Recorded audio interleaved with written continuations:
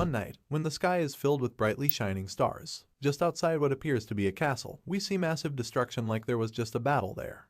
Suddenly, a hand emerges from the rubble, and the man underneath pulls himself out.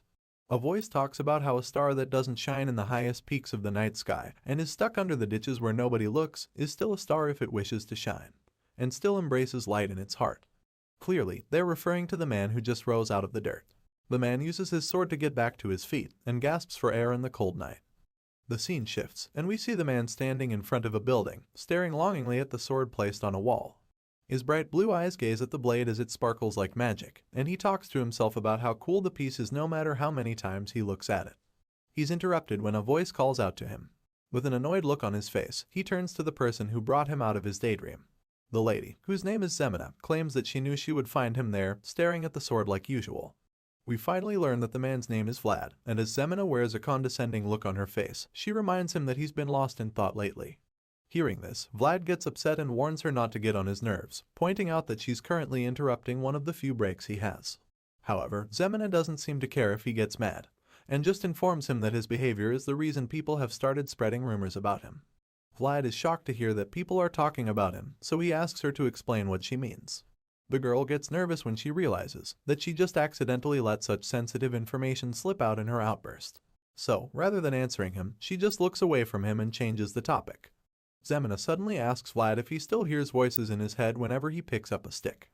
Vlad doesn't reply and just stares into space instead, so she concludes that he still hears voices, and curiously wonders what kind of sins he committed in his last life. It appears that for some reason, Vlad was struck by lightning on a clear day, and on top of that, it was black lightning. As rare as such an occurrence is, Zemina advises Vlad to stay cooped up in the shop for a while, claiming that the new bishop is said to be very sensitive about omens and similar stuff. She reveals that he used to work as a heresy inquisitor, and as such, he has a keen eye for supernatural stuff. This puts Vlad in danger, because if the bishop finds him suspicious, he would immediately be sent to the stakes to be burned. Hearing what she has to say, Vlad is even more downcast because he knows that his life is in danger. He feels bad that she would tell him something like that, but Zemina explains that she only did so because she's worried about him.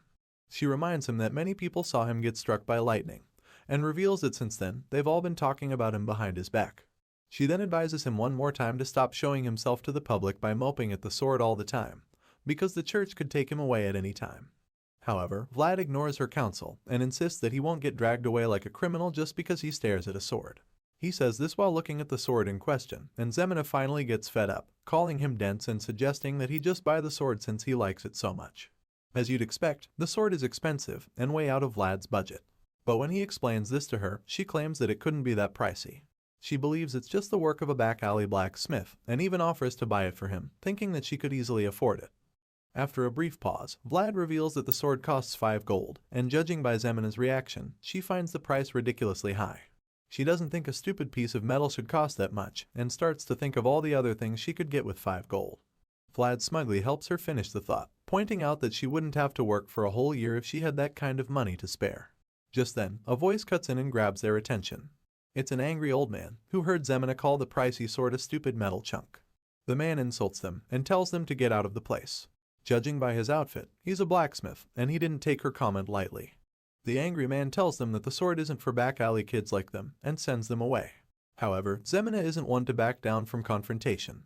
She asks the man who would buy the sword if they don't, pointing out that it's being sold in the slums, so only someone living in the slums would end up purchasing it. After making her point, she taunts the old man further by asking if he's out of his mind. Rather than being mad about the question, the man is more offended that she called him old. He gets even more furious at her, claiming that she has no manners.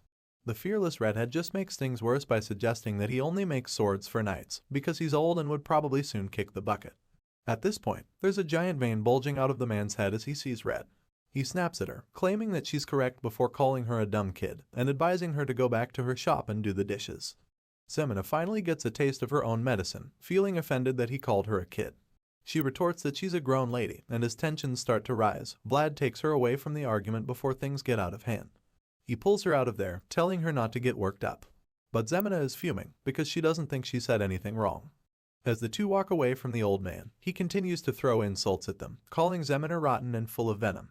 He thinks back to when she was younger, and blames himself for giving her too much food when they had nothing to eat. The old man notices the footprints Vlad left behind, and surmises that he was standing there for a long time. He thinks about how Vlad should focus more on making ends meet, rather than daydreaming. The blacksmith takes down the sword and decides that he's going to finally let it go and sell it to someone who can make use of it, because he knows that slum kids never grow up to make it out into the world.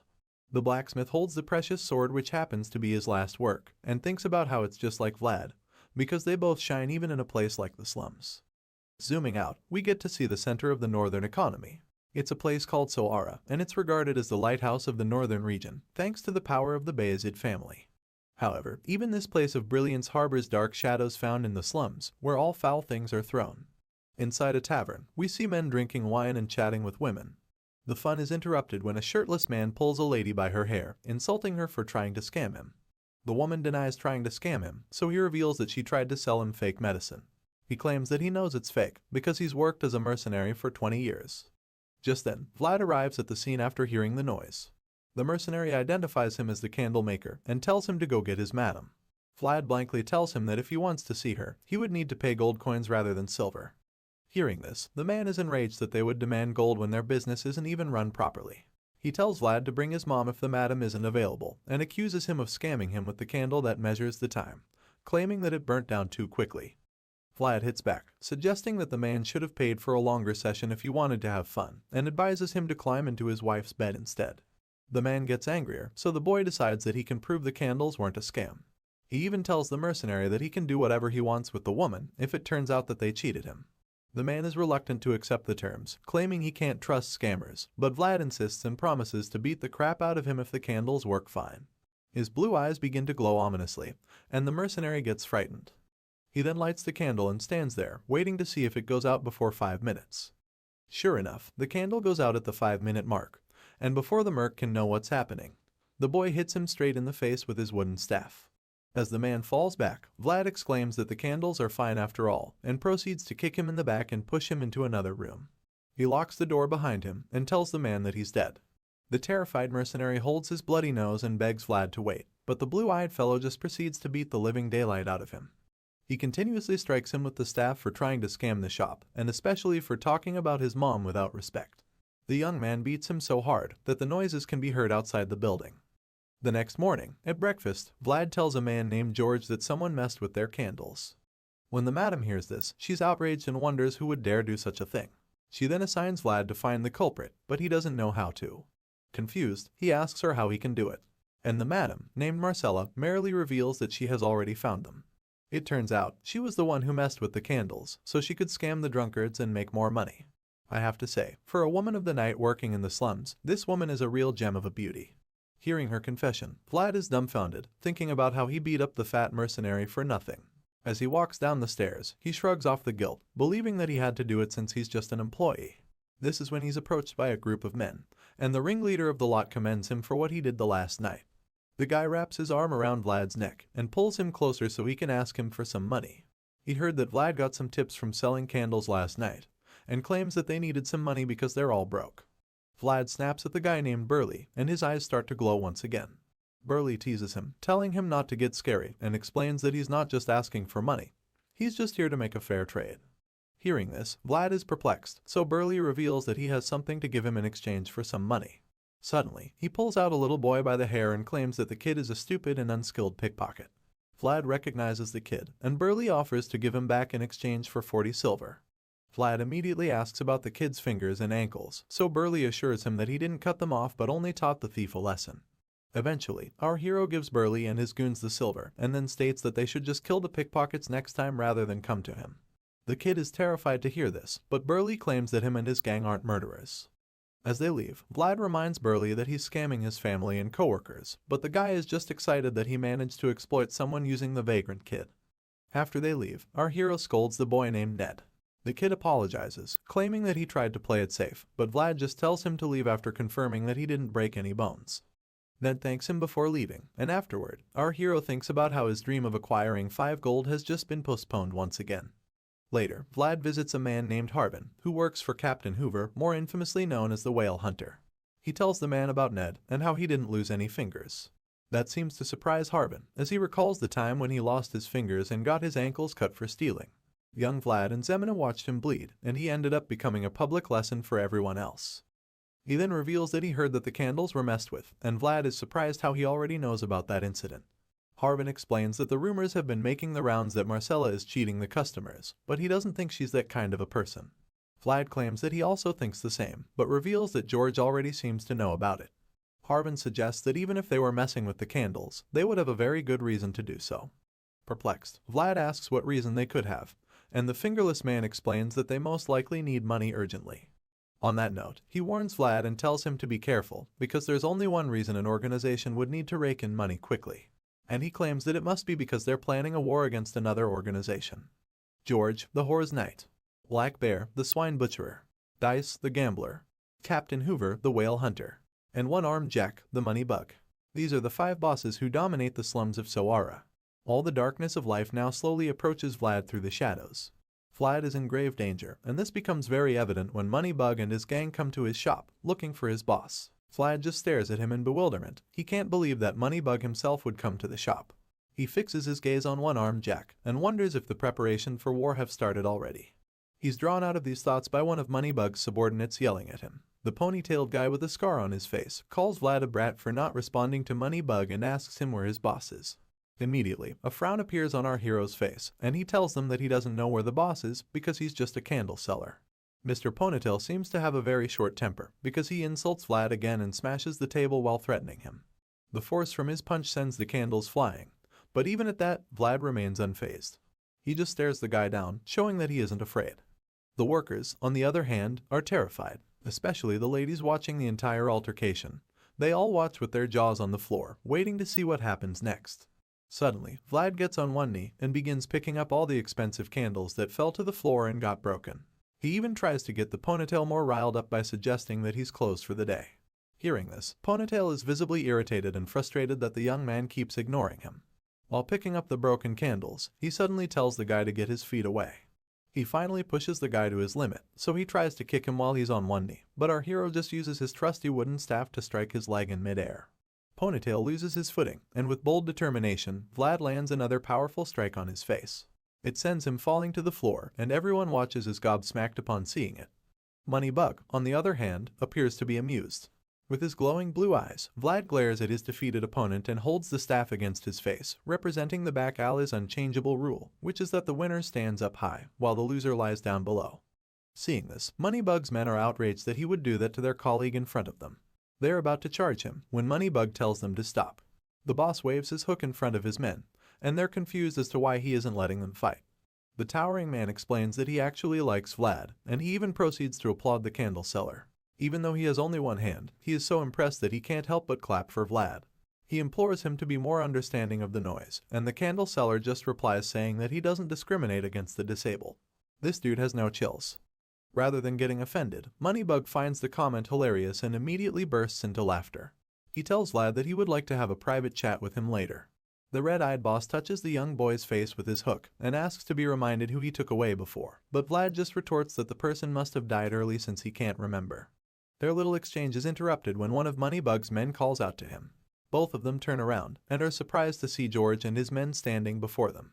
George teases Moneybug, claiming he would have served him grilled meat if he knew he was coming. But the mountain of a man just dismisses the gesture, reminding George that they're not that close. Regardless, George regards him as his guest and suggests that they go upstairs. Jack claims that he would prefer good liquor over meat, so he asks for some to drink. The knight's green eyes glow scarily as he assures Moneybug that Marcella doesn't disappoint when it comes to hospitality. The intruder's red eyes glow with the same murderous vibe as he suggests that they have a taste of the liquor if that is the case. One of Moneybug's men helps Ponytail back up, and the boss and his men make their way upstairs. After the tension is toned down, Vlad heaves a sigh of relief, thinking about how he almost died a few moments ago. Later, he finishes gathering all the broken candles and wonders how many the Ponytail asshole broke. He's drawn out of his thoughts when Moneybug calls out to him, referring to him as a shining star. Looks like the boss and his men are heading out after their discussion with George and Marcella.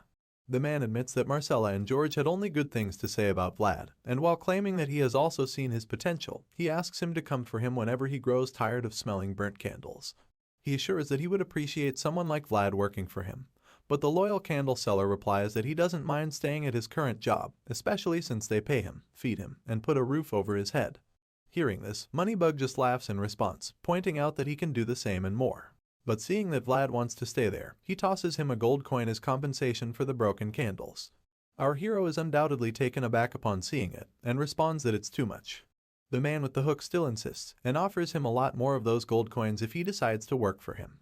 After the mouth-watering offer, the man reminds the young man about his title, the money bug, and thanks George for the delicious meal before leaving with his men.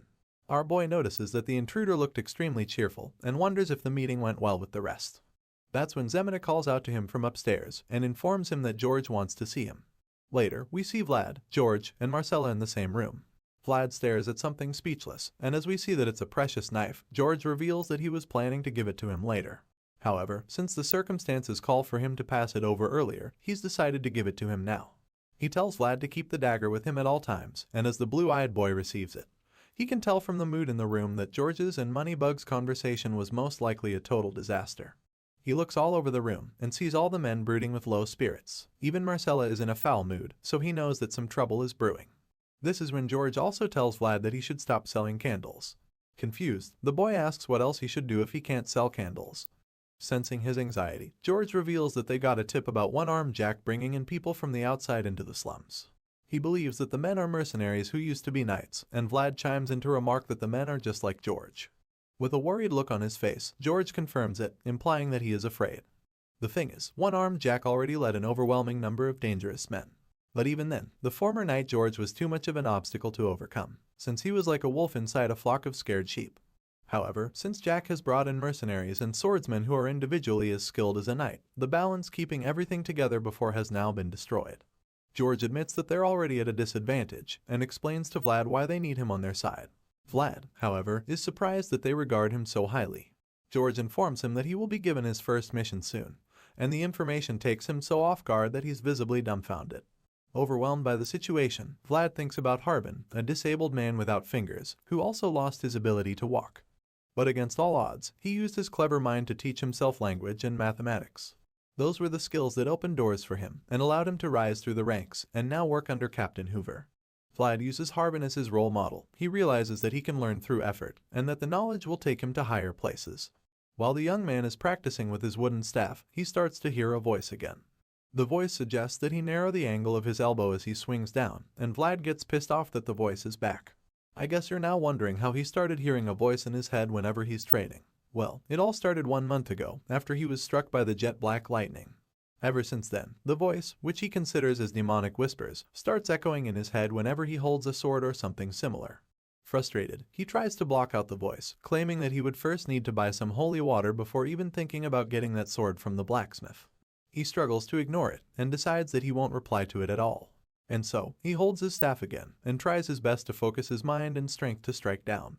But just when he's about to do it, the voice interrupts his thoughts yet again, telling him to narrow the angle of his elbow. He accidentally listens to the voice, and is surprised to see that the result of the strike is significantly better. In fact, he realizes that the strike followed the path of a sword, a road that can turn him into a master if he walks down on it. He feels as if he's holding a real sword, and finally starts to wonder what the hell has made its way into his mind. The scene shifts to somewhere in the cold snowy mountains, and we see a man cleaning the blood off his sword. He talks about how one can't fool experience, and admits that he can now feel how cold the winter air is in his bones. Judging by his outfit, the man is a knight. He hears noises coming from the bushes and surmises that someone is hiding in there. He smirks as he suggests that the person hiding is either stupid, or being stupid on purpose for trying to fool him. The white-haired knight walks towards the source of the noise, and asks whoever is hiding to come out. There's a brief pause, and after a while, a voice replies to him, asking if he's Sir Stanga. The scar-faced knight sees the person, and immediately identifies him as the one they call Vlad, after seeing his unique blue eyes and blonde hair. Sir Stanga reveals that he's heard about the guy from the slums, especially because people have been talking about him a lot. He comments on his blue eyes and blonde hair, claiming that those who didn't know any better would think he's a noble. Vlad doesn't say anything about that, but just goes straight to the point of his visit. He gives Sir Stanga a sealed letter from his boss, George. The knight opens the letter, and upon reading it, a small smile of amusement appears on his face. Sir Stanga reads that the opposing organization has a mercenary who used to be a knight, and finally understands why George needs his help. Seeing that the knight is on board, Vlad informs him that he will be his guide back to George, and suggests that they should arrive at their destination in 2 nights. Vlad turns around, expecting Sir Stanga to follow him, but the knight just teases him, claiming it wouldn't be a good idea to follow the lead of someone as stupid as him. Hearing this, Vlad explains that he's capable of at least guiding him back to meet George. However, Sir Stanga doesn't think so. He tells the young man that there's no way he can be smart when he's doing something so stupid. Vlad starts to get offended, but the knight just glares back at him with his purple eyes. At this point, our hero doesn't know what to say to change his mind, but Sir Stanga finally agrees to follow him. However, he swears to kill him if he forgets any routes on the way back. Vlad glares at the knight as well, but just tells him to try and keep up, explaining that he wouldn't want to screw up his first mission because of him.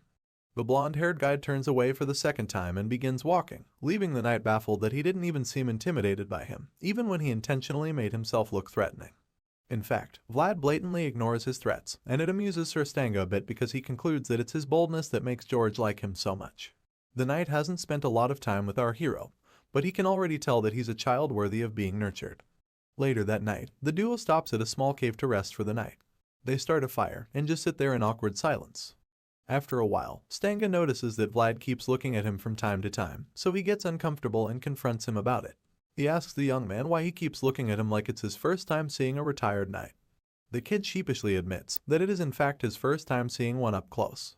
Sir Stanga asks Vlad if he's a country bumpkin, but in response, he asks the retired knight where he's from. Stanga tells him he's from a place called Dikia, and Vlad exclaims, commenting on how that place is so country. The knight finds it a bit offensive and quickly changes the topic, reiterating his earlier threat to kill him if they get lost along the way. With a very mean look on his face, he warns Vlad not to lose his way, and promises to slice him in half if he does. However, just like before, our boy isn't even slightly frightened. He just tells the knight not to say such scary things either way. While unwrapping some beef jerky he brought with him, Vlad reveals that he once heard that all jokes made by knights are threats. Sir Stanga doesn't even reply to him, because he's more interested in the meat. He admits that it looks very fresh, and asks the young man if his share is in there somewhere. Our hero responds that George didn't give him much, and asks him if he doesn't have anything to eat.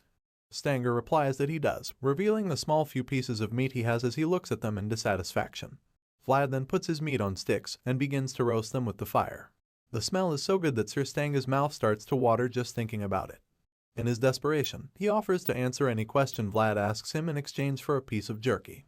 He then tells our hero that it's a rare opportunity, and urges him to grab it. With a mouthful of meat, Vlad looks at him curiously, contemplating whether or not to take the deal. Eventually, he breaks the silence and blankly asks Sir Stanga how many pieces of jerky he wants, explaining that he should just ask if he wants some.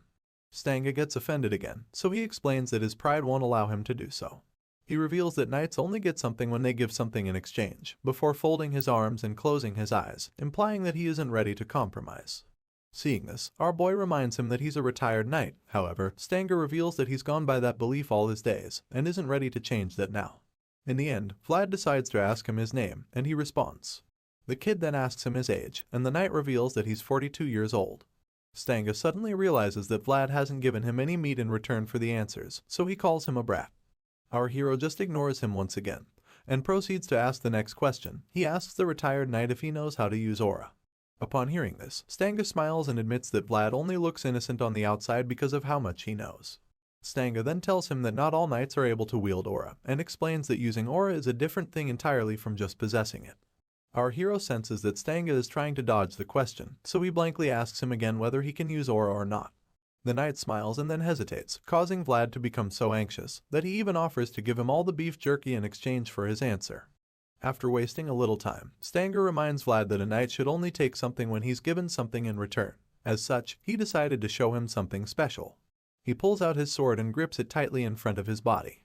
He then closes his left eye, which has a scar on it, and our boy asks him why he's closing it.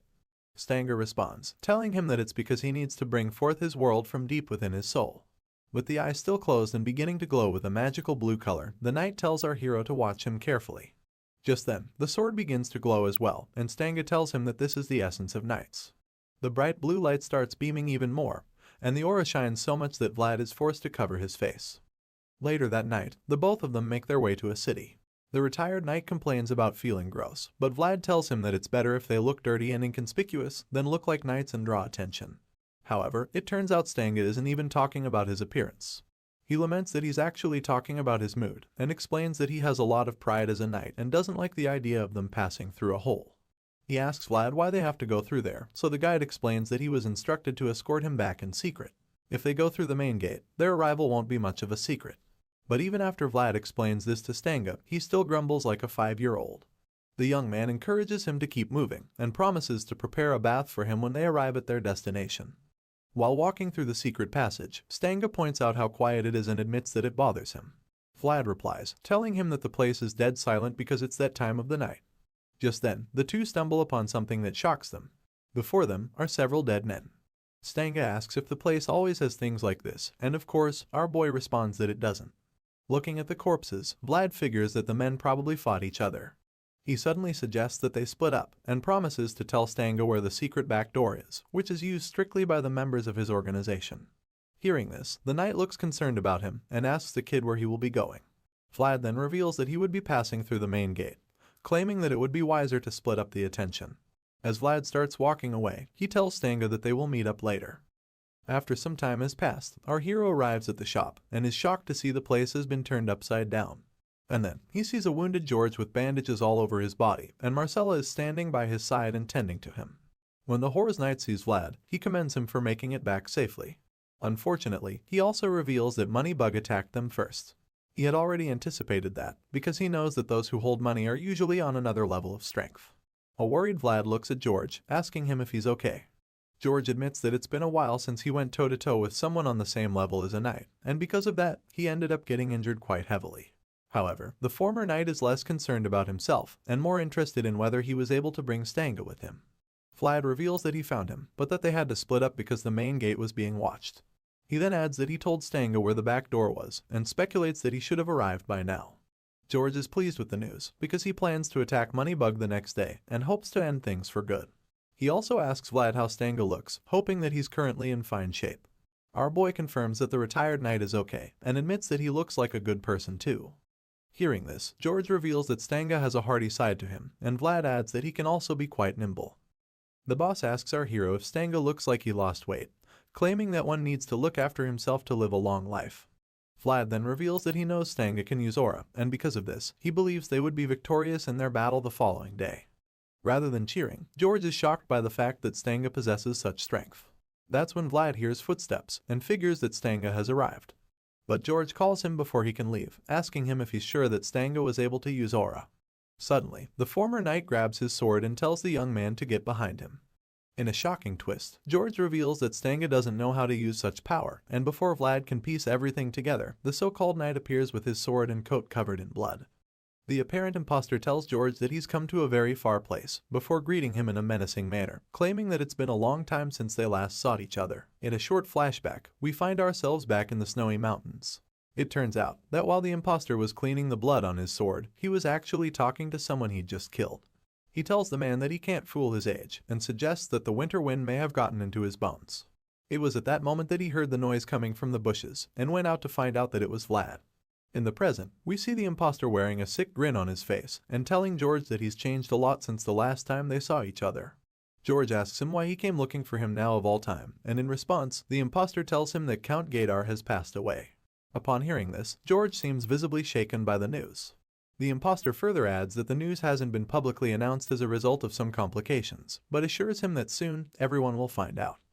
The annoying purple-eyed knight pours himself a drink and starts to mock the deceased Count Gadar. He raises the glass and toasts to the pitiful Count, well aware that it would get on George's nerves.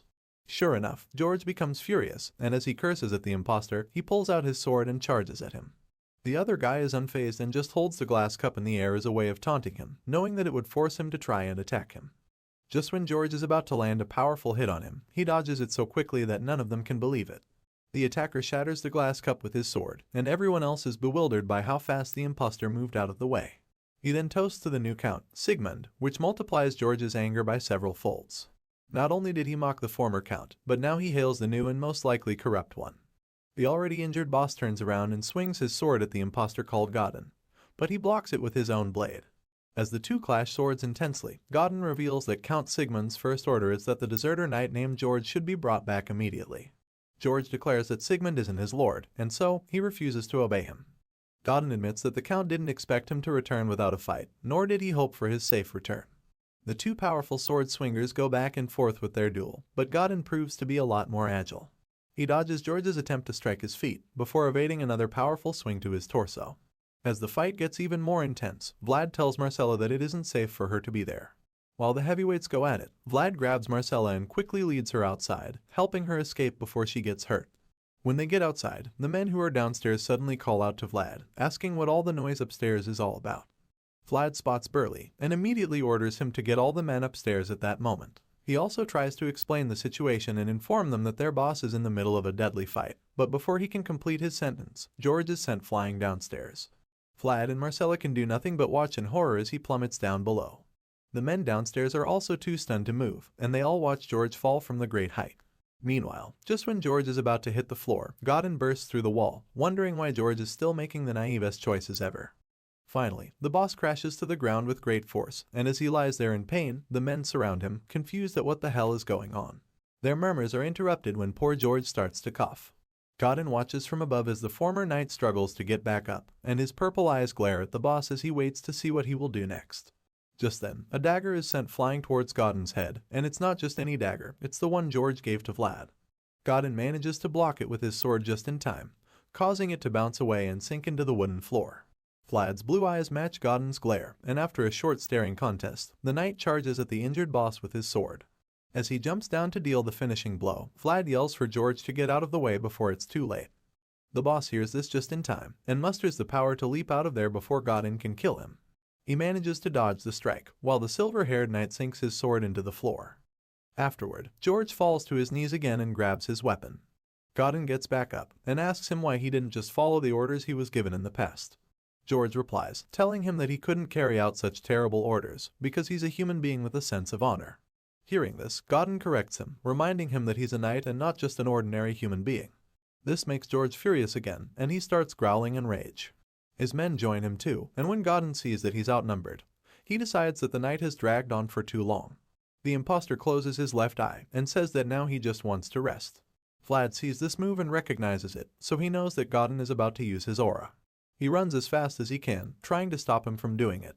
But before he can get there, Godin's sword and eyes are already glowing, and the aura is activated. Blue lines start to appear on George and his men, implying that they are the targets of the attack. Unfortunately, they can't do anything to stop it, and the bright, powerful energy that is released blows back our hero and kills all of George's men. By the time the dust settles, Godin is gone, and all of George's men are lying lifeless, covered in blood. Vlad groans as he gets back up, and is horrified to see the result of what just happened. Everyone else is dead, and all we can see is George's face dripping blood to the floor. Our boy is broken when he sees his mentor's demise, and thinks back to when he was younger. He remembers how George was the first to offer him a helping hand, when he was just a boy rolling in the back alley dirt. The knight was the first one to acknowledge Vlad, when no one else saw his potential. And as time went on, he became the strongest person Vlad had ever known. But now, that strongest person had been killed, and as the blue moonlight quietly approaches, we see Godin holding George's head in his hand. The impostor had beheaded the only father figure that our hero had ever known. Vlad stares at George's head, probably hoping that it's all a dream. But the more he looks, the more he realizes that his world has been shattered to pieces by this villain that he brought into his home. Devastated, he grabs George's sword and yells in utter distraught. But just when he's about to strike with the sword, he hears the voice in his head, telling him to stop at once. Regardless, he swings the blade with great force, but Godin easily dodges it. Even if the attack wasn't a threat, the knight is shocked to see that Vlad knew how to swing in the sword path.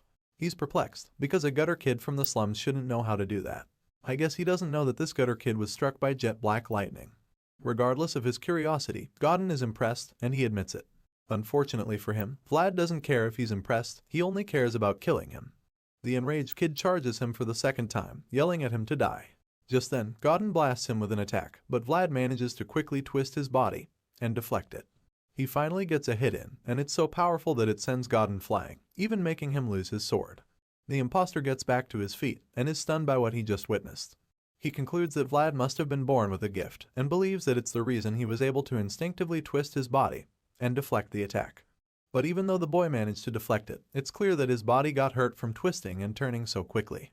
He falls to the ground and groans in pain, but the voice in his head tells him to take it easy.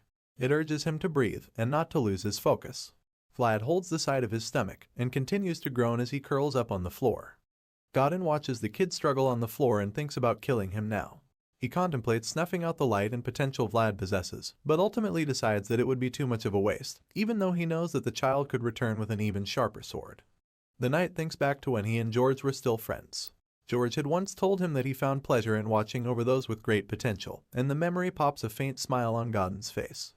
He calls out to Vlad, who's still wincing in pain. He tells him that a knight only takes a fair price, and a perplexed Vlad asks him what he's talking about. Suddenly, Godin tosses back 2 slices of beef jerky that Vlad gave him in the cave. He tells him that his name isn't Stanga, and he's not 42 years old either. He explains that the boy got an unfair price, which is the reason he's tossing back some pieces to even out the exchange. However, he declares that he will still be taking George's head back with him. Vlad stares in horror once again at his master's bloody severed head, and listens as the impostor says that he would be taking it away, because it's a fitting price for him as the victor. He says this with arrogance and pride, staring Vlad down and waiting for his response. The heartbroken kid is filled with rage, and scowls at the impostor before vowing to kill him. Godin just scoffs at the statement, and looks away in disappointment.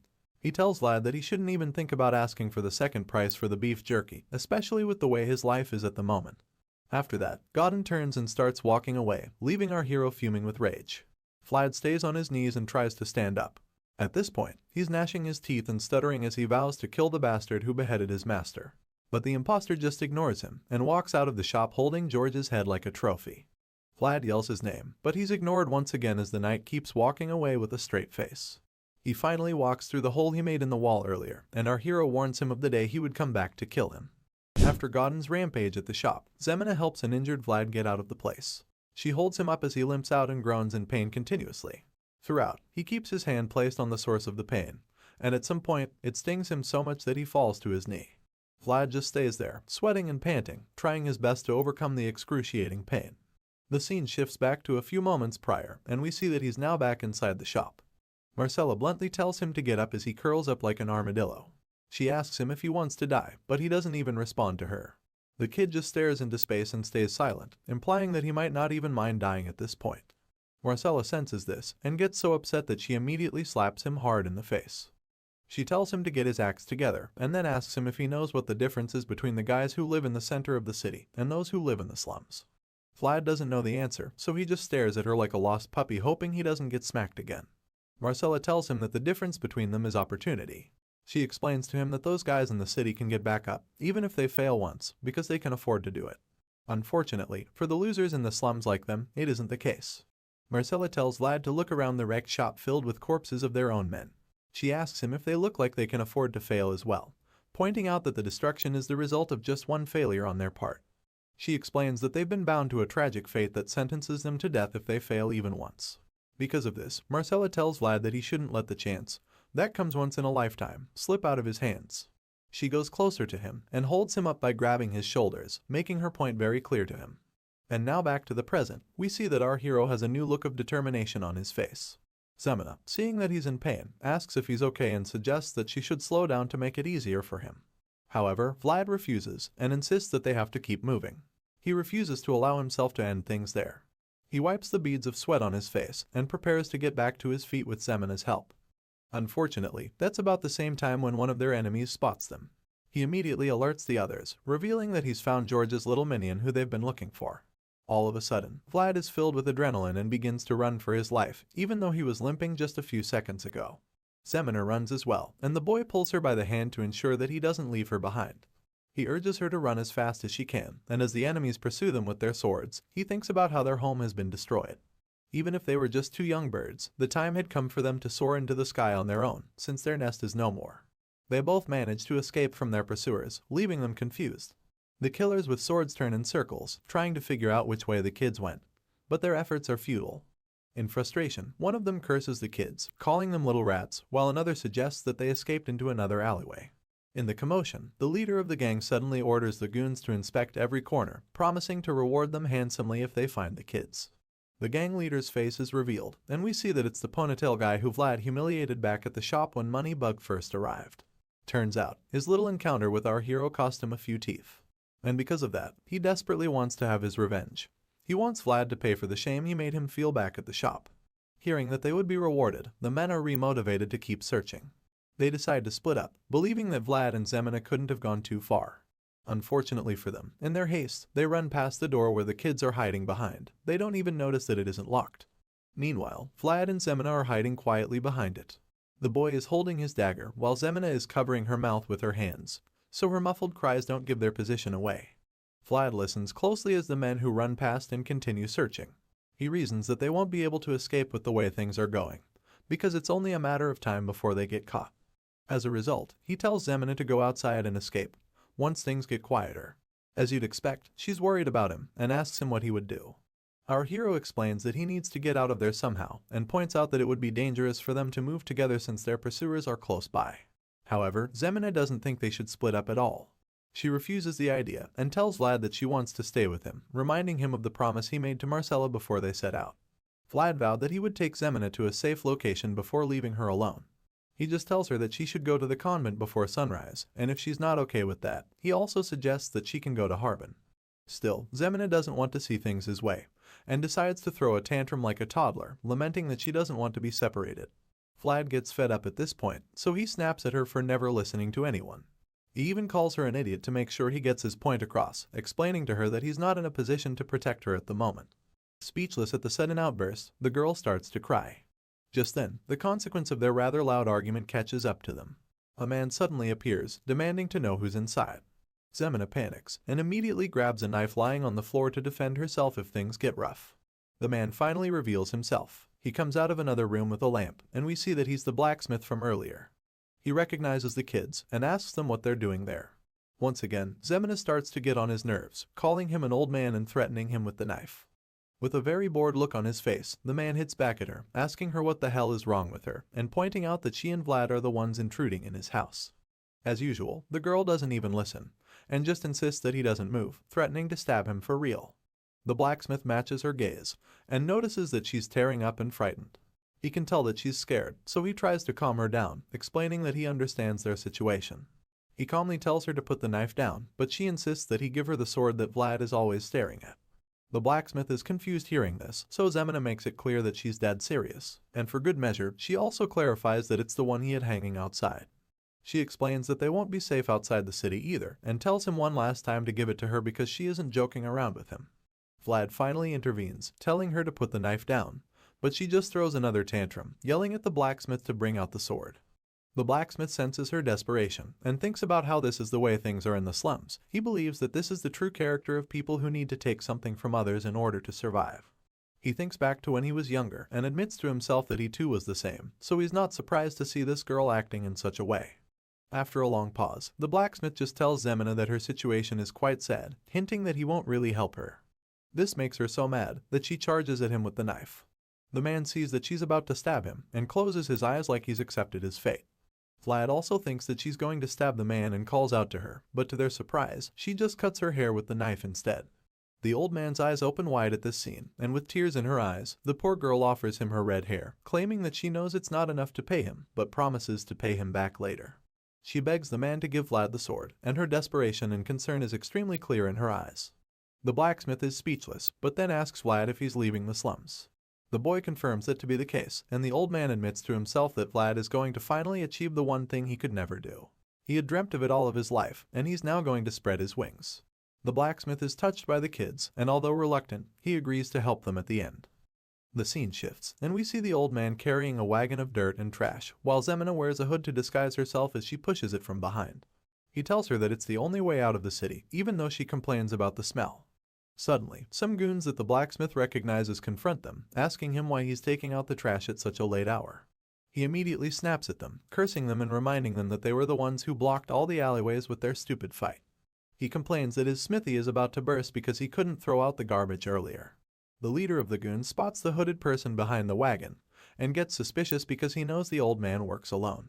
The blacksmith quickly explains that he was tired, so he gave the boy some bread to work for him. Of course, the guy doesn't buy the story and goes to investigate the person. He uses his knife to raise the hood, threatening to cut Zemina if she moves. When he raises it, he sees her short ginger hair, and when she also acts like a poor boy trying to make a living, he lets her off the hook. Before they leave, the old man asks what they're looking for, so they reveal that they're searching for George's blonde-haired kid's body. The blacksmith just scoffs and asks if they can be on their way now, but the guy claims that they have to be certain he's not helping the boy. So, he tells his subordinate to check the wagon and asks the blacksmith to move it aside. At this point, the old man starts to wonder if they shouldn't have come this way, but remembers that there was nowhere else for them to go. The goon inspects the trash and admits that it's quite a lot. Suddenly, as he notices a hint of movement, he tells them not to hate him because it's his job, before proceeding to stab the heaps of dirt with his staff. The old man and Zemina are terrified when they see this, and Vlad, who's hiding under the dirt, is equally afraid. Out of nowhere, he starts mentioning that Harbin has put a boat out on the water, and he believes that he must have done it for a reason. He tells them to keep it in mind, and after stabbing the dirt, he says that he has now paid the debt of 40 silver coins that his young brother, Ned, owed him. The generous guy allows them to pass, and it appears he knew Vlad was in there, but let them leave the city anyway, because the boy had helped out his brother before. And now, Zemina and the blacksmith finally reach the outskirts of the town, where the trash is dumped into a channel that leads outside the walls. As they toss out the trash with Vlad in it, Zemina says her goodbyes, and the old man thinks about the star sword in the boy's hand. It was something he made with his dreams, and also something that was bought with the girl's tears. And now, it lays in the hands of a single boy, destined for a greater world. Outside the town, Vlad comes out of the dirt with the sword, and starts to speak to the voice in his head. Holding the weapon, he asks if the voice can hear him, and it answers him with a yes. He then asks the voice who they are, but the voice doesn't seem to know. It's a bit baffling to our hero, because the voice knows so much about swords, but doesn't even know about itself. He decides that it's probably for the best, and offers to help the voice so it can help him as well. He offers to help the voice regain its memories, and asks it to be his sword in the future. At this point, Vlad doesn't even care if the person behind the voice is the devil, because whenever he pictures the insurmountable figure of Godin who slaughtered his friends, he's already afraid that he might amount to nothing in this world. Hearing his determination, the voice tells our hero that he's finally going to tell him about his sword. After that, the scene shifts to somewhere in the snowy mountains, and we see a camp set up by soldiers, along with a banner of a noble family. A man seems to be moving chess pieces on a map, most likely strategizing for a battle. While doing so, he suddenly comments that this is too easy. This man happens to be Joseph Bayezid, the second son of the powerful Bayezid family. He looks intensely at the board and chess pieces, and once again says to himself that this is too easy. Finally, he's interrupted when one of his subordinates enters the room. The man greets Joseph, his young master, and informs him that he has just returned. Joseph addresses the man as Jaeger and greets him with excitement. The short-haired man sporting an eye patch stands before his master and notices that something is bothering him. He expresses his concern, and Joseph admits that it's because the battle seems far too easy. Hearing this, Jaeger proceeds to brief his young master on the recent monster subjugation. He explains that it has been going smoothly and reveals that the number of casualties is small, they have only lost a few mercenaries. However, Joseph seems more concerned about the deserters. He fears that everyone would doubt his ability to command if there are deserters in his army. Joseph thinks that his father and the vassals are certainly going to think less of him, and as for his older stepbrother, Rudiger, he's sure that he would grasp at any opportunity to strike. Jaeger just stands there speechless, and Joseph ponders on what to do next. The young master thinks that there will be a lot of destruction if he can't become the next count, and if that happens, he already knows what his brother would do to the rest. He remembers how the Bayezid family has glorified the military for many years, and he knows this because his own father and blood brothers have continuously stepped on each other to gain such a position. The young master is aware that chaos is coming, and admits that he doesn't have enough swordsmen except for Jaeger. Hearing this, Jaeger steps forward, and reveals that he has something else he would like to tell him about. The young master's curiosity is piqued instantly, so he orders Jaeger to reveal whatever it is he wants to say. The loyal swordsman then tells him about a suspicious soldier among them, and Joseph surmises that it could be a spy sent by his brother. Jaeger agrees with the assumption, but claims that it's not the reason this particular soldier is suspicious. In fact, he thinks his master can only understand better if he sees his work for himself. The scene shifts, and we see the corpse of a goblin monster, probably killed by Joseph's soldiers. The young master looks at the creature, and seems rather disgusted by its corpse as he covers his nose. He takes a closer look at the goblins that are dangling from a wooden shed, and guesses that their injuries were probably inflicted by a child who just started wielding a sword.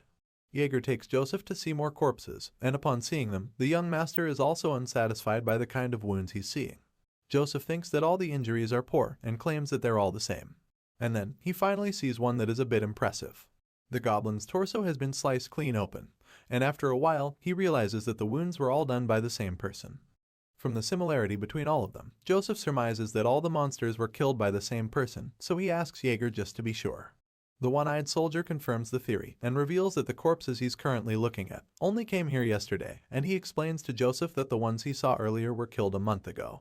The young master is shocked to hear this, and almost doesn't believe that someone who made such poor cuts would have perfected his swing in just a single month. Even though he thinks it's impossible, he can't help but ask Jaeger about this person. The scene shifts, and the next thing we see is a group of men slaughtering a horde of goblins in the snowy forest. The goblins surround one of the men, but he holds his own against them by wielding his spiked club and fighting off the ones he can. One of the other men shouts for them to tighten their formation so they can make sure the monsters don't escape. Just then, a man holding a spear appears. He steps on one of the goblin corpses and tells the other men that he can see the end, encouraging them to get the rest of the goblins fast. However, rather than being motivated, the other soldiers are horrified because they suddenly see a giant red-eyed hobgoblin standing behind the man and preparing to kill him. The guy gets confused when he sees the look on their faces and wonders what's going on. Unfortunately, before he can ask or be told what's happening, the giant monster smashes him with its wooden club. The force of the smash is so great that it sends a lot of snow flying in the air. When the snow settles back, the other soldiers see that the goblin has bashed the guy's head into the ground. Even though they are scared out of their minds, they try their best to stay brave and fight the urge to run for their lives. The creature roars at them, but they still don't run away, so it charges at them in rage and begins its onslaught. As it kills them one by one, the men wonder where the crazy monster even came from. When the guys at the back see that the monster has broken through their fifth group, they finally start to retreat. However, their fat old commander orders them to hurry up and go forward to contain the beast. The man reminds them that they won't be paid if they retreat, but the mercenaries reply, telling him that they didn't know they would have to face such a monster. They tell the commander that he should have contacted expensive mercenaries instead, or better still, they ask him to fight the monster himself. Enraged, the commander tries to force them back into the battlefield by threatening them, but before he can pull out his sword, the hobgoblin kills the men he was trying to scare right in front of him. Seeing the monster up close, the commander sits on his horse, knowing that he's probably going to get killed as well. Just then, a man walks out from among the mercenaries and starts walking towards the ferocious beast. The other men look shocked and confused at first, but then identify the brave man as the praying Rimmon. They might know this blonde swordsman as Rimmon, but we know that he's actually our boy Vlad. He bravely tells them that he would take on the monster by himself, and as you'd expect, nobody seems to oppose him. The hobgoblin sees Vlad walking toward it and charges at him right away. Our hero also braces himself for the fight, and as the beast reaches him, he quickly slashes its side with his sword. However, he could immediately tell that the cut was shallow. That oversight gets him distracted for a bit, but the voice in his head tells him to dodge before the goblin can smash him with its club. Regaining his senses, Vlad manages to dodge the series of heavy attacks by the monster. As he skids back to a halt while knocking up the snow, he admits that he failed in his attack earlier. The voice starts reprimanding him for it, calling him stupid for not being able to do it even after he was told what to do. Still, our boy knows better that it's almost impossible to perform a new move after only hearing about it once. Anyway, he gets back to his feet, and as the goblin charges at him again, he explains that he's just taking the long route in the fight. The hobgoblin swings its giant club at him once again, and once again, Vlad manages to dodge it just like before. The monster gets frustrated after missing so many times, and attempts to unleash a powerful slam on him to finish things off for good. It smashes the club on the ground, causing a huge snow explosion. But when the snow clears, it realizes that it missed once again.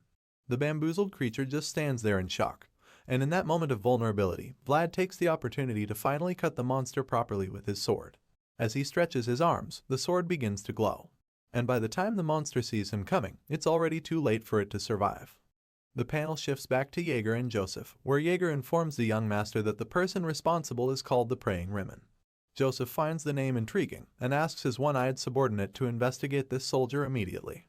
Of course, the swordsman takes the instruction without hesitation, and as he places a hand on his chest and bows his head, he assures his master that he will carry out the investigation without delay.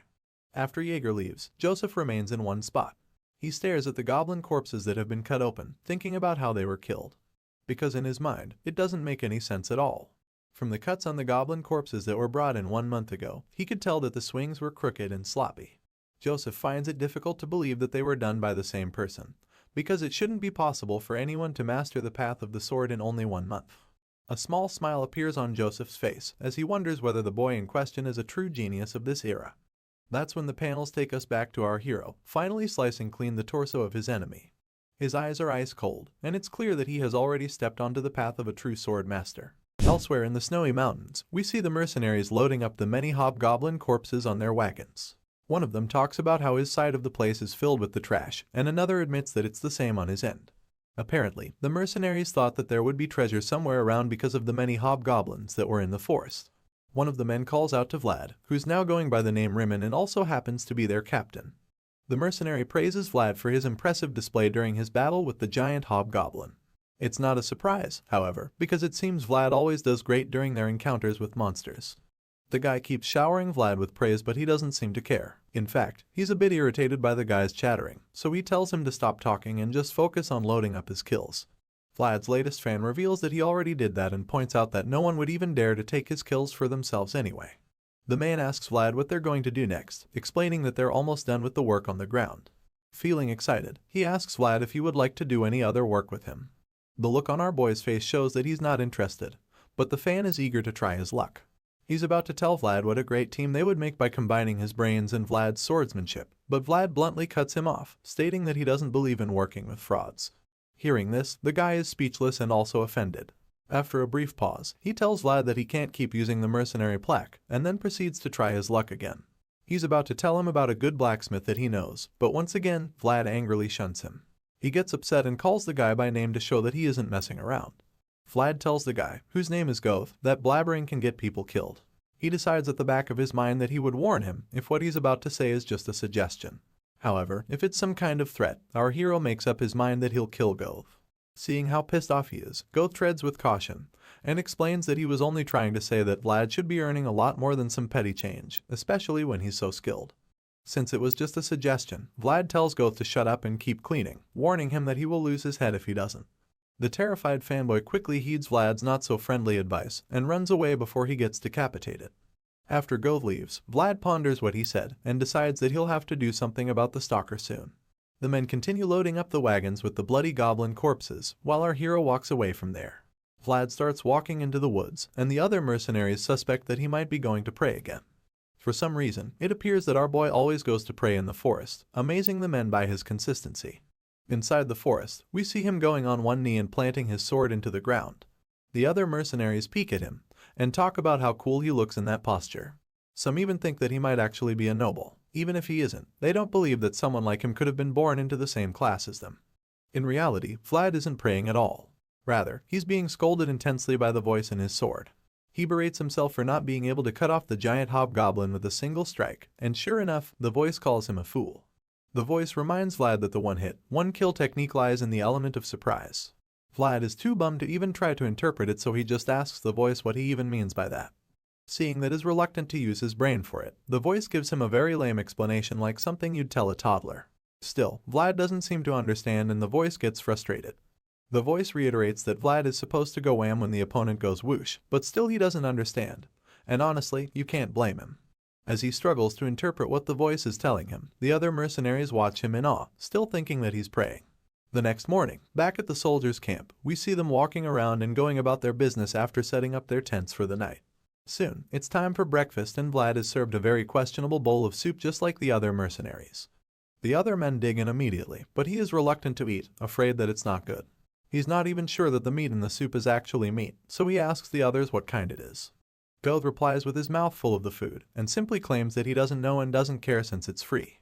He explains to Vlad that as mercenaries, they have a very hard time finding employers who would provide them with meals for free. One of the other men at the table points out that it's not much of a surprise their bosses could afford it, since they're the Bayesids after all. Another chimes in, commenting that the food is salty, but admits that it's better than having nothing to eat. Despite their attempts to make Vlad more appreciative or even eat the food, he refuses to join them. He just gets up from the table, leaves his food, and tells the other mercenaries to enjoy it since they're okay with it. As Vlad walks out of the place, the other men wonder if he's going to see the priest again. Another thinks that he should even start praying like him too, probably thinking it would make him better with the sword. Unfortunately for him, one of his colleagues dashes his hopes, bluntly telling him that he's never going to be like the praying women. A while later, Vlad arrives at the priest's tent. The priest, who looks like Albert Einstein in a way, is delighted to see our hero. Vlad greets the dude and addresses him as Father Andreas. He then asks if he had a good night's rest, and the priest assures him that he did, like always. Father Andreas reveals that he heard Vlad was praying last night in the woods, and comments that it must have been very cold out there. It seems everyone thinks Vlad is some kind of devotee. They have no idea that he's taking secret lessons from the voice in his head. It also appears that Vlad is deceiving all of them, including the priest. He's making it look like he's very religious, but in truth, he's only learning the most effective ways to kill with a sword. Vlad tells Father Andreas that he didn't feel cold because he was in the embrace of God, and the old priest laughs in response, claiming that Vlad is more like a priest than he is. Just then, a little priest in training named Jean enters the room and informs Father Andreas that his meal is ready. Father Andreas thanks Jean and asks Vlad to join him for breakfast. He holds the young man's shoulders, making him sit in a chair, and on the table there's a scrumptious steaming breakfast. Vlad tries to refuse, explaining that he didn't come to eat, but Father Andreas just ignores him and takes his seat. Jean does the same, and when everyone is seated, the priest starts the prayer. Jean closes his eyes like the innocent kid he is, but Vlad has his eyes wide open. Father Andreas sneakily opens one eye to check what he is doing, but when he does, he sees him praying with his eyes closed. Seeing this, he thinks that Vlad is an honest believer who hasn't lost faith even in such a lowly place. Father Andreas believes that he needs to lead the young man, who he knows will always taint his hands with blood during battle. He believes that it's his duty and a fate that God has charged him with. The priest finishes the thought and closes the prayer as well. Then, he says that they can eat, and Vlad thanks him for the prayer. On the table is some rare wheat bread and some soup. Upon seeing this, Vlad is delighted that he can finally eat real food, instead of the strange concoction that the other mercenaries are eating. He is about to take his first bite when Father Andreas interrupts him, asking about his swordsmanship. He claims that he's heard a lot about it, and reveals that Sir Joseph Bayezid might also have heard about it. Father Andreas tells Vlad that Sir Jaeger visited him 2 days ago to ask about the blonde-haired swordsman. Hearing this, our hero gets a bit nervous, so he asks the priest to go on with his story. Andreas smiles sheepishly at Vlad, and tells him that after Sir Jaeger came to see him, he recommended him to the main troops, telling him that he looks forward to seeing how Vlad would grow up. Vlad is less than pleased to hear this. In fact, he even seems worried. The innocent priest goes on to tell him about the Bayezid family. He explains that they're a renowned family in the north, and points out that just being able to work for them will put him in a much better environment than the one he's currently in. After the chat with the priest, Vlad becomes very uncomfortable. He goes back into the snowy forest where he allegedly prays, and laments to the voice in his head. He's afraid that he might have drawn too much attention to himself by being so good with the sword. However, the voice tells him that they didn't have a choice, because his kind of swordsmanship can only be learned through real experience. The voice then tells the boy that the real problem started when he got too close to the priest, but our hero just quietly states that he did it because he had to be sure the voice wasn't an evil spirit. The voice already knows what Vlad is implying, and asks him if he's finally gotten his answer now that everything has gone south. Still, Vlad just thinks back to the reason he befriended the priest in the first place. Father Andreas is said to be someone who is reputable, and also possesses great divine power. So much so that he was offered the title of the bishop. He thinks that if someone as spiritually inclined as the priest couldn't sense anything off about him, then he's probably sure that the voice isn't evil. Either way, that's currently not the main concern at hand. Vlad asks if they should run off before Sir Joseph comes looking for him, and the voice suggests that the Bayezid family might turn a blind eye to his false identity, since he's a very skilled swordsman. Even if that happens by some miracle, Vlad fears that they will eventually find out he killed a mercenary for stealing. When that happens, he'll be charged with faking his identity and murder at the same time. The voice uses this opportunity to taunt Vlad, telling him that he's pretty evil after all. The boy quickly snaps at the voice talking through the sword, and reminds him that he's also an accomplice to those crimes. Seeing that the odds are against them, the voice suggests that running away would be the better option, pointing out that the excuse of self-defense only works when one has a witness. Hearing this, Vlad agrees that they would both run away at night. He also suggests that they take Goth with them so that they can obtain a fake plaque. The plan sounds very difficult to the voice, and he expresses his concern to Vlad. But just then, the voice senses someone approaching from behind. From the aura the person is giving off, the voice confirms that the person is an advanced knight at the very least. Vlad swiftly turns around, grabs his sword, and goes into battle mode at once. However, when he does, we see that the person is actually Sir Jaeger. The green-eyed knight is surprised that Vlad could sense his presence, and admits that the guy is even better than he anticipated. Our hero maintains a fighting stance, while Jaeger informs him that Sir Joseph would like to see him. Hearing this, Vlad thinks that he should have booked the meeting himself while he had the chance, because now he'll be in big trouble if he doesn't act properly before Sir Joseph. Even though he's very nervous, the boy calmly tells Sir Jaeger that he's honored to be summoned by the young master. Vlad decides to play the poker face, knowing it's an undeniable skill in a card game. Sir Jaeger asks Vlad if he was expecting him, and the young swordsman tells him that he found out from Father Andreas, but admits that he didn't think he would come so soon. Seeing the boy's confidence, Sir Jaeger finds it interesting that such a young kid isn't intimidated by him at all. And then, he asks the boy to follow behind him. When he turns his back, Vlad contemplates making a break for it, but the voice tells him not to try it because a knight of Jaeger's level could kill him before he can even take 3 steps. Vlad accepts his fate when he realizes that he has no choice, so he obediently follows the knight. A while later, they arrive at Sir Joseph's tent, and the young master reveals that he's pleased to finally meet the popular praying Rimmon. Vlad bows his head, stating that it's an honor to meet the second son of the Bayezid family. The young master asks Vlad if there are any inconveniences with his work, and he replies that all the mercenaries are thankful for his consideration. Sir Joseph finally addresses the issue of Vlad's blonde hair and blue eyes, claiming that he used to think he was the son of some fallen noble family. So just to be sure, he asks Vlad if his name is actually Rimmon, and without any doubt, our hero confirms. Just then, Joseph closes the blue book he was reading, and tells Vlad that he should have told him the truth. Suddenly, Sir Jaeger lands a mighty slap on our boy's face, and the young master reveals that he hates liars.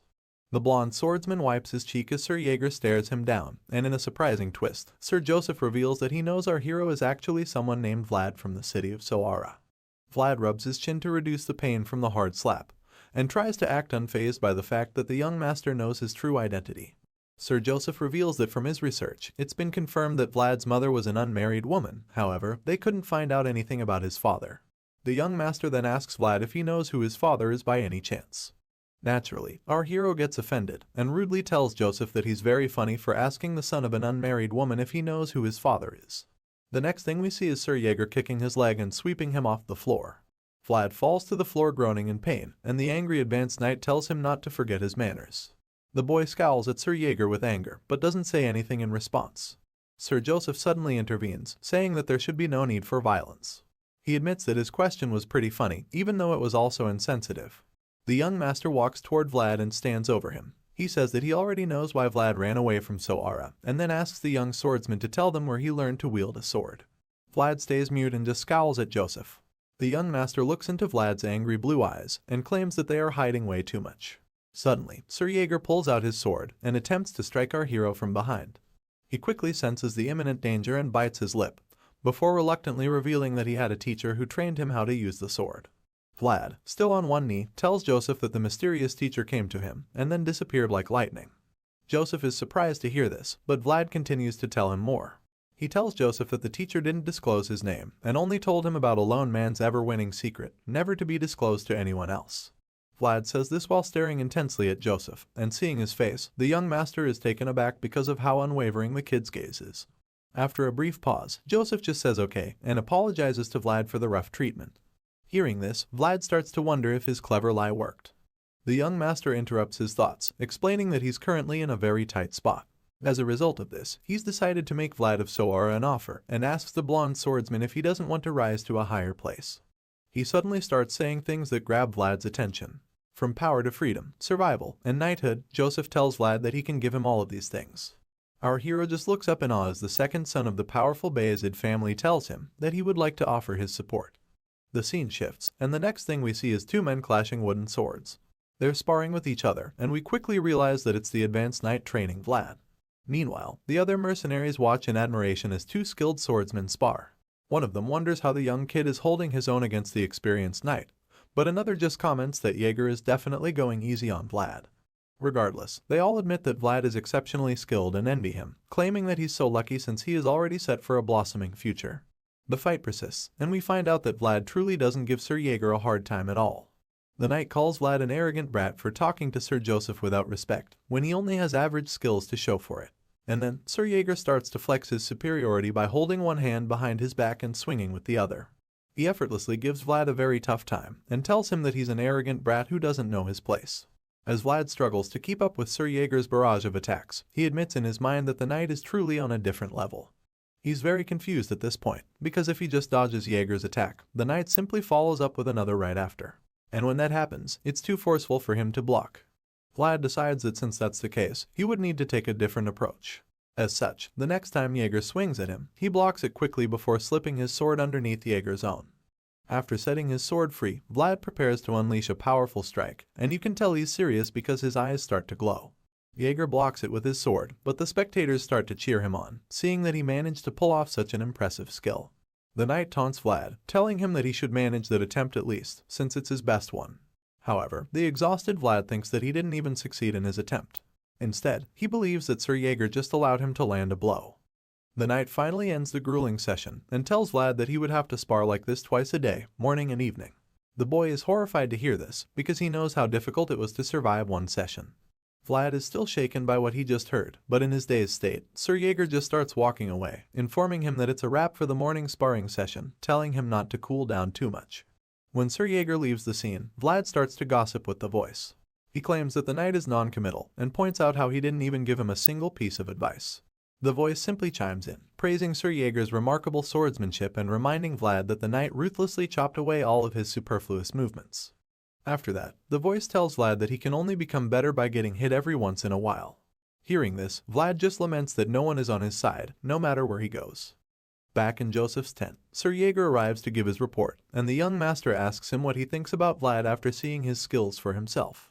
The loyal knight admits that they can use Vlad to their advantage, explaining that the young swordsman is at a point where he would even get the attention of the count if he was a noble. Hearing this, Joseph is now sure that his judgments were correct. But even though Vlad is obviously skilled and a valuable asset, Sir Jaeger points out an issue. According to him, the problem with Vlad is that he's arrogant and also doesn't know his place. However, Joseph claims that such traits are to be expected because he grew up in the rough back alleys in the slums. He also points out that etiquette can be taught well if done slowly. With this in mind, Joseph tells Jaeger that he believes he is the right man for the job. Jaeger is speechless upon hearing this, and visibly reluctant to accept the role of teaching Vlad manners. He tells the young master that a disloyal sword cannot be trusted, and Joseph admits that even though Vlad bowed his head the moment he saw him, he still didn't trust him. As such, he would prefer that the allegedly arrogant kid shows his true nature, and have him show what's on the inside instead of pretending. Meanwhile, elsewhere, we see Vlad looking very enraged, claiming that he has something he must do no matter what. Joseph believes that Sir Jaeger taking Vlad under his tutelage is probably for the best, because a relationship where both parties involved want something from each other might just be better. Even though Jaeger isn't fully in support of the plan, he has no choice but to do as his master commands. Joseph feels like Vlad isn't even quite the wolf. He simply believes that the kid is cocky, untrustworthy, and full of himself. He tells Jaeger not to rush anything, because he'll need time to build a huge metaphorical cage for Vlad. He wants the cage to be so big that the wolf, in this case, Vlad, would eventually think he's been freed when he's still under their control. Later that evening, some of the mercenaries head out into the cold forests. The men are still finding it difficult to come to terms with the fact that their former captain is now serving under Sir Jaeger. Goth regrets not charming his way to get Jaeger's attention when he had the chance. He thinks that Vlad is very lucky to have found his way out of the expedition team, especially now that the weather has become unbearably cold. His brooding is cut short when the new captain, Sir Roderick, scolds him and orders him to get his acts together so he can do his job well. Goth doesn't like this stuck-up captain at all and thinks that he only just patrolled by so he wouldn't have to check on him for a long while. He decides to get some sleep, but is immediately woken up when he hears Roderick's voice. Goth sees him talking with a woman who claims that she's looking for her kid. Roderick tells the woman that she must be crazy because there are no kids here. However, all of a sudden, he stops talking, and the sudden silence makes Goth get worried. He fearfully goes to check what happened to the captain, but when he gets close, Roderick suddenly starts walking in the opposite direction, which leads out of camp. Goth is horrified when he sees a dirty aura surrounding Roderick's body as he walks deeper into the forest like he's been possessed. At the start of this episode, we see our hero groaning and complaining while rubbing his shoulder. He feels like the advanced knight should have gone easier on him, but the voice in his head doesn't think so. In fact, it tells him that he's been given a golden opportunity to train with Sir Jaeger. The voice then goes on to remind Vlad that there is a long line of people who would gladly pay to spar with an advanced knight like him, pointing out the value of such an opportunity. Despite the voice's attempt to convince Vlad, the blonde kid still feels like Jaeger just wanted to beat him up. You can't really blame the knight though, because he already thinks that Vlad is a stubborn and arrogant child who doesn't have any respect for his seniors. Our hero makes his point, insisting that Jaeger was only hard on him because he wanted to punish him, but the voice claims that such conditions make the sparring match even better, stating that everyone needs such motivation after all. It makes sense when you think about it, because the motivation to stay alive and not get beaten to death will probably make Vlad fight a lot better. Hearing this, Vlad is speechless for a while, before pointing out that such conditions are pretty upsetting either way.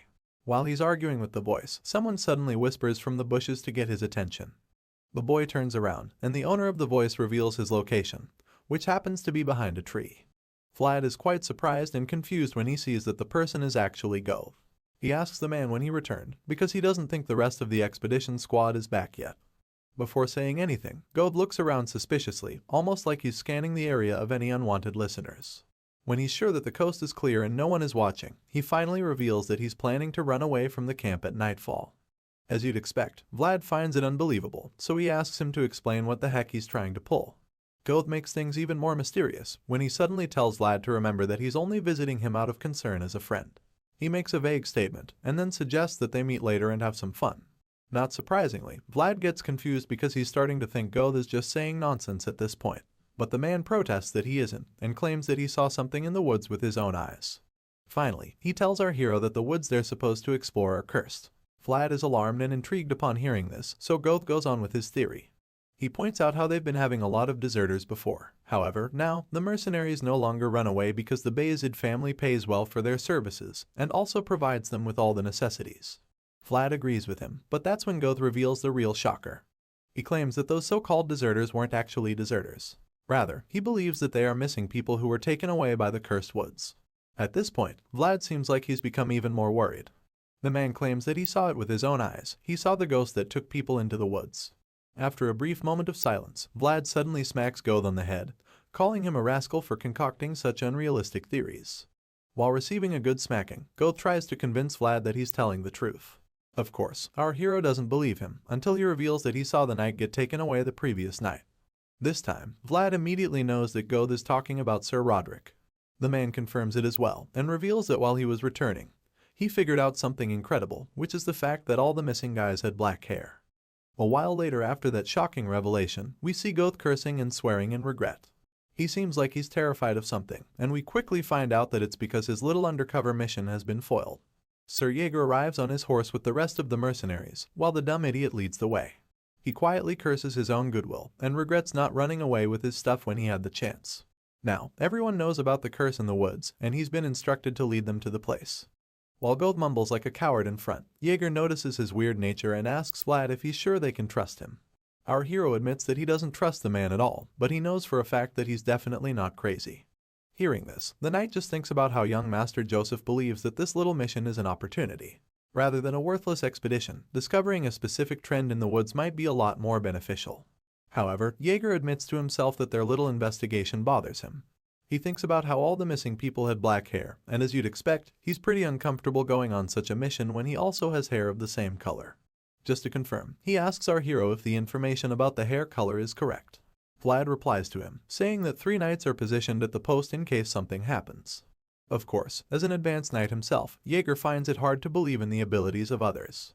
Because of this, he realizes that despite his worries about having black hair, he has no choice but to stay in the front as the vanguard. Because Sir Roderick is already missing, it's clear that someone more skilled than him needs to step forward. Jaeger is deep in thought regarding this situation when Goth brings him back to reality by revealing that they've already reached the expedition camp. There, Jaeger meets a man named Irun, who introduces himself as Sir Roderick's subordinate. The knight asks him if he's sure that their captain is nowhere to be found, and whether they have checked the entire forest. Irun responds, confirming that they haven't even found a single trace of the man. He claims that even with ex-hunter mercenaries taking the lead, they couldn't find a single footprint to follow. Hearing this, Jaeger realizes that he has no choice but to check out the woods himself. Still mounted on his horse, he orders the mercenaries to search the area in groups of 3 and spread out as far as the eye can see. Of course, the mercenaries all adhere to his instructions and begin the search. Sometime later, we see Goth trying to challenge Vlad, and doubting his character for ratting him out when he came to him in good faith. Enraged, he calls our hero a fraud, who takes advantage of people's good nature. In response, Vlad just tells him to stop talking and focus on the search, while also promising to compensate him later. The two come across Jaeger, who asks them if they found anything, but Vlad claims that they didn't. The knight gets upset and calls them useless country bumpkins, but our boy defends himself, pointing out that he's from the city. Hearing this, Jaeger asks the boy how he found missing people in the back alleys. Vlad tells him that it's always been pretty simple, because all you had to do was grab someone, and beat them up till they tell you where the missing person is. After hearing this fucked up strategy, Jaeger becomes even more certain that Vlad is really useless. That's when he suddenly notices that the sun is setting, which means that nightfall will soon be here. Not knowing what else to do, he wonders if he should return to the camp. Jaeger ponders on it for a moment and suddenly notices the river. He asks Vlad and Goth if the mercenaries searched beyond the river, and Goth claims that he doesn't recall anyone doing so. After all, it wasn't even in the path of the expedition. The advanced knight thinks about how there's no trace in the woods, even though they've searched it twice already. Which means that there's probably no way for them to find Sir Roderick, or the strange woman that Goth mentioned he saw in the woods. With this in mind, he orders the men to gather around to inform them that they'll be crossing the river. Goth obeys the instruction without hesitation, and signals the other mercenaries to gather around. Jaeger takes the first step on the ice, and confirms that it isn't completely frozen. Vlad points out that it's probably because winter is over. Either way, he feels that it's strong enough for them to get to the other side of the frozen river. Jaeger agrees with him, but suggests that splitting up and crossing separately will be much safer. The other mercenaries meet up with Go thinking that he found Sir Roderick. However, he explains that it's not the reason he called them. And this is when Jaeger informs them that they'll have to expand the search area by crossing the river. He admits that it's not completely frozen, and decides that they'll divide themselves into 3 groups before crossing it. Once again, all the mercenaries are on board with the plan and express their agreement. Naturally, it doesn't take long for the prepared soldiers before they split up in groups and walk across the frozen river. Along the way, Go starts to act strange, which our hero doesn't fail to notice. He asks Go what's the matter, and the man expresses that he's starting to get a bad feeling that something is about to go wrong. Just like before, Vlad downplays his hunch and just accuses him of being afraid. Go doesn't even deny the fact that he's scared, and simply admits that he's not as great as Vlad and Jaeger, which is the reason why he has to be careful.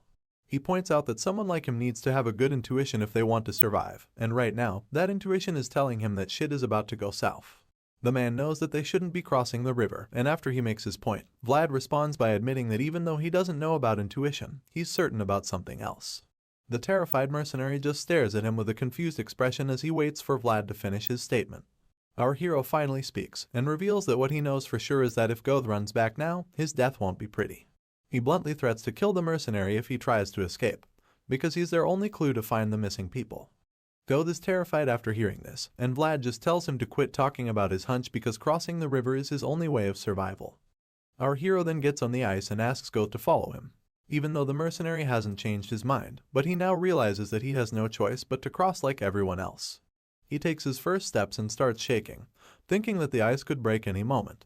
At this point, Vlad is fed up with the man's cowardly behavior and assures him that even if the ice doesn't break, he'll break it himself and dump him in water if he keeps rambling. In a magnificent display of cowardice, Ghost starts crawling on the floor in an attempt to not break it. He claims that he can't cross the river, and a pissed-off Vlad just pulls him by the shirt and asks him to get up because they're the only ones left behind. The moment Vlad tries to pull Ghost up, he starts screaming in terror like a maniac. Vlad gets even more upset by his antics, but realizes why he screamed when he looks into the water. You see, the mercenary was horrified to see the corpses. He flips out and screams at the top of his lungs so the others can hear him, as he informs everyone that there are dead bodies in the river. All of a sudden, the dead men beneath the ice appear to be swimming up, and then the ice starts to break. Without understanding what the fuck is going on, all of the mercenaries start to panic. They start running on the ice, hoping they can make it to the banks before it's too late. While the men run to safety, the zombies break through the ice and emerge from the river. Unfortunately for the squad, they don't make it off the ice in time and find themselves surrounded by the dead. The zombies start crawling toward them, and the confused mercs ask Sir Jaeger what they should do. It's at this point that the knight finally realizes that the whole mission was a trap to begin with. After all, it's almost as if the zombies were aware of their arrival and laid down an ambush. Unfortunately, they fell right into this trap, and found themselves stuck in night and darkness, the territories that were never meant for the living. While Vlad, Jaeger, and the other mercenaries are confronted by the undead army, the scene shifts back to the main camp. There, we see the priest praying to the Lord and thanking him for looking after his people. With the little priest in training by his side, he prays to the Lord to guide them with his light, so that they can stay on the righteous path. All of a sudden, the priest stops praying, and the boy kneeling beside him becomes worried. He calls out to the priest, and suddenly, the place starts to shake. The water in a chalice starts to rumble as well until it floats out and starts moving in the air, leaving the priest in a state of bewilderment. The dark water continues to move in the air until an ominous woman appears. She emerges from the dark fog that forms around the camp, and starts walking around to look for her child. The fog surrounds this strange woman as she walks around the whole camp. Meanwhile, back on the icy battlefield, we see that a massive fight has blown out between the living and the dead. Unfortunately, the man they came looking for has already been transformed into a zombie, and is now mindlessly fighting against his former men. The undead Sir Roderick roars as he tries to hit the cowardly Goth, and rather than running away or standing up to the enemy before him, Goth just screams like a lady, probably thinking it would make some difference. Thankfully, before his former captain can end his life, Vlad arrives just in time to save him by slashing zombie Roderick with his sword. Unfortunately, the moment he does that, the other agitated zombies charge at him with blistering speed. Our hero quickly sees them coming, and braces himself for another round. As his eyes begin to glow like a white walker once again, Vlad strikes a beautiful sword stance to get ready. With mind-boggling speed, he slashes all the zombies in his path. Meanwhile, the coward just screams in fear as the severed body parts of the zombies fly all around him. Not for the first time, Vlad gets irritated by Goth's behavior, so he calls him a rascal and instructs him to get up and fight with a spear. Of course, the mercenary insists that he can't do it, he's too terrified to fight the dead. Vlad gets angry at this because the grown-ass man is now practically a liability on the battlefield. He curses in his mind, but the voice in his head tries to calm him down. It tells him not to get worked up and advises him to pick a direction before making any attempt to escape. Hearing this, Vlad looks forward and sees 3 zombies coming out of the water with their gaze locked on him. Naturally, that makes it clear that he can't go forward. Now he's starting to wonder if Sir Jaeger is safe either, because the both of them got separated during the ambush. Elsewhere on the ice, we see the senior knight effortlessly slicing up the zombies like he's making an undead salad. Unfortunately, even a great knight like him gets tired at some point, and when he sees a zombie take out one of his men right in front of him, he admits that there's no end to the undead men. At this point, he can't help but thinks that whoever thought of the trap had already planned everything out in advance. Even though he doesn't know who was the mastermind, but he's certain who the intended target is supposed to be. With that in mind, Jaeger's left eye begins to glow with a green color underneath his eye patch. He decides that there's no time to hesitate, and his sword begins to glow as well. It appears that he's using aura, because his eyes and sword are glowing with the same color. The aura surrounds the knight, and by using the power, he's able to take on all the zombies confronting him, annihilating all of them in a single go. In a bright and insanely epic display, Jaeger wipes the floor with the undead. The spectacle is so intriguing that other mercenaries on the ice stop to watch the legend do his thing. They're delighted to see him in action, and are even more motivated to fight after seeing that they have someone like him on their side. In the middle of his intense fight, Jaeger calls out to Vlad, asking him to fulfill his contract. Our hero, who is dealing with another zombie, is alarmed when he hears the knight calling out to him. While fighting off the undead men around him, he yells back to Sir Jaeger, asking the advanced knight what he wants him to do. Surprisingly, the plan turns out to be very simple. He just wants Vlad to defend the right post for as long as he can. He tells him to fulfill his contract as a hired sword and protect young Master Joseph at all costs. Without hesitation, Vlad receives the order and fights the remaining zombies in his path to find his way out of the icy battlefield. As he runs out, he tells the cowardly idiot to come with him, who's already yelling for him to wait. While Vlad leaves the battlefield, we see that Sir Jaeger's left eye is glowing so brightly that it produces a green flame underneath his eye patch. The advanced knight prays to the Lord, hoping for our hero to reach in time to protect the young master. I swear, this guy is the epitome of what a knight should be. He's practically surrounded by the dead who want to end his status as a living being, and yet all he can think about is the safety of the one he serves. The knight then resumes his battle, slashing the undead creatures one after the other. Eventually, he hears a growl behind his back, and even though he's very occupied while dealing with other undead warriors, Jaeger manages to sense the new presence. He quickly turns around to face the threat, and when he does, he sees that it's the zombified version of Sir Roderick. The knight apologizes to his former comrade for being late in his rescue, but Zombie Roderick and the rest of the undead army are already beyond saving as they aim for his life. Meanwhile, back at the main camp, young Master Joseph is sitting in his tent alone, looking pretty bored as usual. Even though he's reading a book, you can tell that he probably wants to be elsewhere. Suddenly, he's interrupted when he hears someone yelling. So, like any normal person, Joseph is alarmed and wonders who made the noise. He then hears the person telling someone or something to get away from him, and that's when it clicks in his head. He realizes that the camp is being invaded. Joseph gets up from his chair and prepares to leave, but then someone enters the room and calls out to him. The young master turns to the person and sees that it's one of his men, Vorden. The young master asks Vorden what the commotion is all about, but the guy is still trying to catch his breath, so he stutters. It appears that he doesn't even have an explanation, so Joseph gets upset and asks him if he ran into his tent without first finding out what is actually happening. Vorden is guilty as charged, but he pretends like that's not the case and claims that he ran into the master's chambers to check if he's safe. He claims that Joseph's safety is of utmost priority, but the young master knows that he's lying. Even if nothing else was going to give it away, the fact that Vorden ran into the tent without a sword or weapon proves that he didn't come to protect the young master. Joseph confronts him for not arming himself before coming, and Vorden's empty sheath is now on full display, finally making him realize that his sword is missing. If this had been any other regular day, the young master threatens that he would have hanged this imbecile. Hearing this, Vorden immediately starts begging for forgiveness, and while that's happening, Father Andreas and some other men enter the tent as well. Joseph asks the priest if he knows what's going on, and before he can even finish his question, Father Andreas tells him that something evil has visited the camp. The priest opens his texts and asks Joseph to come take a look at his Bible written with holy ink. The young master is shocked and confused when he looks at the pages and sees the writings inside trembling like a leaf in a storm. He finds it very concerning, and Father Andreas admits that it's no ordinary object. The uneasy young master asks the priest if there's a way they can stop it, but the father simply replies that he's not an exorcist. Even then, he assures Joseph that he will try to unleash all of his divine powers to ward off the evil. But despite that, he admits that the being they're currently facing is so evil that he might not be of much help. This makes Joseph more nervous, and he starts thinking deeply of a possible solution. Joseph knows that none of the remaining knights can be of much use, but he realizes that they are his last line of defense. As such, he gets up and instructs the knights present to come with him and help him take down the enemy. He takes the lead, and they follow behind him with straight faces, suggesting that they're ready for business. When Joseph comes out of his tent, he's shocked to see the thick fog covering almost everything in sight.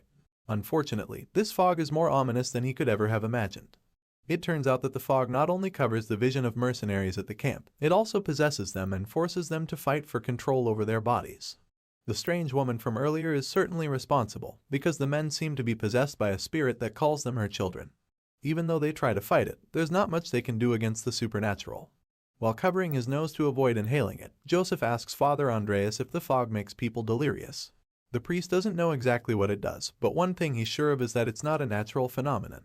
Unfortunately, it doesn't take too long before this dangerous fog gets to them. Joseph realizes that he's inhaled it, and starts to hear the strange spirit call him her child. It soon enters the systems of the priest and the other, and they all experience the same phenomenon. The spirit woman continues searching for her child around the camp, and the moment they see her, they're horrified by her vile appearance. With her long black hair and her creepy white gown, she walks barefoot in the middle of the fog, and continues to look around the place. She keeps searching for her child, and when she turns to Joseph, she asks if her child is there. The moment she looks at the young lord, the men around him become terrified at the sight of the apparition's face. Joseph, on the other hand, just stands there speechlessly with his napkin in hand. The witch's black mouth and eyes widen as she screams and yells that she's finally found her child, who appears to be none other than the young master himself. The terrifying witch lady stretches out her hands and charges at our hero and the others, while screaming desperately for her boy child. But suddenly, there's a barrier in front of her. We see that Father Andreas is on his knees praying, as a magical shield forms to keep the witch out. But while he's doing that, his horrified little priest in training is screaming and crying the whole time because of how scared he is. The young master just stands within the magic barrier and wonders if in the end, there's no other way for Sir Jaeger to face the possessed lady trying to attack them. The reason he's so worried is that two of his strongest knights, Cade and Maxim, have already been taken out by the witch because they weren't capable enough to defeat her, even with the outstanding blessings of Father Andreas. While he's deep in thought, the witch continues to slam the magical shield, desperately trying to get in, because for some reason, she believes her child is inside. As she pushes her hand through the shield, her fingers begin to burn away, but it doesn't stop her. And upon seeing how relentless she is, Joseph concludes that this whole situation is a spiteful curse that has been aimed at him by some unknown enemy. Meanwhile, Father Andreas continues to hold the shield, but when he sees the little boy, Jean suddenly coughs out blood, and he gets worried and distracted. He looks back at the boy and tries to comfort him, telling him to hang in there, and assuring him that the sun shall find its way to him. So, the boy summons all the courage to endure the pain, and he joins the priest in prayers by singing hymns so that they can make the barrier stronger. Despite their brave efforts, the young master can't shake off the feeling that it's only a matter of time before Father Andreas gets exhausted, because he's definitely reached his limits. Even worse, the hymns will soon stop, so it makes him even more concerned and fear for his life. As the supernatural battle of wills goes on, Joseph watches closely and begins to come up with a plan because he feels like the night is too long to wait for the sun to rise. But while he's thinking, he's suddenly drawn back to reality when he sees a familiar figure lunging at the witch from behind. Yep, it's none other than our blonde-haired hero, who's literally flying toward the possessed lady with his glowing blue sword in hand. The witch doesn't sense his presence, so she doesn't turn around to face him. But even at that, Vlad is forced to stop his attack when the voice tells him that the witch is animated by the curse, and that a normal sword can't cut through her. As such, our hero stops and hides behind a rock to ask the voice what they should do to defeat her, and the voice asks in return if he can currently use any aura. However, Vlad quickly points out that he can't, so the voice becomes confused. But after a brief pause, it reveals that there's another way to defeat such an enemy, and of course, the blue-eyed kid is curious to find out. That's when the voice suddenly asks Vlad to let him borrow his body for a while. In other words, he's going to possess him and do the job himself. But upon hearing this, our boy becomes concerned and asks if such a thing is even possible. In response, the voice reveals that he's certain he can use auras, but what he doesn't know is if he'll be able to manifest them within the blonde-haired hero's body. And he fears that even if he succeeds at it, he won't be able to move for a while, which is never a good thing in a heated battle against a powerful enemy. The voice honestly tells Vlad that he doesn't recommend such a risky plan, but the young hero knows that if he can't kill the witch, then she'll certainly kill him. And to him, that's enough reason to take some drastic actions. Even though the voice makes it clear to Vlad that the way of the sword is dangerous, he agrees to let him borrow his body. He asks Vlad if he's sure he wants to do it, and the hero reveals that he made a promise to Joseph. And now that he has something he must do, he's vowed to devote himself not with loyalty, but with faith. After hearing him say this, the voice respects his decision, and then the plan is set in motion with Vlad charging at the enemy once more. This time, she senses his presence and turns around to face him, and while our boy is in the air, the voice starts to take over his body. It tells him to close his right eye, and he does, so it doesn't take long before his possession begins. The voice transports Vlad's consciousness to a place he calls the world of voices, and after that happens, our hero's body begins to glow brightly just like his sword, as it becomes filled with aura. Using this power, Vlad suddenly gets close enough to the witch, and with great force, he cuts through her like a piece of bread. Everyone around is shocked to see this, and they all gasp in disbelief. But while they're doing that, Vlad falls to his knees and starts yelling in pain, because the voice is still sending powerful surges of energy into his body. The young master sees this and becomes extremely worried, so he calls out to the hero, hoping to get his attention. But all of a sudden, Vlad's eyes turn white, and he calms down. Even though the blonde-haired kid is no longer screaming in agony, he's certain that what he just saw were traces of aura. And although he doesn't know how he achieved it, he's certain that the young kid must have paid a huge price for it. His thoughts are interrupted when he sees the witch getting back up and starting to call out for her missing child again. Unfortunately, our hero is still weak and unable to move because of the possession. On top of that, the witch is stretching her hand toward him. Determined to save him, Joseph rushes out and tells Father Andreas not to stop the hymns, but they're so shocked at his sudden decision that they try to call him back. The young master quickly gets to Vlad and helps him to get up, while encouraging him to hold on to him. We see our hero groaning in pain, but he manages to move slowly with Joseph before the witch can get to him. Enraged that he got away, she gets back up and grabs a hold of Joseph's leg before he can run away. The young master tries to free himself from her grip, but he finds it extremely difficult, making him think that he's a weakling who's not even capable of getting out of this situation. Just when Joseph feels like it might be over for him, Borden grabs his cloak from behind and pulls him out of the witch's grasp, tossing the young master and our hero to the other side where the priest is. The angry witch yells in rage and despair once this happens, and as Joseph lands on the floor safely, he admits that this is the first time he's glad to have Borden by his side. Of course, the knight is happy to receive validation from his master, so he thanks Joseph. And while the two are exchanging kind words, our favorite blonde-haired swordsman picks up his blade. From the way he's groaning, it's obvious that he's not fully recovered. But that doesn't matter to him, because he suddenly asks Father Andreas to bless his sword, implying that he's ready to go back into the battlefield. Vlad insists that they have to send off the creepy witch, so after a brief pause, the priest agrees with him and decides to do it. Suddenly, he presses his palm against the edge of the blade, allowing it to cut him. And as his blood is smeared all over it, he presents it to our hero, informing him that he's just given him a firm blessing. Immediately, Vlad takes it from the priest, thanking him for his blessing, before walking back into the action. As our boy bravely heads out to face the evil witch and finish her for good, Father Andreas and Jean watch anxiously from behind, praying for him to come out victorious. The injured witch is still lying on the floor and unable to get up, so when Vlad finally gets to her and stands over her with his sword, she begins to beg him, but not exactly for mercy or to spare her life. But rather, she's begging him to find her missing child. Looking at the horrific and nightmarish face of the woman, he sees something unexpected, even though it is only for an instant. Vlad sees a memory of women locked up in a dark prison. While the women were incarcerated, their children were placed outside the cages and laid on the cold floor to die. They beg for their children to be returned to them, but unfortunately, that never happened. Rather, what Vlad sees in the horrifying memories of this woman is that she could do nothing but wail in agony as her child was freezing to death right in front of her eyes. Just like she does now, the woman stretched out her bruised hands from the iron bars, trying to reach her child in vain. At this moment, our hero finally understands the woman's pain and why she's been cursed with the burden of searching for her child for eternity.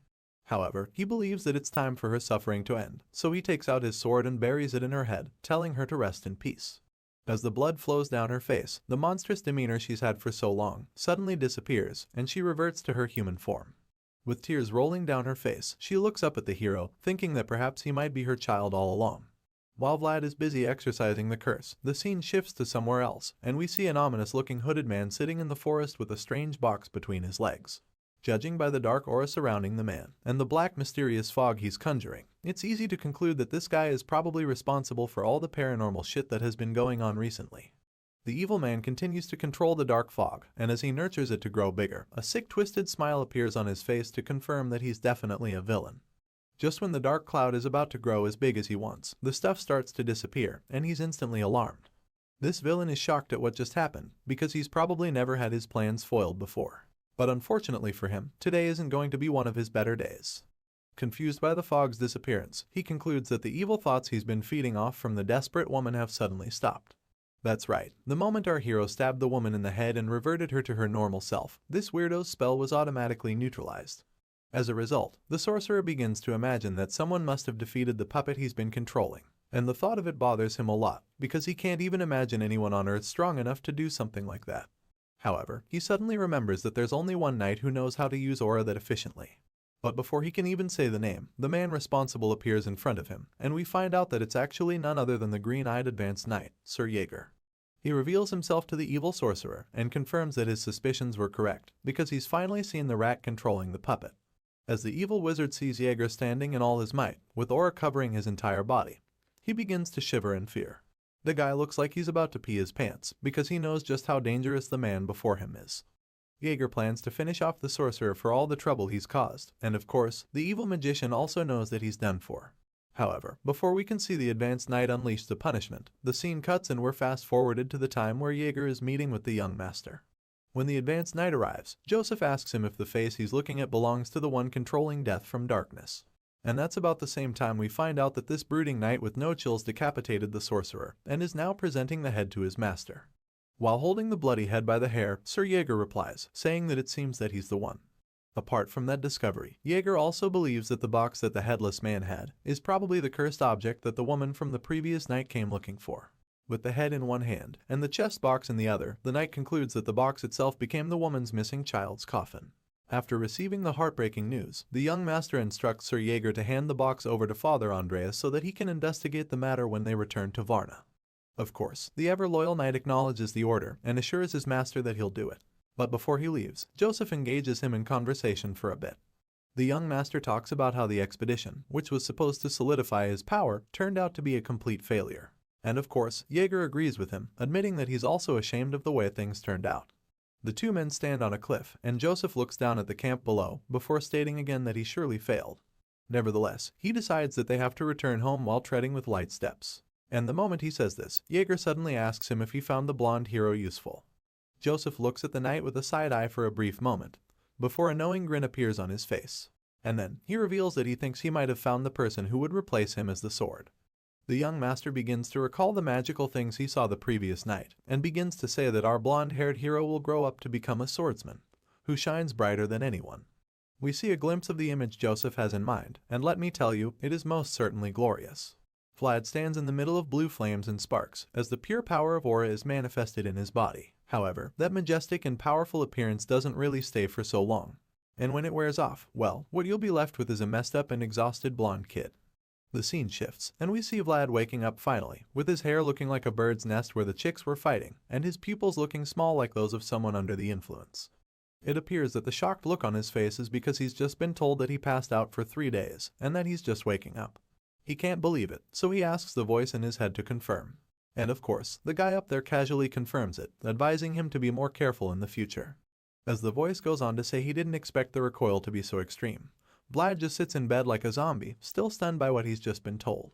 Soon enough, he manages to shake off the feeling of shock, and admits that it's a relief either way. Because now, he wants to wrap up matters at the camp so that he can return right away with the others. When he says this, the voice informs him that Joseph and the others are actually waiting for him to recover before setting off on their journey back.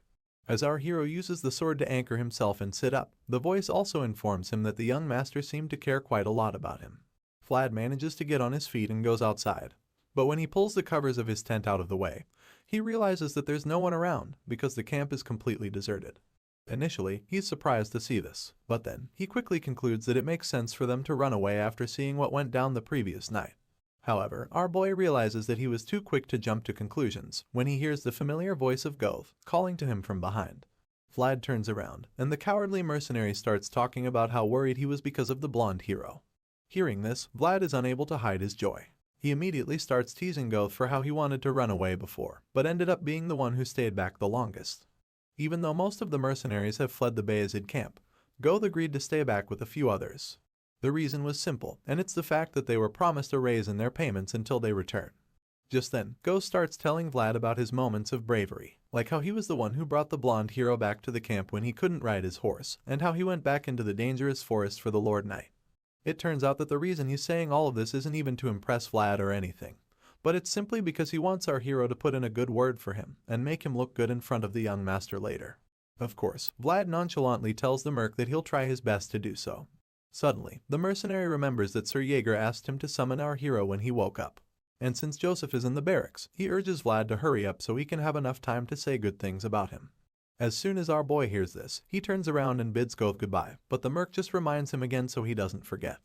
At this point, Vlad is getting pissed off by his behavior, and he starts to wish that God would just make him shut up.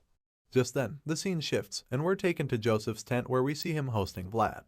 While pouring a glass of red wine, he tries to make small talk and ask our hero if he can drink. I don't really know his real age either, but my man assures the young master that he can hold his liquor, pointing out that he used to work in a brothel and a bar. Even though he's had a taste of alcohol, he admits that he's never had fine liquor before. And upon hearing this, Joseph reveals that the bottle in his hand contains a nobleman's drink. Before pouring Vlad a glass, the young master claims that he wants to thank him first, because he knows that the boy could have just run away when things got rough, but instead, he decides to stay and fight till the end. Hearing this, the blonde kid bluntly reminds Joseph that they had a contract after all. But in response, the young master points out that Vlad promised him faith, and not his loyalty. As the boy's blue eyes stare at him, he thinks about how the contract was nothing more than mere words at the time. And yet, the kid fulfilled his promise and held up his end of the agreement. Because of this, Joseph decides that Vlad is a talent he can't afford to lose. But then, he suddenly corrects himself and confirms that the kid is more than that, because he's actually a talent he must have on his side. Finally, after thinking about all of this, Joseph pushes a glass of wine to Vlad and tells him that it's time for him to fulfill his own part of the contract. But this time, he's going to reward our hero as per his accomplishments. On this note, the young master formally invites Vlad to join the powerful house of the Bayezid family as a reward. The scene shifts, and we see the beautiful county of Bayezid, called Varna. Joseph and the others have returned, and while they're still settling in, Sir Jaeger informs him that the mercenaries have been dismissed. Hearing this, the young master tells him he's done a good job. He informs his men that the report for the expedition is pending, and as a result, they'll have to stay in Varna for a day or two. Vlad seems to be overwhelmed by the beauty of the place, because he's constantly turning his neck to look around. And when Jaeger notices this, he asks him if it's his first time in the county. In response, the blonde kid just explains to him that it would always be his first time anywhere he goes. After all, he had never before left his miserable slums. This statement earns him the snide and a funny nickname of the country bumpkin, which Jaeger gives him right away. When Joseph hears this, he tells Vlad to take the day off and look around the county, which our hero is very thankful to hear. Before Jaeger leaves with Joseph, he tells Vlad not to get lost in the city and instructs him to be at the city hall by nightfall. Clearly, our boy didn't like Jaeger before, but now, after getting constantly scolded and mocked, he feels like he's starting to really hate the advanced knight. On the contrary, the voice in his head tells him that Jaeger probably likes him as much as Joseph does, but Vlad thinks that any more of the knight's tough love might just get him killed. Our hero shakes off the thought and decides to go get a delicious greasy meal with his fat payment after such a long time. While he's wondering what kind of food they have in Varna, someone tugs on his arm, and he's surprised to see Jean when he turns around. The cute kids gleefully say that the priest would like to see him if he doesn't already have any major plans for the day. Soon, we see the two standing in front of a massive church, and Vlad admits that even the churches in Soara weren't as big. Jean informs him that even though Sturma is the capital, Varna is the religious center of the kingdom. Jean then asks him to wait inside while he gets the priest, and the moment our boy walks into the church, his jaw drops to the floor at the sight of the magnificently beautiful structures inside the building. At that moment, Vlad realizes that even though he's been going by the name of Praying Rimmon, he hasn't ever said a proper prayer. And as such, he starts to feel guilty, believing that he's somehow committed a sin. Just then, Father Andreas arrives and apologizes for keeping him waiting, but the good-mannered hero tells him it's no problem and thanks him for the invitation.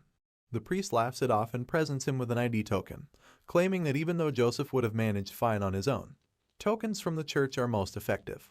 After all, the Lord's favor spreads across the continent.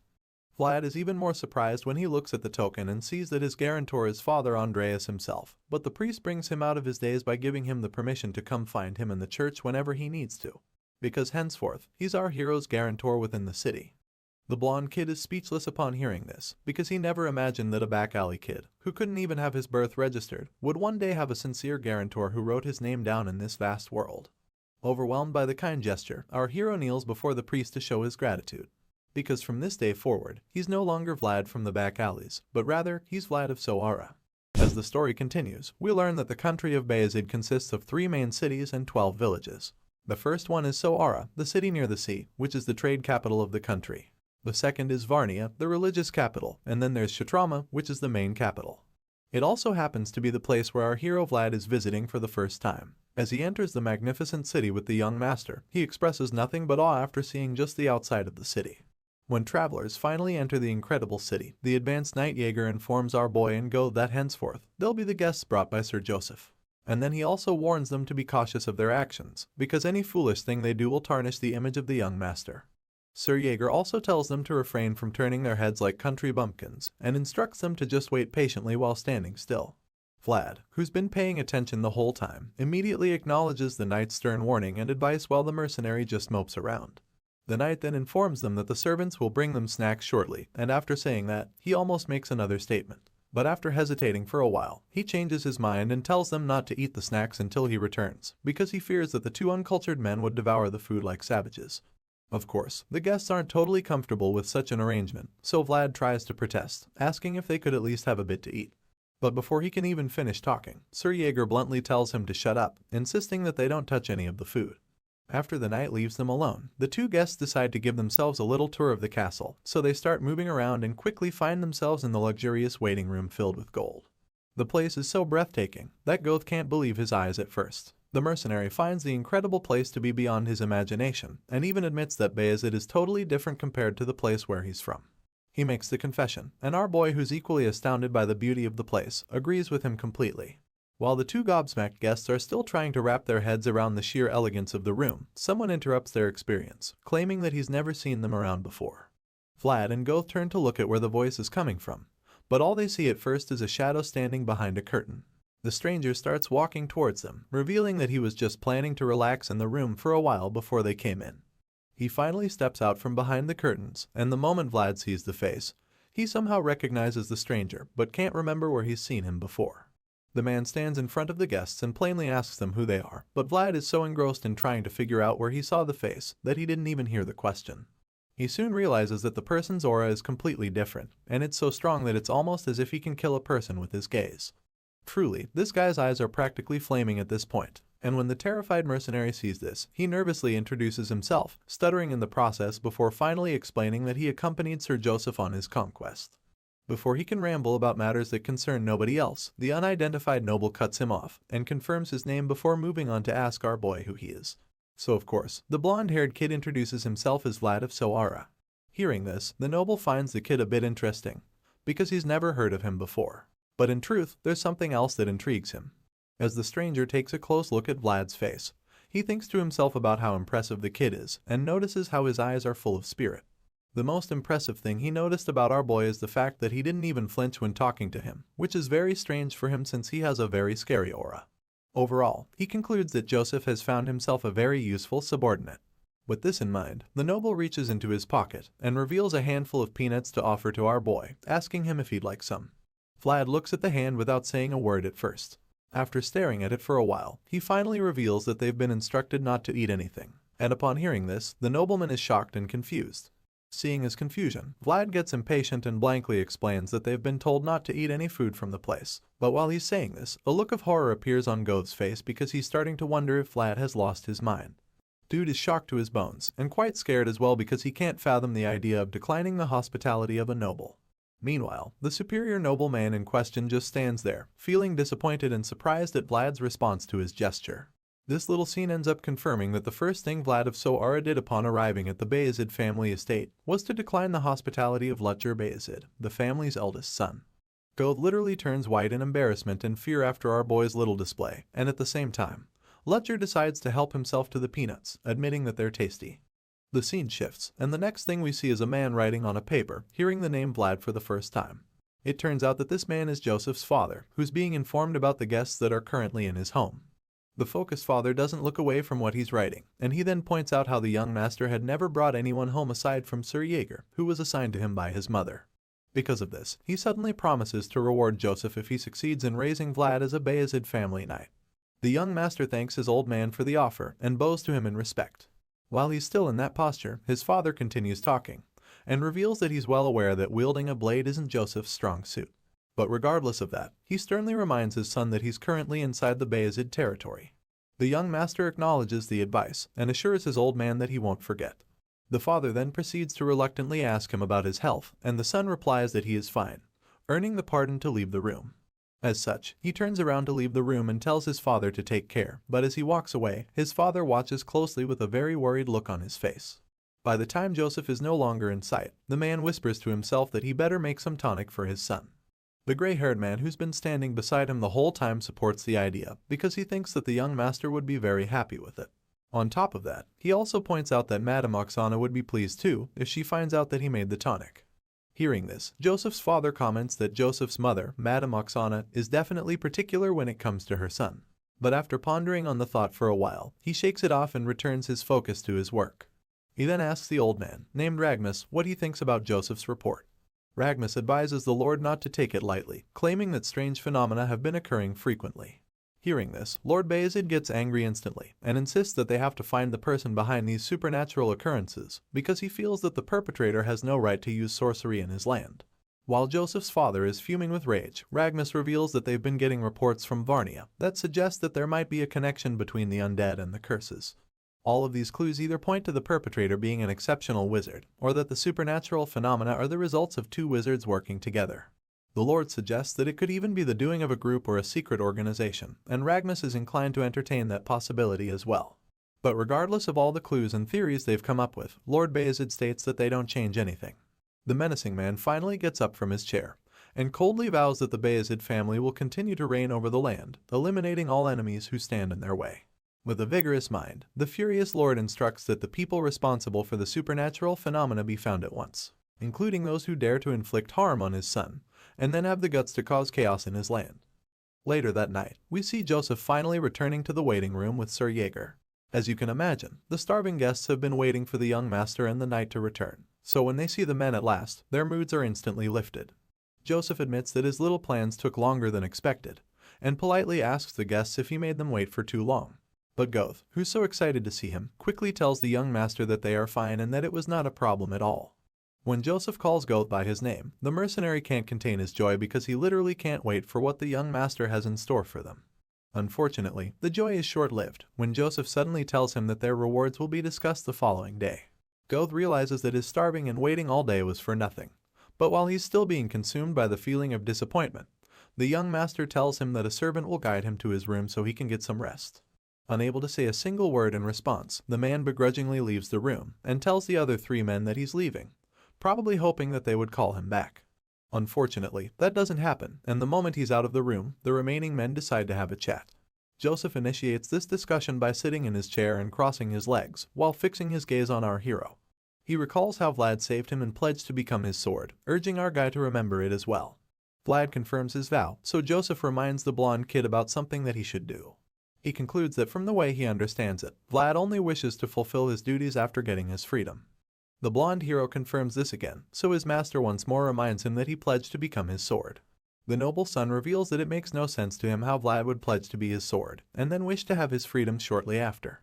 At this point, our boy is starting to understand fully what he's gotten into. Joseph sits cross-legged again, and like a mafia boss, he tells Vlad that he wants to make things very clear to him.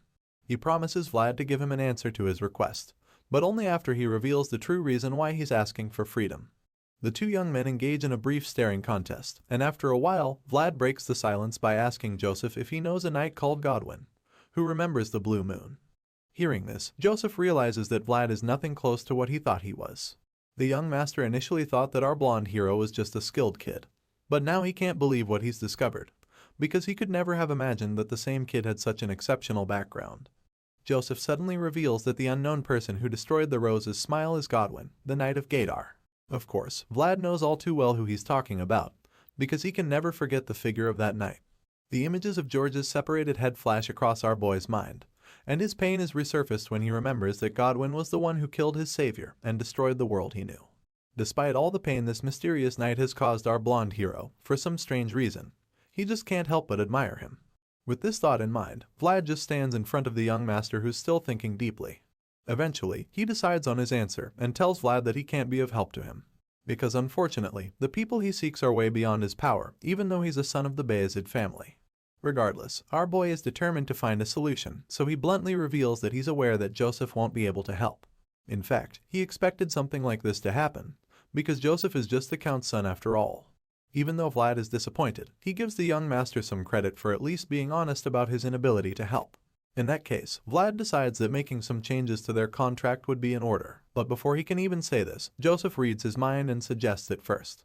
He doesn't even give any time for our boy to process anything, and proposes a 7-year contract to keep him in his service. As you can imagine, our boy is horrified to hear this, because that's actually a pretty long time. And before he can start protesting, the young master claims that he's laid down his pride to even make the proposition, making it very clear in case Vlad wasn't aware before. To make matters worse for our blonde hero, the terrifying advanced knight is staring him down like a leopard tracking its prey. After hearing Joseph's offer, our boy thinks about it and admits that even though he isn't sure, it somehow seems like the noble is telling the truth. Still sitting comfy in his chair, the Count's son assures Vlad that he would have a promising future, reminding him that he's his savior. Joseph starts to make the offer a lot more enticing when he explains that for the next 7 years, he would feed, clothe, and even train the blonde kid if he accepts the contract. On top of that, the young master claims that he intends to make the country bumpkin into an outstanding knight, who would never lose to anyone in combat.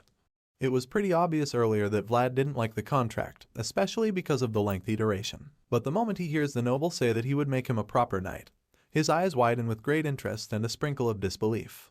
While our boy is still in a state of shock, Joseph continues to break down the terms of the contract, hoping to entice him even more. He claims that the poor kid from Soara can enjoy all of these benefits, if only he would just remain loyal, and perform only the tasks he's allowed or instructed to handle.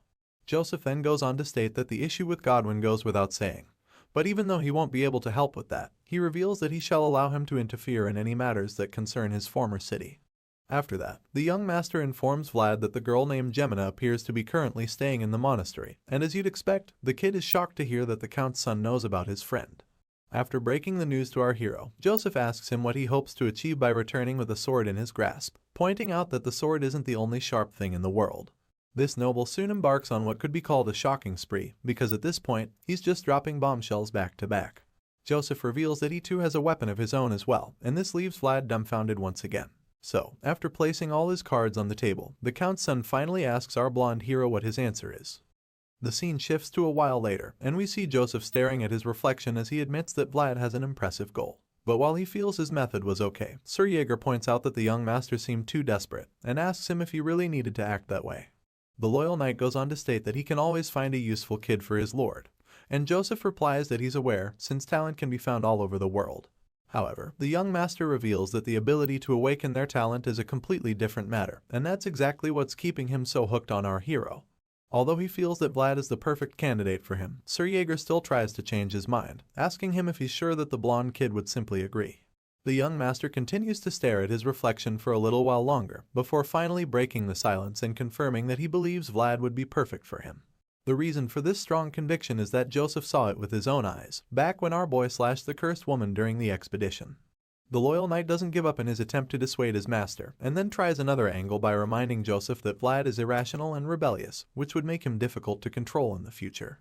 Seeing the knight's constant attempts to change his mind, the Count's son decides to flatter him a bit, telling him that training Vlad won't be so hard since there's another advanced knight who's fit for the job. Joseph reminds his loyal subject that 7 years is a significant amount of time, and believes that it should be more than enough to put a leash on Vlad's neck and make him obedient. The nobleman's plan works like a charm, because in the blink of an eye, Jaeger accepts the responsibility of training the heady kid. And even though he's not too excited about it, he assures his master that he'll do his best to make Vlad do their bidding without stress.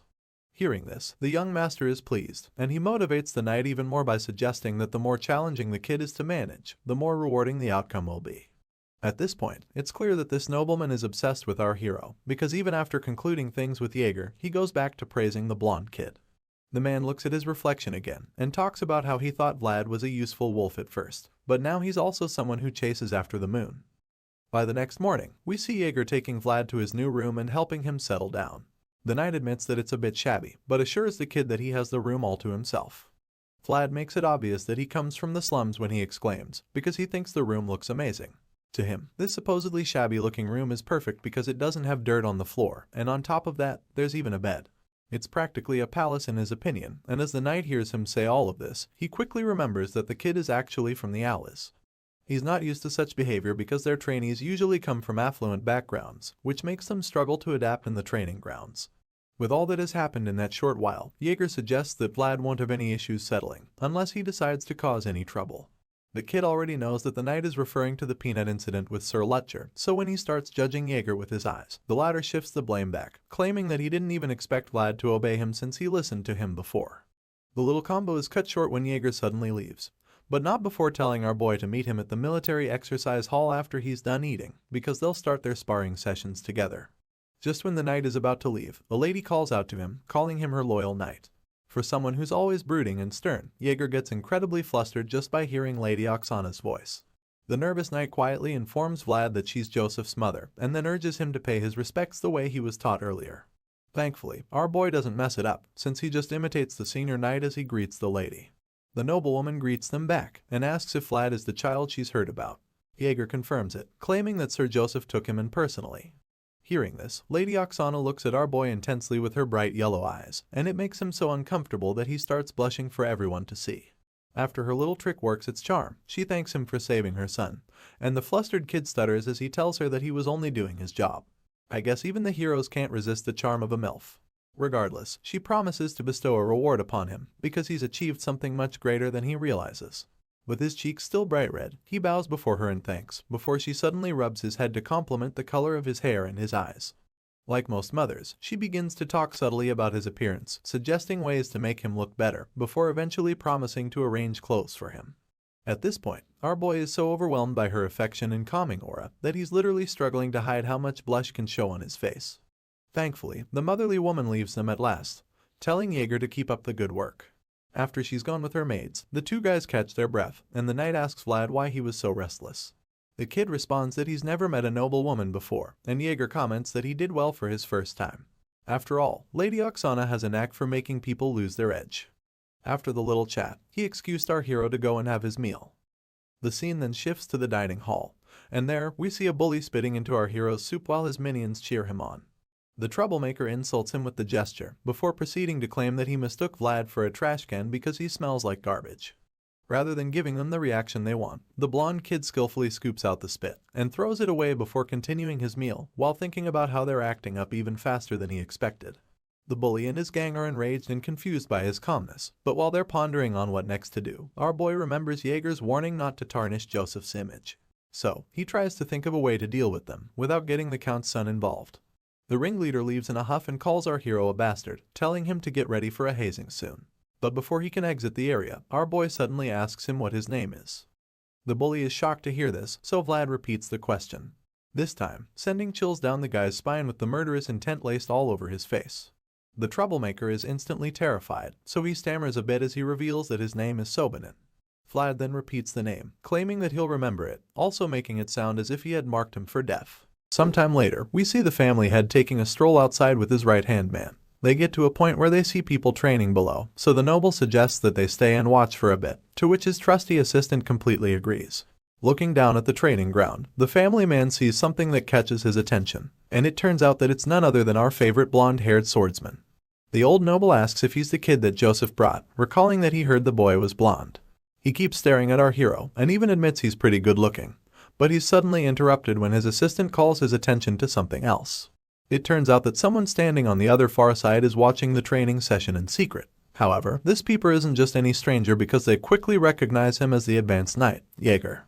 Apparently, he's a bit anxious to see how the blonde swordsman under his care would perform during his first training session. The king totally understands this, but he's also quite eager to see just how skilled this new guy actually is. Soon enough, an intense sparring session begins, and we see our boy clashing wooden swords with the other knight in training. With a cold and emotionless demeanor, he swings his sword over and over at the opponent, forcing him back with each strike and giving him a terribly hard time. His opponent groans as he's forced to defend himself without any breaks, and it makes the spectators wonder how such a young kid can be so fierce in combat. Vlad's bright blue eyes lock in on his target, as he unleashes an onslaught of sword strikes which shouldn't even be that easy, seeing that his opponent is much taller than him. Despite how impressive his technique looks, the family head just states that our boy is sloppy, which comes as a surprise to the old man standing beside him, who already feels that he's amazing. He asks the king if he really thinks that, so the latter says that something does shine through. The family head feels that it's praiseworthy, because even though Vlad is clumsy, he's still trying his best to use what he has learned. While he's saying this, we catch a glimpse of his scarred fingers and knuckles, suggesting that they were probably acquired from years of training with the sword. Meanwhile, Vlad continues to dominate his opponent on the training ground, and at the same time, he urges himself to always keep in mind that all swordsmanship starts from his footing. The location of his feet plays a very vital role in sword combat, because it turns out that if he's able to deceive his opponents with his shoulders and his gaze, then he can control the opponent with his movements. Our boy uses all of these skills accurately by first controlling the location of his feet, dropping his shoulders, and tricking the opponent with body movements. At the same time, he keeps his blue gaze locked in on the guy, and our boy uses all of these tricks to lure his opponent in. Sure enough, his plan works, and the guy tries to land a powerful down slash on him, but Vlad skillfully dodges by jumping backward. His black-haired opponent is exhausted and frustrated after missing what looked like the perfect chance. But before he can catch his breath or recover from his mistake, Vlad comes in hard with a power-packed counterattack. The kid lands a devastating hit on the black-haired guy's side, and the force is so much that he screams in agony. You can't blame him though, because that hit looks like it probably damaged some of his internal organs. After literally incapacitating him, Vlad grabs him by the hair and identifies him in one of Savanin's henchmen. Now, it becomes a lot clearer why our boy was fighting like he had a personal vendetta against him.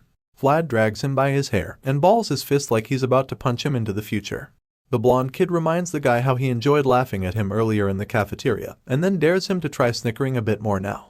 Bro's eyes are glowing with power and rage at this point, and after making his point, he lands a killer punch on the henchman's face. The single blow breaks his nose and leaves blood all over his face. This terrifying sight leaves the other students in a state of shock as they watch on in horror. While the pummeling goes on below, the king's right hand is equally concerned because he doesn't feel that they should just let Vlad beat the shit out of the other guy. However, the family head doesn't seem bothered by this, so he simply tells the old man to let them be, pointing out that to become a knight, such a level of spirit is required. Besides, he says that Sir Yeager seems to be enjoying the beatdown, and his right-hand man agrees when he sees the advanced knight watching with so much concentration. As Vlad continues to reshape his opponent's face with his fist, one of the other students finally has enough of it, so he yells at the new guy to stop hitting him. However, the blonde swordsman just ignores him, which he doesn't take lightly. He starts yelling even more, trying to intimidate him, but Vlad only stops when he's satisfied with the bloody facial reconstruction he's done. With blood stains on his face, he coldly apologizes to the others, admitting that he got too engrossed. But they're instead more concerned about his terrifying gaze, which they don't understand. After beating the other guy into a coma, he turns around and walks away, but before he leaves, he makes sure to taunt Savanin, asking him to apologize to the henchman on his behalf because he can't get back to his senses when he's too engrossed. Savanin gets furious and almost curses at him, but before he can do so, Vlad cuts him off. The blonde swordsman suddenly starts walking towards him, saying that he would also like to apologize in advance, telling him that in Savanin's case, the beating won't just stop where it did today. After staring the troublemaker down, he starts walking away, but before he leaves, he promises to call Savanin to come spit in his soup again if it turns out to be too bland. Vlad walks away after dropping such a cold line, leaving Savanin very uncomfortable because he now knows what a crazy bastard the newcomer can be. At this point, he's convinced that Master Joseph brought in a mad dog from the back alleys, but Vlad just smiles back at him like a psychopath, proving his point even further. The scene shifts, and we see a cleaned-up Goth looking sharper than ever while enjoying this meal. At the table, he suddenly asks Vlad if he's really been beating up other vassals, saying that it's a rumor spreading like wildfire among the servants. The swordsman just evades the question by asking Goth about his work as a stable hand, and how difficult it is. The mercenary immediately hops on the topic, saying that he's no ordinary stable hand, because now he works for the great Count Bayezid. Goth is about to start bragging about the experience and all that, but then he suddenly realizes that Vlad managed to distract him from the important discussion at hand. He then reveals that he heard Vlad beat the crap out of guys all over the manor, and reminds the blonde swordsman that it's a crime. Vlad does not seem bothered in the slightest, and he just asks Goth why he's so surprised. The blonde kid reminds Goth that he has always been a criminal, and says that simple assault is going easy on them. Hearing this, Goth is stunned, but he just listens to what he has left to say. Vlad continues to try to justify his actions, claiming that he didn't even hit the guys in an obvious way, and points out that they were the ones who picked a fight with him earlier. Goth still doesn't understand how Vlad can think what he did is okay, but the swordsman argues that it is, saying that now no one talks to him needlessly anymore, which he believes is a good thing. Just then, another student walks in with a tray of food in hand, and introduces himself as Portly Canner. An impatient Vlad turns around, and bluntly asks him what business he has with him. Hearing Vlad's rather unfriendly response, he becomes nervous and starts shaking in fear, so the blonde swordsman tells him to either sit at the table with them or get lost. The moment Vlad says this, Portly's entire mood brightens up in excitement, because he never imagined that he would get invited to sit beside the blonde swordsman. He quickly joins them at the table, thanking Vlad for inviting him, but the latter just sighs in exhaustion because he actually just wanted the guy to get lost instead. Portly is so excited to sit there that he begins telling the story of how he's been eating alone, in places like the bathroom. As you can imagine, Vlad is grossed out by this, so he reminds the fat kid that he's eating his precious sausage. Portly sees the food and asks Vlad if it's delicious, before revealing that his father is the one who supplies the manor. The fat boy claims that his Canner family supplies all the meat in the manor, revealing that his family has been in the business of livestock and cattle farming for generations. After telling Vlad all of this, Portly remembers that he saw the hero asking for more sausage earlier, so he offers him some of his own to the new guy. Of course, our boy is suspicious of all of this politeness and kindness, so he snaps at him, asking what he's going on about. Our boy tries to pretend like he's not moved by the mouth-watering offer, but when the scene changes, we see him standing in a heaven of sausages. Turns out that it's Portly's huge stash, which his father sent for him to eat. However, he claims that it's too much for him, so he wants to share. Seeing and hearing all of this, Vlad realizes that all of the vassals in the manor are young masters from great families. The hero actually forgot for a while that these were people he could have never even talked to if he was still in the back alley. With this in mind, he decides that it would be a good idea to build at least one good connection now that he's in such a place. So, out of the blue, he asks Portly if he would like to eat together with them henceforth, and the fat kid gets so excited about it. He accepts the offer, and Vlad confirms that he's okay with the arrangement. The blonde kid then says that all vassals have to get along. And even though it looks like he's befriending Portly for the sake of sausages, we learn that it's not necessarily the case. The scene changes again, and we see the green-eyed advanced knight walking down a big hall. He seems a bit exhausted, probably because serving the young master and literally raising a whole human being is not an easy task for anybody. The stress seems to be piling up for him, and he knows that the only time he'll be able to catch his breath is when his men, Cade and Maxim, recover from their injuries. His trail of thought is interrupted when a big knight with a fat beard approaches him. The guy asks Jaeger where he's off to in such a hurry, and that's when the eye-patched knight turns around to identify him as Sir Gregory. Seeing his fellow knight, he curses at the back of his mind, because he probably didn't want to talk with him.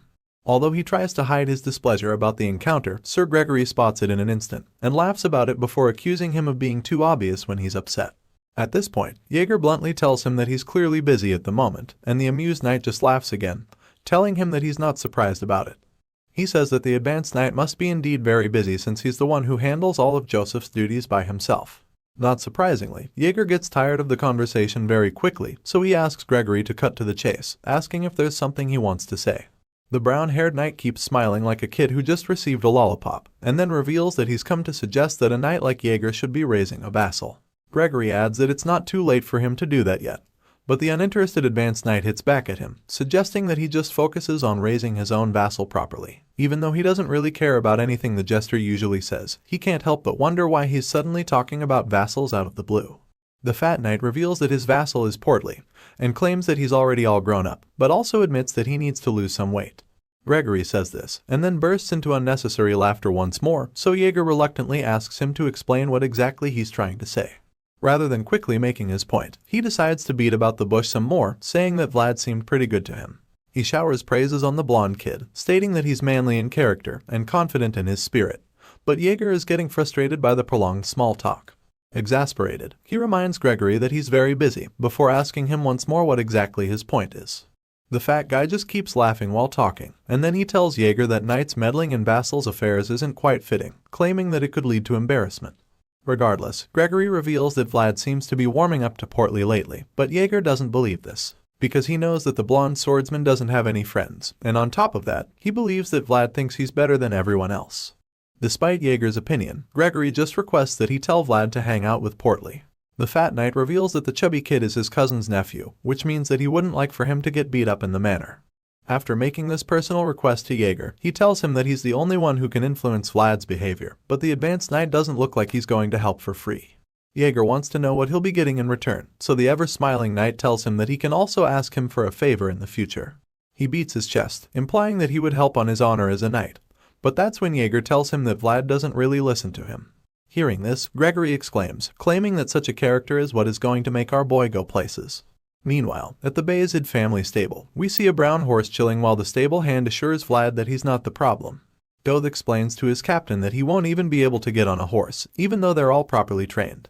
He says that the horses don't usually shy away from people, but wonders why they just freak out whenever Vlad approaches them. Goth says that it's a matter separate from skill, and goes on to reveal that even the other stable hands have complained about the issue. Hearing all of this, Vlad curses in frustration, and he feels like this is how it's always been for him. Right from when he was younger, animals always hated him. Cats and dogs would freak out and run away whenever he went near them, and he has a feeling that it's the same problem he's having with the horses. As he thinks deeply about this, he suddenly remembers that he rode Jaeger's horse that day during the expedition. He reminds Goth of the night they fled the undead, but then he admits that he was at the back while Goth did most of the riding. The mercenary quickly informs him that the advanced knight's horse is very expensive, and Vlad is disappointed when he hears this, because he feels like it would sound stupid if he said he could only ride expensive horses. He begins to get frustrated at this point, recalling how Jaeger insisted he learn horse riding at all costs. While the two are brooding over the failure, someone suddenly walks into the room. It turns out to be a maid sent by Lady Oksana who has summoned Vlad. The blonde kid is beyond surprised to hear that she has called for him, and as the scene changes to a very expensive room, we see the green-haired noblewoman talking with our boy. She says that she wouldn't have imagined he grew up in the back alleys because of how he looks now. It turns out that he's wearing a very amazing outfit for a nobleman, and Lady Oksana feels that it suits him very well. The woman tells the clothmaker not to fit it too much since he's 17 years of age and still growing. She then says that Joseph grew a lot as well when he was Vlad's age, and she also promises to get him other clothes when summer comes. After all, clothes fitting of the season are a must for one to maintain physical performance. Vlad's cheeks turn bright red by the time she's done talking, and all he can do in response is to bow his head and thank her genuinely. However, she waves his thanks off and reminds him that she should be the one thanking him because he saved her son's life. The insanely polite lady then apologizes for calling him when he was probably busy training, and then she gives him permission to leave. Hearing this, Vlad thanks her once again and exits the room. Once he's outside, he sighs in relief, feeling that the lady is just difficult to be around for no particular reason.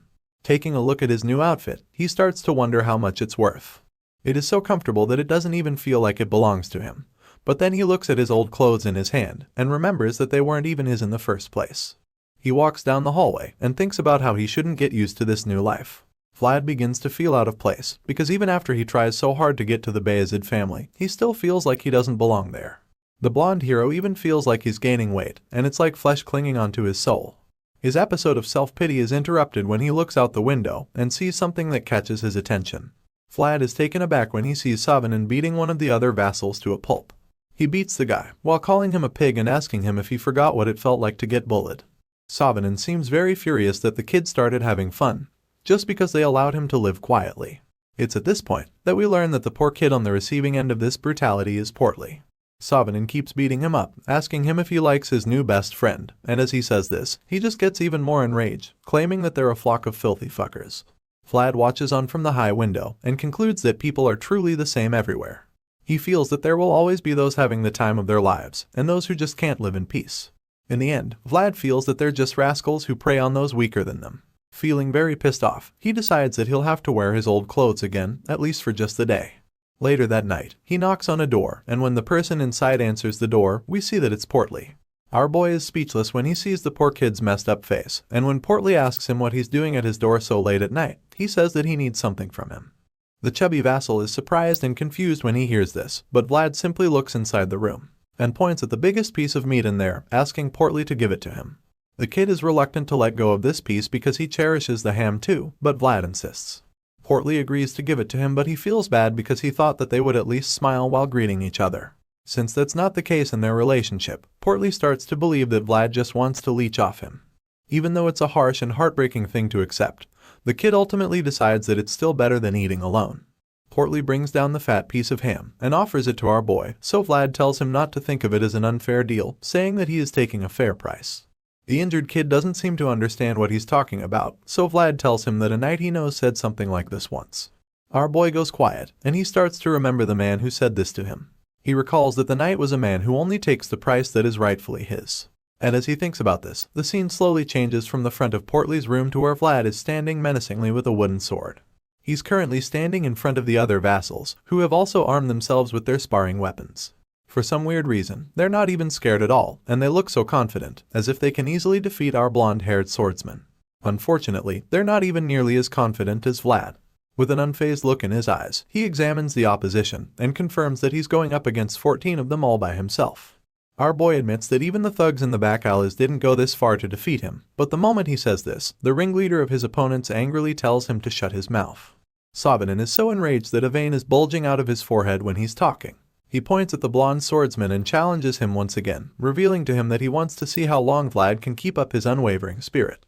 As you'd expect, the fearless hero accepts the challenge without hesitation and gestures for them to come at him and encourages them to do it quickly. In response to Savanin's threats, he reveals that he quietly came all the way out there just because of him, and so he tells him that he expects the same kind of commitment from him.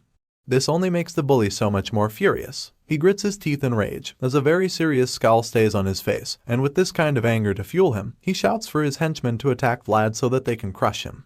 Sure enough, they all charge at our boy with their wooden swords, and as they finally come at him, he says to himself that he's glad he changed back to his old clothes, because he's sure that blood is going to splatter tonight. As we resume the story, the first thing we see is the blonde-haired swordsman beating the shit out of the bullies. They all surround our boy, hoping to defeat him, but he just tears through them like they're not even there. Savanin stands behind and yells at his lackeys to fight harder. He tells them not to back off, and instructs them to block Vlad from every side. But all this screaming ends in futility because our boy is just way too strong for them. Seeing just how unstoppable the blonde guy is, Savanin is horrified. He feels that the guy is completely different from the last time they sparred. And he's utterly confused because, as far as he knows, Vlad barely wielded a sword 2 months ago. Even though the current situation makes no sense to him, Savanin urges his boys not to back down from the fight, and threatens to kill anyone who retreats. While he's still making this threat and screaming at the top of his lungs, our boy suddenly advances toward him. Vlad is pissed off to hear the threats, and asks Savanin if he's ever even killed anyone before. Of course, the bully is enraged when he hears the taunts, so he furiously swings his wooden sword in an attempt to shut Vlad up for good. As you can imagine, the blonde-haired swordsman is way faster than him, so he skillfully dodges the attack, and goes in for a counterattack. Before landing the hit, he remembers how he was dealing single blows with all his might during the expedition, and he intends to recreate those attacks now. Vlad strikes at Savanin, but the bully manages to block the attack. However, the onslaught is far from over, because our blonde hero plans to finally make the result of Jaeger's training become very evident. The voice in his head suddenly comes back, and it encourages Vlad to keep trapping his opponent in the gap he's creating. Sure enough, the guy doesn't give Savanin any breathing space. Our boy lands blow after blow on the bully, and with every single hit, all the guy can do is curse and swear at the swordsman. Seeing the progress, Vlad starts to finally understand this technique, so he decides to utilize the gap in space to create a flow of his own. Using this fighting style, it doesn't take long before he knocks Savanin to the ground. The troublemaker groans in pain as he falls on his back and cries about his injured leg. Unfortunately, before he can even finish making the complaint, he looks up and sees the ferocious blonde kid holding a wooden sword to his face. With Vlad's hand up in the air, the guy concludes that he's done for, so tears start to roll down his face as he accepts his fate. However, just when it looks like our boy just murdered Savanin with a wooden sword to the head, we and all the other bullies quickly realize that it's not the case. Rather than unceremoniously ending the guy's life, Vlad decides to show mercy, so he buries the sword mere centimeters beside Savanin's head. With the bully shivering like a wet bird, the blonde swordsman stares him down with murderous blue eyes and warns him to never look him in the eye again. He also takes the chance to tell him never to mess with the fat kid again, and hearing this, all Savanin can do is just nod frantically with a terrified look in his eyes when he realizes how serious Vlad is. Our boy looks down at the bully and is a bit surprised that the guy actually tried to kill him. Either way, he believes that what he's done so far is enough to pay back for jamming, so he turns around to the minions and asks them who would like to fight him next. With murderous intent laced all over his face, he tells them that they have to finish what they started, but the lackeys no longer seem to be interested in fighting. Now, they all look like they'd much rather be anywhere else in the world. Unfortunately for them, Vlad is dead serious about resuming the fight, so he tells them that he's going to attack if they don't come at him. He doesn't charge at them like a raging bull. Instead, he struts down like a confident lion, ready to devour its prey. With every step he takes, these guys get even more terrified. But as afraid as they are, none of them have the balls to even think of running away. They all just stand there shivering in fear until they meet the unsavory fate that Vlad metes out on them. Our boy teaches them a lesson and makes sure to leave some very lasting marks too. As blood splatters all over the place, Count Bayezid looks outside the window to watch it, and he's very impressed by the outstanding display in swordsmanship. Some days after that, we see that the Bayezid family is hosting the regular monthly meeting of the knights. This meeting takes place in the throne room, and by some weird coincidence, the knights who support Rugitor and those who support Joseph stand on opposite sides of the room, with some very obvious frowns etched on the faces of the former. As divided as they may seem, there are also those who are neutral. Just then, they're informed that the duty schedule has been reorganized to prepare for the absence of Rudiger and his knights who will soon leave on a mission. This is announced by the Knights Order Captain Anatolis. He reveals that the next agenda for the meeting is the distribution of the holy items sent by the church, and while he's still talking, the Count gets distracted. He thinks how the atmosphere has completely changed today, and notices how Rudiger's knights look like they're about to rip the others apart any moment now. On the other hand, he notices how Joseph's supporters seem more relaxed, and honestly, he can't blame them, because they have cause to be happy. After all, it's no longer a surprise that knights on Joseph's side were the ones dispirited all this while. With this in mind, he mindlessly stares at Jaeger and smiles. Of course, the advanced knight senses that someone is looking, so he sneaks glances at the Count and starts to wonder why he's smiling. Not long after that, the regular meeting is brought to a close, so Captain Anatolis suggests that all the knights take another look at their duties. As the swordsmen start to exit the room, one of them starts to take jabs at Jaeger. He claims that the Bayezid family has brought in a rabid dog who doesn't even know who he should bite, and then he makes a comment about why backgrounds should be prioritized in such matters. The green-eyed swordsman takes offense and turns around to look at Rudiger's knights, but they show no sign of fear and instead scowl back at him. One of them just hisses and suggests that they leave instead of confronting the advanced knight, while another one finally confirms that the new ferocious knight in training is under Jaeger. As they walk away, one of the neutral knights approaches Jaeger and jokes about how the others are boiling with rage. The green-eyed knight turns around and asks Sir Gregory what he's talking about, but the comedian just tells him to stop acting innocent when the word is already out. Seeing that Jaeger is still confused, Sir Gregory finally reveals that he heard Vlad has performed a huge exorcism. He claims that the drill instructor couldn't even handle the blonde kid, because he's beyond the standard. As you can imagine, Jaeger wasn't aware of this before, and hearing it now, he remembers just how much of a pain in the butt Vlad can be. After breaking the news to him, Sir Gregory once again offers his services, claiming that he can help with any task, and that he doesn't mind if it's difficult or tiring. Hearing this, Jaeger just starts walking away, stating that he'll keep the offer in mind. When the advanced knight is by himself again, he quietly thinks about how Vlad made him proud. He's not too surprised though, and even feels that this is the least the kid should do, especially since he was the one that taught him after all. The scene changes, and we see a brand new armor set being unveiled. Apparently, it's a gift that the Count sent for Vlad, and Jaeger is a bit surprised to hear that the Count would personally do that. He almost doesn't believe it, and even the other knight believes that it's too nice a gift for a mere vassal. As they all stare at the beautiful armor, Sir Jaeger realizes that it's made of orc leather, and grey orc at that, to which Sir Joseph confirms. The grey orcs can only be found in the north, so any armor made of grey orc leather basically means that it belongs to a northern warrior. After seeing such a rare gift being given to the blonde kid, Joseph concludes that his father must have already taken a liking to Vlad. He believes that the kid must have already done something to prove himself as a person worthy of such an investment. After all, he did manage to get the great Count Bayezid's approval in just a month. Hearing this, Jaeger agrees with the young master, claiming that, at the very least, there's not even any vassal around who can rival the blonde kid.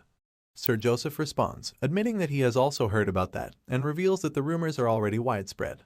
Regardless of Vlad's incredible success in such a short while, the young master reminds his knights that they can't sit idly. He suddenly pulls out an envelope with a red seal on it, and when Jaeger asks him what it is, he vaguely states that it's the next step. After breaking the seal, the advanced knight opens the paper to read its contents, only to find out that it's no ordinary invitation. Joseph then asks his trusty knight if he can respond to it. Of course, Jaeger is more than happy to do this for his young master. Besides, he also happens to have been pent up, cleaning after the kid lately. Hearing this, Joseph is delighted, so he confirms that everything has been concluded, and decides that they will be going to a place called Dermer. The scene quickly changes to a sunny field, and we see a horse-driven cart passing by. Inside the moving cart, we see the young master Joseph sitting across from our boy, Vlad. The nobleman seems excited about the journey and decides to give the young swordsman a little lesson. Joseph reveals that Dermer is famous for its lemons and says that it's a city that they should be grateful for, and this is because the northerners barely get to taste fruit. Besides that, the city is also one of the gateways to the central regions, and the young master reveals that this is why the place is so important to the northerners. After hearing this, a curious Vlad asks if that is the reason Sir Jaeger is taking action. In response, Joseph confirms this and reminds the kid that crisis is always an opportunity, especially when it's not their crisis. This so-called crisis is revealed to be the Heinel family succession dispute, and Joseph believes that an invitation from the legitimate heir which he received is basically a cry for help. After the young master breaks this down, Vlad is left dumbfounded for a bit, and then admits that he finds the world of nobles to be very complicated. Seeing the confusion and exhaustion on the kid's face, Joseph simply summarizes the entire journey and drama as a fight for the land of Damer in the end. Vlad finally understands this, and is quite baffled that this dispute is actually between family members, who are bound by blood for that matter. Once again, Joseph notices Vlad's reaction to this, so he explains to him that having feuds with those related by blood is a long-standing tradition of the nobility. The scene suddenly changes again, and we get to see the rightful heir to the Heinel family, who happens to be a young lady named Alicia. The uncle of this blue-haired girl Indra Heinel turns out to be one of her oppositions, as he claims that she was born out of illegitimate relations. Of course, this is a very convenient story to tell the people. After all, he would certainly become the next Baron Heinel if Alicia mysteriously disappeared for any reason. Alicia is the only child of the former Baron Heinel, but now that his throne is empty, her inherent limitations as a woman has weakened whatever rights she had to succeed him. In the end, she had no choice but to prove her innocence through an honorable duel organized by the church. The young master reflects on Alicia's unfortunate story and thinks about how she could be a relative that is distant, but close and yet not too close at the same time. Joseph thinks back to his roots and admits that his maternal bloodline makes him no more than her eighth cousin. Regardless of how distant the relationship may seem, he's still certain that it's enough to establish some form of kinship between them. As such, Joseph believes that they can take the chance to make the Heinel family indebted to them, and as he reveals this, he informs Vlad that his father, the Count, is also fully in support of the plan. Hearing all of the complexities involved in noble family politics, Vlad is a bit overwhelmed, but he still acknowledges what an impressive plan it is. As the thought runs through his mind, he sees Sir Jaeger, who's riding a horse beside the cart, and confirms that the knight is certainly honored. Vlad doesn't seem to really see why Sir Jaeger is the one that the head of a family would invite to defend his honor. As our boy just thinks about that, Jaeger suddenly senses something off. He turns to look at the blonde kid through the window and asks him what that insolent look in his eyes is about. Vlad quickly denies doing anything wrong, but the advanced knight just seems to be looking for beef with the kid at this point. He expresses his annoyance that a lowly vassal like Vlad would dare to ride the carriage comfortably while the knight he's serving is riding a horse. Hearing this, our boy seems to be feeling embarrassed about it, so just admits that he has nothing to say for himself. The angry knight just responds, saying that he was finally ready to go around with pride when he heard that the blonde swordsman crushed the other vassals. But now, seeing that the kid can't even ride a horse, Jaeger is beyond disappointed, and he's furious because he feels that he's just been wasting his time teaching a moron. The advanced knight is so pissed off that he continues to lash out at the kid from the outside, and even when our boy moves away from the window, he can still hear the loud scolding. As ashamed as he probably is, he just consoles himself by saying that he'll probably be able to ride an expensive horse. However, Jaeger doesn't seem to think that argument even makes sense. He quickly stomps on that idea, claiming that he's the one who should even ride an expensive horse, because he's more of a noble than the kid from the back alleys. Jaeger screams this loud enough for it to sink into Vlad's head, but when he's done yelling, our boy suddenly starts to feel something strange happening to him. It's coming from inside his armor, and he wonders if something is wrong with him, because his heart has been beating like crazy over the last few days. The confused swordsman places his hand on his chest, and begins to wonder if it's a result of all the nagging. He quickly concludes that it wouldn't be much of a surprise if that's the case. In front of him, Sir Joseph won't stop talking, and to his side, Jaeger nags at him every chance he gets. However, as much as he would have preferred this first theory to be the real reason for the sudden sensation, he quickly finds out that it's actually an earthquake. Just then, the vibrations start to get even stronger, and the other knights outside confirm that the ground is rumbling. Jaeger realizes this as well, and when he notices the panic around him, he suddenly instructs everyone traveling to stop moving. He yells for them to get off their horses, and while they're struggling to do this with the powerful vibration, the force throws some of them off. Vlad quickly tells the young master to get out of the carriage before he can get hurt, and it's safe to say Joseph didn't expect that. After Vlad saves him, he casually tells the kid that his sincerity is admirable, but tells him not to panic too much. This just confuses our boy, but before he can dwell on it, the other knights sigh in relief, seeing that the powerful earth tremor has passed. Vlad is a bit excited, and reveals that this is the first time he's experiencing an earthquake, but that's when Joseph breaks it to him. The young master informs him that it wasn't an earthquake, and then urges him to look at the trail of damage left behind. Truly, it looks nothing like an earthquake, but appears to be some kind of giant mole at work. Although our guess was pretty close, Joseph reveals that it's actually a giant deathworm. He claims that the creature is a remnant of the fallen dragon, and our boy finds this news very intriguing. In fact, he's delighted to hear this, because a smile forms on his face as he admits that it sounds awesome to him. Soon, they arrive at the Heinel family's soul city, Damer, a very large settlement with huge fences and pillars keeping it separated from the outside world.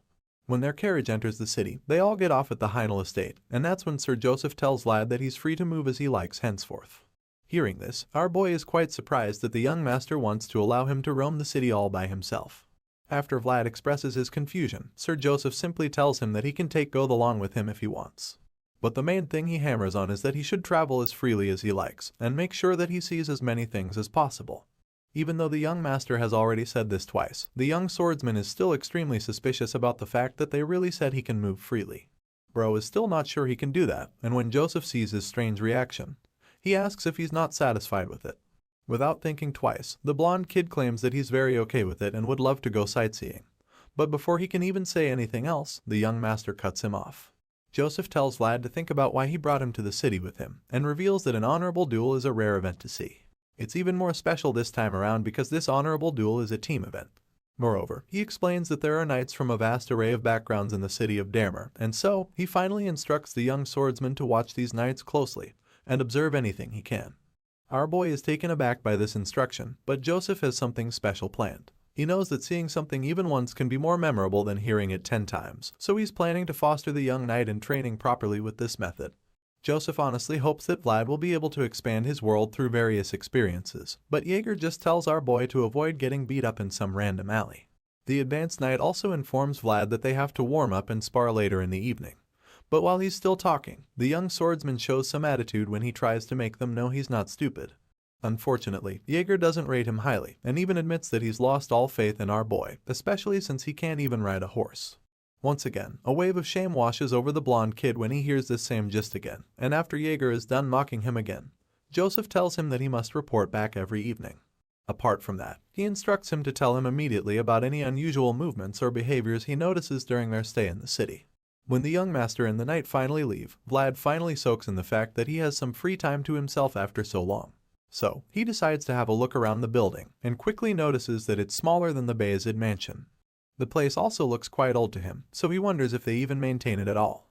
The story about them being famous for their lemons starts to make less sense now, because it looks like they don't even have any money on hand. Just then, our boy suddenly grips his sword, and the moment he does, the voice starts talking again. It claims that it has been in the city of Damer before, and reveals that it remembers the tree on the hill which can be seen not too far away. A smile appears on Vlad's face when he sees the tree, and that's when he admits he'll need a place to pray after quite a long time. The scene changes, and we see the mysterious leafless tree standing quite tall in a graveyard. "I shall give you the sword and you shall give me the memories," is a quote that we see, and at the same time, someone we can't see yet reveals that it's time for him to give back since he's been taking for too long. Meanwhile, back inside the Heinel family mansion, Miss Alicia welcomes the visitors and thanks Joseph for coming all the way after receiving her invitation. The young master responds with a smile, claiming that of course, he must answer since it concerns the crisis of the rightful heir. He then reminds them that the call of blood is the most important after all. Joseph assures her that Count Bayezid has already allowed the visit and intervention. He informs her that the only thing that remains is her decision. In response, the young lady reveals that she has already made up her mind, and then tells him that everything will be done according to the Count's wishes. However, this is only if she comes out victorious in this honorable duel that will decide her fate in the future of the Heinel family. Hearing this, young Master Joseph assures Alicia that she has nothing to worry about, and then adds that this is because Bayezid's sword has always promised victory. After the bold declaration during the meeting in the dark room, Joseph and his men exit the place. On the way out, the other knight comments that they shouldn't take Alicia lightly, and Joseph admits that her temperament as a matriarch was very visible.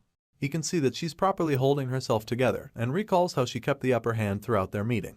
Regardless, Joseph confidently tells his men that their plan will remain the same. Looks like a team fight tournament is about to start soon, and it has Alicia's future on the line.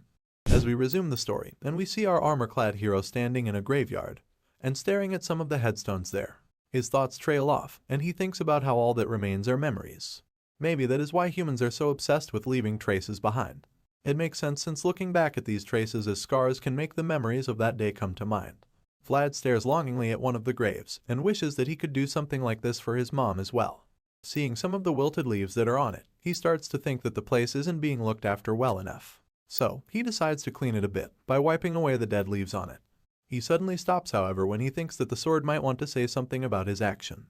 He reminds the blade that it's just common courtesy to greet the owners of the land, but the voice from the sword denies saying anything.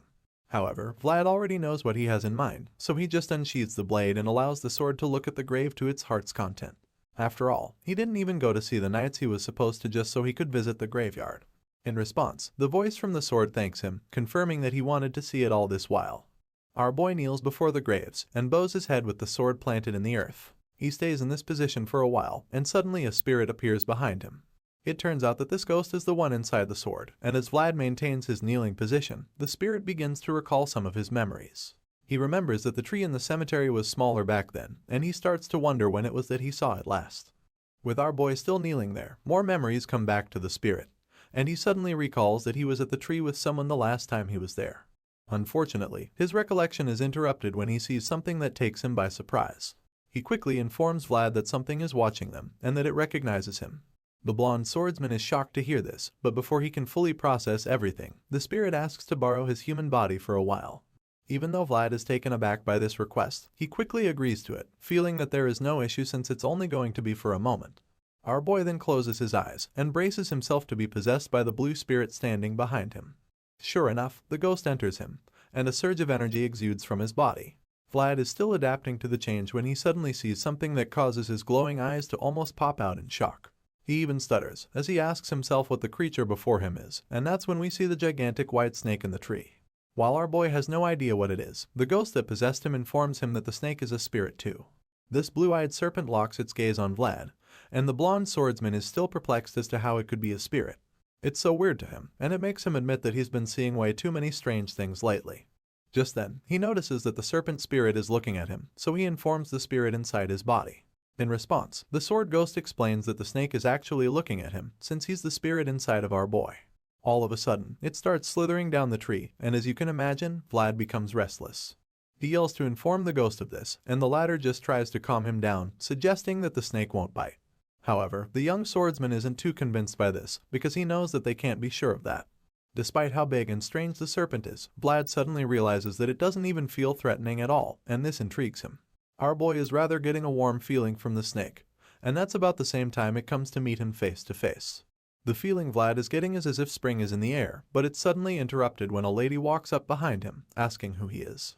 Hearing the stranger's voice, our boy is startled, and the snake spirit slowly vanishes. The lady asks him how he got to the place, and Vlad is just dumbfounded. This gets her upset, so she angrily tells him that no one aside from the Heinel family members is allowed in the graveyard.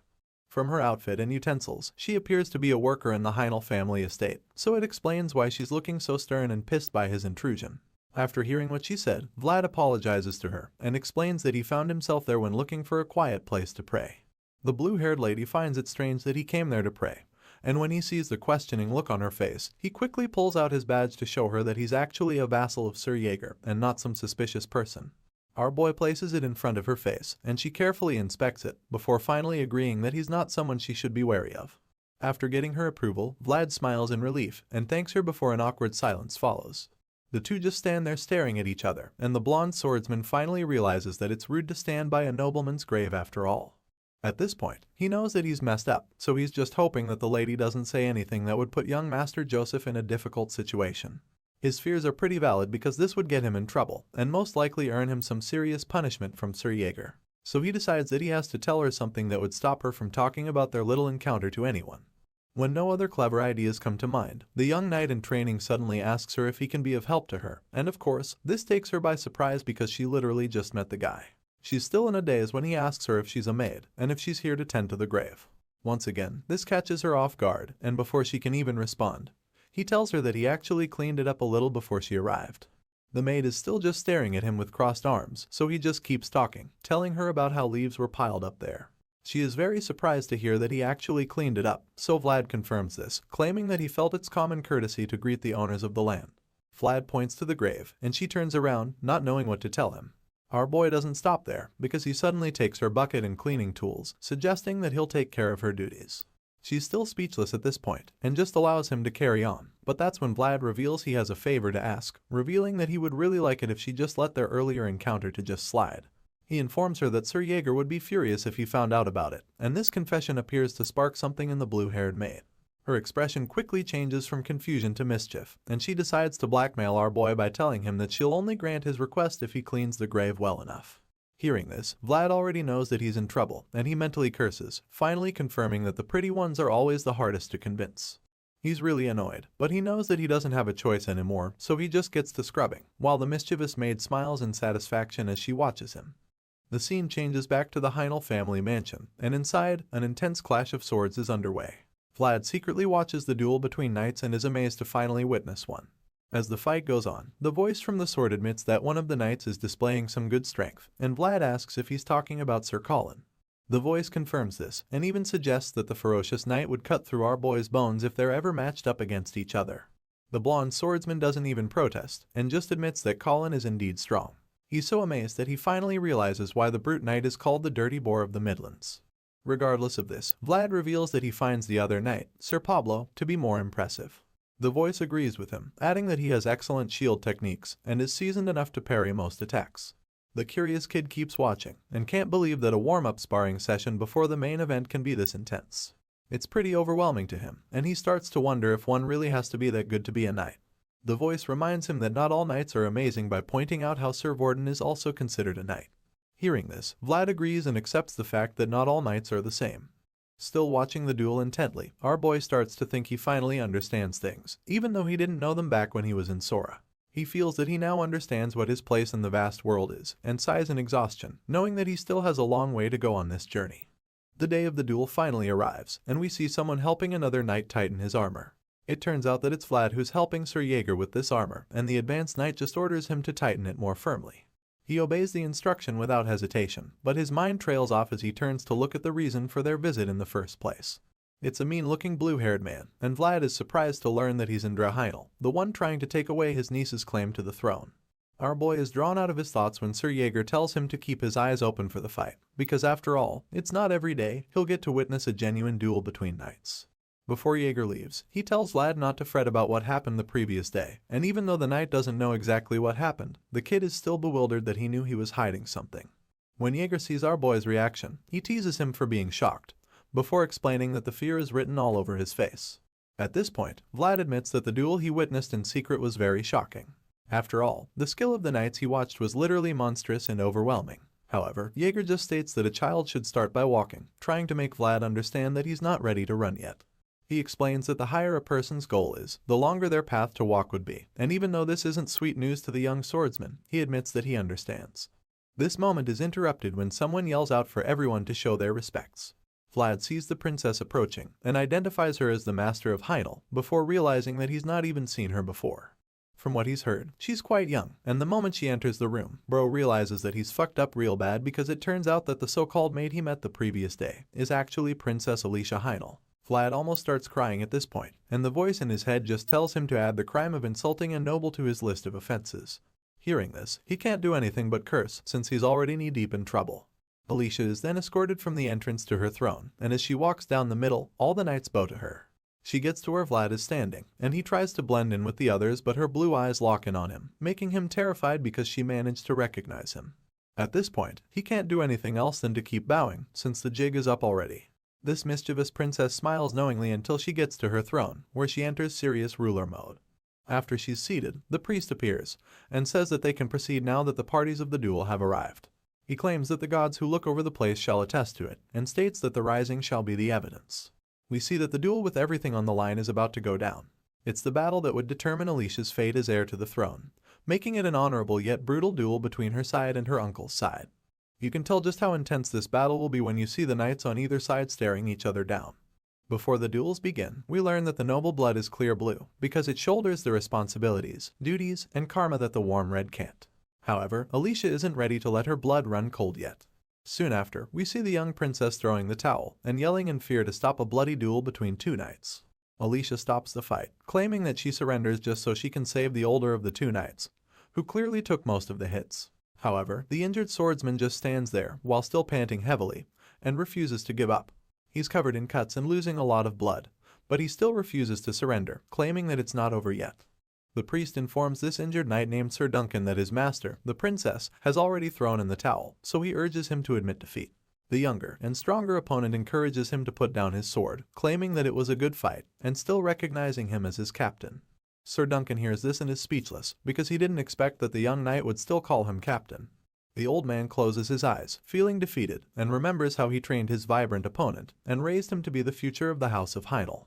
However, what he didn't expect was that he would return as the sword that would cut his master. As this thought runs through Sir Duncan's mind, he just feels ashamed, and that's about the same time that the priest announces that the victor of the duel is Mr. Andres Knight Sir Chard. Hearing this, Sir Colin, who's also under the uncle, just laughs and commends Sir Chard for providing a good head start. Endre just smiles, revealing that he is impressed as well, and while he's still feeling this confidence, the priest calls for the next two proxies to come forward. At first glance, it's easy to see that this would be an insane duel, because Sir Jaeger will now be going up against the big brute, Sir Colin. The two knights stare each other down, and the priest reminds them for the last time that using aura is forbidden. Of course, this is good news for Colin since he has the advantage of size and strength. The priest once again explains that the fight will end whenever a proxy or his master surrenders. The second thing that can bring the duel to an end is a situation where one of the knights is severely injured to the point that he can't continue the fight. After the rules are announced, Sir Jaeger looks back at his worried vassal who's watching him closely. The green-eyed knight can see the anxiety in Vlad's eyes, but he thinks that the kid should have a good look at the duel instead of trying to run when he can't even walk. Jaeger points to his open eyes, which is basically a way of telling him to watch closely. This is because the green-eyed knight has decided that his duel will be their class for the day. The advanced knight bravely unsheathes his sword, and he prepares to begin the duel, while revealing that our boy's study material today will be none other than Sir Colin, also known as the Warhog of the Central Regions. Not surprisingly, the bigger knight makes the first move, by attempting to land a powerful downward slash, but of course, the calm and confident swordsman effortlessly blocks the strike before retaliating with a similarly devastating hit. However, Sir Colin is up to the task, and when he sees that Jaeger's strike had only one step difference, he becomes very confident that he can win the duel. So, he lifts his blade and prepares to take another mighty swing, this time trying to make it a bit faster and a bit stronger. Unfortunately for him, his skilled opponent casually dodges the first mighty strike, so he tries another one, which just ends with him missing again. Even with one eye, Jaeger can see all of Colin's moves, and it's almost like he can see what the brute is planning to do next. However, this doesn't deter the wild boar of a man because he just keeps swinging as fast as he can. Even though he's yet to land a single blow, Andre is pretty glad to see that Colin is as strong as the stories say he is. The blue-haired uncle isn't too bothered by the lack of hits, because he believes that his brute is overwhelming Jaeger and forcing him into a corner. One of the other knights on Andre's side hears this, and is pretty disappointed that they would even think something like that. He knows that Colin isn't overwhelming shit, and it makes him wonder if he's the only one that can see the strange turn that the momentum of the fight is taking. He's even certain that Colin must be feeling it too right now, and sure enough, the killer boar starts to get frustrated, wondering why he still can't reach Jaeger after several attempts. The guy is sweating at this point, and already getting exhausted, but the green-eyed knight just fans the flames of his fury by playing the role of a matador. With a cold and fearless look in his eyes, Jaeger says "ol" in other words, and this just wakes up the wild boar inside of Colin. The word infuriates him, and he charges at the one-eyed knight, calling him a son of a bitch. Of course, this is all part of Jaeger's plan since he anticipated Colin's uncontrollable outburst, so just when the giant knight tries to land a killing blow on him, he takes a lower position that gives him a perfect opening for the real finishing strike. At this point, the voice tells Vlad to watch carefully, claiming that this is the moment our boy is meant to see very clearly. Colin thinks he's going to finally hit Jaeger, not knowing that he's standing right where the advanced knight wants him to be. Jaeger blocks Colin's strike with blistering speed, and ends up creating a gap between them. The voice takes up the commentary role at this point, and informs the kid that it's an inevitable gap formed when a hit is blocked. He further explains that it's what you call a counterattack technique, and Vlad already knows that it's a technique used to launch a follow-up attack after blocking the first hit. Sure enough, this is exactly what the green-eyed knight had in mind, so the next thing we see is that Colin is on his knees. The brute is terrified and exhausted, because he now realizes that Jaeger is on a totally different level. A level that seems insurmountable to him, so he just accepts his defeat, and the priest announces that Alicia's proxy, Sir Jaeger, has won this round. Hearing this, the princess sighs in relief, while her uncle and his men scowl in rage. Like the champ that he is, Sir Jaeger walks back victoriously to where his vassal is, and when he reaches Vlad, he immediately asks the boy if he had a good look. In response, the blonde swordsman smiles smugly, revealing that he did, and thanks the advanced knight for giving him the opportunity to learn. Despite Sir Jaeger's victory, the contest isn't over, because Alicia and her uncle are currently tied on the number of wins. So, that's why the last duel is required, and for this tiebreaker, the blonde knight from earlier will be going up against the purple-haired one from Alicia's side. The blonde swordsman introduces himself as Sir Pablo of Arnstein, and he expects his opponent to do the same before they duel. Unfortunately, this purple-haired swordsman isn't the type for such, and he just asks the knight why he's so awkward. To him, there's no need for all that formality since they already know each other. Regardless of the mockery, the blonde guy proves that he's one of those uptight knights by insisting on formality, so the purple-haired knight is forced to finally exchange greetings with the guy, introducing himself as Jubert of Shazad. The voice in our boy's head sees Jubert, and admits that Alicia certainly found a good hand. He says that while Pablo and Colin are on the same level, Jubert is way out of their league. In a shocking twist, Jubert suddenly turns to face Joseph and Alicia, which confuses them because he should already be fighting on the princess' behalf. The young master is very worried, because he has no idea why Jubert is bidding them farewell, and before he can even come up with something in his head, the crazy knight just bows before them and ruins everything by announcing his withdrawal from the duel. From Alicia to Jaeger to Vlad and even Sir Duncan, everyone on the princess side is horrified by the news. Especially Joseph, who looks like he's about to chew up this purple-haired traitor, and then spit him out. On the other hand, this is exciting news to Andre, because he knows that Alicia's withdrawal from the duel automatically brings it to a close. The ambitious uncle asks those in the room to confirm his claim, and Joseph just gets even more furious, because he finally realizes that Andre always had 4 cards up his sleeve from the beginning, Jubert being the final and most important one. While the young master is bitterly scowling at the relentless uncle, the old man in question announces that he's the only Heinel, and that he acknowledges this before the gods. Even though it looks like Andre has already won, Joseph Bayezid refuses to let it end this way, so he suddenly announces that it's not over yet. With a confident smirk plastered on his face, Andre points out that Alicia's proxy withdrew from the duel. He even goes on to taunt the young master, claiming that he understands what he's feeling, before stating once more that the duel is over. However, the young master bluntly responds, saying that the fight can't end until he is convinced. With a very menacing look on his face, he then reveals that the Bayezid family has no intention of just accepting whatever outcome the people decide. Joseph Bayezid refuses to back down and insists that the fight is not over yet, so one of Andre's advisors secretly counsels, telling him to at least hear what the young master has to say. The advisor reminds Andre that Mr. Joseph Bayezid is a representative of the North, and that since their own knights are subject to the center, things could escalate. He tells Andre that a conflict between the North and the center could ensue if things go wrong at this stage, so the blue-haired menace realizes that his advisor is right. At this point, the uncle is pretty confused, so he asks the young master what he should do now. Hearing this, Joseph is relieved a little, but he also knows that the best-case scenario is already out of the picture, so he decides that all he has to do now is avoid the worst-case scenario. Joseph knows that only a sure-shot defeat can bring the next best result, and only after that can they plan for the future. With all of this in mind, the young master responds to Andre, asking the ambitious uncle to allow the duel to proceed, and claims that they cannot allow Miss Alicia's reputation to be tainted by a forfeit. Of course, Andre instantly asks Joseph if he has someone to stand in for Sir Jubert, and feeling confident that there's no alternative, he agrees to accept the request if there's someone to fight. The blue-haired man knows that Sir Duncan is the only one of Alicia's knights remaining, and there's also an unwritten rule that guests can't bring too many knights. As such, Andre is delighted and confident, because he believes that there's no way a duel can even take place anymore. However, the young master just stares the uncle down with a challenging look in his eyes, as he reveals that he actually has someone to fight in Jubert's place. Andre is incredibly shocked and confused to hear this, but Joseph of the House Bayezid suddenly presents to everyone a mighty warrior, in the name of Princess Alicia's honor, and we finally get to see who he's talking about when he suddenly points at our boy, Vlad of Soara. Even though the blonde kid didn't expect this, you have to admit that he sure looks confident and strong. Not surprisingly, Andre refuses to accept this challenge. He fumes in rage, explaining that Vlad isn't a knight, and then claims that he isn't worthy of fighting in a duel. However, Joseph counters this argument by reminding the ambitious uncle that anyone wielding a sword can fight in a duel of honor. Regardless of this point, Andre insists that it can't work because Vlad's opponent is a real knight, and explains that it would be an insult to Sir Pablo if he's made to fight a vassal. Once again, the young master counters the arguments, but this time he snaps at Andre and his men, asking them if they had the honor of the House of Bayezid in mind when they let all of this happen. They're all stunned as he angrily scolds them for trying to taunt Bayezid House with such a shallow trick, and after that, Joseph vouches for Vlad's reputation.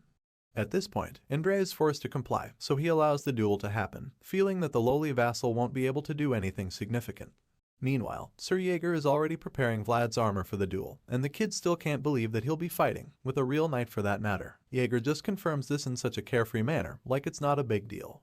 Vlad asks to be sure that he won't die in the duel, so Jaeger assures our boy that he'll interfere if the worst comes. Hearing this, Vlad isn't exactly relieved because he knows that the worst is still pretty bad for him, but Jaeger doesn't even say anything in response. Our boy notices the silence, and gets pissed at the advanced knight for not saying anything to reassure him. While he's still scowling at Jaeger, the young master suddenly calls out to him, before embracing him in a warm hug. As you can imagine, the blonde kid finds this pretty weird, so he gets uncomfortable, and tells Joseph that he really doesn't need to do all this PDA. However, while he's trying to say this, he gets interrupted by Joseph whispering in his ear. He tells Vlad to just hang in there for 10 minutes. This might look like a warm and fuzzy hug, but it's all part of Joseph's plan. The young master reveals that he has a plan and has already given Borden the orders. All they need is for our boy to buy them some time, so Vlad asks him if 10 minutes will be enough. In response, Joseph admits that the more, the better in this case, so Joseph confirms that he understands the assignment and promises to do his best to help out. The hug finally ends, and as Vlad walks away with a determined look in his eyes, the young master tells him to be careful. Our boy walks up to Princess Alicia's throne and then bows before her. The princess acknowledges him, so he turns to face his opponent, the mighty Sir Pablo Arnstein. The two fighters face each other, and our boy introduces himself as Vlad of Soara as he pulls out his sword. But Pablo just glares at him in response. The knight is so furious that he drops his shield immediately, and then tells our blonde swordsman that he's not even worthy of hearing his name. Pablo calls Vlad an unworthy brat, claiming that the duel was no longer one of honor the moment he arrived. The knight might think like he's the only one who feels insulted, but he has no idea how mad he just made our boy, because Vlad hates it when people talk about worth. The blonde swordsman thinks back to his life in Soara and wonders why people always hog beautiful and shiny things. Even though he comes from a place of no worth, it doesn't mean that he has any intention of ending up as a nobody, so with this in mind, he wields his sword and boldly asks Pablo what makes him appear lacking. At this point, our boy's eyes are glowing with intensity, implying that the knight just struck a nerve. Vlad asks Sir Pablo to tell him what makes them so different from one another, and despite seeing the power in the kid's eyes, he just taunts some more, claiming that the Bayezid standards have really fallen. Of course, our boy isn't going to let that one slide, but before he can respond, Sir Pablo tells him that he can ignore the rules of the duel. The knight unsheathes his blade and challenges Vlad to fight with everything he's got, but claims that he'll still nip this fight in the bud. At this point, our boy is beyond furious, so he charges at the knight with all he's got. After all, this is the day he deserves to shine. Vlad takes a massive swing at Sir Arnstein, but the more experienced knight blocks it and a heated sword clash ensues. The two swordsmen hold this position for a while before Pablo suddenly notices something strange with Vlad's sword. As such, he pushes the kid away, but of course, our boy just charges at him again, determined to win, because, for the first time in his life, he lifted a sword, not for himself, but for someone else. The blue-eyed swordsman rushes to deliver another powerful attack, and the voice in his head advises him to aim for Arnstein's left, the same place he was shielding earlier. Vlad takes the advice, but Pablo barely manages to block the attack. The voice admits that habits are scary, and after our boy's brilliant attempt, Andres starts to get a little worried, because he sees how quick the blonde swordsman is and realizes that he's no ordinary kid. Meanwhile, Pablo isn't backing down either, but even though he promised to end the fight quickly, he can now see that Vlad is a natural, especially because of his ferocity, which is like that of a starving wolf. As terrifying as the kid looks right now, the more experienced knight still believes that he'll win, so he admits that Vlad has great spirit, but the look in his eyes implies that it won't be enough to win. Our boy sees this look on Arnstein's face, and he can already tell that the knight is planning to deliver a powerful strike. Sure enough, Pablo takes a mighty swing at Vlad, who manages to block it, and that's when the knight stares him down and tells him that he can't win because he's not all the way there yet. Arnstein's strike is so powerful that it sends our boy on his knee when he blocks it. The knight doesn't reduce the intensity at this point, as he just pushes down with great force, causing Vlad to shake while struggling to hold on. The boy from Soara musters all the strength he can to keep Pablo from taking him out, groaning in pain as he pushes himself to the limit. He thinks about how this fight is like being beaten with stones at this point. As our boy begins to tire out, Sir Pablo lifts his sword and asks him if he's done playing his tricks, right before attempting to land an even more powerful sword strike on the kid. Even though this strike packs a lot more force than the last one, Vlad still manages to block it somehow. Because of the force generated by Pablo's swing, the kid is forced to block the attack with both hands from below. However, while he's struggling to do this, the voice in his head tells him not to block the opponent's attacks head-on. Instead, it tells Vlad to try to parry the attack somehow. Of course, our boy is determined to take this advice, so when the powerful knight takes another big swing at him, he tries to deflect it, and it doesn't exactly go as planned. This time around, Pablo's strike sends him flying in the other direction, and he crashes into a wall. Vlad screams in agony as his back slams into the worm, but he still doesn't fall to the ground. Rather, he lands on one knee like a true knight and prepares to get back up, just as Pablo intends to finish him off for good. The more experienced knight walks up to him like a lion going to meet its injured prey, and as our boy struggles to get back up, he just stares at this kid like there's something running through his mind. All of a sudden, he calls Vlad's performance impressive and admits that even though it's too early, the kid is still worthy of resisting him. Our boy isn't exactly flattered by this confession, because he still hates when people talk about worth. Pablo suddenly lifts his sword to finish things and admits that it's such a shame he had to meet the promising young swordsman under these circumstances. He tells Vlad to come find him later, but as you can imagine, our boy isn't one to give up that easily. The voice tells him that he's worked hard, and it kind of triggers something inside of him, because his eyes glow even brighter all of a sudden. Vlad sees Arnstein's sword coming down at him to end the duel, but he refuses to let this happen, so in a shocking and unbelievable twist, he deflects the attack with his sword at the last minute. Everyone watching is shocked, including Jaeger, who was preparing to interfere. Indra and his men watch with dropped jaws, and so does Princess Alicia, who can't believe what she just witnessed. Sir Pablo is equally taken aback, and wonders if Vlad just used a counterattack technique. Sure enough, the blonde swordsman is using just that, a technique he learned from the one and only Sir Jaeger. While Pablo is still coming to terms with what just happened, the people watching are trying to make it make sense. They can't understand how a mere squire managed to stop a seasoned knight's sword strike, so Indra convinces himself that it must have been a coincidence. He refuses to believe that Vlad meant to do it, because he sees the exhausted blonde, and concludes that he can't even lift his sword. Truly, our boy is almost completely drained at this point, and we see him panting heavily like someone who's about to collapse. But despite this tiredness, the boy from Soara isn't one to give up, and from the look in his eyes, you can tell that he's ready to keep going. Sir Pablo overhears the murmurs behind, and what Indra said. But he disagrees in his mind, knowing that there's no way that what Vlad did was a coincidence. The knight believes that it's something outside of the box, and admits that he also has a hard time accepting it.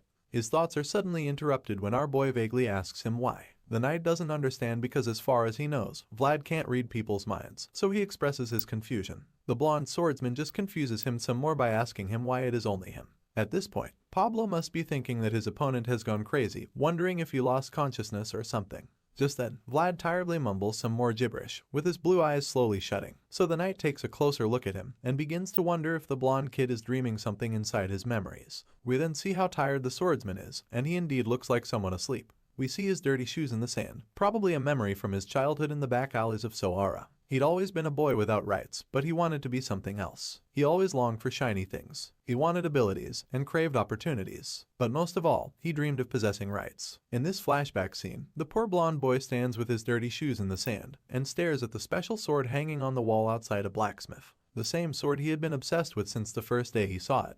But he could never afford such a rare item. It's such things that made Vlad desire the rights to go somewhere that shines, a place where he wasn't the underprivileged child. And as this memory of Soara fades away, our boy wakes up from this trance. His eyes widen with determination and anger as he reveals that he wants to be in this shiny place as well. This sudden activation takes Pablo by surprise, because it almost looks like Vlad just woke up from the dead. The knight can already feel that the fight won't be the same anymore, and the look on his face shows that he's no longer as confident as he was a few seconds ago. At this point, a flower is about to bloom, a brilliant flower that no one has ever seen before, and this is when we see the insane aura surrounding our boy, as he gets back up to continue the duel of honor. The next thing we see is the two opponents clashing swords, and this time, Vlad's isn't shaking. Indra and his men are bewildered when they see this, because he can't even fathom what his eyes are seeing. That's when we see our boy's hands covered in blood as he tightens the grip on his sword. Sir Jaeger is equally shocked to see this because he knows that he didn't show the technique to Vlad so he would use it. Like all he did was show him to help him focus on the basics, but this genius swordsman is out here pulling off unbelievable techniques. The aggressive duel continues as both swordsmen go toe-to-toe, with neither backing down.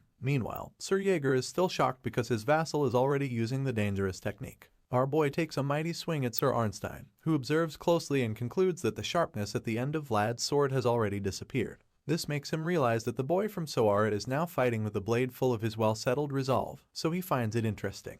The young swordsman attacks with all the strength and determination that he can muster, but this just makes one wonder where this resolve even points to. Just as our boy is about to deliver the strike, Pablo is already fully ready to take the attack, so they clash swords again. He sees the boy's bloody hands, and is instantly horrified because he fears that his opponent's sword is howling. At this point, he realizes that Vlad's sword is going to bloom any moment now, and while he's busy worrying about that, the young swordsman prepares to take another big swing. Pablo realizes what's about to happen, and decides that he must carry out his duties as a knight.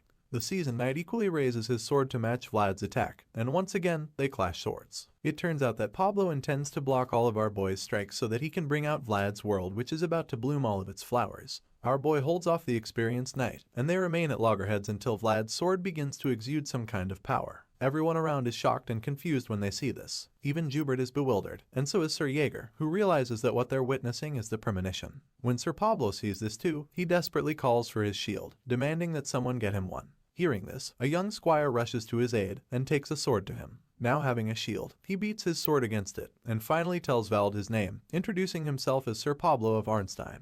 He prepares to continue the tough fight and calls our hero the boy who has rights as he asks for his name. In response, Vlad looks at him with glowing eyes and reveals that he's the boy born in a place without rights. With this statement, we're once again taken back to his memories in Sawara. We see Vlad leaving footprints in the sand as he walks away from the sword on the wall. But he's not walking aimlessly. He's walking toward the place that shines, and as he makes his way to this magnificent place in his mind, he hears a voice telling him that he has proven his own rights. Our boy beholds this place that shines and continues to stare at it until his blue eyes turn golden. However, they quickly turn blue again, because now the young swordsman knows who he is. So, the voice tells him to scream out his identity with pride, and he does. Our boy charges at his opponent with power surging all over his body and reveals that he is Vlad of Sawara. The aura around him shines so brightly that it turns into a blinding light which everyone around has a hard time looking at.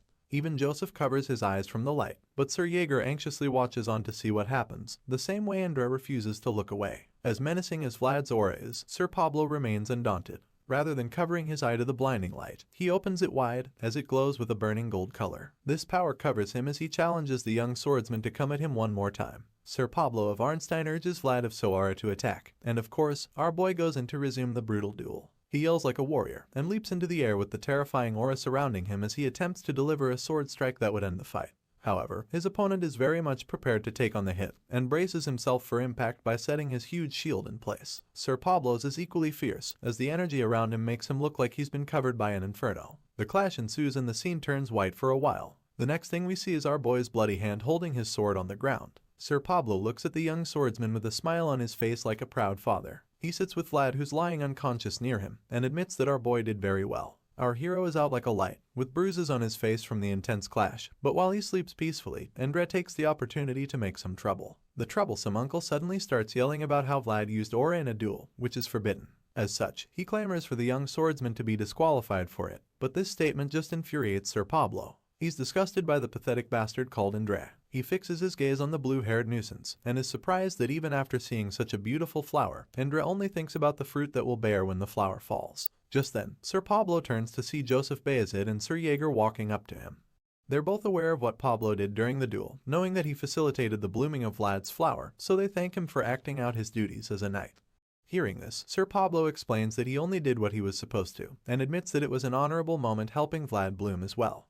After that little exchange, the young master turns to the priest there and asks him to confirm if Vlad actually used aura. The priest claims that it's correct, revealing that it was indeed aura. Hearing this, Joseph then asks the priest to pick out which is the higher concept between the divine rules of a duel and the swordmaster's code. The priest is caught off guard by this question and almost looks like he just saw a ghost. It turns out that the swordmaster is a title that has been possessed by only one person in the history of mankind. There is a code attached to this honorable title, and Joseph reveals that code is both honor and duty, adding that it is also related to royal authority. After explaining this, the young master turns to the blue-haired uncle and his men. He addresses Indra Heinel and tells him that rule and code are butting against each other. So, he asks the uncle to choose if honor comes first, or if duty takes priority. He explains that no one there can say either of the two comes first, and as such, he believes that what happened must be reported to the Holy See in the royal palace. After explaining this, the young master concludes that the result of the duel will be postponed until they have a definite answer from there. With that conclusion, we're told that all the young and tender in the world have a deserved right to bloom their flower. We see our boy lying unconscious after his clash with Sir Pablo, and the fact that he has finally bloomed his flower makes one realize how beautiful possibility is. The voice says that all the young who can express themselves as their own world are precious, so he tells all his knights that they must dutifully protect those moments. He tells all those who raise their honorable swords to vow by his name that they will carry out their duties. At this point, we learn that the man speaking is the swordmaster, the founding king,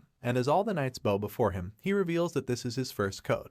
After the duel, the scene shifts to the Heinel mansion where we see our hero waking up from some much-needed rest. He literally went toe-to-toe with one of the most powerful knights in the land, and held his own too. Vlad finally wakes up, groaning in pain, and we see that his hands are all wrapped up with bandages since he cut them during the fight.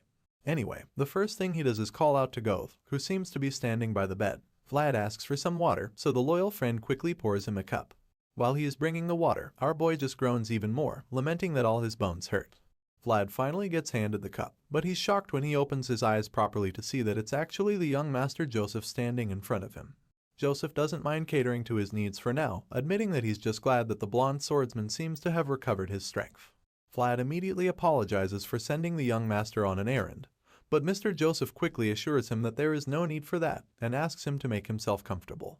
The swordsman receives the cup of water with his wrapped up hands that now make him look like he's a mummy, and Joseph asks him if the pain hurts anywhere in particular, so Vlad answers that it doesn't.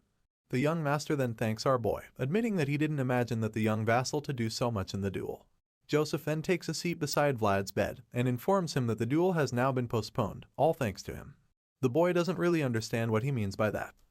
He was out like a light after the fight, so he expresses his confusion, and Joseph explains that the duel has been delayed without coming to a conclusion. The young master goes on to tell him how the situation got complicated since the rules of the sacred duel and the swordmaster's code got entangled.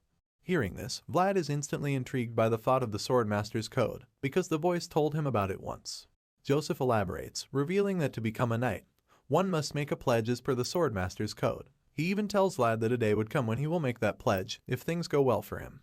The whole conversation is so fascinating to our boy, and he immediately begins to fantasize about being a full-fledged knight.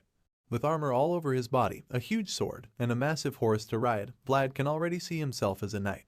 Joseph wakes him from the little daydream when he suddenly gets up to leave. He hopes that Vlad takes good care of himself, and informs the kid that staying too long in this place might be kind of trouble. However, our boy assures the young master that he's fine already, and is even about to say he's ready to leave, but Joseph stops him right there, explaining that he can't let that happen. He can't let the future knight jump out of bed without fully recovering because he's the kind of person who cherishes things that deserve to be. Elsewhere, we see Princess Alicia staring out her window wistfully. She notices how all the guests are leaving one by one and feels very frustrated that she couldn't even give them a proper word of caution. She asks if Indra left also, but her knight reminds her that her uncle's departure was delayed along with the duel. However, the knight assures her that he has asked the church for personal protection through the priest. Hearing this, Alicia just gets more upset, especially because she now has to see all those who tried to push her to her downfall leave in peace. She claims that it feels like her heart is being crushed, but while she's expressing her sadness, the knight assures her that there will be time for revenge later. The old knight tells her that these difficult times require her to toughen up, and then reminds her that it's important she establishes complete control over Dermer in the meantime. Sure enough, the determined princess admits that she has to do just that. She suddenly asks him how the lemon harvest is going, and unfortunately, he informs her that it's not so good. Alicia is worried that production keeps falling, so she asks if they should switch to planting more barley instead. However, Sir Duncan suggests that they just wait and see, explaining that can't just change the industrial structure so easily. The princess agrees with him, knowing that it's indeed a difficult decision to make at this point. She sighs in exasperation, feeling that even after clearing mountain-like trails, there's always another mountain waiting right in front of her. Alicia suddenly spots something outside the window that catches her interest, so she asks Sir Duncan, just to confirm that most knights know how to ride horses. The old knight is taken aback by her question, because as far as he's concerned, all knights should be able to ride horses. To him, you can't call yourself a knight if you can't ride a horse, and that's pretty much the general idea too. After all, horse riding is a virtue as important as the sword, and hearing this, Alicia just keeps gazing out the window, with an amused look on her face. She concludes that the gods don't give you everything after all, so Sir Duncan goes to check what she's staring at, and is immediately stunned. Looking out the window, they can see Vlad struggling to stay on the back of a horse, like he's at one of those bullfighting competitions. Jaeger just watches in the background, feeling very disappointed, so Sir Duncan can already feel the advanced knight's anguish. Our boy eventually gets thrown off the horse and lands on his back. From the look on his face, you can imagine just how much it hurts, and you gotta feel for the kid because he just got out of a brutal duel a while ago. Vlad takes a breather while rubbing his back in agony, but Jaeger just reminds him that he said he could ride an expensive horse. Our boy just hits back, suggesting that maybe the horse needs to be a little more expensive.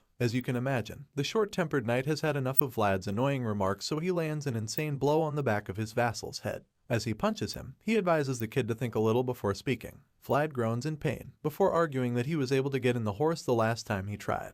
However, it was Goth who steered at that time. While our boy is trying to explain this, his loyal friend Goth chimes in to defend him, claiming that he actually got on the horse. Upon hearing this, Sir Jaeger realizes just how serious the situation is. He initially believed that he'd be able to teach Vlad how to ride a horse by himself, so now that nothing is working, he starts to wonder if the horse might actually be the problem. He sees Goth trying to get the horse back to Vlad and realizes that the animal is even backing away from his vassal. Heck, this horse is even shooting death glares at our boy. Jaeger starts to think that maybe there's something ahead that the horse is afraid of, and since he doesn't know what that is for now, he draws the curtains on their training for the day. Vlad asks if they'll practice tomorrow, and surprisingly, the advanced knight suggests that they skip training for the following day too. Our boy is very confused when he hears Jaeger say this, so he asks the knight when he'll learn how to ride a horse. In response, Jaeger explains that they're delaying that part of the training for now, so Vlad reveals that he's heard those words way too many times since he arrived in Damer. The hot-headed knight bluntly asks him if he has a problem with it, so Vlad decides to get on Jaeger's nerves by claiming that he does have a little problem with it. Upon hearing this, the frustrated knight just sighs, realizing that there's no quick fix for his squire's bratty character. Jaeger just starts walking away, suggesting that they think about the issue when they get back to Sturma, especially since he has work to do later in the day. When the knight exits the scene, Goth finally asks Vlad why horses seem to hate him even more as time goes on. At this point, our boy is becoming worried, because he's afraid that even the more expensive horses won't let him ride them either. Seeing the way things are going, Goth randomly suggests that Vlad tries riding a cow. He thinks it should be easier since cows are definitely duller than horses, but our boy just feels insulted by this idea. He accuses Goth of just yapping all the time, and scolds him, telling him to think a little before he speaks. Of course, Goth heard when Jaeger said this earlier, so he hits back at that blonde swordsman, and mocks him for continually riding in a carriage when other knights are riding horses. Goth taunts him with this, saying that he's sure Jaeger would love that. Seeing that Vlad doesn't appreciate his help, he reveals that he'll get going, so he takes the horse back to its stable. Seeing how much the horse dislikes him, and how Goth just switched up on him, Vlad begins to wonder what the problem could actually be.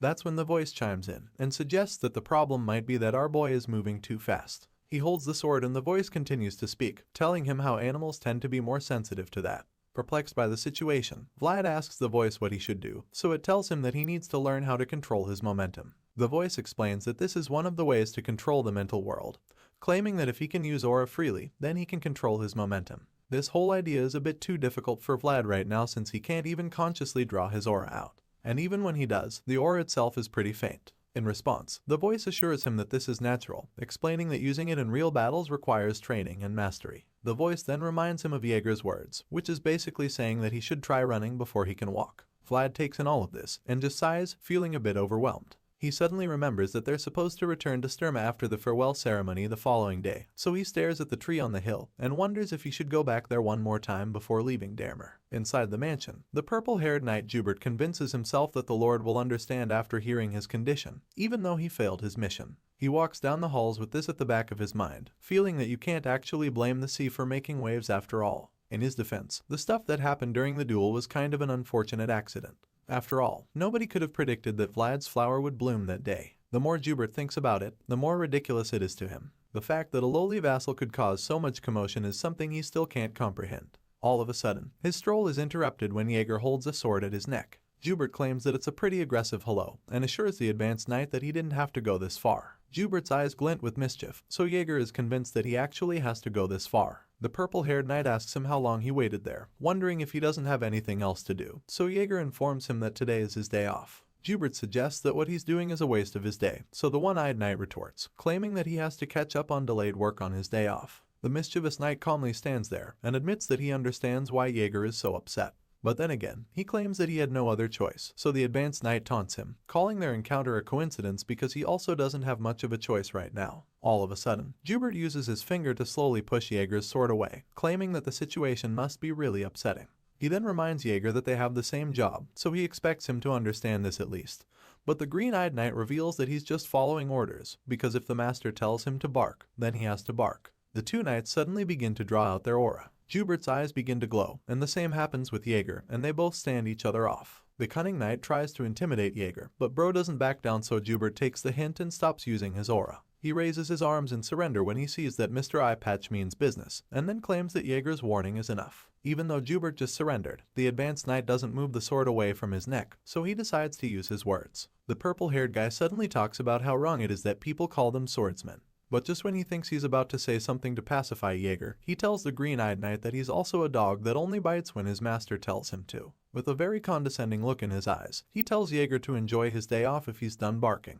He's confident that the knight won't hurt him, because he knows that the slightest amount of bloodshed would be a declaration of war against the Shazar family. However, before he can even finish this sentence, Jaeger punches him right in the face, knocking him to the floor in the process. Jubert groans as he hits the floor, while the green-eyed knight just taunts him, claiming that one little bite is fine since his lord is a nice man. He says this, and then charges at Jubert again.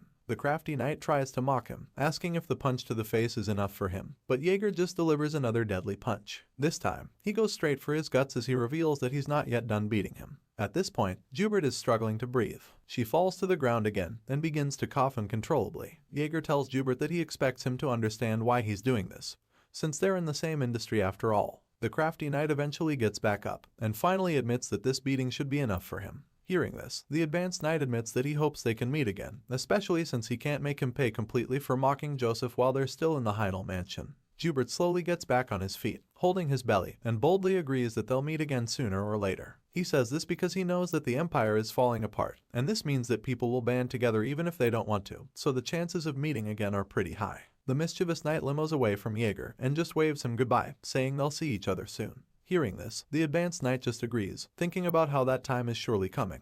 The time when the sword will be needed more than ever, and a time when their lands will be ravaged by war and death. Meanwhile, outside the mansion, we see that our boy has returned to the tree in the graveyard. He stands before the tree and claims that the spirit they met the last time seemed like an old friend, so he suggests that the voice in his head tries talking to it again. In response, the voice admits that he honestly can't believe that the snake recognized him. He was also very shocked. Either way, Vlad thinks that they should have a quick look and leave before they run into the princess again, because he knows that they can't afford the kind of trouble it would cause them. Vlad quickly kneels before the tree and plants the sword in the ground like he did the last time, as he prepares to let the voice take over his body again. Our boy's eyes begin to glow at that moment, and immediately, the white serpent appears in front of him. He's taken aback by how fast it was, and even more startled by how close the snake is to his face. Vlad does his best to stay cool, and then asks the voice to confirm that this spirit is his friend, but the guy in his head isn't even sure. He just hopes that the snake is friendly. All of a sudden, the white serpent spirit circles the young swordsman like he's an egg. As you'd expect, he's not really comfortable with this, but he just tries to assume that this gesture is the snake's way of greeting him. The voice also believes that he should be correct, so while they're still speculating, the blue-eyed snake stops and stares right into Vlad's eyes. It gazes at him and then squints. In general, the snake just starts acting weird, so the young swordsman asks why that's happening.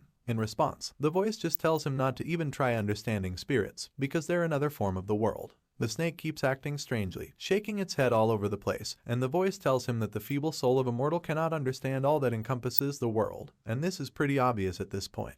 The glowing snake suddenly starts to go higher and begins some weird dance ritual, which causes the grasses and the tree to also start glowing. Even the air is suddenly filled with a strange energy, and when Vlad feels it, he realizes that it's actually warm. This is all very confusing to him, but then he suddenly realizes something. The energy surrounds him, and he suddenly begins to understand exactly what it is. Even the voice realizes what's happening, and admits that he's surprised because he didn't expect to see a forgotten enigma there. It turns out that this is the spirit's blessing, and the voice confirms it, as the glowing snake maintains its focus on the young boy from Soara. After that magical experience, the scene shifts and we see Mr. Joseph leaving with his people. Before they depart, they go to see Princess Alicia, who admits that she's very embarrassed to see them off in this manner. She wishes that she could have held a huge banquet for them, and she expresses this feeling. But Joseph assures her that her intentions are enough for him and his people. He totally understands her situation, because this is exactly the time for her to fix the cracks in the Heinel family. Hearing his kind words, Alicia appreciates his understanding, and sincerely thanks him for everything.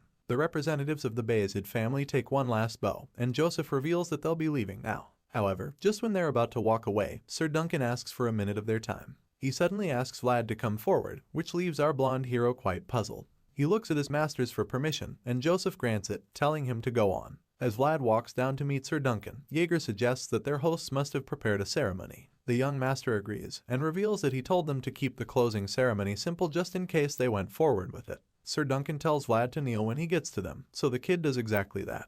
That's when Princess Alicia expresses her gratitude to the boy from Soara. She admits that without him, she wouldn't even be standing there, and then praises him for protecting their honor. Alicia also commends him for shining light over a duel that was blotted with fraud. The princess believes that no amount of gratitude could make up for what he has done for her, so she humbly offers him what she can. Alicia stretches out her hands with a purple handkerchief in them, and then informs Vlad that she wants to entrust her name to him even though he's not a knight. She claims that he was even more honorable than a knight, and while she's saying all of this, Joseph realizes that it's just as he expected. He knows that she's a smart woman, so he understands that she's trying to prove her relationship with Bayezid by having a common prospect like Vlad. In other words, this clever princess is showing gratitude and taking advantage of it at the same time. Meanwhile, our boy raises his head to see the handkerchief, and is beyond disappointed that this is the so-called valuable reward he's getting. Bro can't even hide his displeasure, because he's frowning without even knowing it. He's not sure if he's just supposed to accept the handkerchief from her. I mean, he's still pretty new to all of this knight stuff. Thankfully, he quickly remembers the time that Jaeger told him to always accept stuff from nobles, because it's proper courtesy. The memory rings in his head like a bell, and he also remembers how he got lectured the time he refused Mr. Rudiger's peanuts. As such, he's not willing to receive another beating from his brutal master, so he accepts the handkerchief and thanks the princess for it.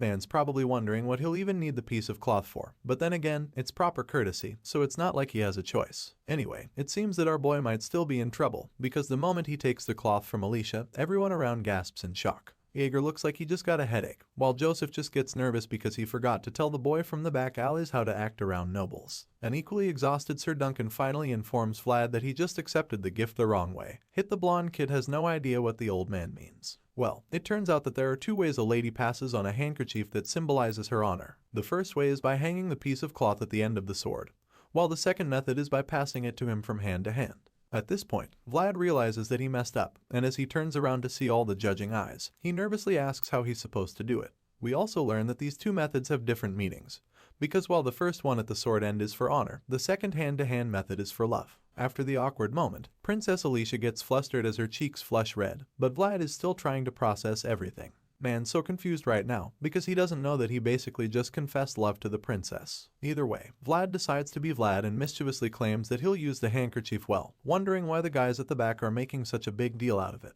On the carriage ride home, the young master admits that he hasn't been that flustered in a long time. He also feels that he's at fault for not teaching the young squire, and he also jokes about how the wandering minstrels won't have to worry about making a living in Damer for a while. Our boy apologizes for what happened, but Jaeger still scolds him, telling him to always look at him first if he's ever to receive something from a noble in public. He agrees to keep that in mind, but Joseph suddenly congratulates him. Our boy doesn't get why, so the young master reminds him that he's now a man honored by a high-ranking noble lady Alicia. In other words, the boy from Soara has now risen to the rank of an honorary knight. At the start of this series, our hero was just a boy from the slums, and now he has progressed all the way to the rank of a knight. The story resumes, and as you can imagine, the young boy from Soara is utterly shocked when he hears that he will become an honorary knight. However, the young master casually explains that Vlad will be treated like a knight in places where Alicia's name is recognized and revered. This is still really big news to the young blonde swordsman. He can't believe that he will be made a knight of any sort, at least not at this age, and it's such a crazy feeling that just overwhelms him. While he's trying to comprehend the current situation, Joseph chimes in again, suggesting that Vlad's knighthood will basically be limited to Damer since Alicia just became a baron. At this point, our boy finally understands the situation, and almost seems relieved when he realizes what being an honorary knight means. He knows that becoming a real knight can never be that easy.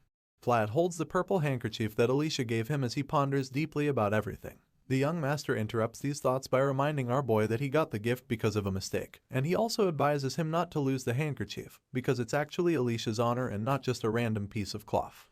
The young swordsman anxiously asks Joseph what would happen if he lost the handkerchief, and the young master coldly informs him that he'll have to take responsibility for himself, because he was the one who accepted it with his own hands. Hearing these words, fear grips our boy, because he can tell from Joseph's eyes that the consequences of such a thing will be more than the young master can handle. With this in mind, Vlad holds the handkerchief tightly and resolves not to lose the special cloth at any cost.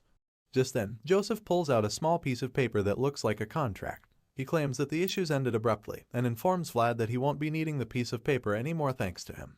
The young swordsman deduces that the paper is a promissory note, and the young master confirms this, revealing that the paper is a certificate that says that Alicia borrowed 10,000 gold. That's a huge sum, so Vlad is taken aback by it, and that's when Joseph explains that the gold was money to secure Alicia's soldiers in case she lost the duel. If she had lost the duel, she would have been forced to surrender herself because that would have been the only way to save herself from her uncle. However, the young master also reveals that Alicia didn't actually borrow the gold. Upon hearing this, Vlad asks if there's a reason Joseph brought Miss Alicia, since he already knows that losing the duel means losing the right to succeed. In response, the young master explains that his cause is like a spark in the ashes, which one right encounter with the wind can rekindle. In other words, if Alicia is within the grasp of the Bayezid family, then Andre can't help but feel pressured. At this point, Vlad is starting to understand this game a bit, after seeing how nobles live their lives looking for justification. His thoughts are interrupted when he suddenly senses something strange behind him. Joseph notices Vlad's expression, so he asks the young swordsman what's wrong, and the blonde kid reveals that he heard something from the woods to the west. Elsewhere in the forest, it all looks so peaceful at one moment, but then all of a sudden, huge dust clouds erupt in the horizon, and that's when we see the army of horse riders coming toward Joseph's convoy. Vlad sees this through the window and is immediately horrified by the army of bandits headed their way. Our boy quickly raises the alarm to inform the others and pulls out his sword as well to prepare for the imminent battle. However, just when he's about to lift his sword for the fight, Joseph stops him and quietly tells him to put his blade away. Vlad is pretty confused, but the young master just wears a smug look on his face and assures the kid that he made preparations for this even before the duel started. In a surprising twist, it turns out that the bandits weren't actually coming to fight or rob the young master's convoy, because the next thing we see is that they're bowing to Joseph. Their white-haired leader of the bandits informs the young master that they ran a bit late because they were trying to collect the fair price for something. The scar-faced dude remains on his knee and presents Joseph with a bloody sack. Seeing this, the young master asks if that sack is what he requested because he knows that he ended up asking for something else. Joseph tells the guy that he did a good job and asks him to stand up. The scar-faced bandit leader gets up and immediately spots Vlad standing near the young master. The man wonders if he's the young vassal who received Lady Alicia's honor by hand. Apparently, word about what happened has already spread all over the land, and when he says this, Joseph simply confirms it. The young master is surprised that the news spread so fast, but he tells the bandit leader that he can adore the blonde swordsman later. Our boy gets nervous just looking at the scary bandit's face, and it gets even more frightening when the white-haired stranger somewhat glares at him. Vlad becomes pretty terrified when he sees this. He realizes that the aura he senses from the guy is nothing like what he felt from other nights. Instead, what he can sense is similar to the smell of danger that the back alleys of Sowara reeked of. With this in mind, Vlad feels like his instincts are telling him that the scar-faced man is not one to be trifled with. Joseph suddenly asks the bandit leader to follow the convoy if he's coming back to Sturma, but the scary guy politely declines, claiming that he and his men have to get back a bit quicker. After all, they're using horses. Joseph is a bit disappointed, but he lets them go and thanks the leader for his services once again. In response, the guy claims that he was merely loyal to his duty as Bayezid's hidden sword, which is most likely just a fancy name for an assassin. Hearing the strange title for the first time, Vlad is a little confused and quite frightened, so he starts to wonder who the hell these people are, because it's pretty obvious now that they're not your regular bandits. Besides that, he's also really curious about what's in that bloody sack they brought with them. The young master turns around and notices Vlad looking at it, so he asks the kid if he wants to know what the sack is. The young swordsman immediately admits that he is a little, so Joseph vaguely tells him that it contains the world of nobles, which is the world of the cold, brutal, and unforgiving. We get an idea of what's inside even though it was already kind of obvious with the bloodstains on the bag. Back at home, Joseph's father reveals that a group of pilgrims is passing through Sturma, so he asks his advisor if he should greet them. In response, the white-bearded old man suggests that the visitors don't seem to want that, especially since they said that they'd just quietly see the dragon's trail and then leave. Hearing this, the head of the Bayezid family thinks that these must be the voices of the gods that desire nothing, because he hasn't seen such sincere pilgrims in a very long time. Even though they don't seem to want any greeting or attention, Joseph's father still thinks that it should be okay to look after the pilgrims without their knowledge. His advisor already knew that he would say something like that, and the Bayezid head just claims that it's only because one has the right to enjoy what they're deserving of. Seeing that the nobleman really wants to do this, the advisor assures his master that he'll make preparations to watch over the pilgrims. Besides that, the master would also like to talk about his second son and Vlad. He heard about the great feat that they accomplished this time around.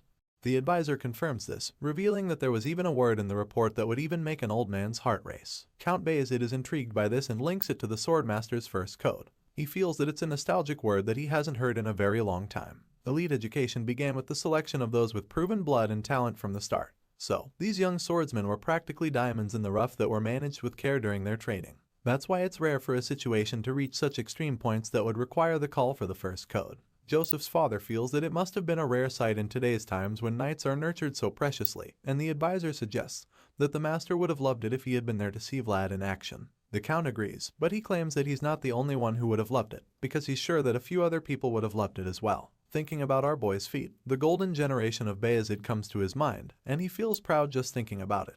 Joseph's father believes that at this rate, the old guys will come with treats in their hands for the newbies, and upon hearing this, the advisor reveals that he's sure Joseph would love that.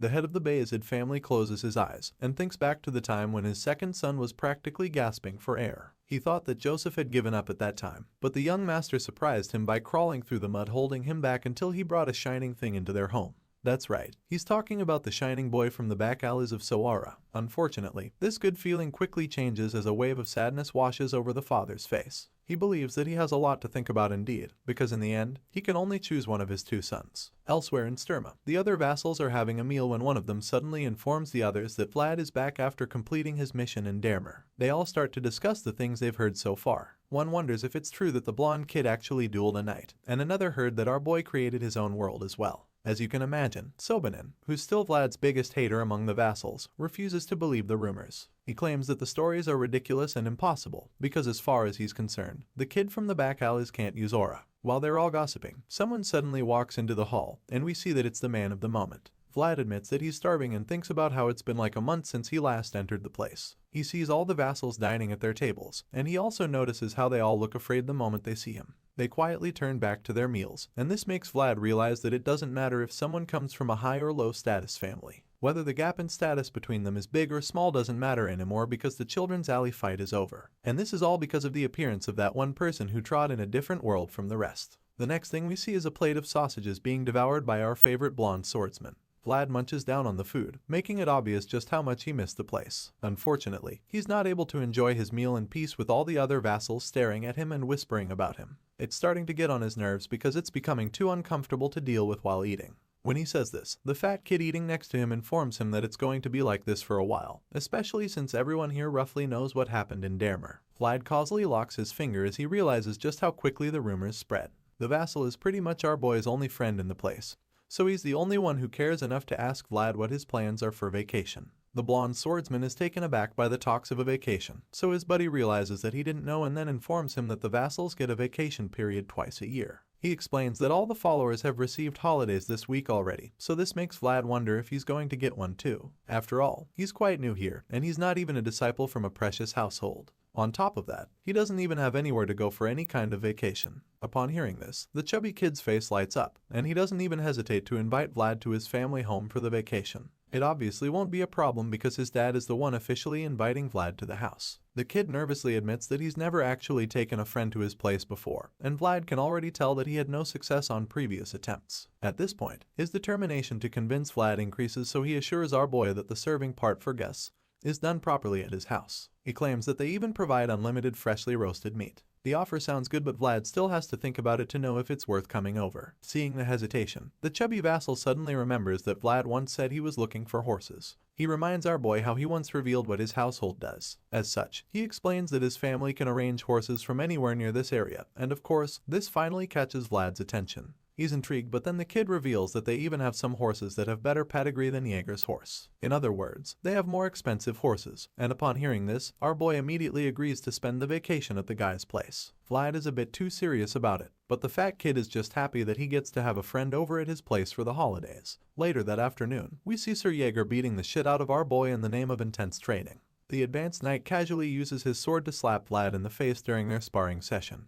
But of course, the relentless swordsman doesn't go down that easily. From the look on Vlad's face, you can tell that the pain is taking a toll on him, and Jaeger notices this, so when the kid tries to attack, he counters it and tells Vlad to focus. The green-eyed knight is literally playing right now. The guy holds one hand behind his back, and uses the other to frustrate all of Vlad's attempts to land a hit. Despite being countered over and over again, our boy doesn't give up. He keeps throwing everything he's got at the advanced knight. But Jaeger just seems upset when he sees that the kid is trying to do something beyond his abilities, so he lands a killer strike on Vlad's back. Under normal circumstances, such a blow should paralyze a man, even though they're just using wooden swords. However, our boy survives the brutal hit. He obviously needs some time to recover from it, so he finally falls on his knee to catch a breather. While he's resting, Sir Jaeger reminds him that he told him not to try something if he knows he can't do it. Apparently, Sir Jaeger is mad because he feels that Vlad now thinks he's big enough to try things that are beyond his capacity since he dueled with a knight in Dermer. Our boy is stunned when he hears this, but he doesn't say anything. He's probably still trying to catch his breath. Unfortunately, Jaeger gets even more upset and concludes that the vassal is ignoring him. The blonde swordsman is shocked again when he hears this too, but still, he's too stunned to speak. Jaeger glares at him angrily, and when he realizes that the knight means business, he becomes afraid, so he quickly apologizes to Jaeger. After the apology, Jaeger tells Vlad not to come to the training ground if he feels like he's being forced to do it. Furthermore, the advanced knight also makes it clear that he doesn't want Vlad to come to him anymore if he now feels that he can train without him. After these short statements, he draws the curtains on their training for the day and walks away, telling Vlad that he can leave. Our boy is obviously in a bad mood, so he quietly walks away in the opposite direction. Sir Jaeger looks back at his vassal and admits that the young swordsman's results for far shine as well as his achievements. The advanced knight is certainly proud of him for this, but he feels that Vlad's qualities are still unpolished. And just like sand on a seashore, Jaeger thinks that our boy is still weak enough to be blown off by a huge wave at any moment. This bothers Jaeger because he knows how dangerous it is, but what can he do except guide the kid? Elsewhere, we see Vlad walking down one of the hallways with his sword. The voice in his head suddenly speaks up, reminding him that he told him to focus on the basics. The voice claims that he would have been angry at Vlad as well, but the young swordsman explains that he was just trying to bring out the aura again. The voice responds by reminding him that not all knights can use aura. He also explains that this doesn't mean that knights who can't use it have a low level. The man in his head informs this that aura only manifests the possibility that one can rise higher. He also tells Vlad that he shouldn't forget that it hasn't been long since he wielded the sword. In essence, he's just trying to tell the boy from Soara to be patient with himself, because a great flower only blooms with a solid foundation after all. He goes on to assure our boy that Sir Jaeger wouldn't have scolded him if he wasn't worthy, so he advises Vlad to think over what the advanced knight told him again. After receiving this little pep talk, our boy calms himself down and sighs as he decides to take the advice. Our boy is already used to contempt and ridicule, but he feels really bad about today because what he saw on Jaeger's face was a look of disappointment. He thinks back to the expression he saw on the advanced knight's face, and it feels even worse than being hit in the back with a wooden sword as far as he's concerned. The voice in his head makes the already sad moment even worse for Vlad by reminding him that he couldn't even bring up the vacation thing because of how mad Jaeger was. Our boy is really pissed when he remembers that he didn't get a chance to talk about the vacation.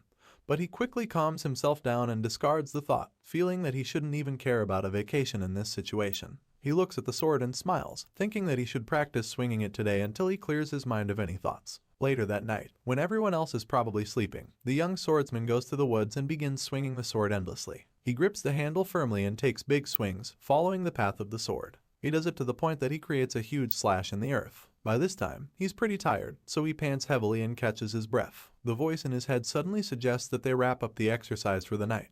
But Vlad is surprised that he wants to end it already. The voice informs him that he already met the daily quota a while ago, and explains to him that he'll only exhaust himself if he burns too quickly. As you can imagine, the stubborn boy from the back alleys doesn't want to hear this, but the voice keeps trying to change his mind. He reminds Vlad that everything he's been working hard to achieve ever since will all be in vain if he ends up suffering an injury or even worse. After hearing all of this, the young swordsman finally agrees to call it a night even though he's not too happy about it.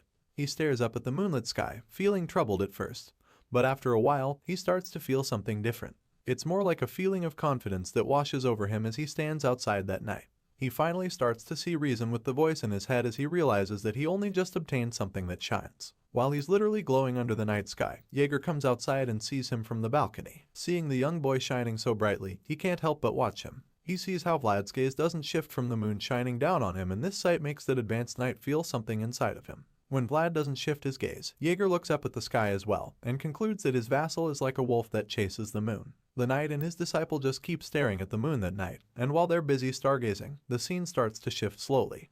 In a pretty cool transition, the scene changes and the next thing we see is the night sky in a place called Trinova, which is actually a county of another place called Ravnoma. Unlike Sturma, which is currently peaceful enough for Jaeger and Vlad to stare calmly at the moonlit sky, Trinova is presently on fire. The county is burning on the inside and the outside, and as the flames consume all the structures around it, all that can be heard are the screams of the residents and the crackling of the fire. As you might have guessed, this isn't some natural disaster, and the city is actually under attack. Inside the throne room, we see that a massacre is underway. Bloody corpses of knights lie all over the room, and the last living knight is suddenly confronted by the killer. He's already seriously injured, but this mysterious assassin had been wondering where he was just so he could finish the job.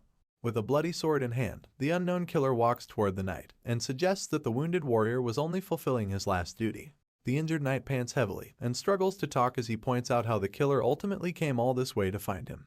It's at this point that we get to see who this ominous assassin is, and surprisingly, it turns out to be Godin, the same dangerous man who killed Vlad's boss back in Soara. With his dying breath, the injured knight tells Godin that he doesn't need to follow orders blindly just because the saying goes that the Lord's name comes before honor. He reminds Godin that the knights of the former Count Gadar weren't like that, but the ruthless assassin just informs him that it's the reason all those knights are dead now.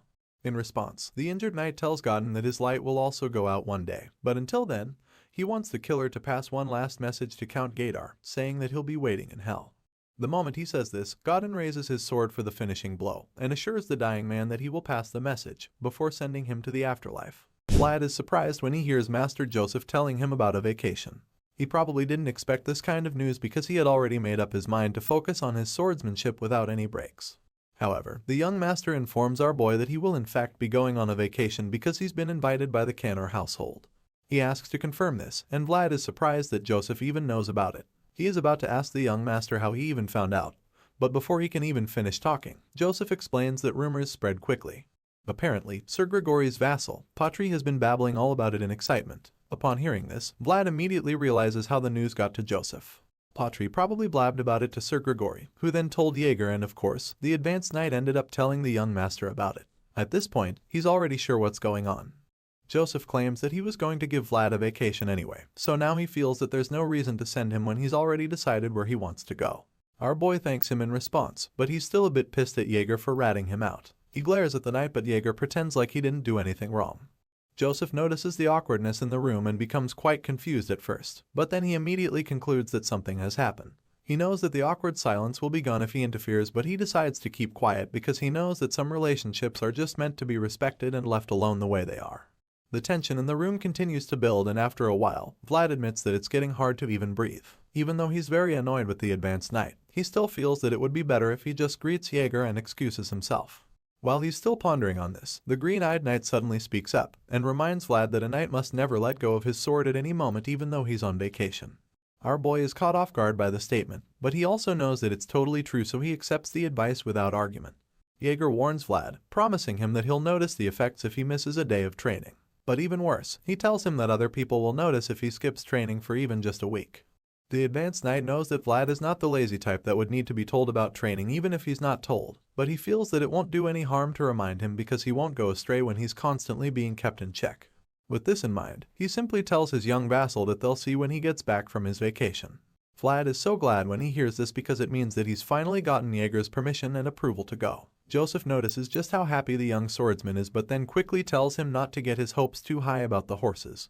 After all, his current problem will probably be difficult for even the Canor household to deal with. The young master practically cuts Vlad's joy short with this statement, and then he tells our boy to analyze how much the horses reject him, so that he can find out the area where the horses that reject him the least are from. Vlad takes the advice, confirming that he understands it, and so the young master tells him that he can leave until they meet again after a week. The young knight in training starts to walk out of the room, but then he stops when Joseph suddenly tells him that he doesn't need to get gifts on the way back. Our boy is stunned to hear this, but then he assures the young master that he won't forget.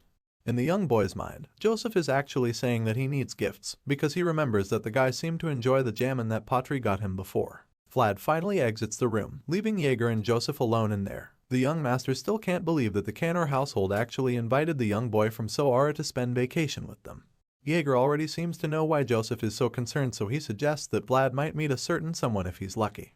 The young master agrees, recalling how both Vlad and this mysterious person are both really notable figures. In response, Jaeger asks what would happen if someone was keeping an eye on Vlad and this person, which leaves Joseph speechless for a bit until he finally comes up with an answer. Joseph suggests that anyone who would keep tabs on them would also be the kind of person to simply ask for something when they want it. Despite knowing that this is most likely the case, Joseph reveals that he has no plan to give anything that is asked of him if that's the case. Elsewhere, we see our boy being rather perplexed. He doesn't seem to know what's going on, and he certainly has no idea where he is. It turns out that he's just being given a new cloak to test out. Not surprisingly, Joseph's mom is the one responsible for this latest gift shower, and even though our boy is pretty overwhelmed by the whole thing, she seems to think that the color suits him well. As far as she's concerned, he's well suited to leather armor, and even more than that, she feels that everything suits him well because of his strong bones. This is why she doesn't mind making him new clothes, because it's worth her while just seeing him try them on. Despite being very shy and uncomfortable, he's also really grateful, so he thanks Lady Oksana for her kindness. After that, she asks him about his invitation to spend a vacation with the Canor household. Vlad confirms that the rumor is indeed true, so she reminds him that people always need to well-dressed and presented neatly whenever they are invited to someone else's place. She explains that this is just basic manners and a way not to give one's parents a bad name. The young swordsman just feels down and speechless when Lady Oksana says this because he knows she is actually right.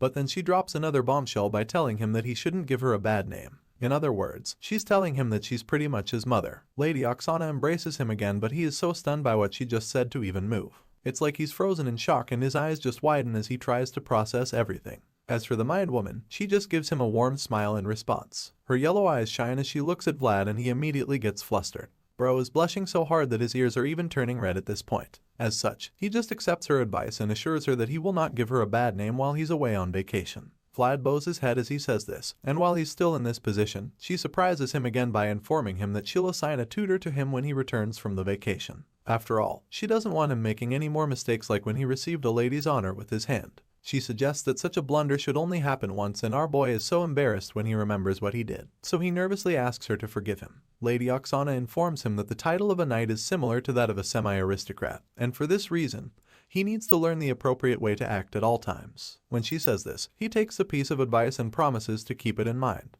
The kind woman then reveals a basket of fruits being carried by a servant and tells Vlad that he can take it along with him. Apparently, Joseph brought the basket because it's not good manners to go to someone's house empty-handed. Once again, the young swordsman bows before Lady Oksana and thanks her for her careful consideration. In response, she just waves it off with another gentle smile and then tells him to have a relaxing time during his vacation. Later, we see our boy making his way out of the place with the basket of lemons in hand. He closes the door, but then suddenly starts to feel suspicious about something. He looks out the window, and then sees his reflection and how different he has become since he left Soara. Looking back to his time in the back alleys, he sees his former self and admits that everything feels very unfamiliar to him. The young swordsman feels that it's like he's now wearing clothes that don't suit him. He keeps staring at the reflections on the glass window, and then he even sees his red-haired best friend from the back alleys. Unfortunately, she's scowling at him in this mild hallucination, and even the appearance of his former self doesn't look happy with him. Their judging eyes continue to glare at him, and he starts to feel bad when he remembers that Jemima is allegedly staying in a convent now. At this point, he can't bear to look at the images anymore, so he turns away from the glass window with his eyes closed. Vlad can only hope that she's doing well right now, because he believes that she'll also be wearing clothes that don't suit her since she's in the convent.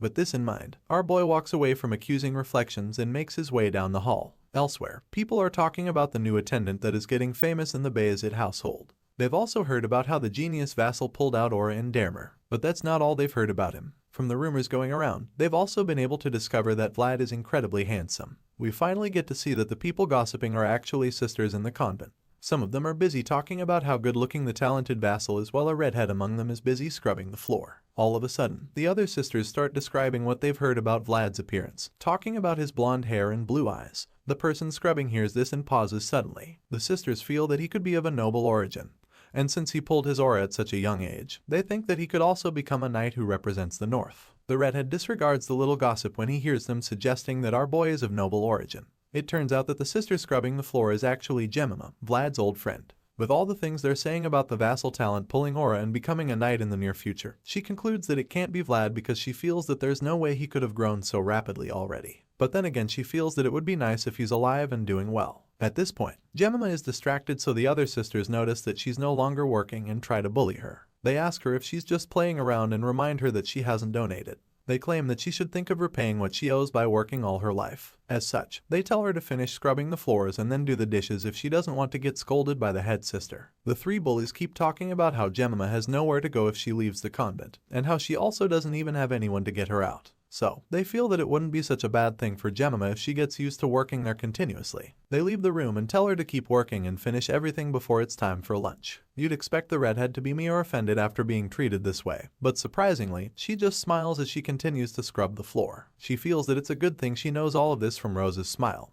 But then again, she starts to feel bad when she remembers something. Jemima remembers that this place isn't for everyone. Just as she's thinking about this, a memory starts to play back in her mind. In this flashback, we see the head sister talking about how the convent is one of the places closest to God. She explains that they cannot house girls who put themselves in filthy places. Apparently, she's talking about the lowborn girls that she doesn't want in the convent with her. However, the spokesperson, Marcella, who brought them, insists that the girls are all virgins and that the bishop watched over them. Regardless, the head sister claims that they can't just take in all the girls all of a sudden. However, Marcella doesn't want to hear that crap, so she snaps at the head sister and reminds her of how much money she has donated to the convent.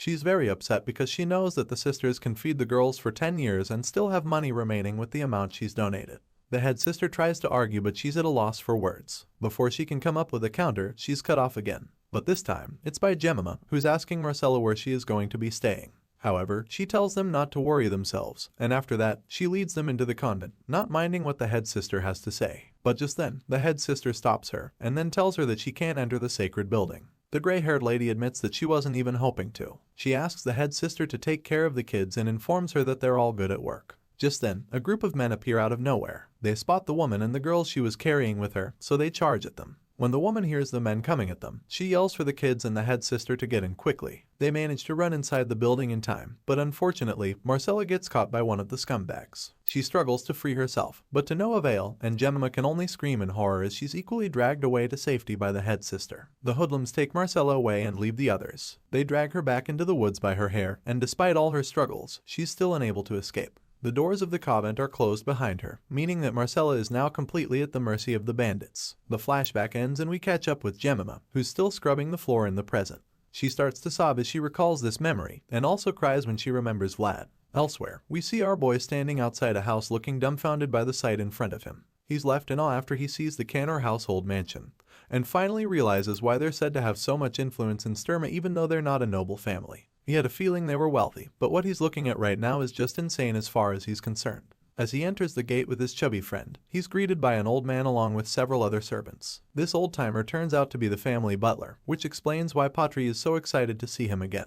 He runs toward the man with outstretched arms until he gives him a big warm hug. The kid admits that he missed the old man since it's been a very long time. The butler reveals that he's also happy to see the boy after such a long time. Patri quickly asks after his father. The butler informs him that his dad is currently welcoming the guests that suddenly arrived. Since the man of the house is currently occupied, the butler suggests that Patri and his guests look around the pasture, which is the pride of their household. Vlad politely accepts the offer, claiming that he's cool with it, so the old man thanks him for being considerate. However, Vlad has one special request, which is to see where the horses are first because he has big expectations. Of course, the butler doesn't have a problem with that, so he assures our boy that they'll do that in a while. He claims that the lord of the house will introduce the horses personally, but admits that it's not a bad idea to take a look at them before then. With this in mind, the old butler shows them the way to the place where the horses are kept. Our boy was probably hoping to get better results with the horses by coming to the Canor family estate, but unfortunately, there's not much progress because the horses here find him just as repulsive as the others before. It's like they're all terrified of him, because the moment he starts getting close, they freak out and run for their lives. Heck, even the cattle run away when they see our boy. Vlad is obviously disappointed with this turn of events, but all he can do is just stand there and allow the embarrassment to consume him. Bro feels like he should just die already because not only are the horses still running away from him, but now even the cows won't let him ride them. As for the sheep, well, they don't want him either, so when the butler sees this, he realizes that it's a really serious problem. The old man feels that it's probably supernatural, so he asks Vlad if he's visited the church for this matter yet. As you can imagine, the young swordsman doesn't think it should be that bad, so he assures the butler that it's not a curse because his guarantor is even priest Andrea. The old man is surprised to hear this, but Vlad just ignores him because he's too busy going crazy from his current problem. He watches the farm animals continue to run away from him, and he starts to feel that it doesn't even matter if he uses aura. He can't ride horses anyway, so what's the use? He starts to see himself eating dust and running after other knights when they're all making cool cavalry charges. He says this, feeling devastated, and Patri is also hurt by this. So, he decides that he's going to help his new best friend at all costs. He promises to show Vlad all the horses in their pasture until they find one that suits him, because he believes that they'll surely have the right one for him. Our boy has his hope renewed a little when he hears this, and Patri assures him that they'll get him a horse he can ride. He reveals that there are beautiful horses Vlad hasn't seen yet, the horses with a good pedigree that the lord of the house brought. Patri promises that he'll play with his dad to show Vlad the horses, and then suggests that they look at the others tomorrow. The chubby friend encourages our boy to just enjoy his first dinner in their house, and later that evening, we see that the Canor household welcome feast is being prepared. Patri shows Vlad the kitchen full of people roasting all kinds of meat, and the young swordsman confesses that it's indeed a spectacular sight to behold. There's nothing moderate about the Canor household after all. Just then, Patri notices that his father is back, Lord Orson Canor, and apologizes for not being around to welcome the special guest personally. Our boy greets the Lord as well, and introduces himself as Sir Jaeger's squire. The Lord just laughs excitedly in response, claiming that he already knows since the rumors about the genius vassal have already spread all over Sturma. Lord Orson welcomes him once again, knowing that his guest is the boy who activated the Swordmaster's discipline. As far as he's concerned, Vlad is a new star who has been born in Sturma, and he's glad that Patri has made a great friend. Orson suggests going inside to chat while the meal is being prepared and expresses his delight to be hosting such precious guests. At this point, Vlad remembers that he wasn't the only guest to arrive earlier, so he wonders who the others are and if they're going to sit together. Patri suddenly reveals that all the other guests are Bayezid natives, so this makes our boy a lot more curious. They finally enter the hall, and Vlad is bewildered when he sees a familiar person sitting comfortably inside. He wonders what the man is doing there, and it turns out this guy has also been waiting for Vlad because he suddenly wears a creepy smile and reveals that it's been a long time since he saw the blonde kid. Realizing that it's Sir Lutcher, Vlad and Patri bow to greet him, and our boy admits that he wasn't expecting to see him. Lutcher invites Vlad to join him for a meal, claiming that the food looks too good to refuse. The swordsman is embarrassed at this point, and immediately regrets rejecting the nuts that Lutcher offered him back then. He looks around and notices everyone glaring at him, so he concludes that they all hate him for insulting the first son of the Bayezid family. Besides that, he also beat up their squires earlier, so they have more than one reason to hate him. However, he feels that he'll gain nothing if he's intimidated by them, so he decides to man up and accepts Lutcher's offer, claiming that he's been waiting for it. Lutcher is intrigued when he hears this, so he smiles mischievously and then asks if they can see the same time tomorrow, since Vlad is on vacation. Our boy is taken by surprise with this question, and then Lutcher suggests that they go somewhere together when they meet. The next day, Lutcher and his knights ride horses out to a desert-like place for some reason, and Vlad is extremely bored because he's been dragged along.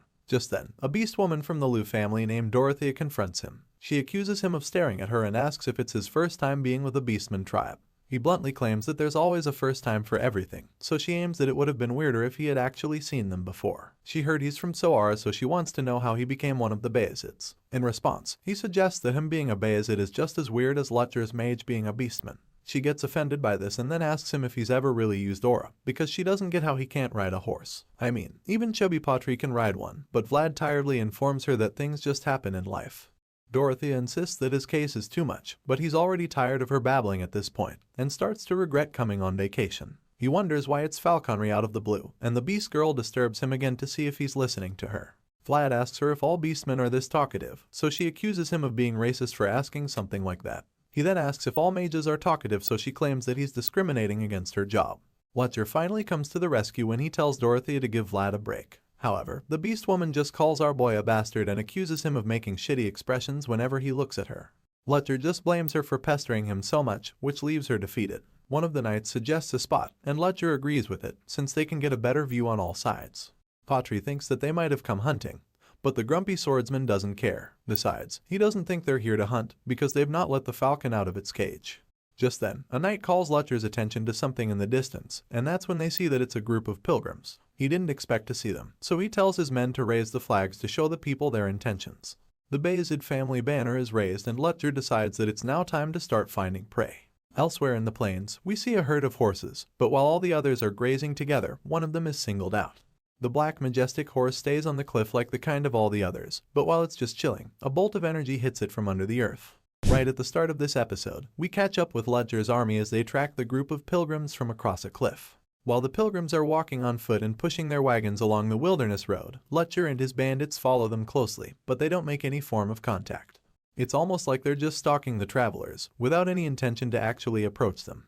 Seeing this, Vlad begins to feel bored. As far as he's concerned, this little experience is not hunting, but rather, it's more like an escort for the pilgrims. As such, he concludes that Lutcher didn't even come to this deserted place for the falconry in the first place. However, while he's still grumbling and complaining at the back of his mind, the wagon he's sitting in suddenly bumps into a huge rock, and the impact from the collision is so great that he almost gets thrown off. At this point, the motion sickness starts to set in as the little journey gets even more frustrating, so he decides that it would even be better to walk. Our boy starts to get off the wagon, and when Patri sees this, he asks him if he's okay. He already has an idea what's going on, so he asks Vlad if he feels like puking. But the young hero claims that his condition isn't that bad. But then again, he has no choice but to admit that his heart has been thumping continuously for a while. At this point, Vlad is already even sweating and holding his chest because of this feeling. As our boy continues the journey on foot, Patri asks him if it's because the carriage was shaking so much, but Vlad doesn't even know what he can blame, so he concludes that he'll probably be fine if he just walks for a while instead. As he looks around, he realizes that the view of the place is actually pretty good, and it seems that Patri has already been thinking about this for a while, because he claims that he's been wanting to show it to our young swordsman. The chubby friend reveals that the grassland they're currently on stretches all the way to Varna. He claims that monsters even appear sometimes, but he thinks that it's nothing to worry about this year, and that's all that's to Sir Joseph. As they reach a point on the cliff, Vlad expresses his shock to hear that Sir Joseph is the one to thank for no longer having monster troubles. Our boy doesn't understand how the young master is involved in such a thing, so Patri reveals that the current peace is a result of the subjugation from last winter, which Vlad also participated in. Upon hearing this, a smug look appears on our boy's face because he remembers just how impressive his performance was in it. He decides to get a little cocky too by suggesting that he has a little stake in this beautiful scenery as well. Before the chubby kid can even respond, they're both distracted by a sound coming from the distance, and Vlad gets concerned immediately. He wonders what could be causing the noise and the dust in the air. That's when we see a herd of wild horses running through the plains, right in the direction of Vlad and Porty. The moment our boy sees the danger heading their way, a wave of horror washes over him. But it's not just fear that he's feeling, there's something else. Among all the horses charging at them, there's a distinct black stallion at the forefront, and the whole thing gets Vlad so rattled up because he has no idea what's going on. The horses don't even slow down a bit, and with each passing moment, they inch closer to Lutcher's little band of knights and bandits. From the top of the cliff, Lutcher and his men can see that it's a herd of wild horses speeding below. They notice that the horses are quality ones too, but due to the current circumstance, Lutcher feels that they're unwelcome for their guests traveling as well. But then again, he suddenly notices that they're traveling south, and he doesn't know why. The other men realize this too, and they're also puzzled immediately because it doesn't really make sense. It's strange to them since the horses should actually be heading north by this time, because that's where the new sprouts will grow. Besides that, the horses are running way too fast for a normal migration, so they realize that the herd's movement feels strangely urgent for some reason. As such, Lutcher starts to think that the horses are being chased by something. He's not the only one feeling that something is off though, because Vlad is also being overly troubled by the horses. It appears that his heart is thumping fast again, and this time it's even worse than before. At this point, he sees the black horse in front again, and from the look in the animal's eyes, Vlad realizes that the horses are frightened. He keeps looking into the horse's eyes, and he's so concerned because he doesn't know what would make such a huge herd so afraid. He wonders what it could be, and while he's deep in thought, the knights on the cliff conclude that there's an earthquake. However, our boy doesn't believe that it's an earthquake, because he can remember this particular vibration very vividly like it was just yesterday. In other words, he knows exactly what it is, and before he can reveal this to us, we get to see it by ourselves, because something shoots out of the ground behind the horses. It's almost like a volcanic eruption with the kind of force that it shoots out with, and as the dust starts to clear a bit, we finally get to see the massive work monster showing its ugly head. The black horse from earlier gets even more terrified at this point, and everyone around to see the huge monster is instantly overwhelmed by fear. Vlad is particularly horrified because he's all too familiar with this beast. His eyes almost pop out when he sees the giant worm because he instantly identifies it as one of the remnants of the fallen dragon. It's none other than this deathworm. This destructive freak of nature is so powerful, and it doesn't even hide what a menace it can be. The deathworm digs in and out of the ground like a high-powered drill on steroids. And right now, this unstoppable force has only one thing on its mind: to kill every horse in its sight. The deathworm easily catches up to one unfortunate horse in the herd, and with a single bite, it takes off the animal's head. The beast girl in the travel band witnesses this gory scene and instantly feels that something is strange. Well, it turns out that this killing machine shouldn't be going rampage with this killing spree, and that's because the deathworm isn't supposed to be a carnivore. This leaves her very shocked and confused because she has no idea why it's happening. Unfortunately, it doesn't matter if she knows why or not, because right now, this massive maggot is hungry for a taste of blood. The horse's leg dangles out between the teeth of the bloody deathworm, and that's when she notices something else about the monster. There's obviously something wrong with the deathworm, so the girl notices that there's a strange energy flowing out from its forehead. The situation gets a lot more difficult from here, because the deathworm's sudden entrance has shifted the wild horse's course. Now, the herd is running directly toward the innocent pilgrims whom Lutcher and his men are supposed to be giving safe passage. One of Lutcher's men informs him of the horrible development, and he's just as confused as the informant.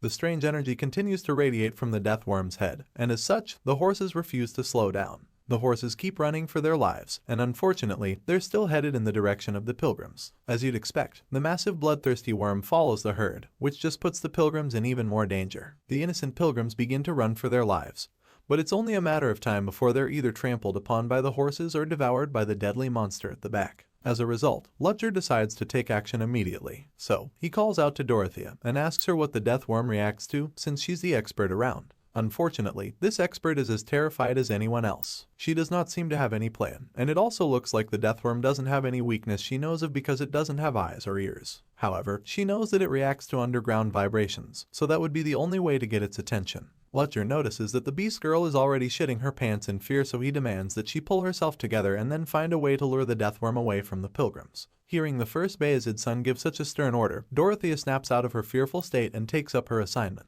Sir Lutcher takes charge of the situation immediately, and then orders Vlad to take Dorothea to higher ground so that he can protect her. He wants them to send him a signal the moment they find a way to get the big worm's attention. Of course, our boy is brave as hell, so he's up to the task, and the second he's given this order, he accepts it and gets to work. Patri watches our genius swordsman and he's just in awe of how brave the kid is. Speaking of brave men, Sir Lutcher takes command to face the herd of wild horses and the deathworm behind.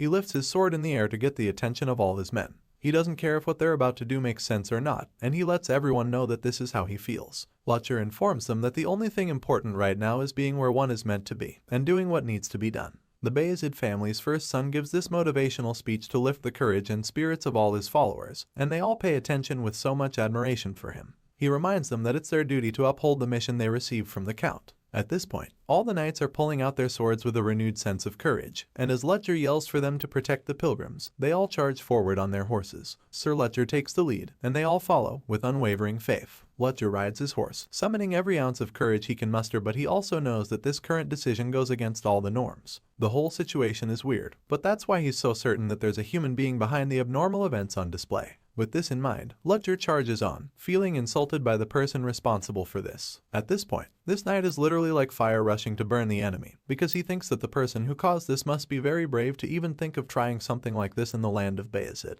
While Lutcher and his loyal warriors are going head-to-head with the dangers, we see Vlad, Patri, and Dorothea staying on the higher grounds. The Beast Girl tosses a bag of mysterious jewels on the ground while the boys are busy watching the action below. She's trying to remember which one of the jewels is the vibration engraving because she's forgotten the color. Vlad doesn't seem familiar with the concept either, but that's when the voice in his head informs him that engraving is a type of mystery with divinity and aura. The voice reveals that mystery fulfills the Trinity, and at this point, things start to make sense, and he realizes that she's Sir Lutcher's mage for a reason. After all, she probably wouldn't have access to such magical items if that wasn't the case. Suddenly, a fiery tornado emerges from under the ground, and this makes Vlad and Patri turn around so they can actually see what it is. The moment they look over at the flames, they're horrified, because they quickly realize that it's not just fire, but actually the death worm emerged from under the ground with flames. However, that's not even the craziest thing, because they also see that Sir Lutcher is actually fighting off the deadly worm within the flames. It's an unbelievable sight to behold, and this just makes Vlad realize how amazing Sir Lutcher is. Our boy is flabbergasted, and concludes that the knight is on a completely different level from anything he's seen before. However, the voice in his head doesn't seem so impressive.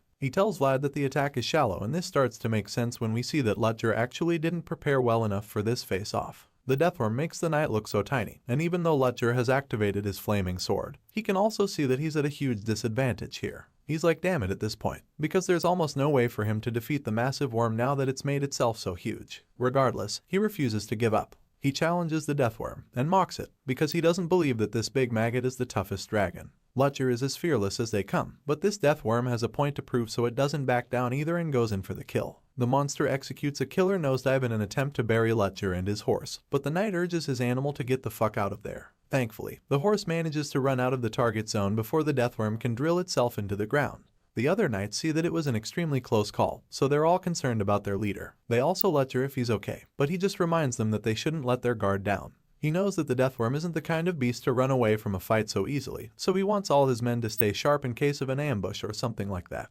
Vlad watches the whole thing and he's so tense at this point. The voice in his head equally admits that the situation is getting complicated, because no matter how excellent a fighter is, he can't do anything about an opponent that's underground.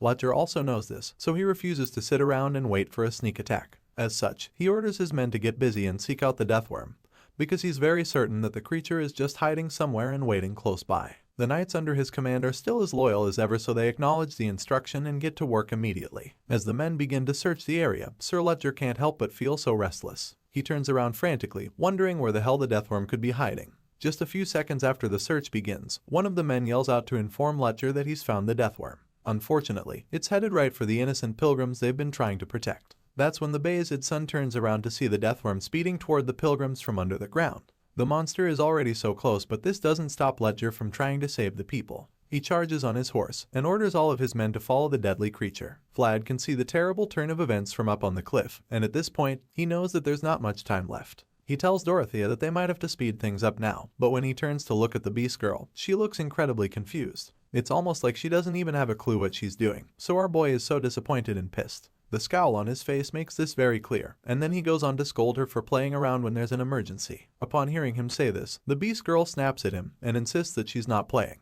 She feels insulted that he would even think she's playing at a time like this. She's still holding her painted tail like a creep and insists that what she's doing is a unique method of the werebeasts. Sure enough, the page she was painting on begins to glow, and it starts to look like she actually knew what she was doing. She claims that she was almost done with it even without Vlad pestering her. Dorothea is so pissed right now, and she even takes out her anger on Patri by calling him a fatty. She gives him the painted paper and asks him to get it to Lutcher immediately. Apparently, this is her signal, and she reveals that they can use it by either rubbing or cutting the paper. However, the chubby guy is just stunned that she's actually referring to him, because he probably didn't even expect to be so involved in the matter. Dorothea just yells at him in response, telling him that the marking spell exhausted her completely, so much so that it'll even be hard to walk after conjuring it. As for our boy, well, he can't even ride a horse, so there's no better person to deliver the message with the way this currently is. The voice in Vlad's head reminds our boy that he'd still be slow even if he could ride a horse. After all, a deathworm is faster underground than it is on land, and because of this, the voice concludes that Lutcher's knights can't even come close to chasing it down with their horses. Upon hearing this, our boy gets so serious all of a sudden because this means that there's only one way for him to save the pilgrims from the monster before it's too late. He snatches the paper from Porty's hand and dashes off, leaving them confused. They're stunned when they see him running away, but he doesn't tell them anything other than the fact that this is their last resort. Dorothea is so weak that she can't even stand up or go after him, so she just sits on the floor and desperately asks him what he's going to do. But he just ignores her and jumps down the cliff, which just pisses her off to the point that she concludes he's a lunatic. I mean, you can't blame her because he literally just jumped off a cliff without even giving it a second thought. Vlad slides down the hill, thinking about how Mr. Joseph and Lutcher are both vying for the position of the family head. On top of that, the knights on Lutcher's side are elites of Bayezid, so there's not really any need for a vassal like him to take action in a situation like this. However, the mere thought of that damn creature just won't stop bothering him. He can still remember it down to his bones. Vlad can vividly remember how it feels to have his home destroyed by a huge world you can do nothing about.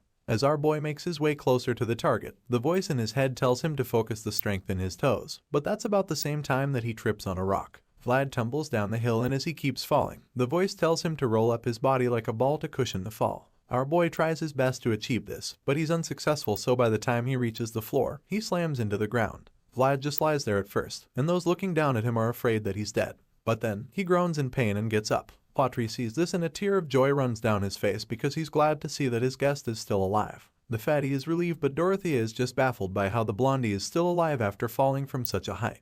Vlad manages to get himself up together and admits that he didn't even expect to feel okay. He wipes the dust off his body and feels like he should have broken a bone or two. At this point, our boy feels a weird feeling again, and that black horse from earlier turns toward him. It's almost like they are connected in a way. The young swordsman starts to glow with a bright blue light, and the horse just keeps staring at him with so much longing in its eyes. The voice in his head then reveals that this is the blessing, and claims that he would have died from the fall if it wasn't for the snake's blessing. Our boy sees his body glowing so brightly, and it's all so awesome to him. The voice in his head admits that it is indeed awesome, and then suggests that they visit that tree later. With renewed energy, Vlad jets toward the target again, assuring the voice that they'll get another chance to go there. But for now, the only important thing is sending the message to Lutcher and then saving the pilgrims. Just then, our boy notices something strange about the pilgrims, and that's when he sees a certain old man pushing the wagons, so he stops right in his tracks. Vlad realizes that this old man is Priest Andreas, and he's shocked that the father is the one leading the pilgrims. Seeing this, he begins to wonder where Sir Lutcher is right about now. He sees that they're still very far away, so he's sure that the deathworm will get to the pilgrims first. At this rate, he's afraid that the priest will be in danger, so he looks at the marking spell in his hand and realizes that he has a hard choice to make. The voice in his head calls the situation a coincidence, and then reminds him that it comes in the form of fate and forces people to make a choice. Our boy curses out when he realizes how tough the choice is, but while he's deep in thought, the deathworm inches closer to the pilgrims. Vlad knows that he doesn't have time to be hesitating. He decides that he needs to take action immediately, and if he's going to do so, then he can't hesitate. With this in mind, he activates the spell by himself, so as he imbues the sword with the magic, he stabs the earth and challenges the bastard deathworm, revealing that he's here and ready for a fight. This sends energy through the earth, but the voice still feels that it's not enough. He tells Vlad to amplify the vibration so much so that it amplifies his world. Our boy does just that, and continues to amplify the vibration in the earth. This triggers a massive surge of aura out of his body, and he remains in the kneeling position for a while. Vlad continues to strain his body, hoping to bring out the kind of power that would destroy the deathworm. The plan is to generate the kind of power that would force the monster to come out, and after Vlad increases the vibration so much, the massive killer worm blasts itself out of the earth, searching for the worthy adversary. Lutcher is stunned when he sees this, just like Dorothy and Patry, who are bewildered by the terrifying sight in front of them.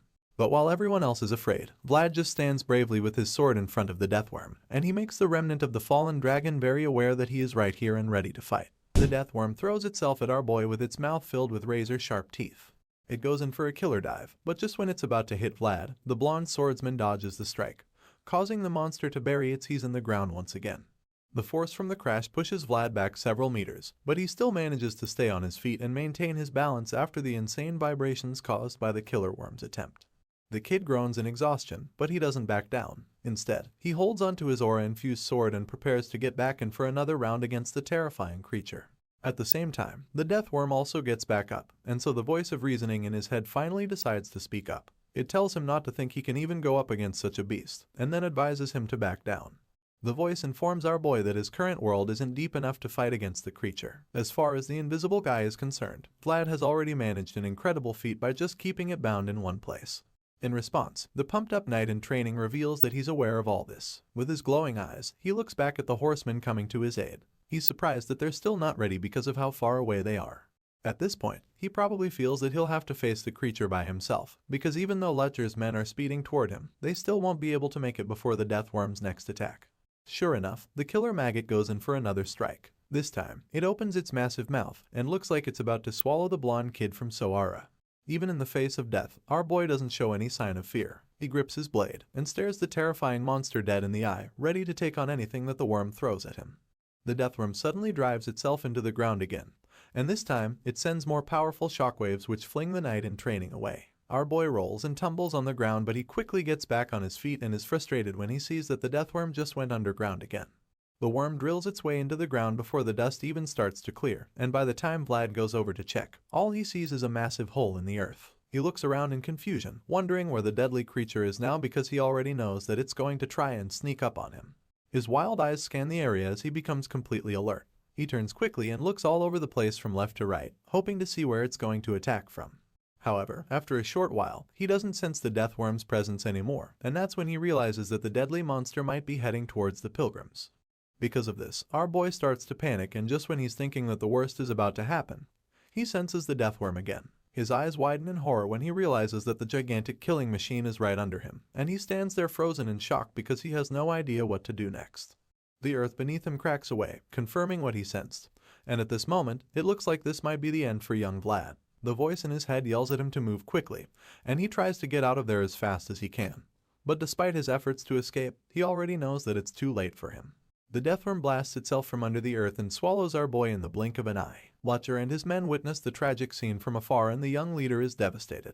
Letcher refuses to let the deathworm take Vlad from him, so he tries his best to pick-yo the pace on his horse, but it's pretty obvious that he might not make it in time. The deathworm just sits there after swallowing the young swordsman like it's trying to digest its food or something. It slobbers all over the place and remains still, giving Letcher enough time to close the distance between them. However, he suddenly sees something blasting through the dust coming towards him. To his surprise, it's Vlad, and what's even more shocking is the fact that the kid is riding a horse. Not just any horse, but that mysterious black horse we saw earlier. Letcher's eyes almost pop out when he sees this, but it turns out that he's not the only one baffled by this. Apparently, even Vlad can't believe that he's riding an actual horse. It's almost like a dream for the kid, because he probably never imagined he'd find a horse that would let him ride. The voice in his head is also taken aback by this sudden turn of events, so he decides to guide our boy by telling him to look at the horse's forehead through his world. Without hesitation, Vlad does just that, and sees a strange aura radiating from the head. Our boy feels like he knows what it is, and the voice completes the thought by revealing that the horse is actually a spirit. Just then, that strange smoke-like aura turns into some kind of glowing sickle attached to the horse's forehead. This makes it look like a unicorn, and as it charges forward, the voice is surprised to see that Vlad has found himself a horse with one horn blood mixed in it. The scene becomes bright and shiny again all of a sudden, and we see the kid having the time of his life as he rides the magical horse through the fields. Vlad is so excited that he can't even stop himself from laughing out loud. His laughter fills the air, and it's almost like he's in a dream. He starts to imagine what a horse's point of view looks like. The powerful horse springs into the air, and all he can think about is how crazy it feels to be able to ride such a fast animal. His little daydream is interrupted when Sir Letcher and his men suddenly catch up to him. Letcher asks our boy if he's alright, feeling pretty concerned, so Vlad assures him that he's good. The knight glances at the sword in Vlad's hand, and he's surprised to see that the boy has already imprinted on it. It's glowing with mysterious symbols on it, and he remembers how the young swordsman threw himself at the ferocious monster without hesitation. Because of this, he's intrigued by the boy's mindset of being ready to risk everything for others. He didn't expect such a trait from a boy this young, and so he concludes that Vlad has thrown himself into action with the discipline of a swordmaster. With this in mind, Sir Letcher finally commends our boy for his great and courageous decision earlier. He claims that the boy executed his duty more honorably than any of the other knights here. As you'd expect, the young boy from Sawara didn't expect that, and he's taken aback by it. However, he manages to shake off the shock, and quickly thanks the first Bayezid's son for the compliment. Sir Letcher suddenly asks Vlad if he thinks he can maneuver the new horse according to his will. Our boy seems surprised when he hears this, because he honestly doesn't know the answer to that question. Letcher then reminds him that the pilgrims will only be safe when the death worm has been cut down, so he makes it very clear that they have to place their bets immediately. Vlad seems to be overwhelmed by the monster, and it's almost like he's afraid, because he tries to remind Sir Letcher that the creature is a fallen dragon's remnant. However, just when the fear tries to speak out, the knight stops him, revealing that he can deal with the big worm. This shocks our boy, but it also gives him renewed strength and courage to fight.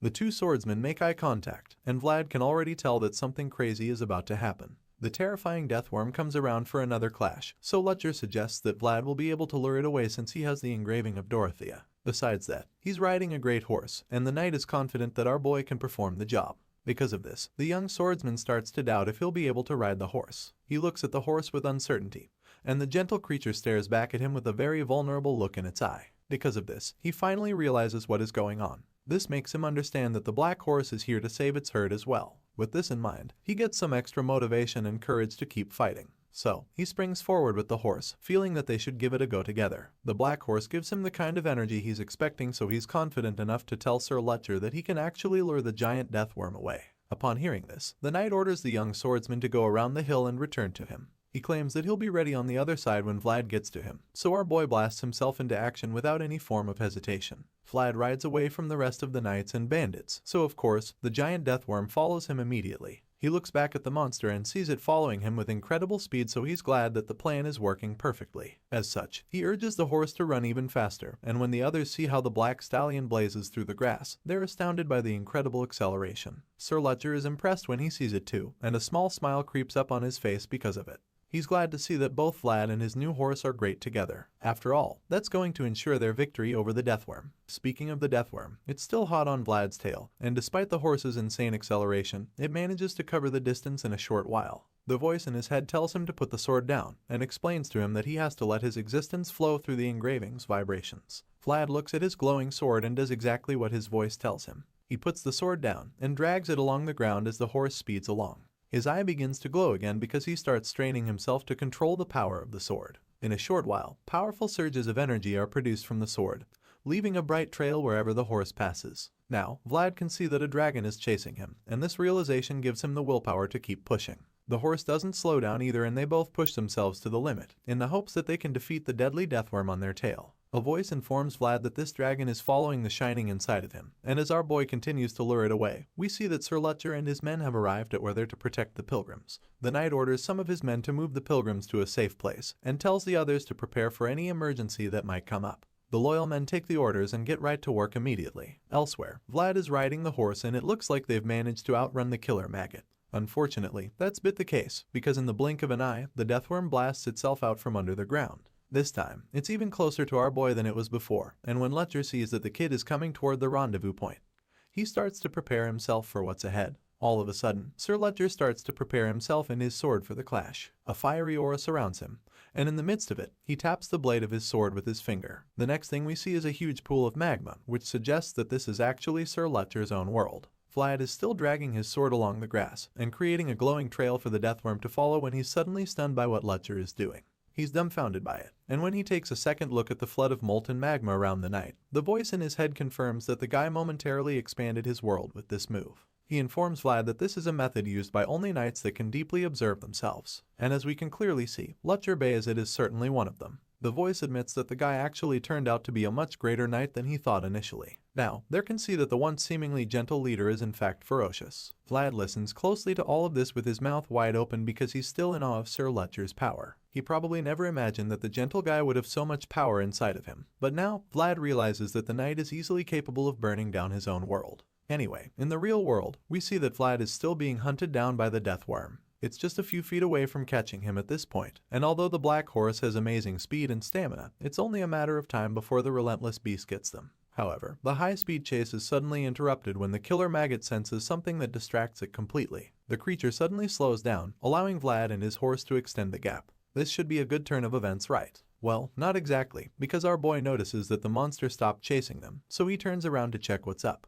That's when he realizes that the deathworm is now heading right for Sir Lutcher. The voice sees this as well, and curses out because he knows that the dragon's remnant just detected the threat of Lutcher's world. The knight is still busy concentrating his power, so he probably has no idea that the destructive worm is speeding toward him. By this time, our boy already understands the gravity of the situation, so he's just as frustrated as the voice in his head. He curses out as well, and finally snaps in anger. He decides that he can't let things continue like this, but he also knows that he's far too weak to get the maggot's attention away from Sir Lutcher. He's so confused, and then suddenly, the black horse turns around so swiftly that he almost falls off. He struggles to hold on and is perplexed at how the creature just changed course without him doing anything. He yells out, trying to regain control of the horse, but it just ignores him and starts running after the death worm at full speed. When Vlad sees what the horse is trying to do, he simply asks the bratty creature where it's running, but the horse still ignores him. Just when it looks like the horse is going crazy, it takes things up a notch and starts running in circles. It runs so fast that it looks like there are two of it, and this somehow gets the worm's attention.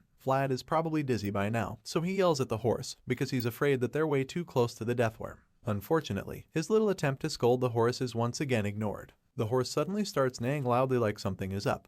And then even the voice in his head is shocked because he can't believe what's about to happen. The horse starts to glow, and by this time, the blonde swordsman is starting to understand what's actually happened. He's surprised by it, but then it's confirmed when the glowing horn appears on the horse's forehead again. Seeing this, the voice reveals that Vlad's world and the white snake's blessing are resonating with the mysterious animal. Just then, both Vlad and the horse begin to glow, and as the black stallion goes up on its hind legs, the voice also reveals that a long-forgotten divine secret is rising up from the memories of this world. Meanwhile, the deathworm is still watching patiently and waiting for a perfect moment to strike. While that's happening, Vlad and the horse finally merge their powers. They're ready for action, and when the monster sees this, it goes in for the kill without hesitation. The worm lunges at them, so he urges the horse to charge as well. With insane force, the horse takes off, and as it runs, we realize that this duo is made up of a unicorn without a horn and a knight without a horse. It's a funny scenario at first glance, and one would think that they stand no chance against the deadly monster, but the truth is that in the horizon where they both meet, they become one powerful force. As far as this story is concerned, this union of a knight and his horse signifies the appearance of a single white star that just happened to appear in the pitch-black night sky.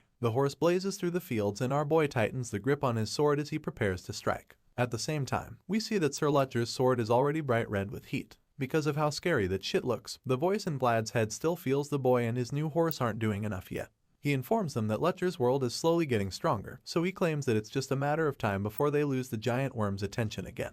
Our boy grunts when he hears this, because he's already straining himself so much to compete with the knight's power. Unfortunately, he realizes that he's reaching his limit, which means that he can't squeeze out any more aura to keep the monster's attention. Despite our boy's exhaustion, the horse doesn't slow down, and just keeps galloping furiously toward the target. Just when it looks like the duo is one man down, Lutcher's men arrive with reinforcements. They urge him not to give up, and encourage him to keep fighting. All the eyes of the knights and bandits suddenly start glowing, and with the power radiating from them, the voice in our boy's head is confident that it's enough to face the deathworm. One of the knights rides faster until he catches up to Vlad, and then tells the kid to keep riding with the same pace until he goes past Sir Lutcher. Meanwhile, the head knight in question is still very distracted by his power concentration, and looks very absent-minded.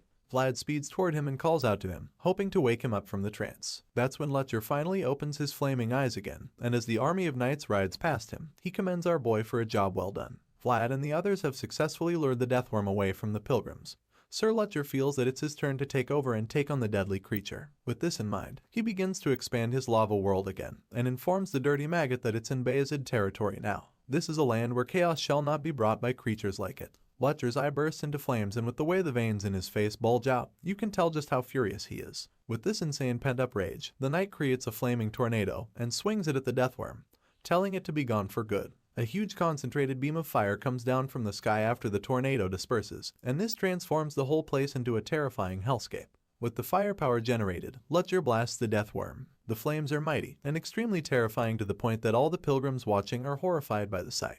On the other hand, the knights under Lutcher's command are just excited to see their boss displaying such incredible power. As for Vlad, he's just stunned because he finally realizes that this is the world of a knight that has the ability to contemplate over himself a true world. The deathworm is continually burnt by the unlimited flames, and as our boy witnesses the insane show of power on display, she admits that this is a sight light years away from common sense. Seeing the knight's world is like watching a mountain that goes up to infinity to him. The kid is left in a state of awe, and he begins to wonder if Godin can even do something like this. He thinks about Sir Jaeger and Sir Pablo too, wondering if they're even up to this level. Then finally, he asks himself the big question, will I be able to do this too? The voice hears his thoughts and assures him that he's capable of such insane powers, but that's only if his world is so unspeakable to the point that nothing can ever cause it to waver. After a while, we see that Ledger has completely vanquished the monster, and as he watches the remaining flames burn wildly, Vlad appears behind him, asking if he's okay. The knight smiles as he welcomes our boy back, before commending him for a job well done. Vlad is worried that the flames will burn down all the grasslands at this rate, but the knight just assures him that everything will be fine because the grasses are pretty moist. He claims that the flames will only last for a while, but more importantly, he reveals that he wants to have a refreshing glass of beer. Ledger tries to get up, but his shaky legs fail him, so he falls back on his butt, and then the voice suggests that the consequences of expanding his world for a limited time have finally caught up with the knight. Ledger teasingly asks if Vlad won't help him up, but the kid just flops down beside him, and claims that he'd rather fall as well. The senior knight finds it amusing, but he doesn't even have a response to Vlad's antics, so he just smiles and changes the topic. From what he saw earlier, Vlad is an excellent writer, but that doesn't tally with all the rumors he heard. In response, our boy explains that he wasn't the problem, so Ledger takes a look at the horse and admits that it's remarkable. Vlad agrees with him, and that's about when the quiet conversation is interrupted by Ledger's men, who've come to celebrate the victory. They praise the kid for an awesome performance, and claims that it's good enough to make them open up their vassal slots. One of them commends Vlad specially, claiming that he hopes they meet again, so the shy boy thanks him nervously. Just then, someone else calls out to our boy, and he's surprised to see that it's Father Andreas. He's so glad that the priest is safe, and the old man just excitedly claims that he finally sees what he didn't earlier. During Vlad's clash, he saw a bright light, and even though he had seen it before, he wasn't sure what it was. It was like a light that pierced through the pitch-black darkness. All of a sudden, the old man goes on his knees and holds the boy's hands, leaving him stunned. He then thanks our boy, calling him Vlad of Soara. The young knight is so confused by this, but the priest goes on to pray to the Lord, claiming that the boy who received God's will has acted solely on it. Still on his knees, Father Andreas prays for the Lord to comfort the young boy who protected his world, and prays that he blesses the shining boy with his pity and compassion. On this day, countless hearts turned into a single light, all because this young boy's world expanded. As the story continues, we catch up with a certain character back in Bayezid on a warm evening. The sun is setting and the lighting is perfectly sitting on the noble family's mansion. Inside, we see a familiar hand with scars holding some kind of letter, and then the owner of these scarred fingers suddenly asks if he's sure that the content of the message is 100% correct. Here, we see that it's Count Bayezid asking his special advisor about a surprising message he just received. The white-haired advisor assures the Count that the letter is correct, and then informs him that Dorothea was the one who sent it through the crystal ball. Upon hearing this, the nobleman grits his teeth in rage, because all he did was send the youngsters out just in case, but now they've gone and done something else. He suddenly snaps and asks the advisor if it was dark magic again, so the old man confesses that some of them have settled in the north. In response, the Count remains furious, because he feels that the Empire is being too lax about the threats, and for this reason, the old cursed beings are slowly sticking their heads out. Count Bayezid thinks deeply about all of this, and looks really bothered by it too. The nobleman stares out the window in rage, but then his advisor reminds him that they also have some relieving news as well. He feels that should at least count for something, so the master agrees with him. The Bayezid family head admits that his advisor is right, and this is because the name of a certain young prodigy keeps popping up nowadays. He begins to recall all the events that Vlad has proved himself, from the previous year's winter monster hunt to the duel of honor at Heinel. The Count thinks about all these notable moments where the star swordsman shone bright, and then adds our boy's latest feat to the list since he was involved in matters with the pilgrims. At this point, it's pretty obvious just how much attention the kid is getting because of his impressive performances lately, and as a result, the Count admits that the Bayezid might just have had to face disgrace if it wasn't for the boy. He can't help but picture the talented kid at the back of his mind, and after seeing Vlad's amazing aura again, all he can feel is admiration for the young boy from Soara. With this feeling inside him, he calmly instructs his advisor to call for his son Joseph, so the white-haired old man suspects that the family head is thinking of finally giving the boy permission. He asks the Count to be sure, so the nobleman turns to him and suggests that worthy people should get to enjoy the rights they deserve after all. While all of that is happening back at home, we catch up with Rutger and his men who are still out in the wilderness. They're currently camping out for the night after successfully saving the pilgrims from the massive deathworm. To be fair, Vlad did most of the work, but that doesn't really matter right now since they're all enjoying the quiet night seated around fires to keep themselves warm. The pilgrims are with them as well, but while everyone is supposed to be relaxing together, we suddenly notice that something strange is going on. For some reason, Vlad is seated alone with the fire to himself and he's not even close to the others. Apparently, he prefers some time to himself, and when we get a closer view, we see that he is cleaning his sword after a hard-fought victory earlier that day. As he tends to the blade, he notices many scratches on it, and realizes that the sword really went through a lot during his fight against the death worm. He didn't expect that the blade would suffer such damage, and while he's still thinking about this, Sir Ledger appears behind him all of a sudden. The knight straight up asks him why he's acting pitiful all by himself, and the blue-eyed kid is surprised to hear the voice coming from over his shoulders. He turns around to look at the knight, who's casually taking a seat beside him. Ledger asks Vlad where his fat friend is, so the swordsman reveals that Dorothea took Porty away earlier because she needed him to do something for her. Upon hearing this, he asks Vlad where the priest is, and the blonde swordsman informs him that Father Andreas is currently hanging out with the pilgrims. This explains why he's currently sitting by himself, and of course, the knight gets it immediately. With a bottle of wine in hand, Sir Ledger concludes that everyone is busy and sighs in pity for the lonely blondie. Feeling bad for the boy, he stretches out his hand and offers Vlad a sip from his bottle of wine. As you can imagine, the underage kid is shocked to see this, and he politely declines the offer by reminding the knight that he's currently polishing his sword. Before he can complete this excuse, Sir Ledger calls him out on it. He already knows that the boy is trying to refuse his offer, so he reminds Vlad that he's saying no to him again. Ledger goes for the guilt-tripping technique and reminds Vlad that he didn't take peanuts from him the first time. Besides that, the kid also didn't pull him up when he asked for help to get up, and now he's crowned it all by rejecting his wine. Thinking about it now, the knight concludes that our boy has rejected him each time he's reached out to him, so he feigns sadness and asks Vlad if Joseph told him to do all of that. Of course, the blonde swordsman knows exactly what game the knight is playing, so he's pissed, because it would only lead to Master Joseph getting in trouble if word gets out that he refused the first son of the Bayezid family more than once. With this in mind, he is forced to accept the wine, so he takes the bottle from Sir Ledger and assures the manipulative knight that Joseph didn't put him up to anything. Upon receiving the bottle, Vlad is surprised to see that it's whiskey, and Ledger notices the shock in his eyes, so he proudly informs the kind that this is the liquor of nobles. At this point, our boy is a lot more relaxed than before, so it doesn't take him more than a moment to take a sip from the bottle. Vlad gulps it, thinking about how Ledger and Joseph are certainly related. If he wasn't sure before, now he is certain that they're brothers because even though their personalities are different, they've actually got the same taste in the end. The boy from Soara enjoys the whiskey so much that he downs the whole thing, and while he's busy going bottoms up, the knight stares at his sword for a while. Looking at the blade, Ledger suggests that Vlad has it checked properly when they get back home. This statement finally forces our boy to drop the bottle. He wipes the excess off his face, feeling a little dumbfounded at first, before informing the Bayezid first son that he actually visited the family's blacksmith a few days ago, who told him that the handle of the sword needs to be taken off. Ledger finds this a little suspicious because he doesn't understand why they need to take off a perfectly fine handle from a sword. In response, Vlad explains that the blacksmith said the handle was attached to the blade recklessly. Because of this, he either has to find the person who made the sword or he'll have to take the handle off completely. With his bottle of whiskey back with him, Sir Ledger just teases the kid, suggesting that the owner of the sword is as reckless as the blade itself. He says this while gulping down his liquor, but then suddenly stops drinking when Vlad informs him that he's not going to take the handle off. The knight is pretty confused when he hears this, so the kid explains that he can't do it because he doesn't want to lose the sword. Vlad begins to remember the people back in Soara, like the old blacksmith who made the sword and, of course, his red-haired best friend.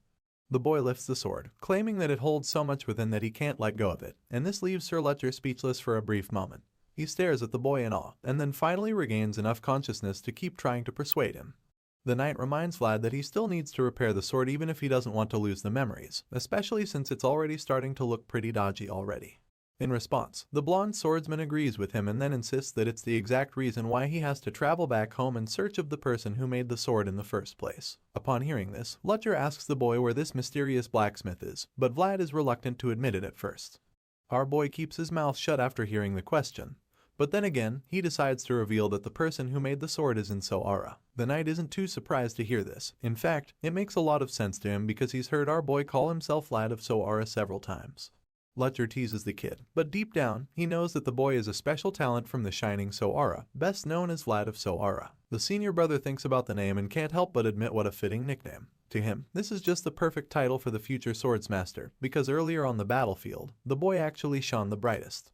The image of Vlad fearlessly riding the majestic black horse earlier flashes across Ledger's mind, and it makes him reason something. After replaying the memories of the day in his mind, Ledger finally understands that this was the reason his younger brother has been running around everywhere. Vlad keeps lifting the sword with so much determination in his eyes, so the knight gets up and suggests that he should be able to get the sword fixed soon. At first, our boy doesn't really understand what the senior knight means by this question, so he expresses his confusion. That's when Lutcher tells him that someone will acknowledge it sooner or later if he hopes for the repair desperately enough. Vlad is once again when he hears this, and this time, he can't even hide the confusion laced on his face. While he's still looking up at the senior brother in a daze, Lutcher pats him on the shoulder and begins to take his leave. However, before he exits the scene, he makes sure to tell Vlad that he's been doing a good job living up until now. The statement catches the boy off guard, so he's surprised and sits there while Sir Lutcher finally leaves. The knight tells Vlad to sleep early and informs him that they'll be leaving straight to Sturma the following morning. Our boy watches as Sir Lutcher walks away and immediately admits that the leader is right, because he believes that someday he'll actually be able to fix his sword. Vlad thinks deeply about it, knowing that the sword is the reason he has a place to return to, and with this feeling, the memories of his life in Soara begin to play back in his head. He remembers his boss back then, and his life back in the bar, which just leaves him very emotional and almost pushed to tears. From a cliff, we can see him still sitting alone with his fire while the rest of the knights and pilgrims have fun on the other side. Just then, the black horse he rode earlier returns and watches him from the top of the cliff. The animal remains quiet, and the more it stares at him, the more we see how connected they are. They practically have the same kind of energy radiating from their bodies, suggesting that they are probably meant for each other. Back in Sturma that same night, we catch up with Lady Oksana, who's quietly doing some stitching and embroidery to pass the time with one of her maids. She doesn't appear to be an expert just yet because she's still asking the maid if her work is good enough. Of course, the young girl commends her stitching skills, claiming that the Countess's work is identical to the drawing they're trying to replicate. In excitement, she also shows Lady Oksana the book, so the Countess asks if she can move on to the next crest. She picks it up, and the little girl gladly shows her the next drawing she's supposed to work on, but she quickly picks up the needle and thread to start stitching, claiming that she doesn't even need to see the drawing. Apparently, this next symbol is very familiar to her, and vividly engraved into her mind, so she begins effortlessly, even though it's her first time making it. Lady Oksana reveals that she and her siblings only watched their mother do it, and never actually tried it. In response, the maid suggests that the Countess watching her mother makes it even more precious, to which the lady admits. The nobleman claims that it's actually precious and suggests that the art is a tradition that's now gradually being forgotten by the people. She thinks about the knights of these days who were actually raised so preciously, and feels that they're not even worthy to lift up the flag that belongs solely to them and no one else. Speaking of the knights, the scene changes to the next morning when we see that Lutcher and his men are already prepared to begin their journey to Sturma. As usual, the red-caped Sum of the Bayezid family leads the way, and as they set out, one of his men calls his attention to a marvelous sight. The guy is so amazed, claiming that he's never seen anything like it in his life, so Sir Lutcher actually turns around to see the huge herd of wild horses running nearby. The horses are literally running side by side with the knights and the pilgrims, so the guy is stunned since he would never have imagined something like that would happen. Seeing all of this, Sir Lutcher calmly admits that it's a rare sight indeed, and suggests that it might be the first and the last time it's ever going to happen. As the herd slowly departs from them, the red-caped leader glances back at Vlad with a mischievous look on his face. Our boy is back to life without a horse, and so he's stuck inside the carriage while the rest of the knights ride their horses like real men. He seems pretty bummed about it, and Lutcher notices it, because he believes that the kid and black horse must have been special like no one else to each other during their short encounter. Now, it's all over, so they have to return to their lives without each other, and as you can imagine, Vlad is taking it a lot harder than the wild horse. He's thinking the same thing as Sir Lutcher, and he looks out the carriage with a long face, knowing that it's now time for him and the amazing stallion to part ways. The powerful horse blazes through the plains, and our boy tries to contain the pain he's feeling because he knows that he has a purpose to fulfill. Besides that, the horse also has a duty to lead its herd, so it really can't work out between them. All of a sudden, the horse stops in its tracks as it reaches the edge of a high cliff. It's forced to stop following the knights and their convoy, so it gets on its hind legs and makes an iconic stance for Vlad to remember. At this point, it's clear that this is goodbye for the two of them, and our boy already knows that this is it, the last time they'll see each other. Tears fill his eyes as he looks at the horse one last time because he knows that they can only be together up until this moment. It's pretty heartbreaking to watch the boy say goodbye to the animal, but while he's still in his feelings, Father Andreas pops out of nowhere, telling him not to feel too sad about it. In response, Vlad pretends that he was only saying goodbye for the sake of it. But the old priest already knows that it's not the case, so he bursts into laughter and suggests that it's indeed difficult for humans to be truthful most of the time. To the old man, their lives are like a cycle of hellos and goodbyes. The goodbyes bring one to tears, while the hellos come as happiness as far as the priest is concerned. The old man then admits that the scenes from the previous day were a truly amazing encounter even in his eyes, and for this reason, he wonders when the young star will get to see the amazing horse again. As sad as everything looks, Father Andreas doesn't believe that this is the last time that Vlad will see the stallion, because he knows that the depth of connection isn't just decided simply by the time spent together. Hearing all of this, our boy cheers up, knowing that the priest is right. A smile creeps up on his face once again, as he realizes that they'll actually get to see each other again someday. He's sure of it. With this new sense of belief, Vlad is ready to leave the horse behind for now, and as his traveling party goes farther into the distance, the black stallion just keeps watching. Later that night, a storm rocks Sturma in the house of Bayezid seems to be having it really rough, with lightning and thunder all over the mansion. The Count sits in his office looking really frustrated. But it's not exactly because of the storm. Apparently, he's received some troubling news about the fall of Count Revnoma, so he's still trying to come to terms with the whole thing. He covers his face like the most frustrated person ever, and listens to his advisor who confirms that they just received the urgent news. The nobleman already knew that the West's activity had been strange for a while now, but he never expected that it would end up like this, so it makes him wonder how and when Count Gadar's house even acquired such strength. Apparently, the houses of the West made an alliance with Gadar as the center of the plan, so now it seems that even Ravnoma, the true leader of the West, got defeated by being outnumbered. He didn't stand a chance since he didn't have enough people on his side for the battle. Now that things have gotten this bad, Count Bayezid finds it surprising that the royal family hasn't done anything about it. In response, the advisor claims that they can't usually find out anything about matters that concern the center. The frustrated ruler gets up from his chair with this realization, and thinks about how the north has a stronger color than any other region because it was free from the royal family's influence thanks to the unshakable wall built around it. Consequently, they were ignorant of the happenings around them, so it led to the fall of the Count family. Bayezid can't believe that a guardian of the Pact family would fall so easily, and because of this, he feels that the rules and traditions of the past have become meaningless thanks to the new holders of power. The nobleman man fears that these are turbulent times and his advisor agrees, claiming that the empire should know where to draw the line. Count Bayezid is afraid that the fall of Count Revnoma's family is the sign of a new age, and as he looks out the window, he realizes that they're more trouble to handle. It turns out that the so-called pilgrims are actually refugees from Ravnoma, and now they've come to Sturma with the old pact. Elsewhere, Vlad discovers what happened and he's torn, because he doesn't know what to do next. Helping pilgrims was meant to be a good thing, but now he's helped Lutcher and he knows that Joseph won't be happy about it. He can already imagine Sir Jaeger's face, so he's sure that the green-eyed knight might even beat him to death this time around. Well, it's not like he can do anything to change his fate, so he knocks on Mr. Joseph's door. The young master asks him to come in, and informs him that he's a day early. Joseph is strangely calm, and claims that he's heard a little about what happened. He asks the kid if he's hurt, and Vlad explains that he's fine.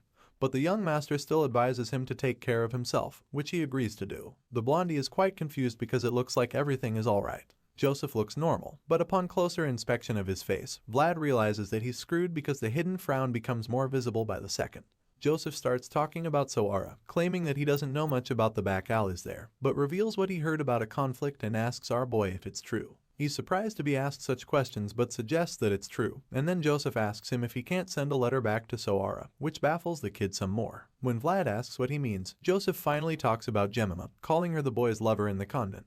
But the swordsman clarifies that they're friends. Joseph claims that he's known all along and suggests that Vlad can't send letters back home because he's afraid of people they're getting hurt. The young master claims that he would like to solve that problem but points out how much effort is required. He suggests that the man named One-Eyed Jack is valuable, and Vlad confirms because he knows that Moneybug has formed connections with the most powerful people in Soara. Suddenly, Joseph starts talking about how much Vlad has gone through for him, and suggests repaying him accordingly as per their promise to each other. The kid is confused, so Joseph shows him the flag that represents a knight's honor. In old times, knights went around carrying flags like this, and the young master was bummed that he could never possess one. For this reason, he resolved to have a knight who can, and now our boy has checked all the boxes. Joseph believes that Vlad is a knight worthy of carrying his own flag and promises that the Bayezid family will give him their full support. After all, he's the man who received Lady Alicia's name and also a vassal of the Bayezid family. As such, Joseph wants him to raise his head with pride under his own flag and return to his hometown with it. The young master wants Vlad to go slash the worthless people binding him, so he can find his true freedom and then come back to him. Sir Jaeger gives his approval in silence, and after seeing this, the young boy from Soara is deeply touched. Our boy thinks about all he's been through to get to this moment, from the unadorned sword given to him by the girl and the old man, to the identity token given to him by the priest. He was even given the handkerchief with the noble lady's name on it, and now he's been presented with his very own flag, with the family's crests on it. All of these would go on to form the boy's roots, and all of these were the boy's accomplishments as well.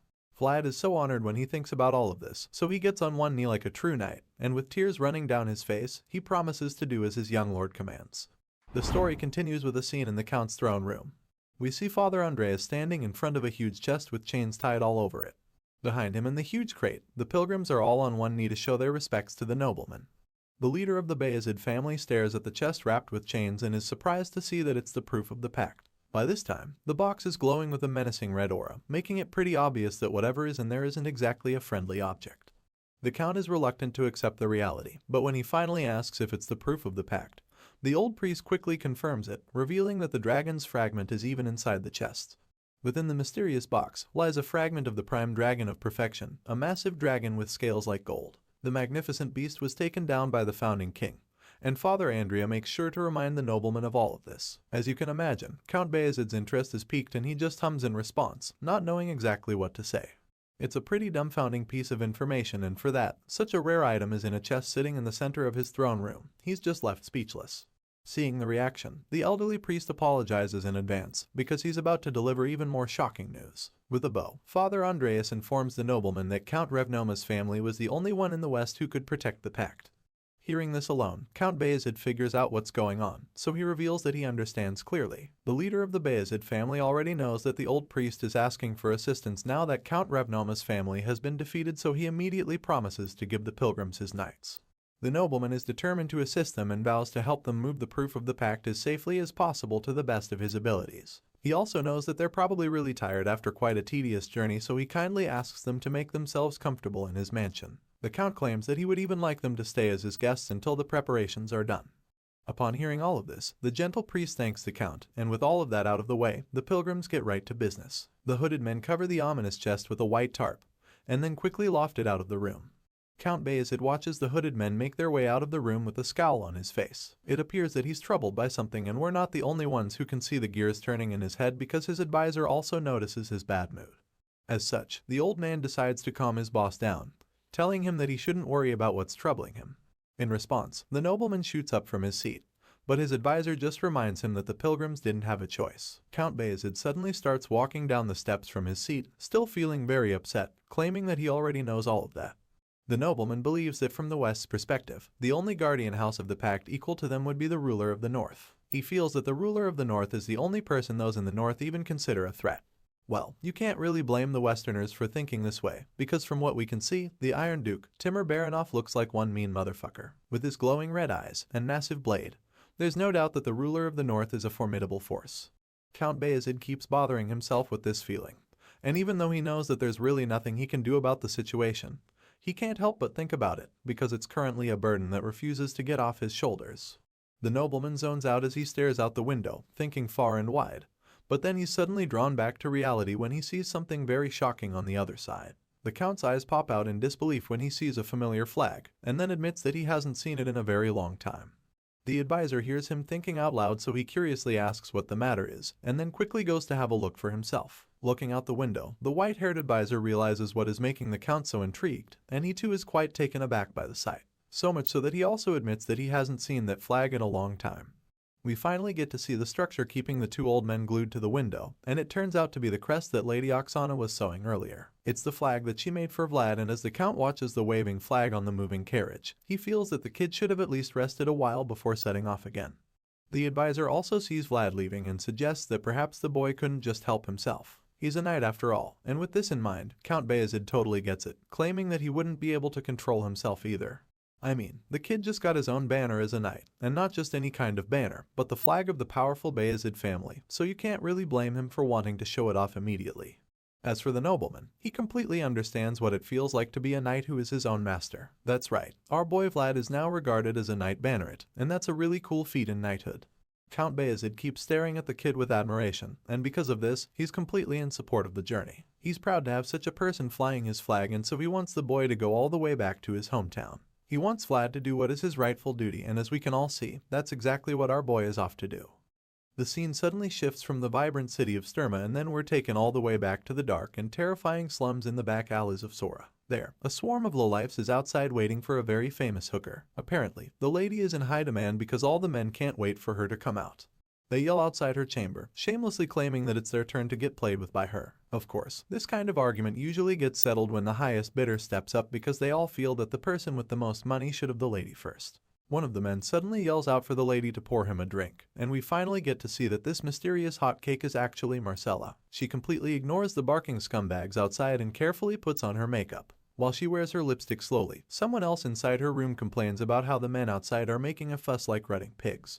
Apparently, the mysterious boss is fed up with the noise, so he'd really like Marcella to quickly go out there and entertain them if she's done with her makeup. Just then, we're introduced to the boss, who honestly looks like a mean old witch from a cartoon. The pimp reminds Marcella that she has to serve as many people as she can because that's the only way she can pay up her debt, and she says this with a very mischievous look on her face. She clearly enjoys seeing Marcella get played with by different kinds of dirtbags, especially since she gets paid for it. The highly demanded lady just glares at the old woman, probably wishing she could squeeze the life out of her with just her eyes. The fearless old hag is obviously a tough nut as well because she just scowls at Marcella in response. An intense staring contest ensues, but it comes to an end when the mean old lady suddenly grabs Marcella's face. She holds up the young woman's face and makes her look into the mirror. It turns out that the old bitch actually wants to see how long Marcella can keep up her confident act. As far as she's concerned, they've got a lot of time, and as such, she believes that Marcella is going to be stuck with her even when her body starts rotting. Hearing such a thing would make you wonder just how much the girl owes this old hag. Marcella looks like she's about to break at this point, but then all of a sudden, the look of fear completely disappears from her face and her confident demeanor returns in a flash. With a very unfazed and bombastic side-eye, she looks over at her boss and taunts her by telling her to have a long life. As you'd expect, the old bitch is shocked by Marcella's confidence, so it even makes her quite worried. She's really confused and disappointed that the young lady is still her confident self even after she's been stepping on her all this time. Seeing that Marcella isn't going to break anytime soon, she gives up her attempts to intimidate her and just walks away. On her way out of the room, she just tells the young lady to hurry up and go out. Once the old hag is out of the scene, we finally get to find out what's actually going on in Marcella's mind. The young lady finally finishes her makeup and starts to think about how she climbed into a pretty good position for a person who's just selling her body. Regardless, she admits that it was a remarkable journey because at least she got to choose her destiny. This little monologue is probably what she tells herself whenever she's about to do her job. Marcella gets up from her seat and struts down to the door of her chamber, where the horny men are still waiting for her. The moment they see her coming out, they start clamoring again, hooting and arguing about which of them has been waiting for her.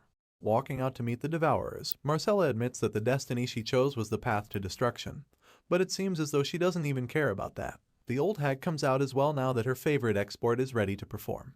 She teases the hungry men, asking if they've really been waiting that long for Marcella, and seeing how horny they all are, she asks for the highest bidder to reveal himself. After all, the man who desires the honey of the black rose for the night should be able to show his gold coins. The auction begins and the desperate men start making their bids. Some even offer to combine their gold just so they can afford a night with Marcella, but of course, the madam informs them that it doesn't work like that. It quickly turns into a situation of every man for himself, and as the men start arguing again, the old hag just expresses her delight that Marcella keeps making her so much money. She considers the young lady a wilting flower and decides that she's going to suck her dry till there's nothing left. Just then, one of the men makes an offer of 4 gold and the madam quickly accepts it. The other men are still wallowing in disappointment when someone else suddenly makes an offer of 100 gold.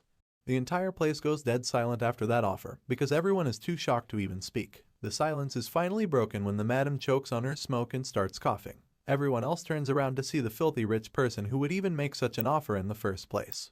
They're all eager to see who it is, and the madam simply asks again just to confirm if she heard right. Sure enough, the mysterious person repeats what he said, stating that he's willing to pay 100 gold for Marcella. The guy was up the creaking stairs to reveal himself, and this sends chills down Marcella's spine because the sound is so familiar to her. She recognizes it all too well because it's the same sound that brought destruction to her nest a while ago. That's right, it's the sound of the same man who killed her husband, the man who turned her life upside down, and the reason our boy had to leave his hometown. It's the notorious Night Godin. Marcella hasn't even seen his face yet, but she's already having goosebumps just thinking about him. The ominous hooded man finally makes it up the stairs and into the room without saying another word. All the people in the room are still overwhelmed by his offer, so much so that the old lady asks him once again if he really said he is going to pay 100 gold. She still can't believe anyone would make such an offer, so she just keeps asking him to be sure. Well, he's probably tired of repeating himself, so he just ignores her and makes his way through the crowd to where the terrified Marcella is waiting for the inevitable. As if the other men weren't already intimidated enough, now they can see just how menacing he looks. They all admit that his aura is no joke, but as curious as they are, none of them can even dare say a word to him. The hooded man finally reaches the counter and then asks the ladies if he can order something from there. Hearing this, the old bitch assumes that he can easily pay around 10 gold even if his 100 gold offer was a bluff. With this in mind, she quickly brings out the menu to serve him, but he stops her, telling her that there's no need for the menu at all. In a shocking twist, we suddenly find out that the person under the hood isn't actually the mercenary Godin. The hooded man declines the old lady's offer, claiming that he's always missed a particular dish even after he left the town a while ago. Apparently, it's been on his mind all the while he was away, so now that he's back, the first thing he orders is the grilled sausage and black pudding dish. The moment he makes this order, Marcella's eyes widen in shock as she realizes exactly who the man under the hood is. The dish is very familiar to her, so she already knows that there can only be one person in the world asking for it. Sure enough, it's none other than our boy Vlad. He takes off his hood, revealing his blonde hair as he makes his former master Jorge's usual order one more time. Marcella is absolutely speechless when she sees him after such a long time. Not to mention, he's paying tribute to her late husband on his return to Sora as a knight. Seeing all of this, she realizes that the gold offer didn't come from a filthy place of desire. The memories come flooding her mind as she remembers the child Jorge brought home. She remembers the color of his blonde hair because she bathed him when he was just a little boy. Marcella remembers it clearly, and while she's still finding it difficult to believe, Vlad simply assures her that he is actually back. Seeing this, she just covers her mouth to lower the sound of her soft sobs. She's pushed to tears just by looking at the young man she raised. Emotions fill the atmosphere as Vlad looks into her eyes. It's been a long time since they last saw each other, but the love between them hasn't dwindled even one bit. The kid smiles softly at her as they share the really touching moment in silence. It's the kind of reunion you want to last for long, but it's suddenly cut short when Marcella realizes where they are. There's still a swarm of horny lolivs waiting around to sleep with her, so she's very sure that Vlad is now in danger. As such, she quickly wipes the tears off her face and whispers for him to get out of the pleasure house as quickly as he can. She already knows how wild the men can get, so she tells him to leave. Marcella secretly informs him that the place is being run by subordinates of the notorious One-Armed Jack, and she doesn't want that guy to find out that the blonde swordsman is back in town. She keeps whispering to him, and the old bitch notices it, but she can't make any sense of what Marcella is telling him. It's all gibberish to her, so she gets quite curious all of a sudden. She's surprised to see that Marcella and the mysterious man already know each other. Besides that, she senses that the atmosphere feels unusual too, now that they are talking secretly. Feeling really uncomfortable, she decides that she should try separating the two reunited friends quickly before an unexpected situation arises unnecessarily. With this in mind, she beckons on some of the shady-looking armed men sitting at a table in a corner. A very mean-looking guy in particular looks at her and instantly gets the message just from her eyes. Without wasting any time, he signals his men and they all leave their sets like warriors on a mission. It's almost like they have a telepathic connection because even without saying a word, they all know that Vlad is the target. Our boy senses the growing number of people surrounding him, but he looks like he couldn't even care less about it. Seeming very unfazed by them, he just continues his conversation with Marcella and states that there's a calculation that needs to be done before he pays the amount. The madam is curious about this sudden calculation, so she chimes in and asks him what he's talking about. In response, Vlad calls the name One-Armed Jack and reveals that there's something he needs to get from the man. As you can imagine, such a statement won't go down well with the guys who run the establishment, because they're subordinates of One-Armed Jack. The scar-faced guy is particularly enraged when he hears this, so he draws his sword and urges the others to deal with Vlad for saying such a thing. He feels that the kid is ridiculous, so he calls him a crazy bastard. He's mad that Vlad would even call his boss's name like that. But while he's still ranting, the young knight decapitates him on the spot. The guy falls flat on his back right in front of his men, and in a matter of seconds, the floor is full of blood. The old lady is horrified when she sees the pool of blood, so she screams, but Vlad just shuts her up immediately. Sure enough, she zips it instantly, and then our boy threatens to take it from her as well if he doesn't get enough from the bastards.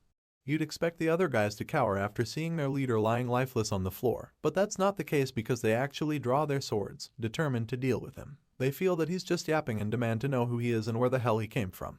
Our boy braces himself for the fight coming, holding nothing but a small dagger. But then, it's not any ordinary dagger. It's the last dagger of his late master Jorge, and this is what he calls himself as well. The other guys are dumbfounded when they hear this, so they stare at Vlad in shock, wondering what he means by that.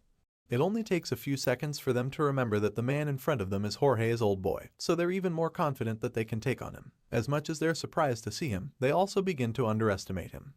The guys feel that their master would give them piles of gold even if they can get just his head. They claim that he should just keep hiding even if he manages to somehow survive them. Despite all their threats, our boy is unfazed, so he tells them to just come at him and stop babbling. He wants them to try as much as that day, back then when they tried to kill him. The moment he says this, he starts to release a terrifying aura which leaves all the thugs absolutely shocked that it's the same kid they knew a while back. Right now, he doesn't look anything like the boy they once knew, and instead, he takes the form of a bloodthirsty wolf. With such a terrifying demeanor, they're all afraid to even move, so he decides to attack them instead. Vlad takes out all the men who even dare to draw their swords in front of him. At this rate, he's working with one scream per life. Our boy is practically in beast mode at this point because he's not sparing even a single soul. He's ready to take the lives of all the men, as many as the tears that Marcella shed because of them. Our boy decides that he won't stop until a fair wage is paid through their blood. While the young knight is busy making a bloody salad with all the guys at the pleasure house, the scene changes and we find one-armed Jack drinking himself to stupor in his home. For some reason, he's thinking about Jorge. He feels as though that the Sora back alley has been like it belongs to him ever since Jorge disappeared. However, he still isn't satisfied. He wants more and feels that he should rise higher because he believes that he can't just stop there. This is the same reason why he's not hesitated to take what belongs to others. The insatiable man was determined to keep using the corpses of his enemies as scaffolds to go higher and higher. But even after rising to the end, one-armed Jack realized for the first time that the back alley life is determined by the ones up there. The guy thinks about all of this and just goes back to his drinking. He drowns himself in the alcohol, remembering how he firmly believed that everything can be obtained only through victory. Nevertheless, even though he has failed, he consoles himself with the fact that he's gotten to the position he is today. As much as the victor in the power tussle was Jorge, the one who died was also Jorge. With this in mind, he accepts the fact that the same thing could happen to him one day, and that his fate would be decided by someone up there. He curses the damned world he lives in, and just then, his men barge in with bad news. They inform him that they've been surrounded, but he's too drunk to process it all at once. The guys reveal that the entire back alley has been overrun by soldiers, so much so that even their back door has been blocked. The guys start to argue all of a sudden, feeling that the soldiers are the security guards of Sora. The confusion comes up because they feel that they've already made monthly payments to the soldiers. One suggests that it's just the regular patrol, but others don't agree because of how many soldiers there are. The invaders have clearly come with a plan, and when one-armed Jack hears this, he just starts laughing. He expected such a thing, because he always felt that such a day would come. He just didn't know it would be today. Regardless, he's glad that it's here already, because rather than anxiously waiting for the day, it's better this way, since he feels that destruction right before his eyes is even more relieving. The scene changes from the bar and we see a group of soldiers lined up with their weapons in another side of the small town. One of the high-ranking men in Sora suddenly goes to meet the knight, who happens to be Sir Vorden, and informs him of some news. He reveals that they've received orders, confirming that the garrison's arrangement is complete. In response, the fat commander just asks the guy if the other alley is completely blockaded as well. The terrified man responds by confirming this, and he claims that they did their best to make sure of it. It turns out that this scared-looking man is actually the mayor of Sora. Unfortunately for him, the commander isn't convinced that he and the others actually did their best, because he feels that if they actually did, the matter wouldn't have gotten as big as it did. The mayor is really ashamed of himself, but all he can do is just stand there and hide his face while the soldier scolds him. The commander seems very upset that the count found out about what happened, so he makes it very clear to the mayor.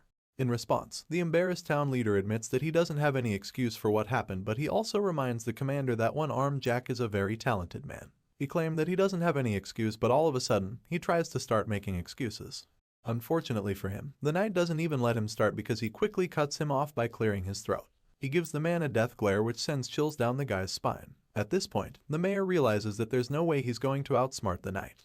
He's puzzled by the knight, and it makes him wonder how a mere soldier is so well informed about the activities of the back alleys in Sora. Realizing that he can't lie to the knight, the cunning mayor tries another plan.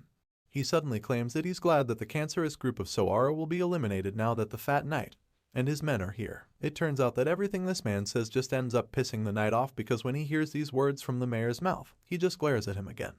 As far as this soldier is concerned, the cunning man is the cancer. He's very angry about the whole situation because he doesn't even believe how a mere back alley boss can be controlling such a huge system. The knight feels that the mayor is the reason why one-armed Jack has so much power. After all, the only way someone else can have so much power over a place is if the mayor is condoning all the activities and hiding them under his title. It's also pretty obvious that the price for the mayor to overlook such criminal activities is if he's receiving some kind of huge compensation. Clearly, these compensations are basically bribes, and the reason why the knight is so sure is because he's someone who's taken bribes in the past. Just like a non-vegetarian can tell when he sees someone like him, the fat commander can easily tell that when he sees a corrupt official at first glance. The mayor is still really unsettled right now, and so he tries to change the topic quickly by asking the knight when the other knights will arrive. The ones that will go inside are yet to reach the city, so the mayor is really concerned about that, especially the knights from the house of Bayezid who have been sent to the city. He's still talking when all of a sudden, the fat commander informs him that the knight from Bayezid is already around. The mayor is shocked when he hears this. As if on cue, a knight emerges from the darkness. This mysterious knight has blood all over his boots, suggesting that he just got out of a blood bath, and the fat commander quickly introduces the mayor to him. The corrupt leader is horrified when he sees that it's just one person who came, so he quickly turns to Sir Vorden and asks him if the lone soldier will be okay. He's afraid that the knight from Bayezid will be able to handle the situation, so he suggests that his knights and Soara take care of the job since he's already deployed the best of them. Unfortunately for him, Sir Vorden doesn't agree with his idea. The advanced knight claims that such a thing can't happen under his watch, and this leaves the corrupt mayor absolutely stunned. He's shocked that his authority means nothing to the commander, so he asks Sir Vorden to explain why his idea can't work. In response, the senior knight reveals that it's because Mr. Joseph put his heart and soul into setting it up. It turns out that this little arrangement and deployment of soldiers was simply a means of setting up Vlad's official debut fight, and since that's the case, there's no way Sir Vorden will sit back and watch someone ruin it. Now, we see our boy make his way out of the darkness. His armor and coat are covered in the blood of the goons that he dealt with earlier, and it's giving a really disturbing vibe, so Sir Vorden quietly goes over to the kid and asks him if he'll be okay fighting alone. He whispers this to our boy so that the mayor doesn't hear him. The senior knight informs Vlad that there are over 50 enemies waiting inside, and then reminds the kid that he won't be able to face Mr. Joseph's wrath if anything bad happens to him. Because of this, he wants to be absolutely sure that the young knight knows what he's getting into. In response, Vlad calmly assures Sir Vorden that he'll make sure he doesn't take the blame even if he gets hurt by any chance in there. Unfortunately, this doesn't make the fat commander any less worried because he practically just explained how he can't let the kid get hurt under any circumstance. At this point, he's starting to get really uncomfortable because he doesn't even know what Vlad is going to do next. To make matters worse, our boy doesn't even respond to him, and just keeps staring at the huge building in silence. After a while, Sir Vorden realizes that nothing he says is going to change the boy's mind, so he sighs in exhaustion as he decides to let Vlad go. Before that, he reminds the kid that he promised to protect him from any punishment if things go south, and Vlad confirms it. Hearing this, he quickly gives our boy the banner he's been holding, claiming that Mr. Joseph asks him to give it to him in front of everyone. Sure enough, the other soldiers are standing right behind him, so they see the little ceremony as it goes on very clearly. The senior knight gives Vlad the banner and he receives it without hesitation. Our boy buries the pole into the ground, allowing the banner to spread out. When the other soldiers see it, they're shocked because they all felt that the carrying of banners to battle was a forgotten tradition. After such a cool display, they're all very curious to find out who the mysterious young knight is. They start to wonder who on earth the kid is, because they can't even wrap their heads around the fact that he received his own flag at such a young age. It's all really unbelievable to them, and then one of them suddenly talks about how the knight was personally sent by the House of Bayezid. While the ordinary soldiers are being overwhelmed by our boy's impressive display, he's busy pumping himself up for battle. With his banner pole planted into the ground and his cold blue eyes fixed on the target, he gets himself into battle mode. Vlad decides that right now, this land is his domain. Under the honorable names that attest him, he exercises his authority in Soara, even in the lives of all those who inhabit the place.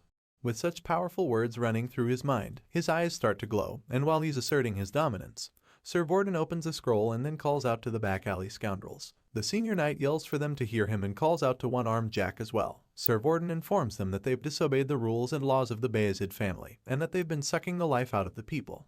Because of this, Peter Bayezid, the rightful owner of Soara and head of the family, has sent this message to the lowlives of the back alleys. Sir Vorden reads the letter from his master, revealing that he has sent a proxy on his behalf because he can no longer stand the wickedness of the people in Soara. From the letter, Bayezid claims that all the rights Sir Vorden exercises are guaranteed by him and by the Church of Faith. As such, the fat commander angrily demands that one-armed Jack and his henchmen come outside immediately. He demands that they open their doors in that instant so that they can allow the rightful proxy inside. With this command, the soldiers behind him start hitting their weapons on the ground to create a loud rumbling just so that they can get the attention of one-armed Jack and his men. They chant the Bayezid family name over and over again until it becomes too annoying for the scoundrels to ignore. The things get mad when they hear all the commotion, but the knights and soldiers don't stop making the noise. They chant about how God protects their proxy and express their confidence, believing that they will kill one-armed Jack. While they're saying all of this outside, the big bad boss sits in his chair and quietly drinks yet another bottle of alcohol. Back outside, the chants continue, and our boy waits patiently for the criminals to reveal themselves. Sir Vorden finishes reading the Count's letter from the scroll and informs our boy that he now has the justification and the people on his side, unlike before when they weren't even sure he could handle the situation. Since that's the case now, the senior knight tells Vlad that he can let it all out without hesitation, and once our boy receives the permission to go into beast mode, he thanks Sir Vorden and gets right down to business. Vlad unsheathes his glowing sword before marching down to the door of the house, and as he makes his way there, the fat commander reminds him to be careful. At this time, the voice in his head comes up again. The voice is sure that one-armed Jack must be preparing already, so he advises our boy to expand his vision, because he knows that the big bad boss is going to come for Vlad's life from all directions. Hearing this, our boy mentally prepares himself for the fight ahead, and the voice also assures him that the battle will be different from all the others he's been in before. The voice gives him a little pep talk, claiming that one of the basics of battle is to take the initiative. He advises Vlad to make a really fancy start to the fight, and so, the blonde swordsman begins to channel all the power he can muster into the blade. Several thoughts rush through Vlad's mind as he prepares to face the notorious one-armed Jack all by himself. He remembers the day that Jorge died and begins to feel that maybe his boss would have still been alive if he never called God. Even before that, he wonders if Jorge would still be alive if one-armed Jack never threatened him in the first place. He feels that he wouldn't have needed to call God if that never happened. The many ifs and maybes continue to haunt our young hero, so because of this, he feels that there's only one solution in the end. Vlad decides that he must kill one-armed Jack because that's the only way he can be just a little free from the guilt that constantly haunts him. With this in mind, our boy charges at the big bad boss with his glowing eyes and sword. Vlad lands the first powerful strike and the locked door comes crumbling down in an instant. All the goons who were guarding the place are sent flying all over the place. The blast from the strike leaves the place in a mess, and when Vlad finally enters the building, all the goons are injured and disoriented. Vlad realizes that one-armed Jack's world is eating into his own, so he concludes that this is the reason he must put an end to this right now. This is the only way he can cut off the messy connection and move forward. Our boy marches into the place and then introduces himself to the goons, informing them that he's the one and only Vlad of Soara. The blonde swordsman claims that he's here to end their quarrel. He holds his blade and stands in front of the enemies, waiting to see their next move, but none of them even moves a muscle. They wait in silence, so when Vlad sees this, he points his sword to the big bad boss and calls out to him. Our boy raises his glowing sword, informing one-armed Jack that he's back in Soara, and as you can imagine, he's back for revenge. Vlad yells out several times before the one-armed mafia boss finally decides to respond. He sits in his chair and listens carefully to the voice, only to discover that it's actually really familiar. With this in mind, he finally gets up from his chair and slowly straightens himself up as a sinister laughter erupts from his lungs. Apparently, he's already recognized Vlad's voice, so now that he knows that his opponent is a kid, his confidence goes off the roof. He finds it amusing that the blonde boy from the back alleys is the rightful proxy that has been sent to get his head. Not surprisingly, he's heard a lot about Vlad's amazing feats, but it doesn't make him any less confident that he can defeat our boy. One-armed Jack realizes that the rising star is the one knocking on his door, and so it makes him very excited because he relishes the challenge. While the big bad boss finds the whole situation to be some kind of easy game, our boy is very determined to prove the one-armed villain wrong. He fixes his gaze up into the house and waits patiently for his opponent to reveal himself. It appears that the bad boss's overconfidence rubs off on the goons all of a sudden because they instantly get the courage to fight their adversary. One of them loudly encourages his mates to attack the blonde swordsman, disturbing their peace. So of course, they all rush towards Vlad with their weapons. The men charge at our boy bravely, feeling that they've got the upper hand, and of course, Vlad doesn't hold back either. He equally throws himself at them with his trusty sword in hand. Not surprisingly, the blonde knight overwhelms them with his speed and strength immediately. The thugs are horrified when they see how ferocious he is, but at this point, it's already too late for them to retreat because he rips them apart mercilessly. Our boy slashes through all of them with the speed of light, leaving a bloody trail of dismembered body parts in his wake. One of them tries to sneak up on him from behind, but the insanely quick swordsman senses the attack coming and counters it immediately. Vlad turns around in the blink of an eye and slashes the guy's head clean off in that moment. The severed head flies across the room, splashing blood all over the place before finally landing on the floor. When the other thugs witness this gory display, they finally realize that it's the same ruthless blonde kid that once walked the streets of Soara.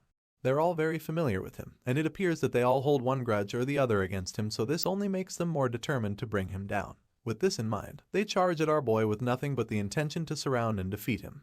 They refuse to back down from the fight and use their numbers to try to intimidate him. The goons successfully surround the young knight, and once they see that he isn't attacking either, one of them encourages the rest to pounce on Vlad together once they get the chance. As much as they all want to see the blonde swordsman defeated, they're also really afraid of the kid. The thugs are all aware that Vlad is extremely skilled with the sword, so they're very careful about how they fight him. Stepping forward recklessly against such a knight would only get them killed, so they're reluctant to make the first move. After a few moments of keeping the terrifying swordsman at bay, the goons realize that they're not ready for what comes next. None of them is ready to strike, and Vlad just casually waits for the next unfortunate person to try him. It does take long before they start begging each other to step forward. But even then, nobody is willing to sacrifice himself. I mean, that's literally what it is right now, because anyone who's crazy enough to challenge Vlad all alone is practically digging his own grave. The whole thing gets really boring quite quickly, especially since the star swordsman is eager to give one-armed Jack a taste of his blade. Seeing that none of the henchmen are brave enough to step forward, he decides to take matters into his own hands. The blue-eyed killing machine cuts through their murmuring all of a sudden with a cold statement. He calmly tells them that there's no need for them to think so hard about their next move. After all, he's going to cut all of them into pieces anyway. Since that's the case, it doesn't really matter what they decide, because they're only going to end up dying at his blade. Surely, there's no way such a terrifying promise didn't send chills down their spines. Unfortunately for them, our boy is a man of his word, so the moment he says that, he goes in for round 2 of his killing spree, and this time, it's even more incredible. The talented swordsman activates his world as he makes his move, and a bright light fills the sky all of a sudden. The thugs are absolutely stunned when they see the blinding light, and it leaves them frozen in fear.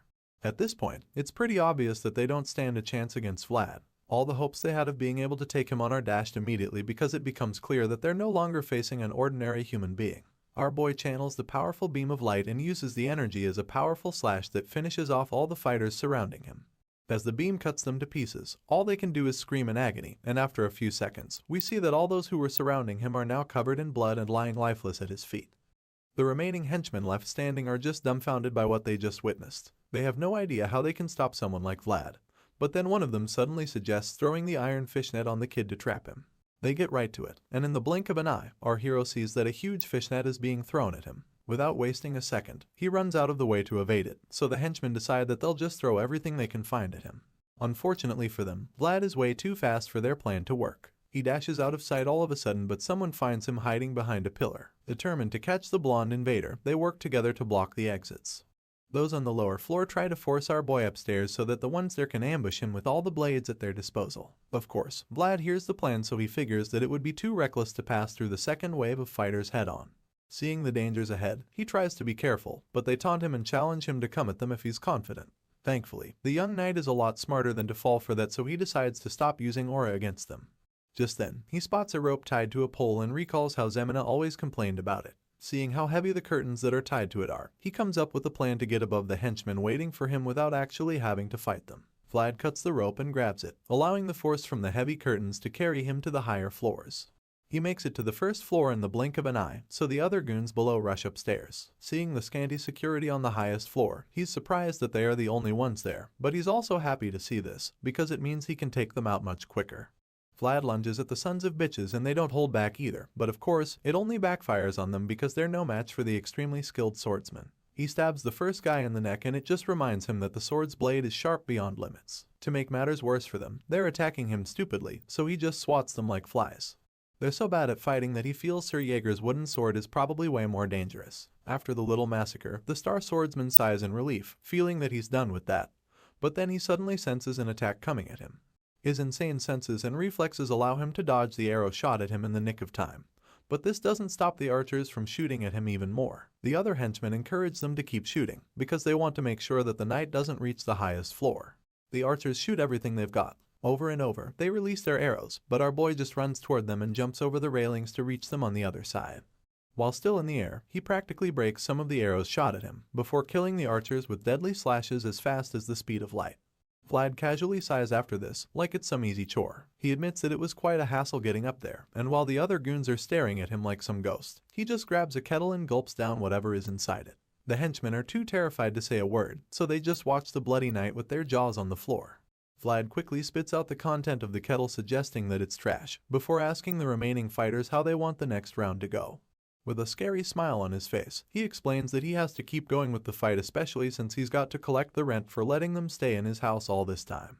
These words send some more chills down the spines of the thugs, and Vlad figures that they must have really thought this place was their territory. Unfortunately for them, that was a fatal misjudgment on their part, because this place is actually Rose's Smiles, otherwise known as Vlad's Nest. Elsewhere in the city that night, we see Vlad's old friend, Harbin, at the harbor, who somehow senses that one-armed Jack has gone mad. The guy looks like he's so tired of the crime boss and his goons because he knows that even the thugs in the market don't cause as much trouble as they do. Looking really frustrated in his office, Harbin tries to write a report, but keeps getting distracted over and over again because he just can't stop feeling uneasy whenever he remembers that there's a crazy big bad nuisance on the loose in the city of Soara. He's so confused because he has no idea what he's even supposed to do at this point. One-armed Jack intends to keep looting openly with the help of his henchmen, and this worried fellow is afraid that he won't be able to do anything to stop such a thing from happening. Still thinking about the crime boss, he finally stops writing and suddenly recalls how things got worse after Jorge's death. It turns out that one-armed Jack became a totally different person after Vlad's guardian died. Even though the notorious criminal leader used to suck the debtors dry before that, he never went as far as he's doing now. Jorge's death gave one-armed Jack the confidence to finally go out of control, so now he's making life miserable for debtors and pushing things to a dead end for them. With everything that's been going on, the worried young man concludes that he doesn't see any hope in the town if things continue like this. At this rate, it will take only a few months before the entire back alley economy begins to collapse for good. Thinking about all of this is clearly really frustrating and stressful, so it's no surprise when he finally admits that the situation is driving him crazy. You can't blame him though, especially since he doesn't even know how the hell he's supposed to report that someone took away so much of their contraband in such a short time. He probably feels that it won't even sound believable by the time he's done writing it, so he's just stuck on that page with his pen in hand, and his mind feeling trouble. While he's busy wallowing in the frustration, someone suddenly barges into his office, informing him of some shocking news. Turns out that it's one of his men, who just rushed in to let him know that the back alleys have been blocked up. The young man with short hair looks like he ran a mile to break the news because he's panting heavily and gasping for air. But Harbin isn't too concerned about that right now, because he first of all wants to understand what the hell the kid is talking about right now. It doesn't make sense to him because he can't even comprehend how someone would block the back alleys. It sounds straight up impossible to him, so he asks the kid to explain himself. It's at this point that the breathless boy informs Harbin that some people from Sturma who came to Soara are the ones who caused the blockade. He also reveals that they came to catch one-armed Jack, and then goes on to tell Harbin how all the guard soldiers of Soara have them surrounded from all sides while they're speaking. Hearing this news, he just gets even more exhausted than he was before. Harbin concludes that one-armed Jack must have really crossed the line this time, because it's not every day that people from Sturma come looking for a criminal in a place as chaotic as Soara. Even though he's a little relieved about it, he also knows that he can't just feel happy about the fact that one-armed Jack has finally met his Waterloo. The reason he feels this way is because he knows that it will only rain blood over the back alleys if the powerful crime boss finally leaves Soara. While Harbin is still pondering on the bittersweet feeling, the young informant suddenly suggests that he should be close with one of the visitors. He's shocked to hear this because he doesn't know who the guy is talking about, so he asks, and that's when he finds out that the guy is talking about Vlad. This just leaves Harbin stressed out even more because he doesn't get why the man is talking about Vlad all of a sudden. In response, the guy nervously admits that he didn't see Vlad with his eyes, but he goes on to inform Harbin that there's apparently a blonde guy in the party that came from Sturma. As you can imagine, this pisses Harbin off because Vlad is clearly not the only blonde person in this world, so he snaps at the worker and quickly gets back to writing. However, that's when the guy reveals that it's not all, and then reveals that the blonde young man actually called himself Vlad of Soara. Harbin freezes in shock when he hears this, and there's no doubt that goosebumps cover his whole body at that moment. He finally lifts his head from the paper and gives the worker his full attention, so he can confirm that he just heard correctly. His eyes widen in disbelief because it sounds impossible, but the young short-haired worker just confirms his statement without any doubt. The guy even reveals what he heard about Vlad planting his flag in front of Rose's Smiles not too long ago. Harbin starts shivering all of a sudden, and when his subordinate notices it, he gets concerned and asks him if he's okay. Harbin doesn't say a word in response and just zones out completely. He thinks about how he's been hearing countless rumors all this time. It's no surprise that our young hero's exploits reached his ears over the last few months, but Harbin clearly chose not to believe them back then. He heard of how Vlad's aura manifested during Damer's Duel of Honor. Harbin also heard the story of the young vassal of Bayezid who accomplished an amazing feat in the hunt of a deathworm. Clearly, he's aware of the tales of the newest rising star going by the name Vlad of Soara, but he just didn't want to believe them. However, right now, he realizes that everything he heard might actually be true, but he still doesn't want to believe the rumors yet. So he finally gets off his chair and storms out of the office with his walking stick so that he can go and check things out for himself. While Harbin is getting ready to go play detective, we catch up with our blonde hero, who's still in the middle of a bloody battle at the Rose's Smiles. The intense bloodbath goes on and Vlad continues to show no mercy. He uses a deadly strike to slash the foot of one of the henchmen, and right after maiming the guy for life, he swiftly turns around to take care of the thug who bravely tries to sneak up on him from behind. Our boy lands a devastating slash right to the guy's neck, taking him out in the process, but this ruthless display doesn't slow down the onslaught of attacks coming from all the other goons. They're still fearlessly running towards Vlad with nothing but the intention to kill him, but as you already know, they really don't stand a chance against him.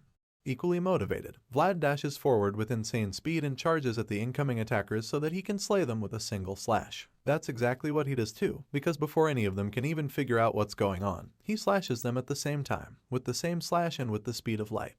The move is way too fast for them to comprehend, and before they can do anything about it, it's already too late because they're probably missing a body part. Blood splatters all over the place, leaving our boy completely drenched in it as well as his trusty sword.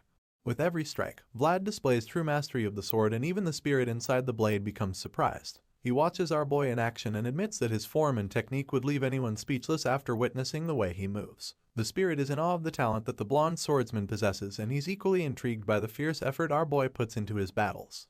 Besides that, his strong will that is deeply rooted inside him can be felt by everyone around, and so the spirit concludes without a doubt that this young boy is a natural-born slaughterer. Just as he says this, Vlad confirms his thoughts by driving his sword straight into the heart of the last thug who dared to try him. It seems our boy has gone full beast mode at this point because he stares right into the dying man's eyes like a psycho killer. With a twisted smile on his face, he tells the thug that he had all the time in the world, so he suggests that the guy put his fallen tooth back in his mouth before passing on.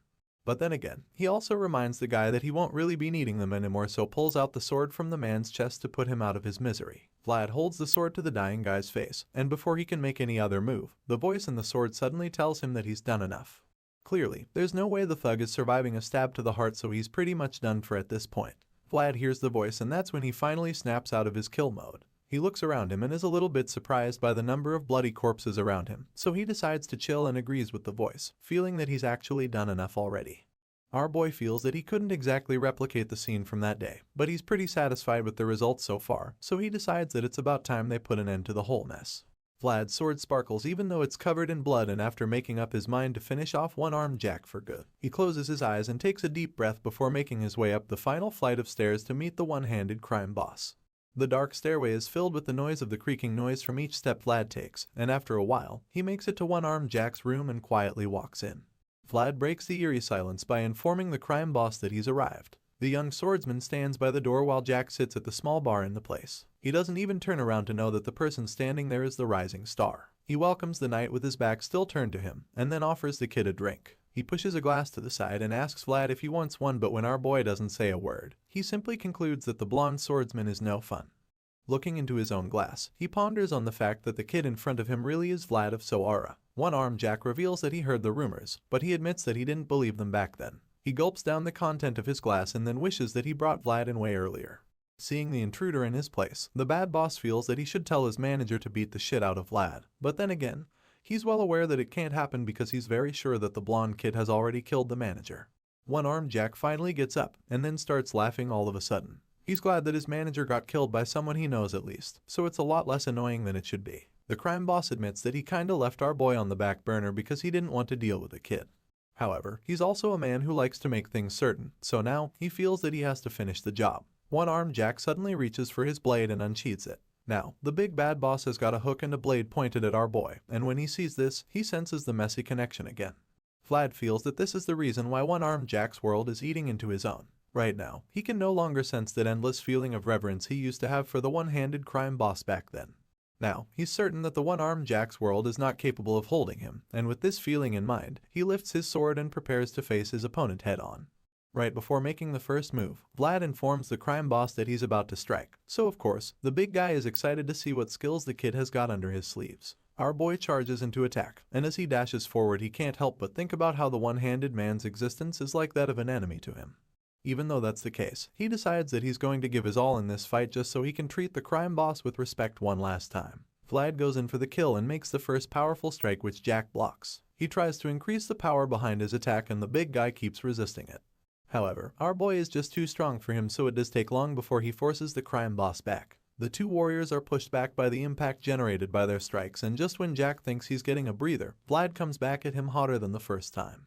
Our boy puts everything he's got into the second strike, and shows no mercy to the old man because he knows that this is the way to show respect in the back alleys. It's their way, and so he refuses to hold back in this clash.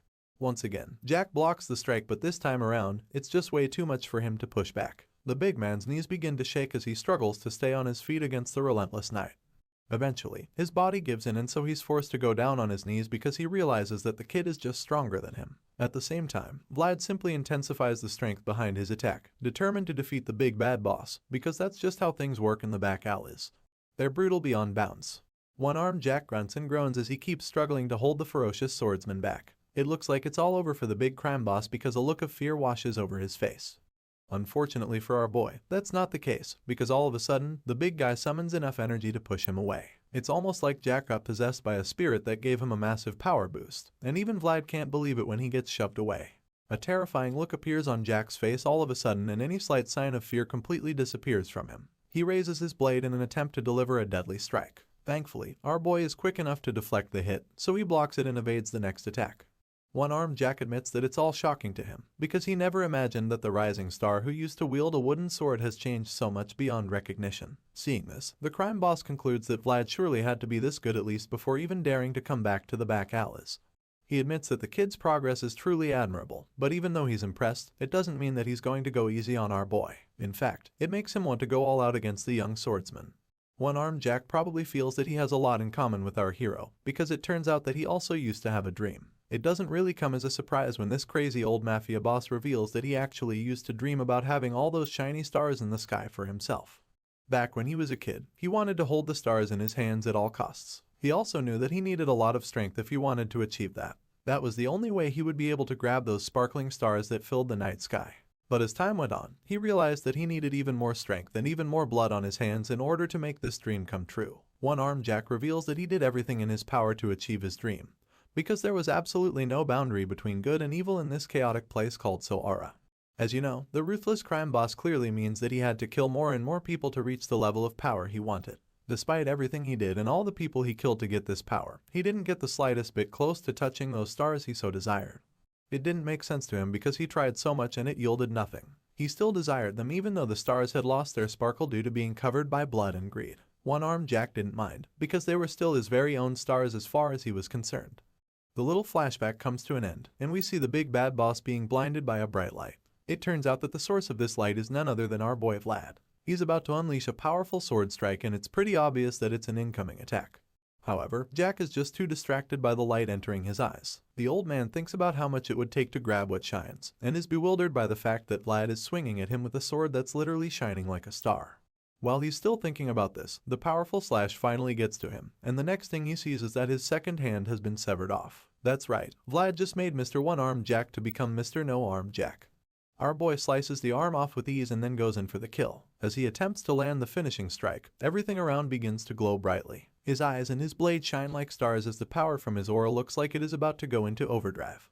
At this point in time, Vlad looks like he's at the peak of his powers. Right after taking off Jack's remaining functioning hand, he tries to land a second hit, but then suddenly ceases the attack. The crime boss screams in agony as he sees his severed hand fall to the ground. He just keeps groaning while the young swordsman observes patiently.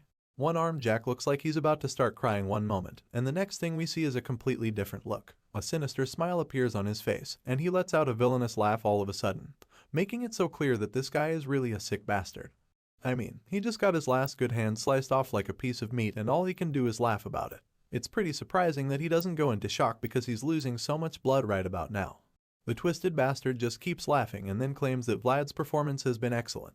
He's so impressed that he wishes Jorge could be alive to witness the young knight's display. As you can imagine, One-Armed Jack is the last person on earth to dare call Jorge's name in front of Vlad, so it's not surprising when our boy gets mad and attacks him. Our hero leaps into the air to deliver another slash and tells Jack to shut the hell up. Sure enough, he lands the hit and the insane slash gets deflected by the psycho crime boss. As far as Vlad is concerned, One-Armed Jack doesn't even deserve forgiveness. He's determined to kill the guy because he had a hand in Jorge's death while devouring the broken rose's smiles. After all, he's the son of a bitch who sold Marcel off, and after recalling all of these sins, Vlad concludes that Jack deserves a miserable death. With the desire for revenge and the rekindled feeling of grief in our boy's heart, he goes in for the kill. He stabs Jack and finally, it appears that he's got the job done when we see the big guy screaming in pain. Unfortunately, we're fooled once again, because the screams quickly turn into sick laughter and Jack suddenly claims that this is a happy day. He feels they should throw a big party in Soara and celebrate because the day for Vlad to climb higher than him has finally come. Of course, our boy just tells him to shut the fuck up, right before driving his sword into the big guy's chest. A calm silence follows after this happens, and Jack simply admits that this is a much better way to go out than being crushed by a huge world like Jorge's. Jack is glad that he meets his end at the hands of a young warrior trying to climb higher. Just then, the swordsman asks him if he has any last words, and that's when the psycho tells him that he did a great job. Jack also tells him to take some rest before he leaves Soara, but this just annoys our boy, so he forcefully pulls out the sword from the big guy's gut just to make sure he bleeds to death. While struggling to stay on his feet, Jack claims that Vlad has done enough to finish the job. He admits that he's lived an evil life, but he doesn't regret it because it was fierce regardless. With his dying breath, he brags about what a great job he did even though he got taken out by a rising star. One-Armed Jack concludes that he had a great life before finally calling Jorge's name one last time and then falling to his death. Vlad watches the big guy plummet down from the high floor and ponders on what just happened. Revenge is sweet, so it's only natural for it to be done. But still, the young knight can't help the lingering bitterness in his mouth. He should feel glad and relieved that Jack is finally dead nor that he's avenged Jorge, but right now, he doesn't have that feeling of fulfillment in him. Our boy looks over at the counter and sees the drink Jack left for him, for he gulps it down in sighs in exhaustion. The moment he drops the empty glass, he remembers what Jack said about how he'd climb higher, so he thinks about it for a bit before suddenly dropping a coin on the counter. He's returning it to his late boss, because he believes that a knight should only receive what he's paid for, which is something that Jorge taught him. Vlad leaves the empty glass with bloodstains, as well as the bloody coin to pay for his drink, before walking out of the place for good. Our boy leaves Rose's Smiles, a place where people who pass by stop and stagnate like water for a bit. On the way out, he glances at Jack's lifeless body and thinks about how today, a stagnant drop of water flowed outside of this world, leaving a small ripple in his own world. The story continues a few moments after Vlad's epic victory over one-armed Jack. While our boy is still in the building, Sir Borden becomes a little worried because he notices that it's suddenly ominously silent inside Ether Rose's Smiles.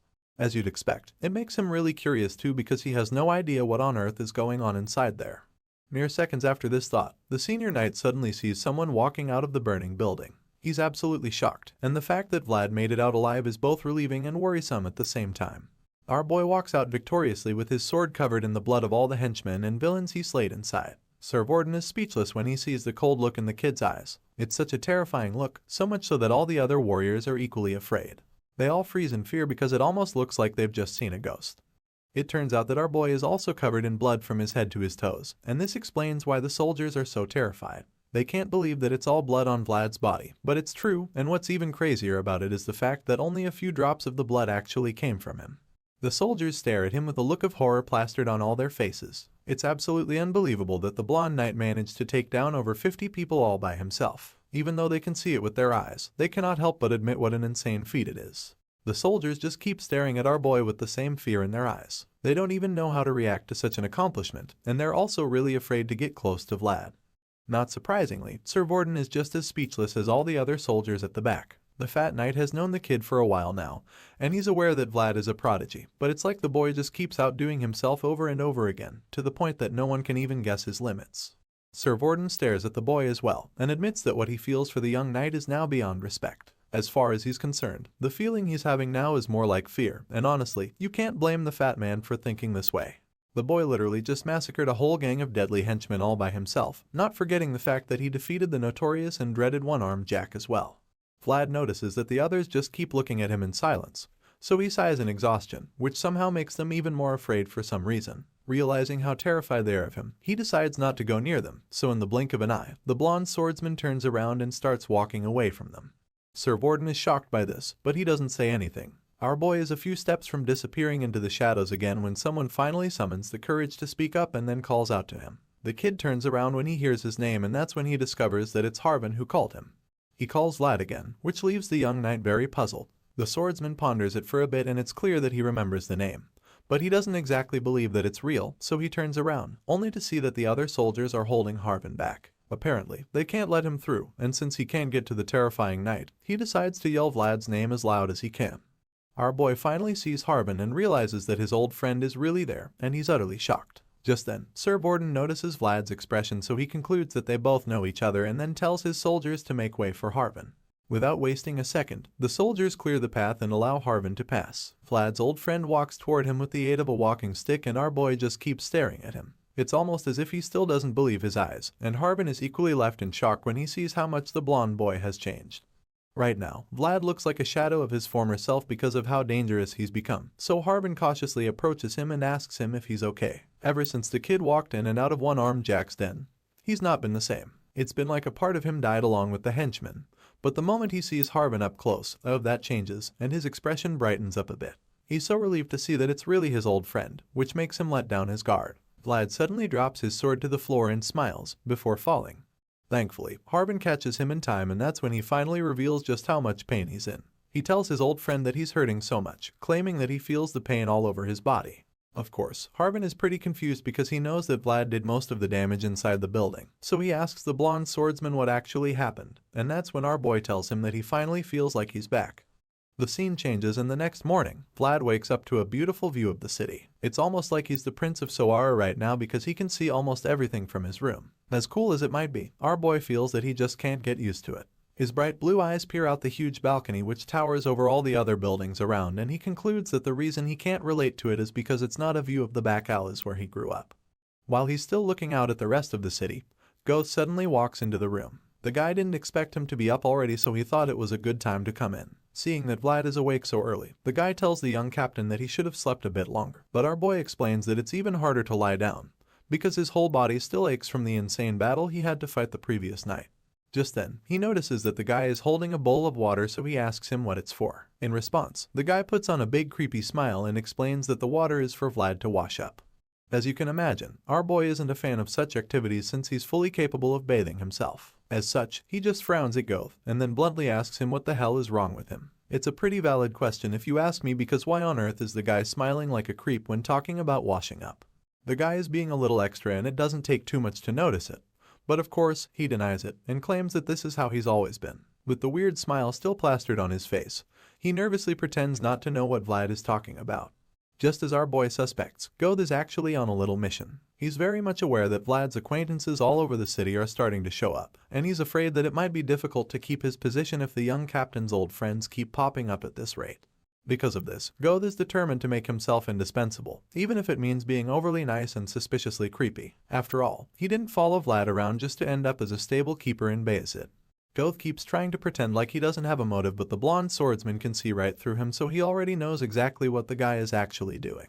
Vlad knows exactly what's going on inside Goth's mind, and he honestly understands it as well, so he tells the guy not to get anxious. Our boy promises to take care of him, but that's only if he continues to do his job well. Goth is elated when he hears this and can't even contain his joy. Just to confirm, he asks if Vlad is actually promising him. In response, the swordsman tells Goth that if he doesn't trust him, he should go do something about it. From the tone, Goth can tell that the young captain is now pissed, so he nervously assures our boy that he trusts him because he knows that Vlad can actually change his mind if he wants to. Seeing the guy get so rattled just makes our boy feel sorry for him. He sighs in exhaustion because he's already tired of all the ass kissing, and that's about the same time that Goth remembers something he should have told Vlad the moment he saw him. It turns out that Sir Vorden wanted to see our boy as soon as he woke up, and Goth forgot to pass the message because he's been too busy competing for Servant of the Year. Vlad is surprised to hear this, but he also feels that it's just perfect too, especially since he also has something that he'd like to discuss with the senior knight. The scene changes again, and the next thing we see is a big office table filled with all kinds of pastries and sweet treats lined up on it. Apparently, this is Sir Vorden's idea of a normal breakfast, and it explains why the man's so fat when he's supposed to be an active swordsman. Of course, Vlad isn't a fan of such unhealthy foods, so he advises the fat man, explaining that eating this kind of stuff will only get him killed eventually. Unfortunately, it's already too late for this man to take any kind of advice concerning his diet because he's clearly fallen in love with junk food. Sir Vorden responds to the kid's comment by claiming that he'll also die if he doesn't eat the food. He picks up a slice of cake and stares at it like it's the love of his life before taking a big bite. As you can imagine, he didn't summon our boy to give him health advice, so he goes straight to the point and shows Vlad the mountain of documents piled up on a table in the corner. The fat man claims that he needs to go through all of them and admits that he won't be able to see the end of it, so he's invited the young prodigy to help him out with some work. Sir Vorden really doesn't see anything wrong with his diet since his brain needs a lot of sugar to function properly, so this is probably the excuse he's been giving for eating sugary snacks all the time. Sir Vorden reveals that one-armed Jack's shadows enclosed even the deepest parts of the back alleys. The blonde knight isn't too surprised to hear this, and he feels that actually makes sense since the tyrant was born and raised in the back alleys, before going on to dominate everything in the place. In response, the fat knight agrees with him, and then claims that he'll still take some time out to completely pull out the roots of the mystery. After this, he casually asks Vlad what he's planning to do now. Even though Sir Vorden has to stay back and take care of the aftermath of one-armed Jack's defeat, he informs the young knight that his own work in the city is practically done already. Vlad reveals that he really doesn't know what he'll do next, so the fat knight informs him that he'll be on standby until Mr. Joseph officially arrives in the city. Since that's the case, he also asks Vlad to help him out with his work sometimes. Our boy immediately asks if there's actually anything that he can help with, claiming that he doesn't know much about documents and all that kind of paperwork. It turns out that the fat man was way ahead of him. Vorden claims that he already knows all about that, so he picks up a paper and hands it to the kid. Our boy reads the sheet of paper and is actually surprised to see that he'll be on standby in Soara as the captain of the guard. That's right, he's got a new job, and he's also going to enjoy some perks like representative authority. He doesn't know what the hell that means, so Sir Vorden explains that it simply means he has the right to arrest people who break the law. The senior knight finds this particular ability really exciting because it's basically a warrant that lets him beat up criminal offenders to a certain degree. From what Sir Vorden tells him, he learns that Master Joseph wants to use this little victory as an opportunity to clean up the back alleys for good. The young master's mission is to uproot the weeds and then replace them with decent substitutes, and the senior knight informs Vlad that this is the next step in Joseph's master plan. Our boy is still a little bit overwhelmed by the whole thing, but the fat man assures him that he's the right man for the job. After all, nobody knows the back alleys better than the one and only Vlad of Soara. After hearing all of this, the kid reluctantly accepts his new office, admitting that it actually makes sense to put him in charge of something like this. Seeing that the blonde swordsman is on board, Sir Vorden informs him that he doesn't have to start right away. He reminds our boy that he still needs to take a break for now, and use some time to catch up with his old friends in the back alleys.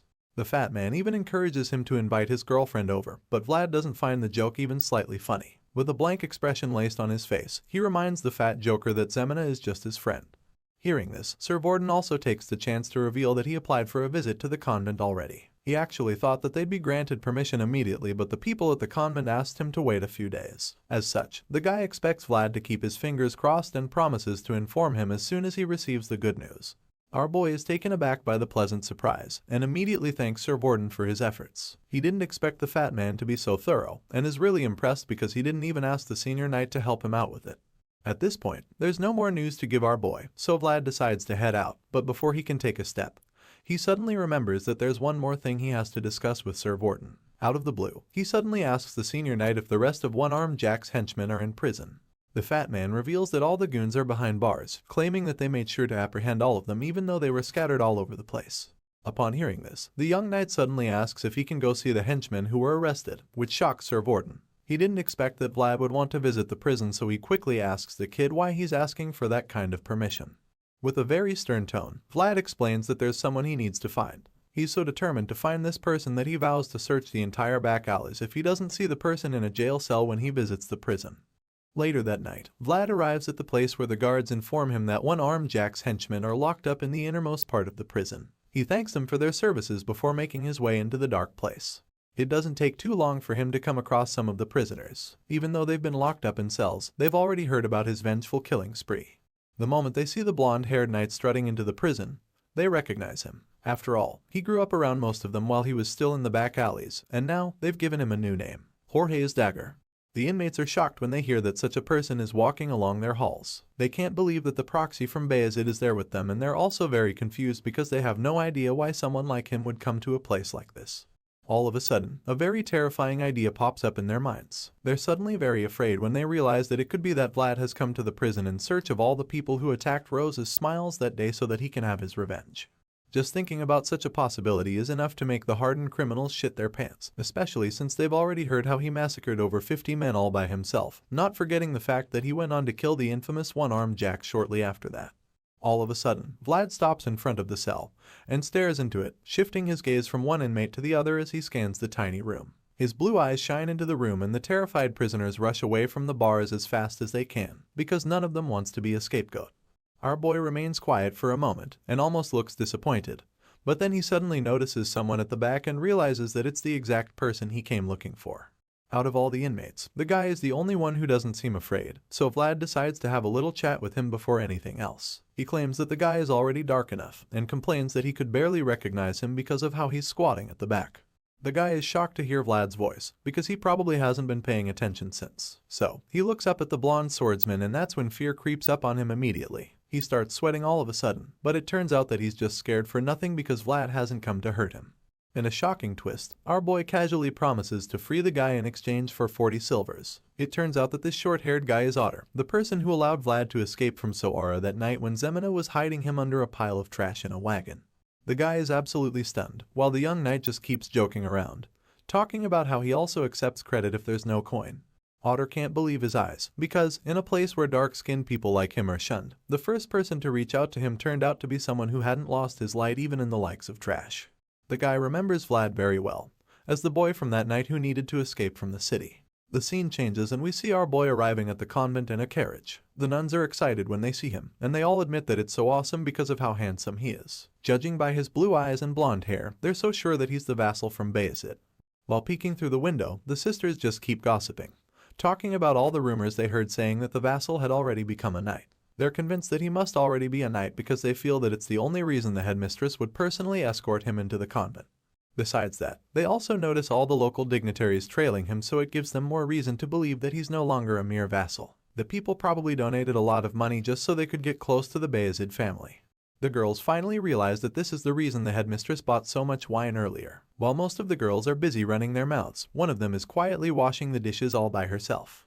Just then, one of the matrons barges into the kitchen and scolds them for still dawdling when an esteemed guest is being expected. The girls quickly apologize for their behavior and promise to get their chores done immediately. The mistress reveals that the service is about to start and then storms out of the kitchen, so the other girls start bullying Zemina again, claiming that they got scolded because she's too slow. Of course, the maltreated redhead apologizes to them, so they tell her to hurry up and leave her to finish everything by herself. Zemina doesn't complain about this and the other girls hurry out so they can get to the front row at the chapel. A while later, at the church, the headmistress introduces Vlad to the rest of the sisters. Father Andreas has already vouched for the blonde swordsman, and coupled with the backing of the Bayezid family, the sisters can't help but fall in love with him. As far as they're concerned, he's like a knight from a fairy tale, with his beautiful blue eyes and luscious blonde hair. Just then, Vlad scans the room for a bit, and when the girls notice this, they all begin to assume that he's looking at them. In reality, the handsome visitor is discreetly searching for Zemina, and he's pissed when he doesn't find her because he specifically asked that all the nuns be gathered in the chapel.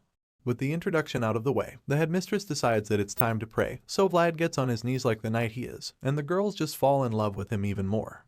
All of a sudden, we see Zemina running toward the chapel, and it appears that Vlad senses her presence because a small smile creeps up on his face. The redhead reaches the church and is relieved to see that the service isn't over yet. She quickly gets in line and joins the prayer, and at the same time, our boy resumes his search.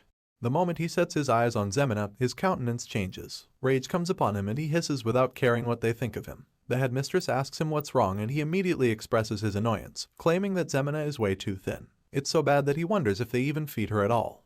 Enraged, he just keeps grumbling and then walks away from the altar. He speeds toward Zemina, who sees him and almost can't believe that it's her childhood friend.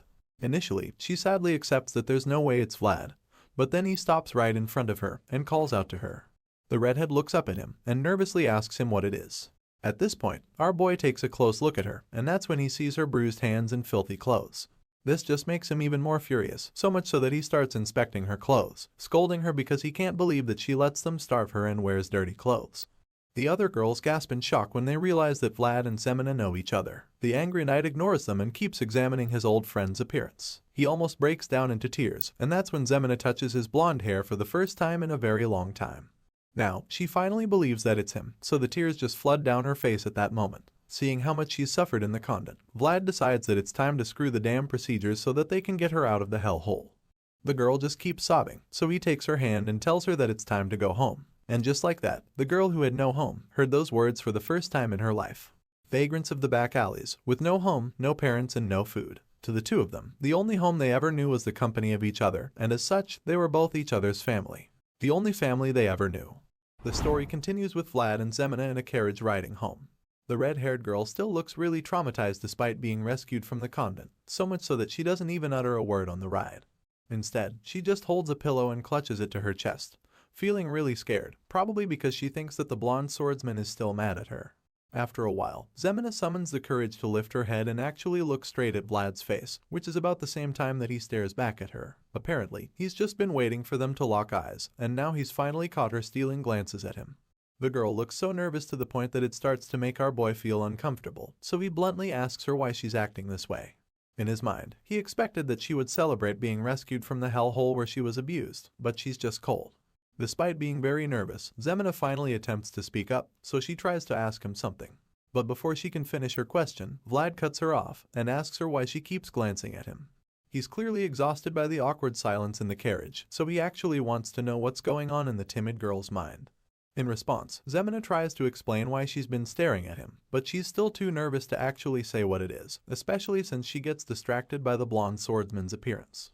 It's all so much for her to take in, and she's having a hard time coming to terms with the fact that he's the same boy she grew up in the back alleys with.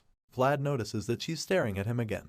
which leaves him pretty confused, and while he's still trying to figure out what exactly is going on with the girl, she quickly clutches the pillow to her chest again and buries her face into it, thinking about how much Vlad has changed since the last time she knew him.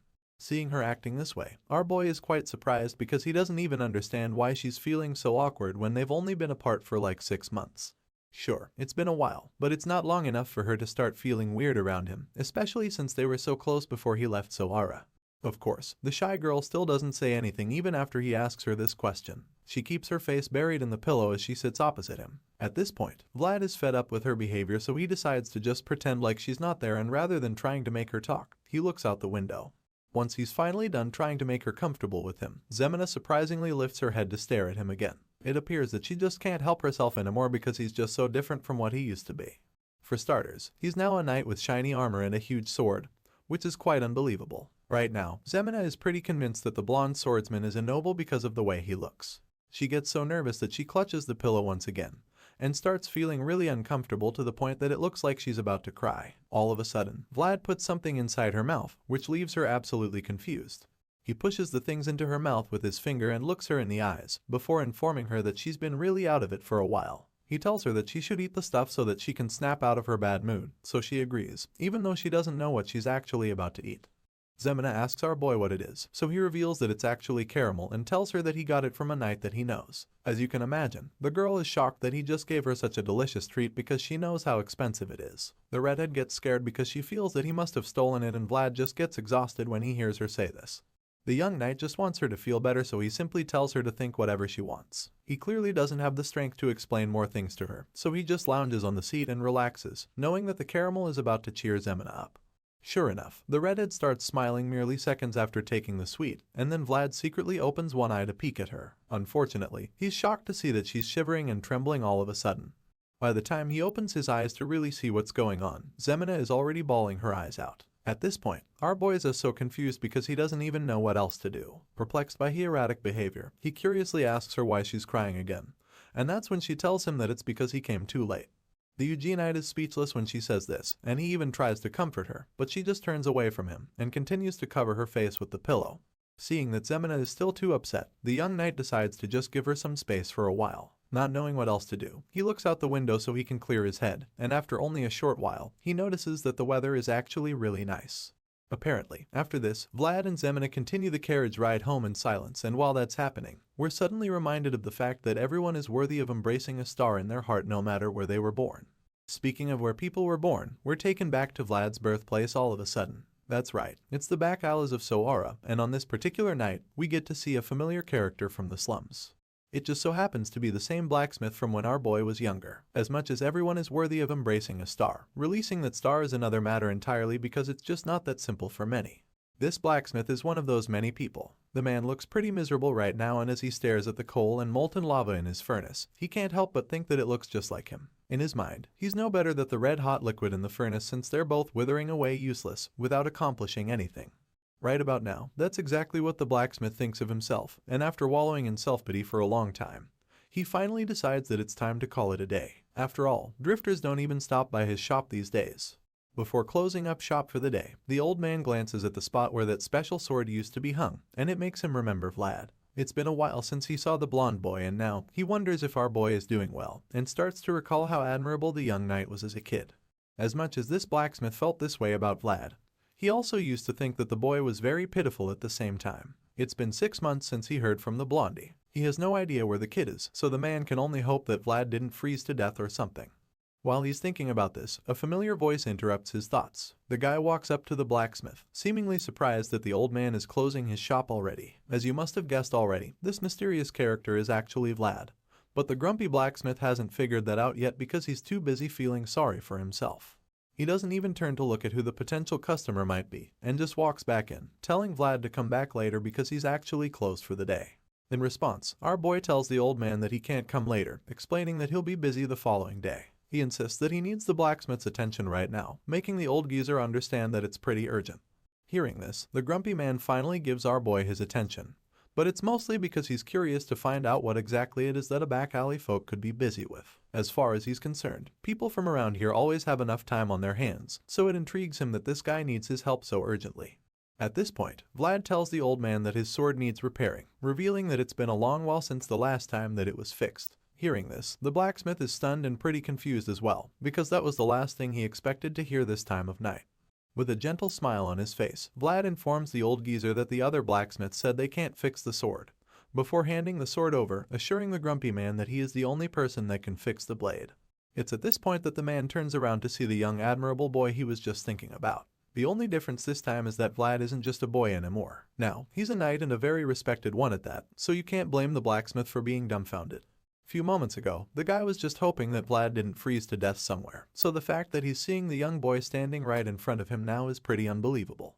The old man is shocked as hell, but he's also pretty relieved that Vlad is doing alright. He just keeps staring in shock after several seconds, and it becomes obvious that he's still dazed, so our boy decides to help the old man out by asking him if he can repair the sword or not. Sure enough, this question snaps the blacksmith out of his little daze, so he quickly regains his senses and admits that he can actually fix the sword. The unhappy blacksmith hasn't had any work in a long time, so to see such a beautiful gig come his way tonight, he grabs the opportunity with both hands. Excitement fills his heart when he finally realizes that all of this is really happening, so he gladly invites Vlad inside his shop to have a seat. This old man is more than ready to take on the job, so he happily leads the way into his store and then takes the sword from our boy to examine exactly what the problem is. The old geezer takes the sword and begins to observe it. Seeing all the many scratches on the blade, he admits that he's really pleased to see that the young knight has been using it well. The blacksmith notices a striking scar, so he's curious to find out where it came from. He asks Vlad, and our boy reveals that it was from when he was hunting goblins last winter. The blonde knight admits that he wasn't used to the sword back then, so it explains why he chipped the blade. The blacksmith notices another scar which he's equally curious about, so the young swordsman reveals that it happened during the Duel of Honor in Damer. The curious old man doesn't stop there either, because he just keeps finding one scar after the other. He asks Vlad about another one he just saw, and so the young knight tells him the story of how he recently had to act as bait in order to catch a deathworm. During that little adventure, the sword got scratched on the ground while he was trying to lure the deathworm in. After hearing all of this, the old man is shocked that this sword has experienced such things. From monster hunts to duels of honor, this blacksmith is left speechless, because he would never have imagined that the word would be used in such a heroic manner. Dumbfounded, he just keeps staring at his reflection on the blade, feeling overwhelmed by the fact that the sword has even been involved in the hunting of the remains of a fallen dragon. These are all amazing adventures, and the blacksmith can't help but admit that he's proud of the young blondie. He's very proud of Vlad because the kid didn't waste his star, like most people. Unlike the miserable blacksmith who has been wasting away in the back alleys, our boy has been diligently fulfilling his duties, which is something that not many people can boast of. Vlad's return is such a joyful moment for this old man, and the fact that he's gone on such awesome adventures makes him even more excited. The blacksmith bursts into laughter all of a sudden, claiming that he's even happier now than he was when he made his life's greatest work, which is the sword in question. With so much joy and excitement in his heart, the blacksmith tells our boy to wait there for him while he goes to repair the blade in a jiffy. Without wasting another second, the man rushes to the fiery furnace and then pumps air in it to feed the flames. The old man gets right to work in the furnace with short breaths as if the fire would go out any moment now. As he places the sword into the fire, his passions flare up once again after a very long time. This blacksmith hasn't felt this kind of passion or fulfillment in his craft for what seems like ages, so it's a really beautiful scene to see him so happy to repair our boy's sword. Just like that, the star that was losing its light was shining once again. The following morning, Vlad goes to have a word with Harbin. It's been a long while since the two friends actually had a chat, so they took the opportunity to catch up. Harbin is surprised when he hears that our boy actually had the loan certificate of Rose's smiles that one-armed Jack had before he died. In response, our boy just smiles cheekily, claiming that it was a fair exchange between him and the crime boss. Of course, Harbin knows exactly what Vlad means by that, so he just laughs in response, before finally asking the young knight if he wants to run Rose's smiles now that he has the deed and other documents. Without skipping a beat, the blonde swordsman denies having any intention to run the place, clarifying that he already gave it back to Marcella. Even though she can't start running the place right away, Vlad is confident that everything at Rose's smiles will be sorted out in no time. In response, Harbin agrees with him, admitting that his decision makes a lot of sense, especially since the entire place is still covered in blood. Since our boy's plan is to leave the business for Marcella, Harbin is pretty curious because he doesn't know what Vlad has planned next. He wants to know if the young knight will be going back to Sturma, or if he's going to stay back in with them in the city. Hearing this, Vlad confirms that he's going to remain in Soara for a while, and informs Harbin that he's on standby in the meantime. He gives his friend a gentle smile, knowing that the guy would be glad to hear that he's staying in town for a while. Sure enough, Harbin appears really relieved about this, and he can't even hide his smile. He suddenly admits that he thinks it's really great to see Vlad this way. It's really cool to him that his childhood friend is now a man who follows the orders of a noble family, and that's when Vlad reveals that they also asked him to look into something during his free time. Our boy suddenly tells Harvin that he's been asked to investigate one-armed Jack's hidden assets as well as anything they didn't manage to retrieve. After all, he's aware that a money bug was digging holes all over the place. Sure enough, Harvin is more than happy to help with that, and Vlad suggests that it shouldn't be any other way. He goes on to tease Harvin about it, especially since he gave him some really expensive whiskey earlier. Our boy suddenly remembers that Marcella said she was looking for the other girls as well, but then Harvin suggests that they've all been sold off already. Even though it's a possibility, Vlad still believes that the girls must be around somewhere. All of a sudden, Harvin starts to feel that there must be a connection between the hidden gold coins and the missing girls. He's certain that something deeper is going on, but then Vlad feels that the whole thing sounds like a hassle to him. Our boy reveals that he already searched for a few, but admits that most of them left no trace at all. At this point, Harvin becomes curious, so he asks Blondie who he's talking about. Without hesitation, the young knight reveals that there's one of them whose name is Anna. Besides Anna, there are actually a few more who left no trace at all, and after Vlad explains this, Harvin agrees that it's indeed strange. In his mind, there should actually be some kind of way to trace some of the girls. He recalls that one-armed Jack did a lot of things while he was running the back alleys, but he can clearly see that this is something different. Seeing how mysterious the case is, Harvin offers to help Vlad look into it as well. The guy is aware that his organization has shrunk lately, so he admits that he won't be able to offer much help. Their conversation is brought to an end when the dark-skinned prisoner Vlad Freed arrives. Otter calls out to Vlad and informs him that there's actually a suspicious place just like he said before. Hearing this, our boy gets up and goes to meet Otter, while Harvin promises to update him on any of his findings. Later, Vlad arrives at a shady butcher's shop looking for the missing girls, but the guy insists that he doesn't know anything about them. Despite this, our boy doesn't remember this place being a butcher shop 6 months ago, so the butcher tells him to go ask Black Bear about that. The swine butcher, Black Bear, happens to be one of the 5 bosses of the Black Alley, and he gave them permission to start a butcher shop. Vlad figures that the guy is just trying to scare him, so he claims that he'll go meet Black Bear himself. Just then, he catches the guy red-handed. Because most people in the back alleys can't read, yet the butcher knew it was names on the paper. It becomes clear that the guy is an outsider, so our boy immediately accuses them of selling human meat. And just like that, the butcher's cover is blown, so he attacks the young knight. Vlad evades the strike and gets angry, but he demands to know who he is. So Blondie asks him the same thing and warns him to cooperate.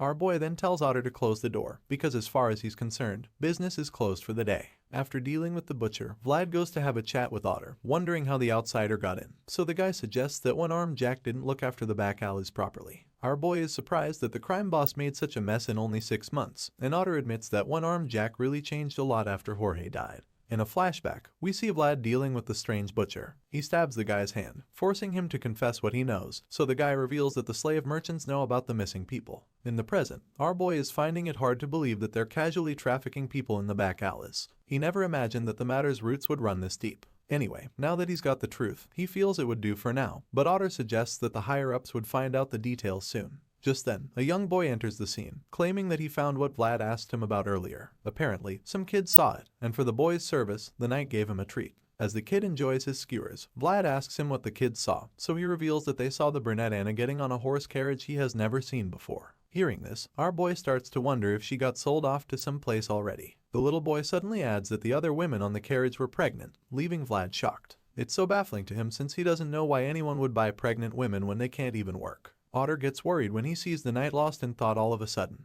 As if Anna being pregnant wasn't shocking enough, now there's someone buying pregnant women. Even for the back alleys, it's way too disturbing. And all of a sudden, Vlad remembers the strange spirit he met a few moments ago. At this point, he's afraid that the spirit might have been Anna or even one of the pregnant women trying to speak to him. Suddenly, the voice in his sword reminds him to always heed his own warnings because a bad bunch is bound to come true after all. Vlad seriously hopes that what he's thinking isn't true, but he also knows that it's better to be prepared for the worst.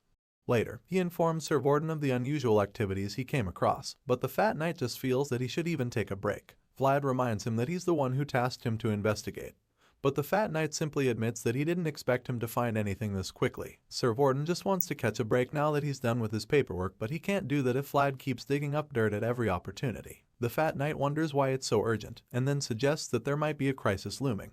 Hearing this, our boy figures that Sir Vorden is trying to push the job to someone else, so he asks for permission to visit the mayor, but he's reluctant to say anything. The senior knight doesn't feel like spending his entire vacation working. He just wants to relax, but when he looks out the window, he realizes that he won't get that opportunity. This is because he sees that Master Joseph and the rest of his convoy have arrived, and they're 2 days earlier than he expected. Of course, the mayor tries to kiss Mr. Joseph's ass, but he just ignores him and goes straight to Sir Warden. They greet the young master, who immediately asks them if anything happened in his absence.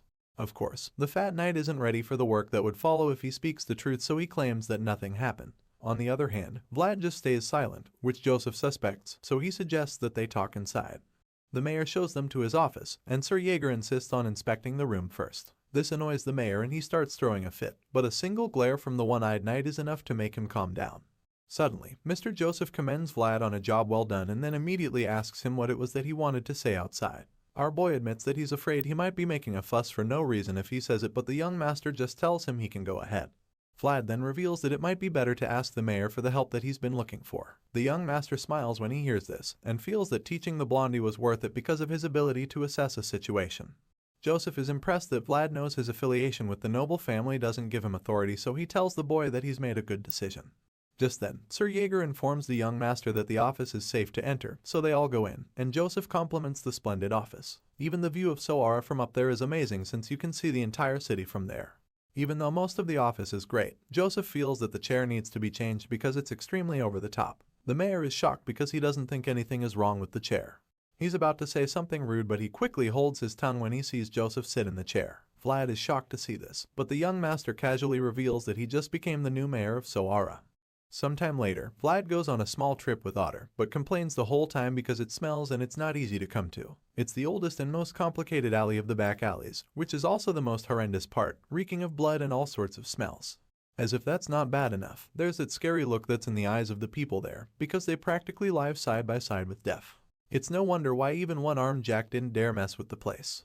After all, it's just what is expected from the swine butcher's alley. The swordsman makes his way to the place to knock on the door, and sure enough, a really mean-looking man answers. The stout man looks through the peephole and asks Vlad who he is, so the brave knight coldly suggests that he must have heard about him already.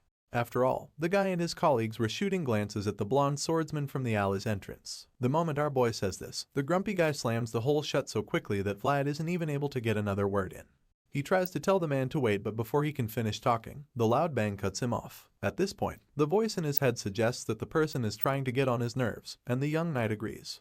Vlad feels that he shouldn't let such disrespect slide, even though such treatment seemed pretty normal to him in the past. However, that was then when he was a nobody, but now he has the honor of too many people tied to his name, so he can no longer tolerate such disrespect. After thinking about all the people whose honor is tied to him, he concludes that he just can't let such things slide anymore. With this in mind, our boy refuses to walk away from there, so he remains in the same spot for hours, and as such, Otter is also forced to stay there with him while holding the folded banner up the whole time. After a long while, the sun begins to rise, and by then, we get to see that our boy's feet have already been covered with dust because of how long he's been standing there. At this point, the rude man from earlier finally opens the door and sees that the young knight is still there waiting for him, so he tells Vlad to come in a really condescending manner. Of course, the blonde swordsman doesn't respond to this insult and just remains cold. He takes a deep breath as he ponders on what to do to the guy, and while he's still thinking, the guy has the balls to interrupt him, asking him if he's coming in or not. This time around, he has two hefty men on either side, so he's feeling pretty confident. In his mind, he can take on the young knight, and it appears that Otter feels the same way because he starts trembling all of a sudden when he notices the tension rising. Vlad doesn't say a word, so the young guy begins to panic, knowing how dangerous these goons can be. After waiting for a while and not getting a response from the young knight, the rude man laughs at him and tells them to get lost if they're too scared to come inside. He literally walks back inside and attempts to shut the door again when the swordsman finally speaks up. The blonde knight bluntly warns him not to even dare close that door because if he does, he won't be able to handle the consequences. The big guy is shocked when he hears this because he had already written our boy off as some scared little kid, but the truth is that he was sorely mistaken. Vlad's blue eyes glint with a very dangerous look, and at this point, the man starts to feel a little uneasy. He's still trying to process what he just heard because he's probably never heard a young person speak to him in such a challenging manner. He asks our boy what the hell he means, and that's when the swordsman responds by telling him that he brought his punishment upon himself. While saying this, Vlad reaches for the wooden pole in Otter's hand and then strikes it on the ground to assert his dominance. The moment the tip of the pole hits the floor, the banner is unraveled, revealing the powerful seal of the Bayezid family on it. Our boy then introduces himself to the goons as the one and only Vlad of Soara, before telling them that he's about to exercise his given rights on them with the power vested in him by the honorable names that vouch for him. After making this clear to them, his look turns completely menacing as his eyes glow with murderous intent, and then he instructs them to go and tell Black Bear that he should come out of hiding and face the rightful representative of the Bayezid family. Hearing these words, fear grips the rude man who's been insulting him and he starts to tremble all of a sudden. Seeing the look of horror on his face, Vlad goes on to terrify him some more. He knows that the guy has probably heard the rumors, which means that he also knows what happens when a certain blonde knight plants his flag in a place. From all the stories that have been making the rounds in Soara, the goon doesn't need a prophet to tell him that his life is in danger, because he can literally see the piles of bloody corpses Vlad has left in his wake over the last couple of days. In his mind, he can see all the criminals that have been slaughtered by the young knight, so he knows that this is probably the end of the road for him since he is just like all the other corrupt men who were slain. At this point, Vlad can literally smell the fear oozing from the guy's body, so he figures that he's done enough to warn him. He tells the man not to take his warning lightly, and then goes on to reveal that this will be his final act of courtesy. In other words, he's telling the man that he's definitely going to end up dead if he ever insults him again. While all of that is going on, we're taken outside to the center of the city where the former mayor is still wallowing in misery after being kicked out of his position. Now that Master Joseph is the new mayor of Soara, this corrupt and spineless man no longer has a place to call home, so he stares at his former mansion longingly and walks away in tears, knowing that there's nothing left for him there. As he takes a final look at the place he once called home, Master Joseph sees him through the window and starts to feel sorry for the man even though he never intended to feel any form of sympathy for him. Hearing this, the more strong-willed knight in the room chimes in, reminding his master that the man is simply paying for his crimes. Sir Jaeger has no chills and certainly doesn't have any sympathy for the former mayor of Soara. The green-eyed knight goes on to confirm that the man won't be able to escape the punishment waiting for him in Sturma now that all the corruption in his administration has been exposed. In response, the young master agrees, feeling that his right-hand man is right. He knows that the ex-mayor deserves all of this, but he still feels sorry that his actions have pushed forward the punishment waiting for him. Speaking of corrupt men, the young master suddenly remembers that he hasn't gotten any news back about Black Bear. He asks for updates. It's at this point that Vlad answers, revealing that the swine butcher has agreed to comply as best he can. Hearing this, Master Joseph admits that things are going well so far, because he knows that Black Bear must have been pretty stubborn. In response, Vlad just suggests that having a common background helped him to get the message through to the crime boss. However, the young master doubts this, and he feels this way because he knows that Black Bear is a boss ruling over an entire district. Joseph doesn't believe that having a common background was the key factor, but he's still pretty impressed by Vlad's performance so far. He knows that the kid must have had a hard time dealing with an unfamiliar situation, so it's really impressive that he still managed to complete the mission excellently. With this in mind, the young master concludes that his intention of nurturing Vlad into a refined knight is going really well. Seeing that the blondie did a good job, the new mayor commends him and then he steps forward to take the stage so that he can address all the people in the room with him.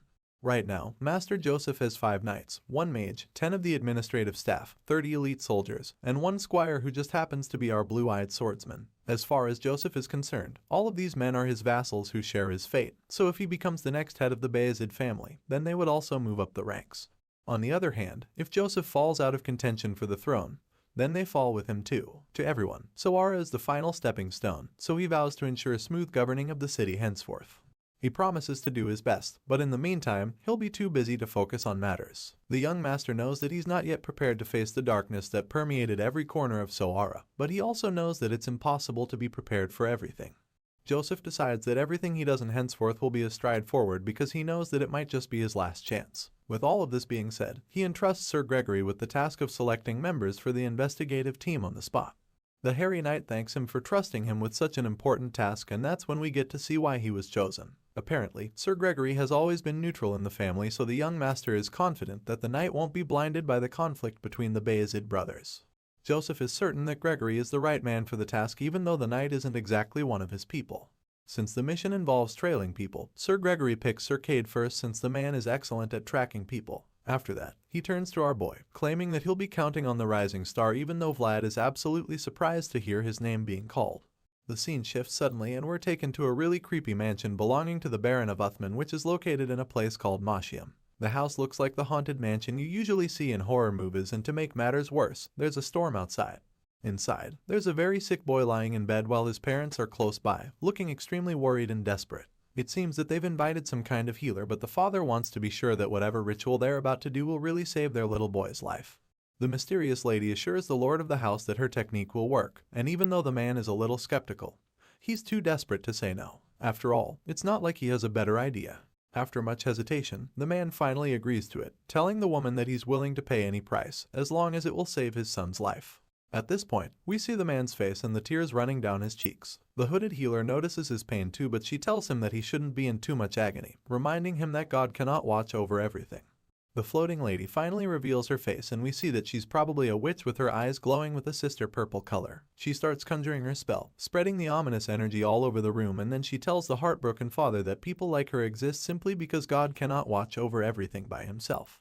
Elsewhere, we catch up with Vlad and the rest of the investigative team standing under the rain during their stakeout. Sir Gregory can't help but admit that the weather is terrible, which means that they won't be able to proceed with their mission in such conditions. Hearing this, our boy agrees, claiming that it's too bad, and the man reminds that man that life never goes as planned. They stand side by side, looking over the rest of the city, and that's when Vlad catches the man popping a pill into his cup. He's speechless when he sees this, not knowing what it is, and then Sir Gregory sees him looking, so he asks the young squire if he wants a sip of the alcohol since he feels that a little bit isn't such a bad idea. Besides, the weather is cool too. But as you'd expect, Vlad declines the offer and simply heads into the bush to gather some branches. Hearing this, the senior knight informs him that all the branches are already drenched, which means that starting a fire will almost be impossible. Despite knowing this, the blonde swordsman still insists that they should give it a try, and this makes Sir Gregory wonder if the kid is really Sir Jaeger's squire. Not surprisingly, Vlad goes into the forest and quickly realizes that the hairy knight was right. All the branches are soaked and useless, so he starts to feel that they'll end up shivering in the rain the whole night.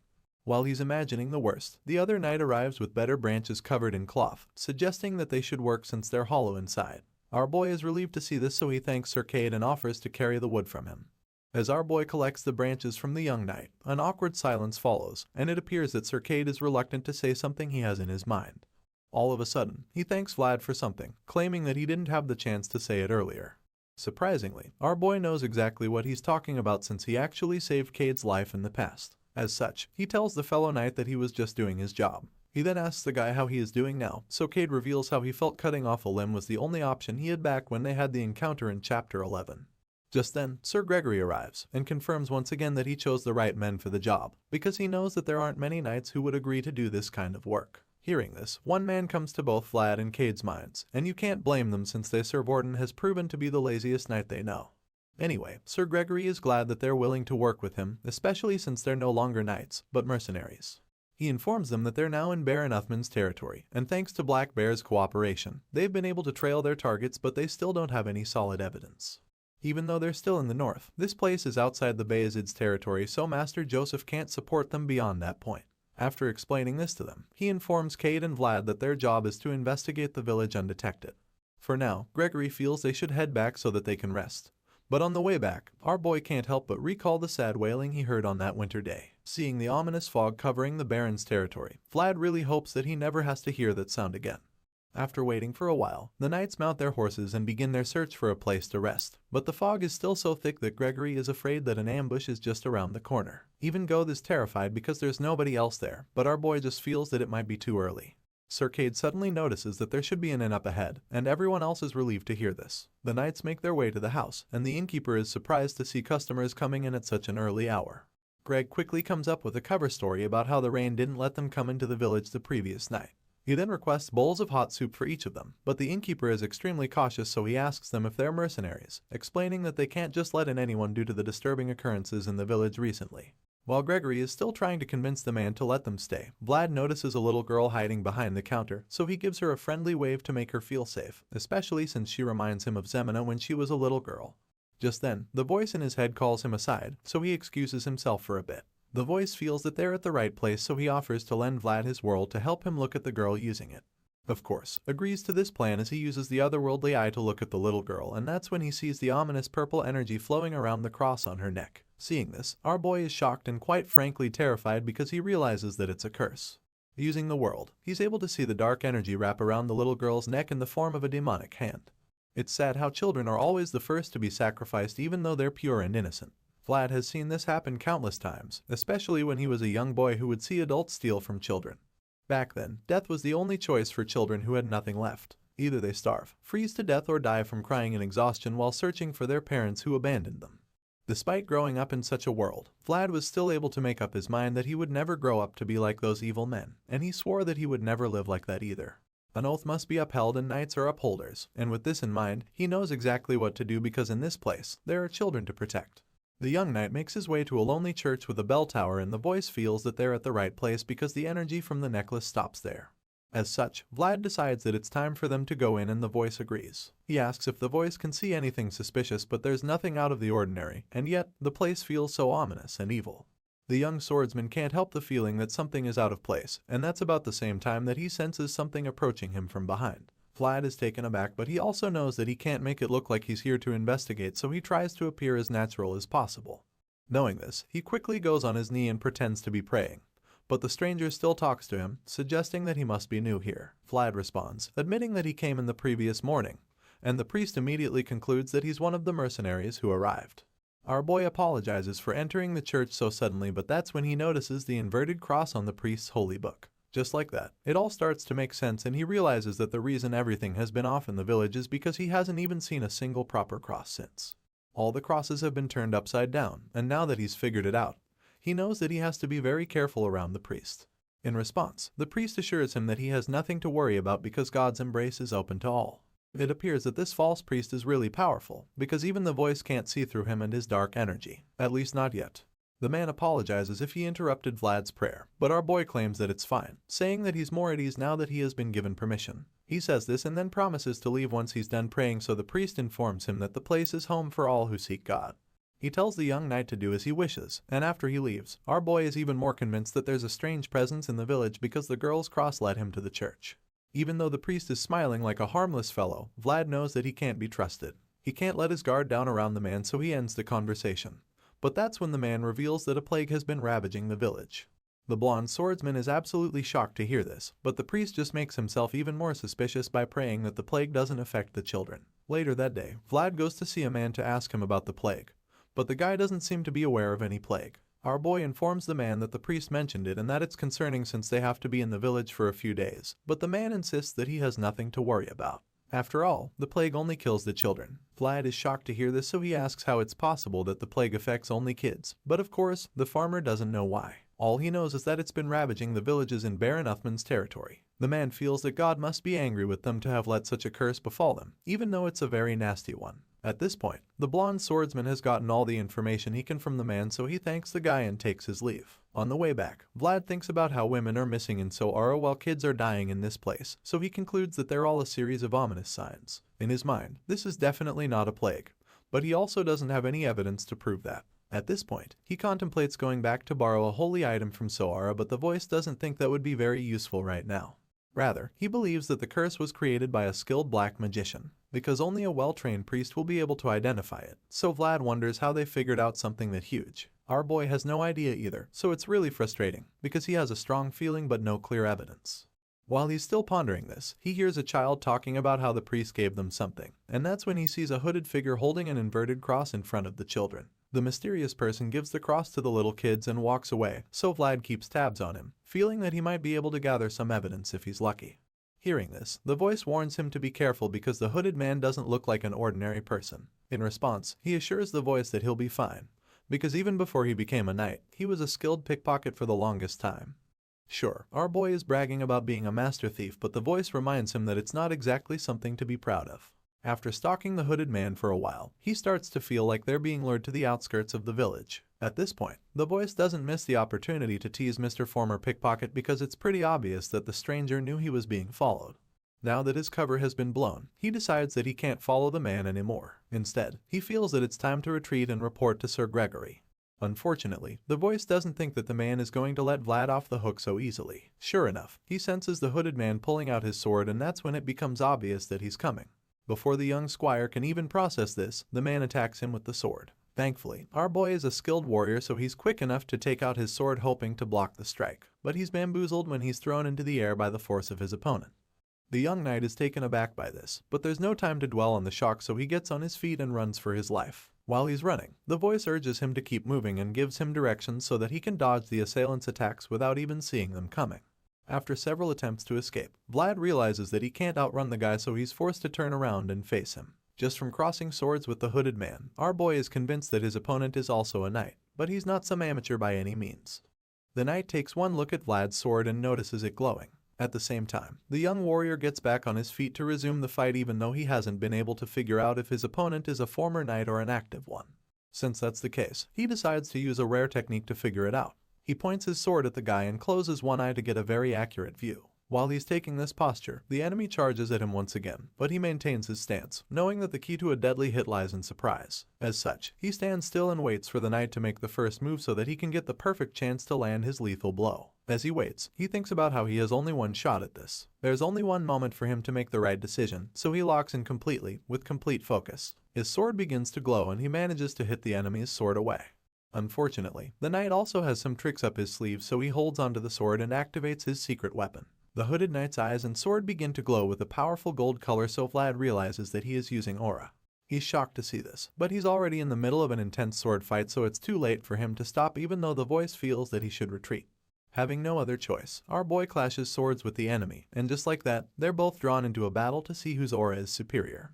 The impact from their clash sends shockwaves throughout the forest so powerful that they blast him back. Thankfully, he isn't hurt, but it's pretty obvious that he's not stronger when he opens his eyes and sees the knight marching toward him with so much energy. Vlad struggles to get on his feet and the voice admits that this is a really strange situation for them to meet, because this person is actually the Holy Knight.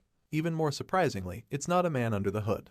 Realizing who he's been facing all this while, our boy concludes that he needs to clear up the misunderstanding, but the voice isn't sure it will work because dialogue doesn't look like an option anymore. After all, a sword is fast and talking takes time, so he's convinced that the Holy Knight must have made her mind up already, which means that she intends to take him down before talking. Right now, it's obvious that our boy has no choice but to take on this mysterious warrior head-on. It's way too late to back away from the fight now, and talking things out is also no longer an option since the golden-haired swordmaster wants to bring him down. Having no other choice, Vlad grabs his blade and goes in for another round of intense sword clashing. As he charges at the opponent, the voice in his head predicts the incoming attack and quickly tells him to counter the strike before he gets hit. Fortunately, he's able to deflect the hit with his own sword, which is also surging with aura right about now. As much as he blocked the strike, he couldn't help but notice how heavy the woman's attack was. It really packed a punch, and Vlad admits that it's even very different from Sir Pablo's attacks. And honestly, that's saying something. Clearly, this warrior is pretty much his strongest opponent yet, but he has no choice but to keep fighting. It baffles him how she's using so much aura without any sign, and while he's still trying to wrap his head around this, the voice in his head informs him that what she's using is actually a blessing. In that moment, we get to see the glowing gold cross seal above her, right before she leaps into the air to land another mighty swing at the young swordsman. As she goes in for the killing blow, the voice reveals that she doesn't even need to create her own world thanks to the blessing because the word of God is already upon it. Just as he explains this, the white-haired warrior lands the devastating strike on the young knight, but even though it looks like she might have gotten the win, our boy manages to stay in the fight. He uses all the strength he can muster to block her sword strike, so she keeps pushing down hard to overpower him. Despite this, Vlad keeps holding her back, and as he struggles to stay alive, he admits that he can't even believe she got so much power just by accepting the will of God. For most people, this would be the point where they give up the fight. But Vlad of Sora isn't like most people, so he gathers enough strength and determination to push the warrior back and free himself. He creates enough space between them by shoving her away and pumps himself once again. Despite the fact that she's already incredibly powerful thanks to the blessing she acquired, he refuses to be intimidated by her. Sure, the blessing is already pretty overwhelming, but he's very certain that this overpowered knight has a lot of openings he can use to his advantage. In that split moment, he starts to spot several weak points in the warrior's armor. All of these spots are places where he can deal some real damage if he is fast enough, so with this in mind, he braces himself for another clash of swords. He lures her into his trap and sure enough, she charges at him with her sword, thinking that this is where she'll finally take him out. The white-haired knight raises her sword, attempting to bury the blade into her opponent, but she has no idea that this is all part of Vlad's plan to trick her. Just when she's about to deliver the strike, her weak points are exposed and our boy picks the perfect moment to take advantage. The skilled young knight pretends like he was going to block her sword, but then swiftly switches his tactics and points his sword straight for the openings in her armor. The older knight is shocked when she realizes that she has been tricked, but by this time it's already way too late to counter the attack. Her eyes widen in shock, but really there's nothing she can do to avoid it. Or so we think. Vlad's plan works, and he manages to get his opponent into a very vulnerable situation. Bro literally has the sharp tip of his sword pointed at her exposed neck. It's centimeters away from ending her life. At this point, one would think that it's game over for the white-haired knight, but the woman just gives him a cold stare, suggesting that she's not even slightly afraid of him. Apparently, this glare manages to distract the young swordsman because all of a sudden, fear creeps up on him, and this allows the more advanced knight to deviate the path of his sword from her face. Vlad can't believe his eyes when she does this, and while he's still in a daze, she initiates a counterattack to finish him off. Our boy is still in shock that he doesn't even realize when she starts tackling him to the ground. Of course, the voice in his head sees all of this coming, so it warns the blondie to stay focused and regain his balance. But it's really too late for any of that because the big sword lady grabs him and slams him to the ground before he can even process what's going on. The powerful mountain of a woman uses insane speed and force to slam our boy into the hard rocky ground. With such force, some people would be paralyzed while most would just be dead, and you can see just how much pain the kid is in. His eyes widen in shock as his life flashes before him, but thankfully he isn't paralyzed. Determined to come out of this alive, he quickly pulls himself up and starts crawling away. But of course, the big knight isn't going to let him get away that easily. She immediately stops him in his tracks by taking the tip of her sword to the side of his face. Vlad is still in shock because he still hasn't processed what the hell just happened. He doesn't understand how she managed to counter him so effortlessly, so the voice informs him that she did so using armor magic. This is a technique that is unique to holy knights, and it allows them to use plate armor to twist the trajectory of the opponent's sword. This explains how she was able to change the direction of his sword, taking it away from her neck to her armor-plated shoulder. Hearing this, it all starts to make sense to the young knight, and as he sees the scratch on her shoulder plate, he begins to panic. Not only does she have a blessing, but she also has magic armor, so he concludes that this is absolutely cheating. As far as he's concerned, she's a walking cheat code, and you can't blame him for thinking this way because they've been going back and forth in the intense sword fight, and yet she didn't even break a sweat. There's not even a single drop on her stone-cold face, which just goes to show that she's been toying with him. After everything he just found out, he figures that she probably even showed him those openings on purpose. He thought that he was tricking her, but he didn't even know that she'd been playing him from the start. She wanted him to attack, just so she could show him who's boss, and know that he realizes she totally played with him. He just smiles. Our boy can't even be mad about it because of how impressive it is. While he's taking it all in, the white-haired warrior starts to grow impatient, so she finally asks him who he is. The moment he hears her voice, he quickly raises both hands in surrender, knowing that she can easily end his life now that Hesse in a vulnerable state. Without skipping a beat, he informs her that he is from Sora, and then reveals that he came into the village for an investigation. The knight seems surprised to hear that he's from the city of Sora, so she asks to be sure that she heard him right, and of course, Vlad confirms it. Apparently, she's really familiar with the place, and just like that, the young swordsman is spared. The scene shifts, and the next thing we see is that they're both back at the inn. There, the Holy Knight finally introduces herself to him, revealing that her name is Jestja, from the Northern Archdiocese of San Racino. As far as she's concerned, it must be the will of the heavens that she got to meet the Knight of Sora in the village. It's an honor to her, and so is it to the rest of the knights who came for the investigation. Sir Gregory is around as well, and he feels the same way as Miss Jestja. Now that everyone is on good terms, the bearded knight suggests that they all sit down and chat, to which the white-haired warrior agrees. It turns out that Lady Jestja was also playing detective in the village. She explains how she was investigating strange occurrences happening in the area, and admits that she initially thought it was some kind of plague in the village. It was only after further digging that she realized it was actually a curse. She reveals this to the visitors and claims that she also found traces of something very ancient during her investigation. As you can imagine, Sir Gregory is shocked to hear anything about a curse, probably because he wasn't at the church with Vlad earlier. He's surprised at this theory, because the last time he checked, there's a big church around and that should technically prevent any curses having effect in the village. He doesn't expect anything wicked to be rampant in the area since there's a church, but Jestja just responds to him by suggesting that the church itself is the source of the curse. She believes that the so-called holy building gave birth to the curse, and the moment she says this, the knights are left speechless. It's a really bold statement, of course, so they're not sure how to receive it. On the other hand, the voice in Vlad's head agrees with her 100%, and is also very impressed by how sharp she is to have figured it out already. Sir Gregory is horrified to hear this, and realizes that the situation is a lot more serious than he thought. He never expected that a holy knight following the will of God would ever point to the church as the source of an evil curse, so to heed it, he concludes that it calls for alarm. Even though he knows that something needs to be done very quickly, he also knows that this place is not under the jurisdiction of Bayezid. At this point, he's torn because he's not sure what to do since things are increasingly going beyond his authority and capability. The senior knight slams his fists on the table, feeling frustrated, while Lady Jestja just stares at him, not knowing what to say. She finally interrupts his little tantrum by telling him to convey her gratitude to the new mayor of Sora. Sir Gregory is taken aback when she says this, so she just goes on to tell him that the mayor's approach of using hidden information was really impressive. On top of that, the manner in which he addressed the situation is really commendable in her opinion.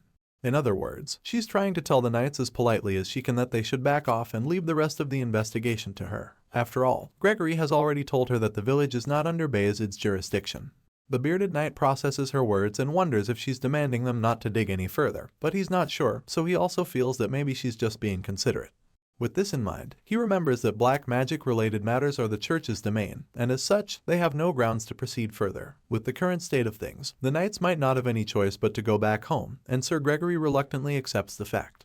Vlad sees what's going on and just remains silent, because he can tell that a line has just been drawn in the face of the weight held by authority and responsibility. Later that night, Vlad sits by the window as a creepy fills the air and makes it almost impossible to see anything on the outside. He looks disappointed, feeling that it looks like they won't be able to save Anna. All of a sudden, his train of thought is interrupted by the little girl from earlier, asking him if he'd be leaving soon. Unfortunately for her, he feels that they'd be saying their goodbyes real soon, so the little girl starts to tear up when she hears him say this. She's clearly heartbroken, so she asks him why they're leaving already, and the young swordsman just informs her that they're done with their work. From the look on Vlad's face, he doesn't feel like talking. He would prefer to just sit there and brood for the rest of the night now that their investigation has been cut short. As much as he would rather sit there alone and feel sorry for himself, the little girl is determined to make sure that doesn't happen.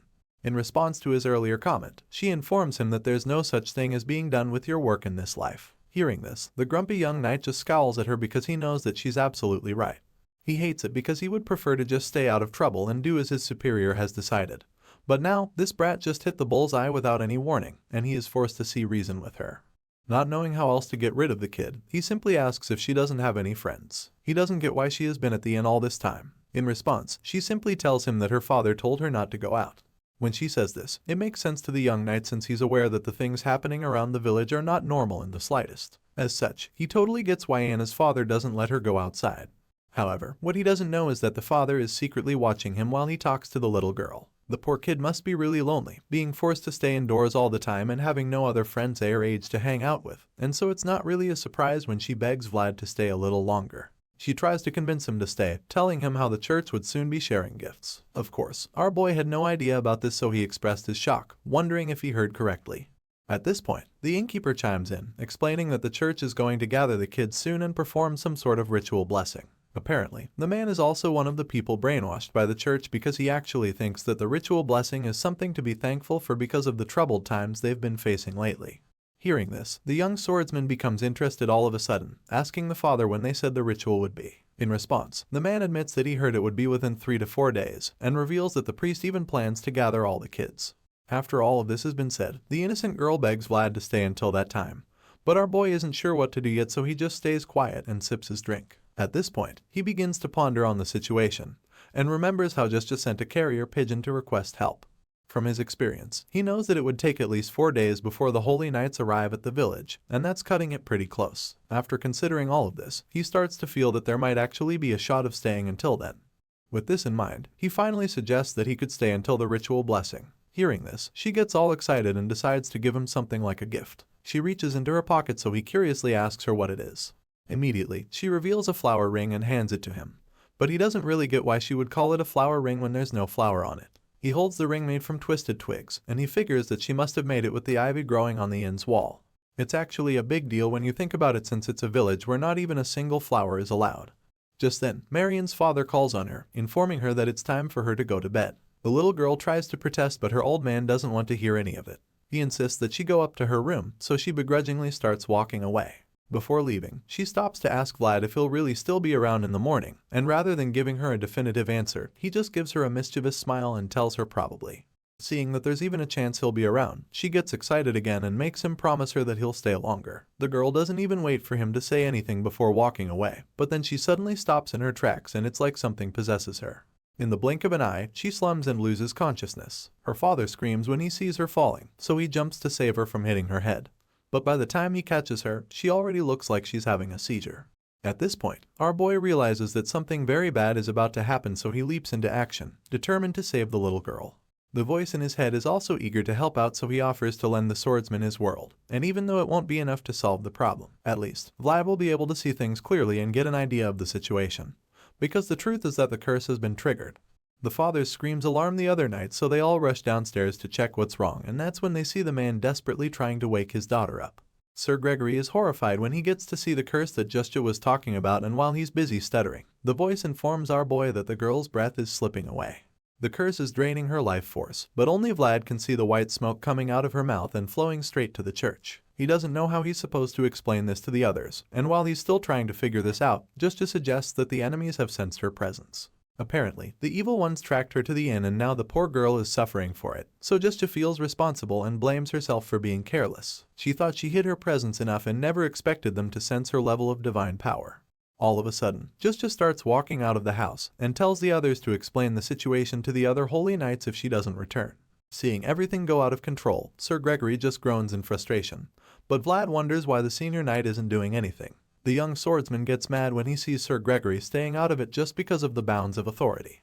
Just when they thought things couldn't get any worse, the curse gets triggered all over the village, and all the children become epileptic all of a sudden. The terrified parents scream in pain as they watch their children slip away right in front of them. The entire village erupts with unbelievable pain and our boy is finding it all unbearable. He wanted more than anything to escape from the back alleys, not just so that he could survive. Neither did he seek the sword just because he admired knights. He wanted to make a difference, and if he just sits back and watches horrors like this continue, then it's no better than being stuck in the filthy back alleys. The star swordsman resolves to keep moving forward, so he grabs his sword and attempts to go outside and hunt down the enemy, but before he can, Gregory stops him. The senior claims that he understands how Vlad feels, but he also reminds him that a knight's sword must be as heavy as it is sharp. The old man reminds him that their swords require justification and responsibility, but the pained young man snaps at him, wondering what the whole point of justification and responsibility is if they can't even protect what needs protection. Hearing this, Sir Gregory admits that the kid has hit the mark, and all of a sudden, he asks our boy to repeat after him. Vlad is baffled, but then the old man tells him that the Swordmaster's code is the only justification they can rely on right now. The scene shifts suddenly, and we catch up with Lady Justia, who's currently standing in the middle of a place that looks like the heart of the curse. No matter how shrouded the place is in dark energy, one thing she knows for sure is that it stands on the land created by God. As far as she's concerned, nothing can stand in the way of God's will, so she opens the door of the church, determined to face the enemy, but she's shocked when she sees the demonic symbol plastered on the altar. Seeing the sign, she accuses the false priest of blasphemy. The evil reverend smiles when he hears her voice, claiming that she came sooner than expected and wondering why she came alone.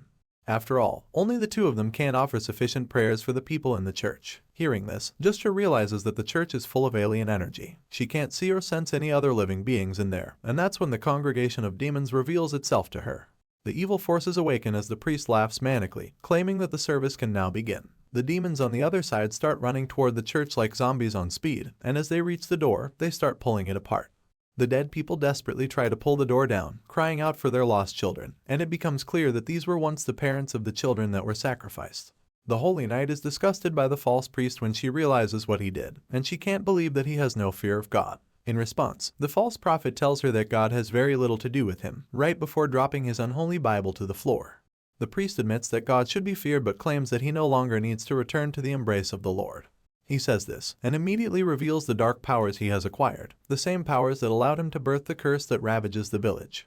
Seeing this, Justia realizes that this opponent is a lot more powerful than she can handle on her own, so she goes on her knees and calls upon the glorious commander of the heavenly army to help her, Saint Racino, who stands beside God. In the face of oppression of evil and in exchange for the costly price, she calls on the saint to come save the wretched souls. Justia makes this holy request, claiming that she would be the one to pay that price, and as she does so, her eyes begin to glow as the golden wings of an angel shoot out of her back. The Holy Knight is once again blessed with unimaginable power from the heavens, and in that moment, a bright light appears in the sky and shoots right down on the church. Just when it looked like the place would be consumed by dark energy, the power of God shines down on the church, casting out all the evil forces there. The evil priest sees what's going on and is horrified because he realizes that this is the solemn exorcism. The light can be seen even without eyes and can be found even in utter darkness, but even though this should scare the false prophet, he considers it more like a challenge. The fact that she would call forth such a light without any preparatory ritual is quite impressive to him.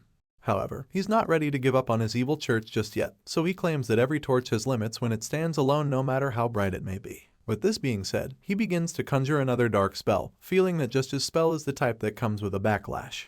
He informs Justia that what she's using is a miracle that comes at the cost of one's own life, and expects her to be very aware of this.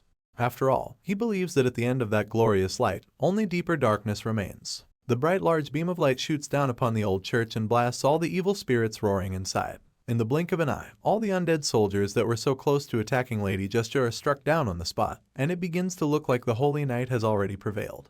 Unfortunately, that's not exactly the case because it seems as though the powerful holy beam might have done the job. We suddenly see that the true source of the dark energy is still very much active and determined to keep fighting. Lady Gesture remains on her knee with her mighty sword still dug into the earth because a part of her believes that the holy blast sent by the heavens has saved her from the monsters who were about to devour her. But then, she looks up and scans the church with her gold glowing eyes, only to realize that she's still got a lot of company. The possessed victims who were struck down earlier start to get back up all of a sudden, and so it becomes clear to the Holy Knight that she still has a lot of work on her hands before this battle is over. Some of the possessed zombies start to reveal themselves from other rooms in the church, while some of the ones that were lying on the floor get back up like nothing even happened to them. At this point, the white-haired knight begins to panic because she didn't expect that there would be this many victims in the church. She probably thought that the first wave was all of them, so to see even more undead warriors popping up out of nowhere makes her wonder just how many victims there are. Despite being exhausted, the Holy Knight refuses to run away from the enemies, but at the same time, she's still too tired to get back up and start swinging her sword on all the victims, so she just remains on one knee with her sword into the floor. While she's still in this position, the possessed false prophet decides that it's time to make some moves of his own. Right now, his army is still very strong despite Lady Gesture's attempt to get the victims out of the picture. For this reason, the evil priest feels that he's got the upper hand at this point, so he walks up to the Holy Knight with his blade imbued with dark energy and coldly tells her that it's now time for darkness to fall. As far as this guy's concerned, it's his turn to land a hit since the white-haired swordswoman made her attempt by unleashing a holy blast on his evil Church of Darkness. She got her chance to take him down, but she didn't use it properly, so now he's ready to show her how he's going to finish her off. Lady Gesture looks up at him from her kneeling position and realizes that it might be game over for her if she doesn't play her cards right. She still has no intention of surrendering despite being really tired right now. The knight is literally panting and gasping for air as she tries to catch her breath, but her gaze is fixed directly on him and the look in her eyes suggests that she's only thinking about one thing, and that's how to kill him. Anyway, the prophet starts walking toward her with so much confidence, feeling that he's got this all in the bag. But then, Lady Gesture begins to call on the glorious commander of the heavenly army, Saint Racino, who stands beside God. She's still trying to summon the guy in the sky when the evil priest cuts her off, making it clear to her attempts are pointless. Despite his discouraging comments, Lady Gesture completely ignores him and continues to summon the saint in the heavens. She's not even done with the incantation when her eyes begin to glow with the same fiery gold color as earlier, and once this happens, it becomes obvious that her attempts are not as pointless as the priest thought. The white-haired knight can feel the holy energy flowing through her body, so she can tell that the tables are about to turn. With this in mind, she continues to summon the saint, requesting that his church bring down all the enemies. Lady Gesture makes this call, and then just like that, a mighty figure appears behind her, glowing with blinding light that forces the false prophet to take a few steps back. The villain is horrified by the power that Hest's beholding, and he almost can't believe his eyes because he probably never imagined that such holy power still existed in this world. The false prophet has been in control of the village for a while now, using his dark energy to torment the people, so to see such a pure and powerful force around makes him almost want to shit his pants. While the evil priest is still receiving the shock of his life, the holy knight who just received a lot more power vows to take him down, even if it means that it'll cost her life. As she makes this promise, a flaming cart makes its way into the church out of nowhere. It's coming from behind Lady Gesture and she doesn't notice it until it's a few meters away from her. The knight senses the danger, so she turns around and sees it speeding toward her. That's also about the same time that she sees Vlad hanging onto the speeding carriage and telling her to get out of the way. Apparently, this stunt is what he intends to use to defeat the evil priest, and when Lady Gesture figures that his flaming attempt is aimed at the prophet, she jumps out of the way immediately. Once she's out of the danger zone, Sir Gregory also reveals himself to be in the church before yelling out at the blonde swordsman to push the burning cart toward the prophet. Of course, Ballad does exactly that and the flaming carriage is hurled at the bad guy. You'd think that this attempt would do at least little damage, but that's not the case because when the priest sees the inferno rolling toward him, he just scoffs. He almost looks disappointed that they would think such a move would hurt him. As far as he's concerned, this attempt is pretty laughable, so he just casually blasts the burning cart into tiny pieces. The impact leads to a pretty big explosion inside the church, and to those on the outside, it looks like their surprise attack might have done the trick. Well, it didn't, and Vlad is the first one to notice this, so when he sees the false prophet emerge from the flames, he decides to go in with a follow-up attack. The young swordsman grabs his sword and leaps into the air, determined to strike down the false priest. Right now, there's no one who hates the priest more than our boy, so it's no surprise that he wants to finish the guy off now that he's got the chance. The young knight is extremely furious with the man and feels that he's crossed the line by messing with the kids of the village, so now he wants to end things for good. The two opposite forces clash swords and an intense battle ensues. The false priest does a good job holding his own against the aggressive young knight, blocking each of Vlad's attempts to strike him down. As the two fighters go at it, the rest of the church begins to burn all around them. Apparently, the flames from the burning cart which exploded have now spread across the entire building, and so it's only a matter of time before the whole church is burned to the ground. This is probably the best time for all of them to escape, but in the heat of battle, none of them even notices what's really going on around them. Vlad is way too focused on killing the priest to care about the flames around them, and the prophet is also too engrossed in the fight to think of running away. As the battle becomes more intense, their eyes begin to glow, and at this point, the priest begins to realize who he's really fighting. The prophet looks into our boy's blue eyes and sees the source of the power in there. The figure he sees looks really powerful with glowing bolt-like eyes and a terrifying aura, but this doesn't exactly scare the priest. Just looking at the shadowy figure, the prophet recognizes the man, and he's amazed by the fact that they actually get to meet again. It excites him because it appears that he has history with the man he saw in our boy's eyes. Vlad notices the priest getting all excited about something, so he just gets more upset because he's literally trying to kill the guy and he's just messing around. Enraged by this, the young knight intensifies his attacks and tells the priest to stop spewing nonsense. Right now, all he wants is for the guy to just be dead, so he takes action and proceeds to go in for the killing blow. Using his sword, he dives in attempting to deliver a fatal jab on the prophet's side, but it appears that the annoying priest sees it coming. While our boy is doing all he can to take down the evil force, the others go on to check on Lady Justja. The white-haired knight still looks pretty exhausted after her first clash with the prophet. Sir Gregory rushes to her, asking if she is alright, and in response, she just reminds him that he's already in a lot of danger just by being in the church. Hearing this, the bearded knight simply admits that they had no choice but to visit the church. The children in the village are dying, and they know that this place is the reason for it, so they couldn't just sit back and watch things keep getting worse. However, they never imagined that this is the kind of evil they would discover when they arrived. The place is littered with the walking dead, and Sir Gregory is so disturbed because he has no idea what exactly is even going on in the church yet. Seeing his concerns, Lady Justja reveals that they have to go to the bell tower, explaining that it's the source of the curse. Sir Gregory understands this and is determined to help the Holy Knight, but he also knows that they don't have time to clear the way and proceed carefully. Because of this, he believes that they'll have to split the group to find a way to the tower, even though that will be very risky. The bearded knight looks around and starts to come up with a plan. Sir Cade can't use aura, so he feels that they'll have to get that archer out of the church first. Knowing that he needs to create an opening for Sir Cade,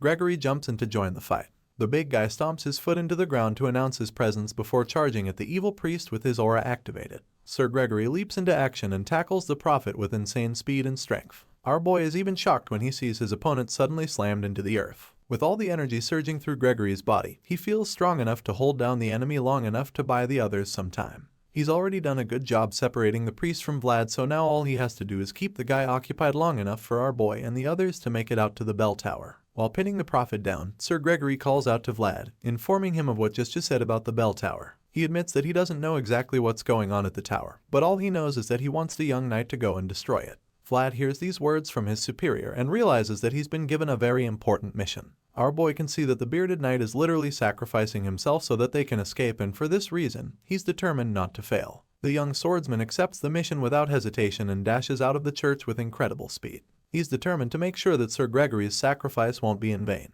Despite being pinned to the ground, the prophet refuses to let Vlad escape like that, so he summons his undead soldiers and orders them to go after the blonde swordsman. Just like that, the zombie-like victims reawaken and drop everything else to stop Vlad from making it out of the church. Our boy realizes that his task just got a lot more difficult, so he curses out, but this doesn't make him go any slower. The sea of dead people run toward him, so he just charges at them with even more speed, knowing that he doesn't really have an option. It's really the only way for him to make it out, so he forces his way through them, pushing and shoving to clear a path for himself, but he quickly realizes that there's just too many of them. Just when it looks like Hai is about to be overwhelmed by their numbers, a powerful beam of light blasts through the sea of zombies, creating a clear path for him. Our boy is shocked by this because he certainly wasn't the one who released the holy blast of energy. Perplexed by what just happened, he turns around, and that's when he sees Sir Cade working alongside Lady Justja. Apparently, she used her holy energy to make his arrowed strike even more powerful in order to blast the dead slaves out of the way in one shot. Sure, they did a good job clearing the path the first time, but the truth is that there's still a lot more victims in the church, which simply means that their work isn't done yet.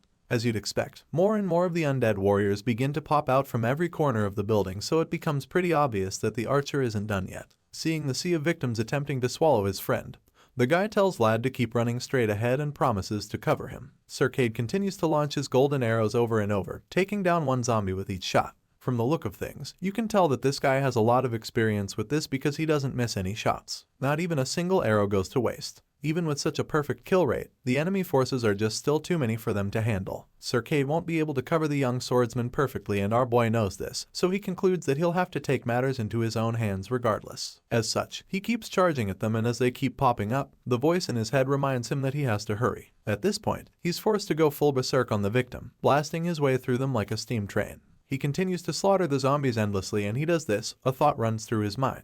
All worlds in the universe are precious, but even so, not everyone can protect themselves. Yet, he and his fellow knights are people who have sworn to protect the helpless, so if they're ever in a place where they are needed, they have no choice but to act, especially if they're in the moment. As knights, they're not granted the luxury of hesitation in times of need, so our boy knows that he must burn himself to become the torch that lights up the darkness, and this is the second Swordmaster's code. With this line engraved in our boy's mind, he remains steadfast and continues to fight his way through the sea of enemy forces. At the same time, Sir Gregory is forced to protect himself from other attacks despite having to keep the priest at bay. While holding down the prophet, he suddenly gets attacked from behind by one of the possessed, and when he turns around to defend himself, another one sneaks up on him and strikes him on the back. At this point, he's forced to slam his mighty sword into the ground, hoping to destroy anything in sight.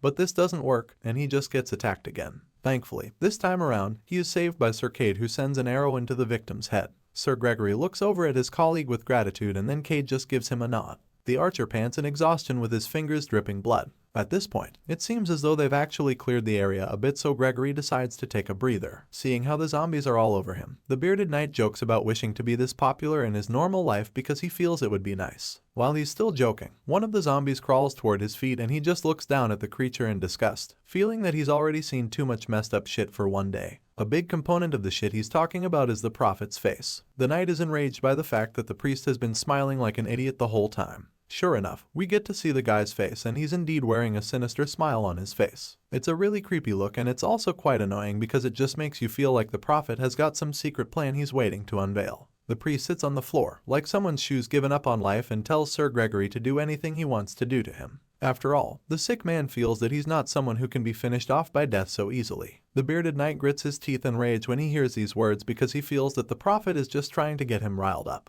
He's already mad at the guy, so to hear him talk so confidently, he decides that he'll teach the prophet a lesson. Sir Gregory lifts his sword and takes a big swing at the priest, eager to see if the guy can keep babbling after he chops his head off. In response, the prophet just laughs, which infuriates Sir Gregory even more, so he lands the killing strike, telling the priest to keep laughing till he dies. The bearded knight decapitates the priest in one slash, and as the head rolls down a few steps, something shocking happens. All of a sudden, the victims stop moving, and so Lady Gesture reveals that to destroy an army, the commander must be captured. With that being said, the Holy Knight confirms that Sir Gregory's strategy was a success. You'd expect that the big guy would feel glad that he took down the evil priest, but he just seems a bit pissed. He curses and huffs in annoyance as he thinks about how close the whole thing was. Regardless, he's actually relieved that it's over now, so he opens his flask to have a gulp of liquor, feeling that he'll need to drink a lot later that night.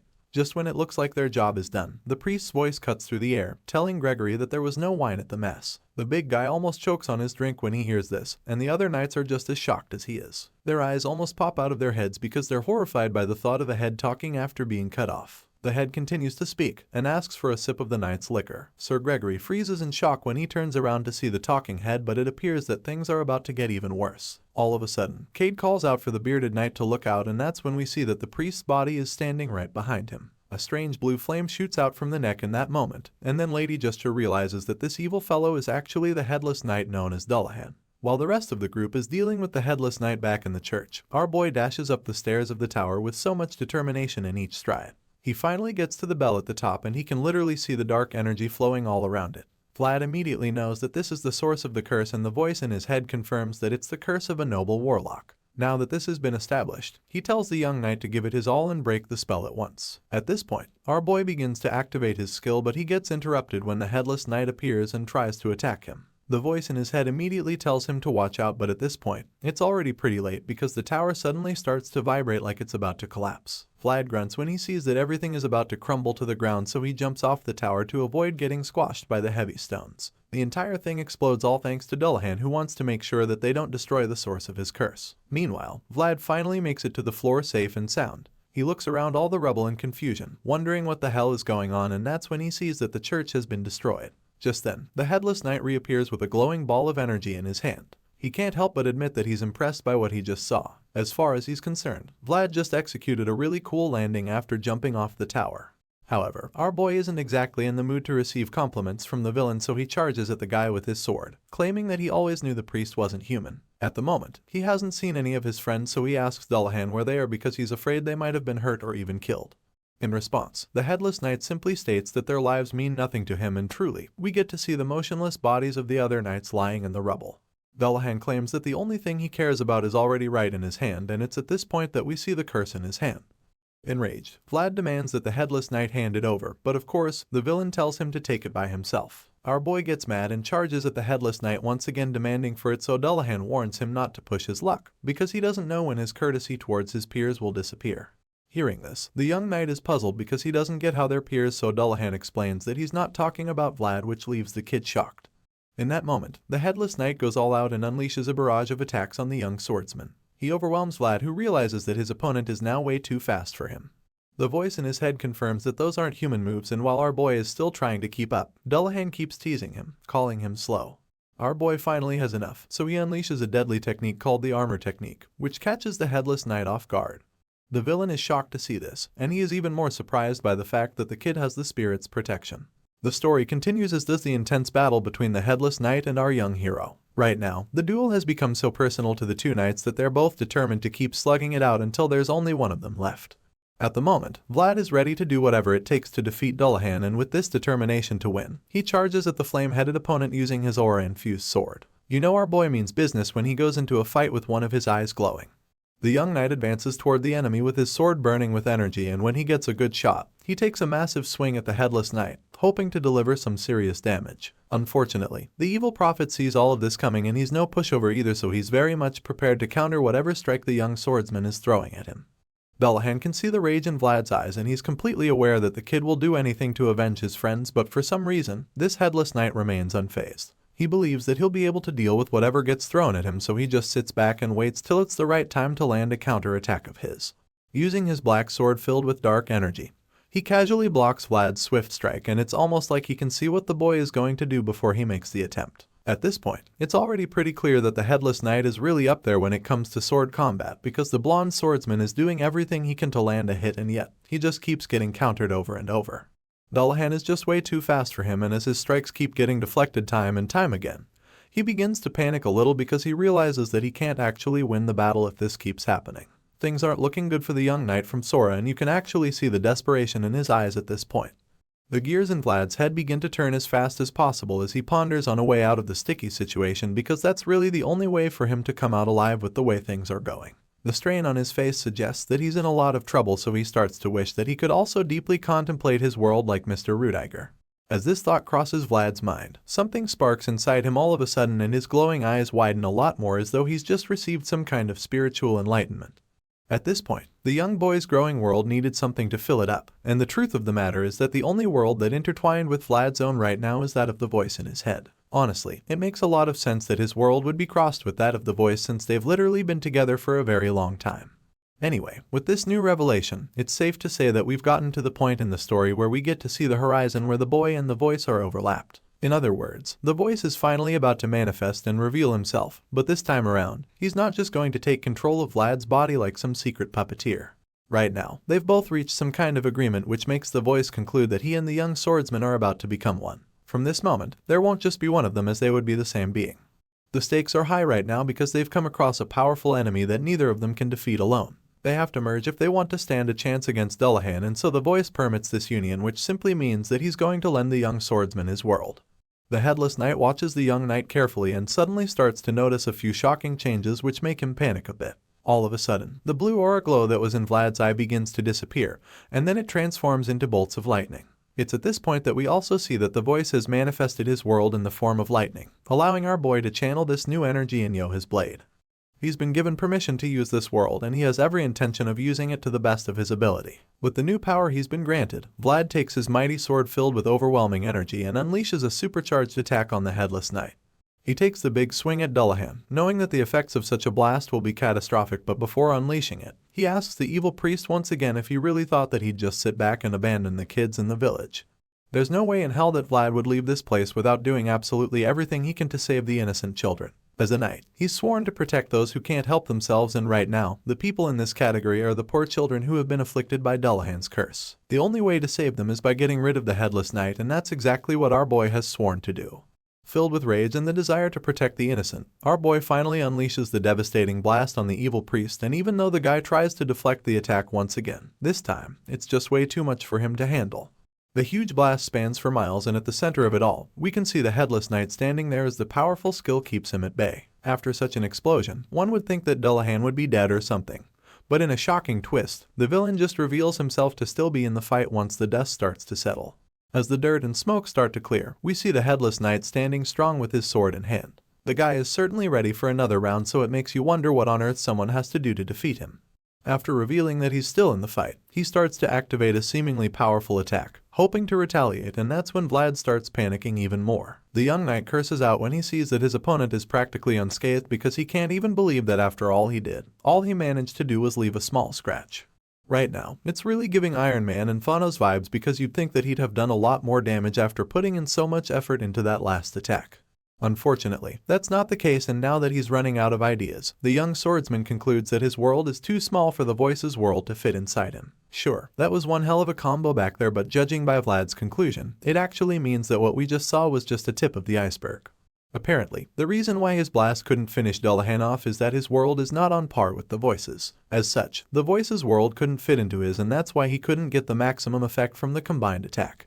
At the moment, Vlad is already pretty exhausted, and you can't blame him because he's been trying virtually everything, but they've all been futile. To make matters worse, he feels like he only has 2 or 3 tries left before he runs out of energy. It turns out that our boy actually inflicted a nasty cut on Dullahan's wrist with that first attack, but it also looks like that is about to backfire big time, because the blood seeping out of the guy's body suddenly starts turning into some kind of dark energy, which he's certainly going to use as a weapon. The headless knight laughs at this point, claiming that he went easy on Vlad the first time only because he thought that the kid shared the same style. However, now that he's realized that the boy might actually be a threat, he goes full beast mode. Out of the blue, this guy dons a seriously wicked armor, and from the inside, you can literally see the blue flames burning out. It's a really terrifying sight, and when the young swordsman beholds it, his eyes almost pop out of the sockets. Our boy is so stunned by the insane armor, and he can't even believe what he's looking at when he sees Dullahan standing in front of him, ready to go into another round of intense sword clashing. With every swing of the big guy's sword, you can see the dark, terrifying energy flowing out of it, and while our boy is still trying to process the whole thing, the headless knight launches his first attack. Our boy doesn't exactly see it coming, but thanks to the ever-vigilant voice in his head, he's immediately informed before the blast of energy can get to him. Right after that, Dullahan follows up with an insanely swift attack, and once again, the voice in his head tells him to dodge the hit. Vlad tries to move out of the way, but then he just ends up getting blasted with a huge surge from the headless knight. The blast is so massive that it sends our boy flying and raises a whole lot of dust. Dullahan stands still after landing this hit and watches as the dust fills the air. The headless knight observes patiently as the dust settles and wonders how the kid managed to squeeze out his aura to deflect the attack in that short moment. After witnessing such a thing, the headless knight admits that the kid has great potential. As our boy lies exhausted on the floor, Dullahan realizes that what he initially thought about the guy has been disproved by what he's now seen with his eyes.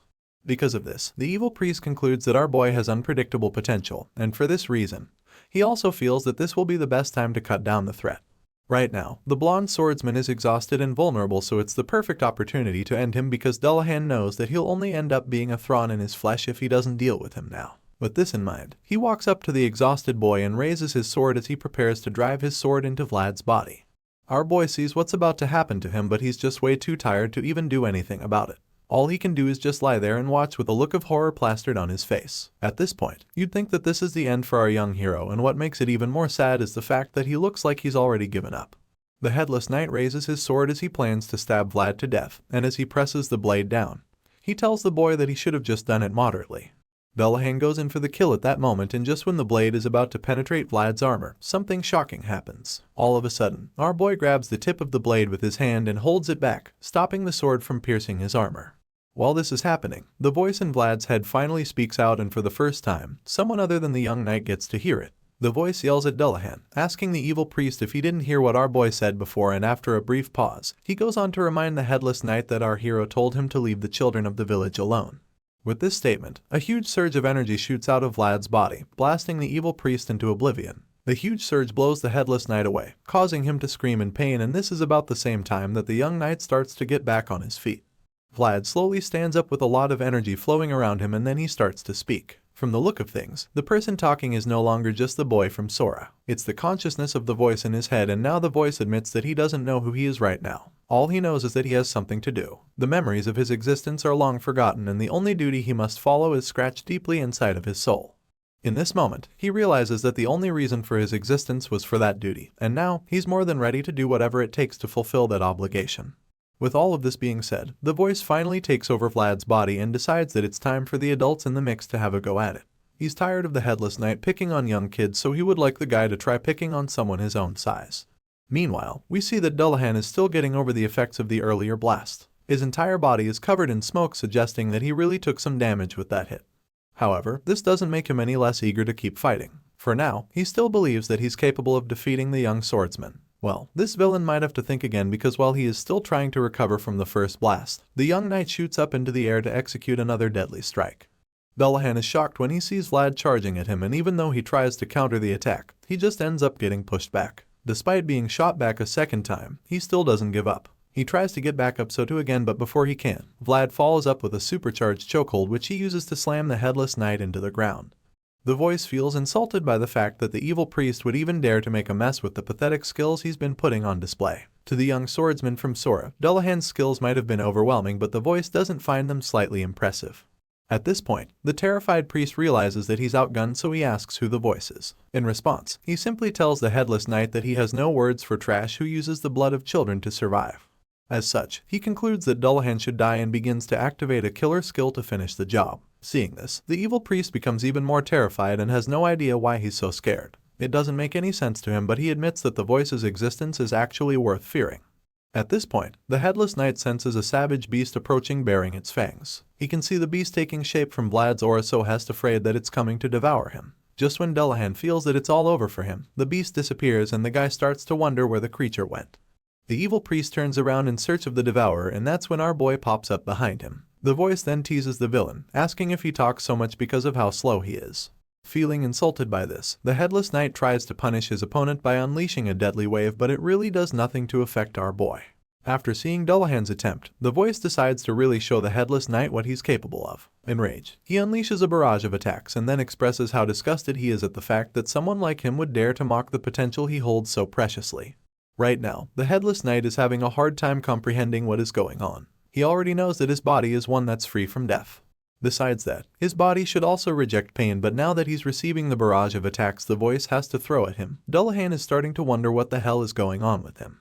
The evil priest can't understand the kind of vivid pain that seems to be hacking away at his soul. The villain keeps taking all the hits, and from the look of things, Vlad isn't done with him yet. The blonde swordsman is very determined to finish the headless knight once and for all. The intense battle continues and Vlad eventually lands a serious blow on the opponent, sending the guy crashing into the ground. Dullahan groans in pain as he struggles to pick himself up from underneath the rubble, and as he just lies there, he can't help but wonder how someone like Vlad even exists in this world. He probably used to think that he was in a league above all others, but after coming face to face with the young swordsman from Sora, he realizes that he's no match for our hero.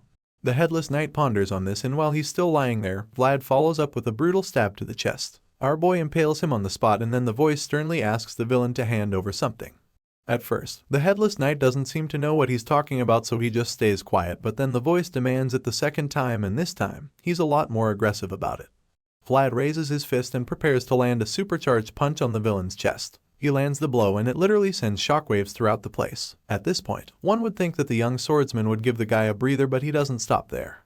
All of a sudden, he goes in for the kill in that instant and digs his fingers into the guy's chest, before slowly ripping it apart. Using this gruesome technique, our boy opens up Dullahan's chest and unveils the same object that he's been asking for. He sees the powerful glowing ball of energy floating within the guy's chest and expresses his satisfaction. The voice is relieved to see the ball, and without wasting another moment, Vlad reaches in and pulls out the curse.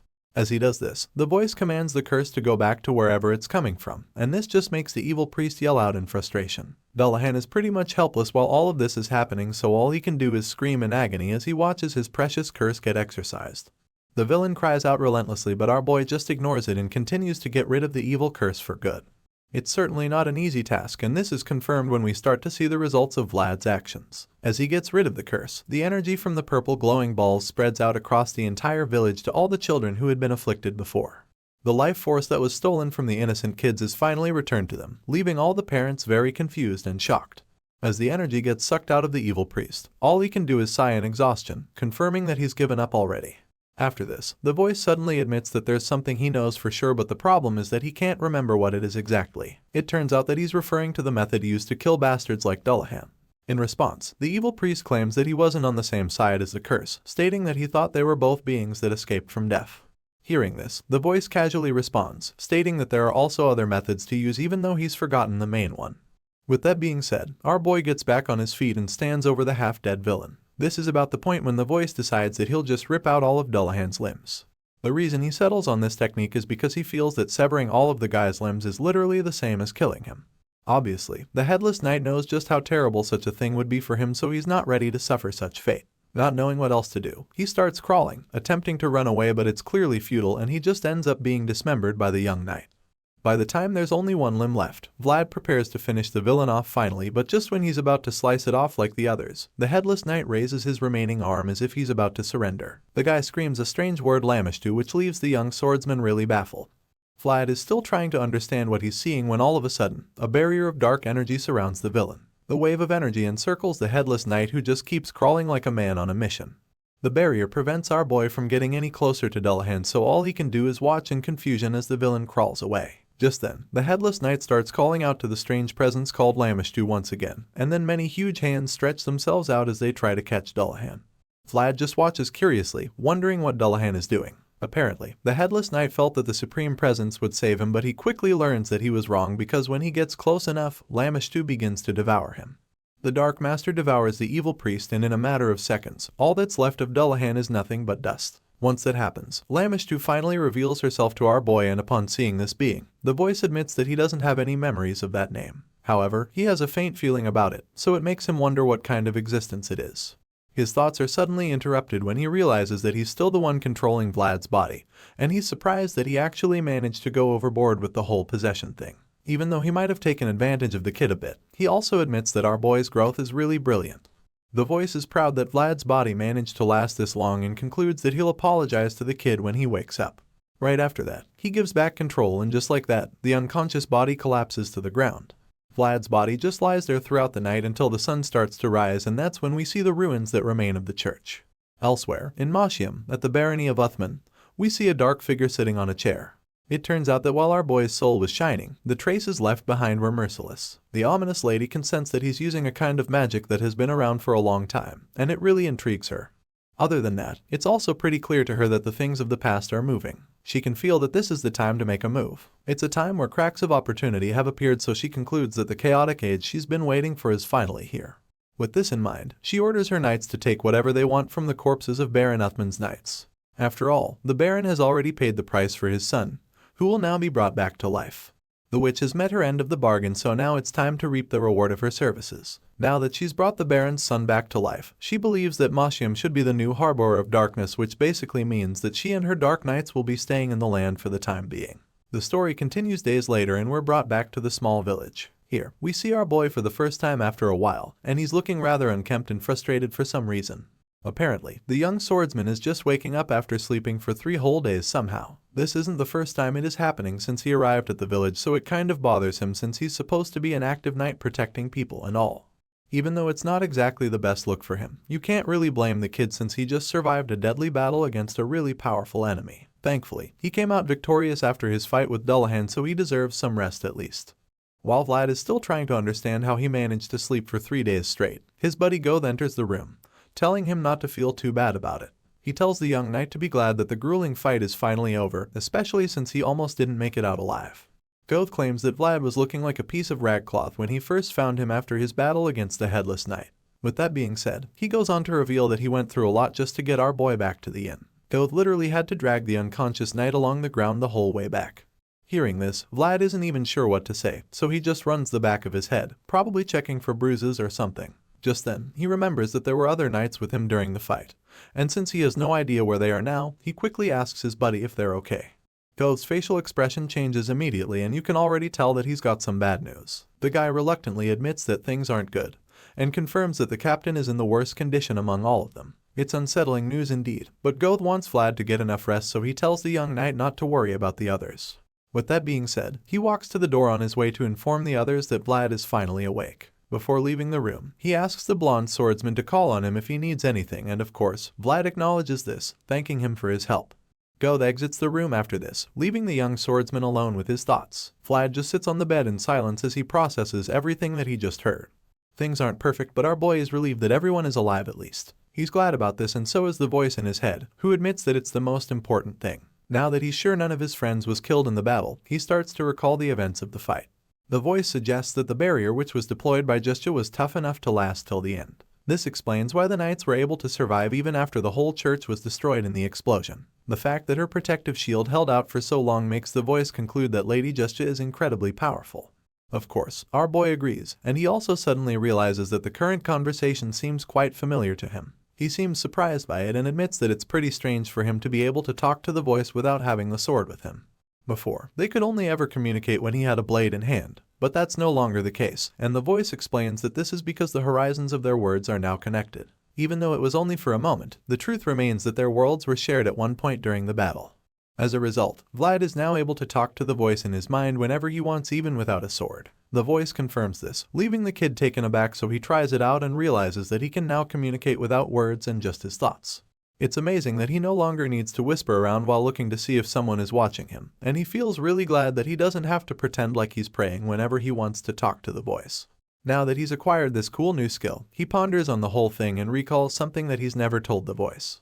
Their relationship is a secret that only they know, and this means that nobody else will know that the voice is actually the reason why everyone is safe now.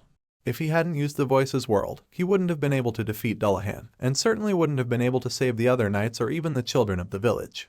With this in mind, our boy sincerely thanks the voice for saving all of them, because he's just as much the hero as the young swordsman. After Vlad expresses his gratitude, the voice is left speechless. He's deeply touched, but he doesn't know how to react to this, so he just stays quiet, creating an awkward silence in the room. Before things can get even more awkward, the voice quickly breaks the silence by admitting that Vlad worked really hard as well. Hearing the compliment, a warm smile creeps up on the kid's face and a sense of pride washes over him in that moment.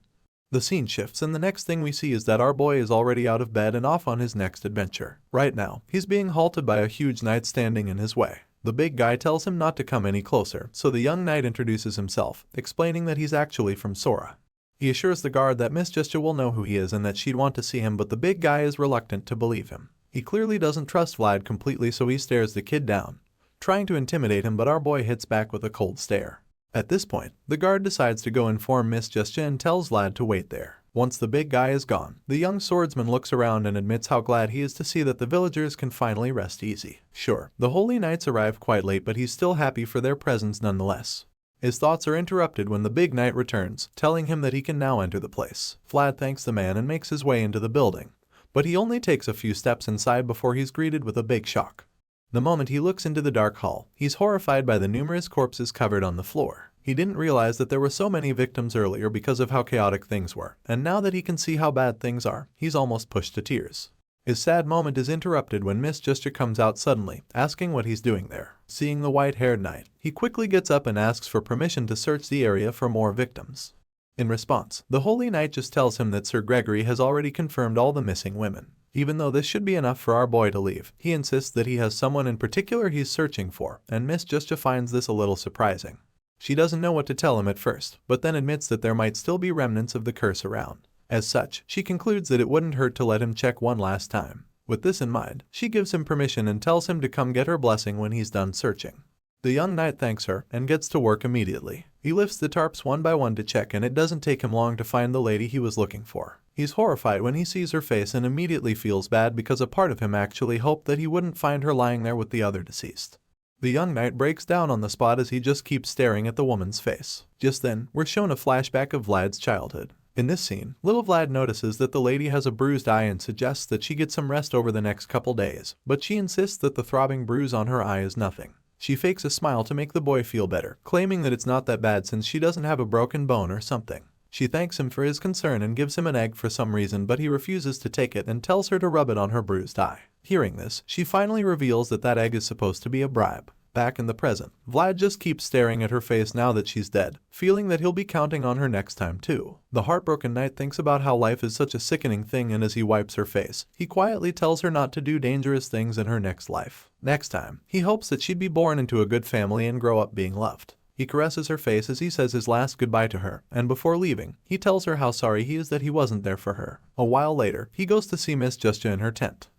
She did tell him to come for her blessings when he's done searching for his missing lady. Inside the tent, the white-haired knight makes some tea so she can listen to what Vlad has to say properly. She wasn't exactly conscious when Vlad's battle against Dullahan finally came to an end, so now he's telling her how it all went down. So far, the young knight has told her how the villain got sucked into a black hole that suddenly appeared, and of course, she wants more details. The holy knight gives him the hot cup of tea, asking him to spill all the beans, but our boy explains that he's already told her all that he knows. He claims that he was too busy with the fight to notice anything else, and that he was trying so hard to deal with the villain's barrage of attacks. Hearing this, Lady Justia starts to get a bit suspicious, so she just stares at him with a questioning look on her face, waiting to see if she can force anything else out of him. While she's staring at him, he casually sips the tea, using it as an excuse to stay quiet. At this point, the voice commends him for making the story up. It sounds really believable because there's a good mix of lies and truth in it. Our boy proudly accepts the praise, feeling that it's no big deal since he literally worked with prostitutes and used his words to earn a living while growing up in the back alleys. All of that just goes to confirm that he can be pretty convincing. The traces left behind after the battle were a total disaster. This is because they showed just how powerless their resistance was in front of a much more powerful force. This thought runs through Miss Justia's mind at the moment, because she's starting to feel that Vlad isn't telling her everything. She's trying to put the pieces together, but she just can't find out what truly mattered at the end. The young swordsman probably sees that she's onto him, so he decides to give her something to think about. He suddenly tells her how the villain called out a name at the end, and of course, this piqued her curiosity. She asks him what the name was, but he claims that he can't remember it because he was in and out of his consciousness at the time. Determined to get the information out of him, she grabs an apple and asks him if he would remember some of the details after having something to eat. At this point, Vlad finally reveals that the name sounded something like llama, and Lady Justia immediately realizes that he's talking about Lamishtu. The white-haired lady freezes the moment he confirms this and suddenly starts shaking with the apple in her hand. She's literally trembling, but somehow manages to keep her cool as she thanks him for his cooperation. Even though she tries to hide her reaction, the knight is sharing enough to notice her shaky hands, and this leaves him puzzled. While he's still trying to understand what's going on, the white-haired knight suddenly stands up, assuring him that San Racino will not forget how hard he fought on that day. Now, Miss Justia has gotten the kind of information she's been looking for, but it's a little overwhelming, so she quickly excuses herself before the young knight can notice anything else. She walks out of the tent without another word, while Vlad just watches her in confusion. Once she's gone, the voice admits that it's a relief that she doesn't suspect him. Yeah, that's a good thing, but Vlad is currently more concerned about the strange expression she put on display after hearing about Lamishtu. As far as our boy is concerned, it was like she became a completely different person all of a sudden, and he finds this really disturbing. The scene shifts once again, and this time, we're taken to the mayor's residence. In there, Joseph Bayezid, who is also the new mayor of Sora, hosts an unexpected guest. He pours some tea for the visitor, wondering when he arrived in the city. The guest turns out to be an old man named Lamond, who claims that he's actually been around for a while. Hearing this, the young master states that he would have come out to receive Lamond if he'd informed him of the visit beforehand.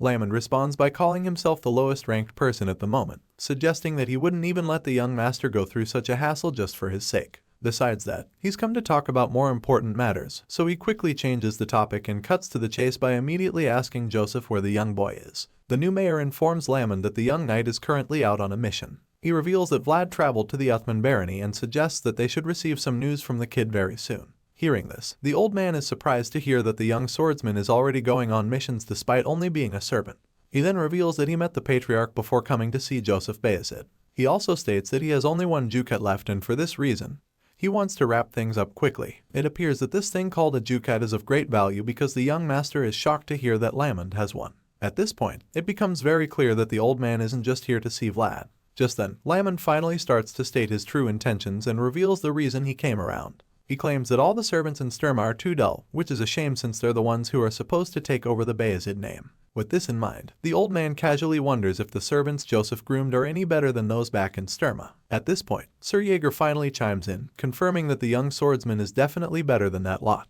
The advanced knight makes this statement, but he also admits that the kid likes to do whatever he wants. Hearing this, Lamond is intrigued to hear the grumpy knight speak so highly of the boy. He can tell that the kid must be pretty useful because everyone knows just how difficult it is to impress the green-eyed advanced knight. Sir Jaeger is shocked to hear that the old man can read him like a book. He doesn't say a word, but Lamond already knows what he's thinking, so the elder tells him that there's no need to be surprised. After all, Jaeger already showed him all of his disgraceful sides when he was younger, while being grumpy the whole time. Joseph just smiles cheekily when he hears, while the one-eyed knight gets flustered by the old man's words. Anyway, Lamond goes on to say that he hopes he'll take a liking to Vlad when he finally meets him. There's a certain knight in training named Savanin who bullies other trainees because he has his parents to back him up, and the old man promises to beat Vlad seriously if he turns out to be like that guy. At this point, Joseph informs his guest that Vlad does have parents, which comes as a shock to Lamond. This is good for Joseph because now that he knows the old man's true intentions, he's determined to pique his interest as much as he can.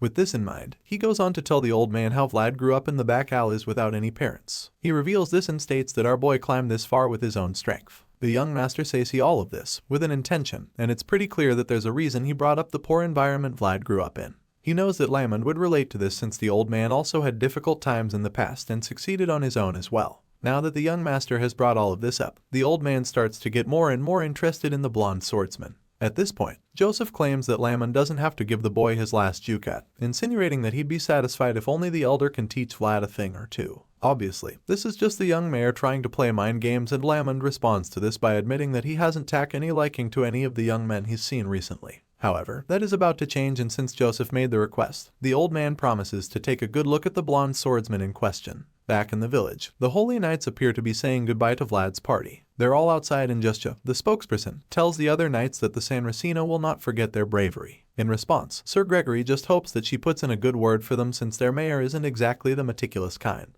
The Holy Knight bluntly informs him that she can't lie in reports, but promises to consider his position when talking about this. Of course, Sir Gregory doesn't trust her enough, so he just prefers that she doesn't say anything at all. Just when the Bayezid Knights are about to set off, Justja notices that Vlad has a flag, which takes her by surprise. Sir Gregory is the one that responds to her, revealing that the Bayezid family has finally found someone to keep an eye on, and admits that they're treating the kid well too. While he's saying this, the Holy Knight processes everything about Vlad, from the traces of a fierce battle and his ability to fight Dullahan. All of this just goes to show her that the boy has the potential to be extraordinary after all. At this point, Sir Gregory bids her goodbye and decides to leave, so she prays for the blessing of Saint San Racino to be on all of them. On the way out of the village, Vlad looks back at the people to wave goodbye, and he can't help but notice how much better everything looks now that the ominous fog is gone. At this point, Sir Gregory chimes in, telling the kid how the village was once a peaceful place full of sunlight. All the bad things that happened were because of Dullahan, so now that the villain is gone, our boy is relieved because he knows that Anna would prefer to be buried in this bright, happy village. As he leaves the place, Vlad hopes that she finds warmth in this place of her final rest.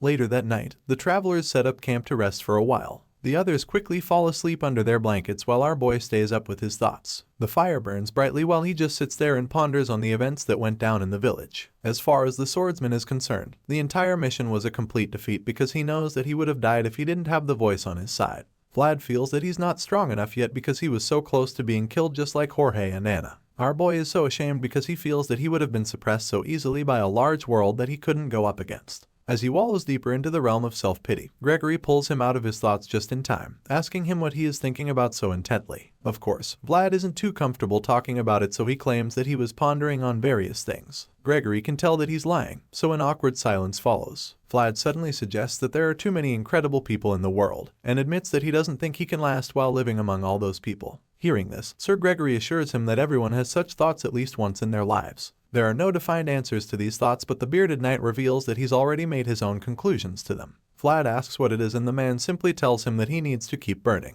There's no method to keep a fire from wavering when the wind blows, but as long as there are flames, then it can always burn again. With that being said, he encourages the kid to hang in there, over and over again, so he can burn endlessly. This makes a lot of sense to our boy, and it reminds him that there's no shortcut to becoming as strong as all those ahead of him. He knows that he needs to keep burning and just focus on the present, because if he's going to face the enormous world approaching him, then he'll also need to have an enormous flame. Sir Gregory and his crew finally return, and young Master Joseph commends them on a job well done. He compliments them for their diligence in carrying out the mission, but he also admits that he can't overlook the fact that swords of the Bayezid family were unsheathed in the land of another local lord. Sir Gregory quickly apologizes and takes full responsibility for everything, ready to accept whatever punishment the mayor has prepared for him. Just then, Lamond chimes in and proceeds to berate the bearded knight for what happened. He scolds Sir Gregory, claiming that the worst part about everything is the fact that he knew the consequences and still went ahead to interfere with issues beyond their jurisdiction. Hearing the old man's voice, Vlad wonders who the man is because the air around him is oddly extraordinary. Meanwhile, Master Joseph agrees with Lamond, stating that Gregory struck a nerve on a sensitive problem in a chaotic time. The empire is starting to fall apart since the imperial family has lost control. Things are getting out of control, so the young master is afraid that it's only a matter of time before such things happen in the north. Sir Gregory continues to apologize, but Joseph just feels that the Iron Duke is paying attention to what happened in the village because it involved curses. Joseph admits that the knights had good intentions, but he feels that the fire Gregory caused is too big and claims that they should have left the village earlier. This statement upsets our boy because they're practically saying that they should have left the cursed children to keep suffering in the village. Lamond chimes in at this point, revealing that he heard the Sanracino were in the village as well. As such, he expected that the issue be handed over to the Holy Knights, and this is where Vlad finally snaps. He gets pissed that they're all scolding Sir Gregory when they weren't even there to see what was going on in the village. At this point, it's starting to look like they're all acting this way to get a reaction from our boy, and from the look of things, it's worked. All of a sudden, the blonde swordsman finally loses his cool. He yells out, informing them that the children would have died if they hadn't gotten involved. This outburst takes everyone else by surprise, and Vlad just turns around to glare at the nosy old man. Lamond is excited to see Vlad's fearless reaction, and it makes him wonder where Joseph found someone like him. Apparently, this old man thought that our boy was some snot-nosed brat, but he was wrong because he can clearly see that this kid is actually a beast. The angry young man continues to defend Sir Gregory, bluntly telling Lamond that the bearded knight did his best for the children, and from the cold glare in his eyes, you can tell that Vlad is not afraid of anything the old man could do to him.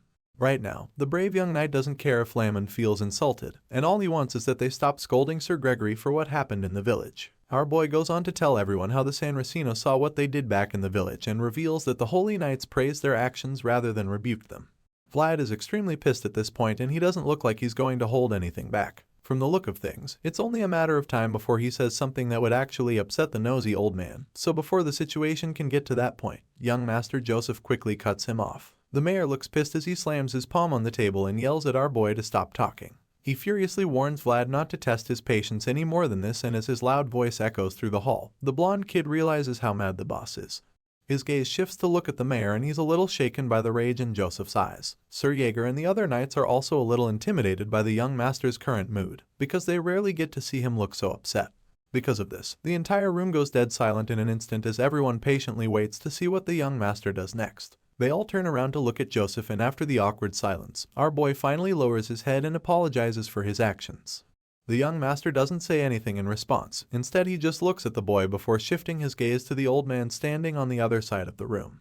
Lamond doesn't say a word, so Joseph figures that it's time for him to continue speaking. He ponders on the situation before opening his mouth to say anything.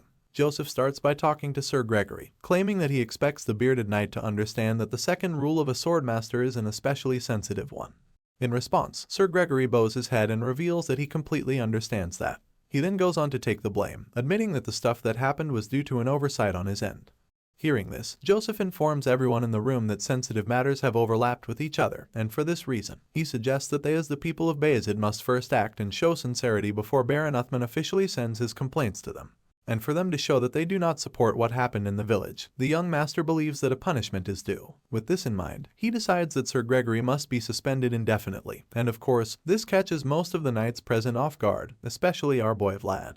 The blonde swordsman is absolutely gobsmacked when he hears Joseph's verdict, and he's so stunned that he freezes in shock for a moment. The young master goes on to explain the consequences of this suspension, claiming that Sir Gregory would not receive any salary during this time and that he will also not be able to enjoy any of the rights granted to him by the Bayezid household. Just when you think things can't get any worse than this, the mayor suddenly reveals that Knight Cade will receive the same punishment. The two knights are certainly heartbroken when they hear the final verdict, but they're knights at the end of the day, so they accept the punishment like true men, and neither of them utters a single word to complain.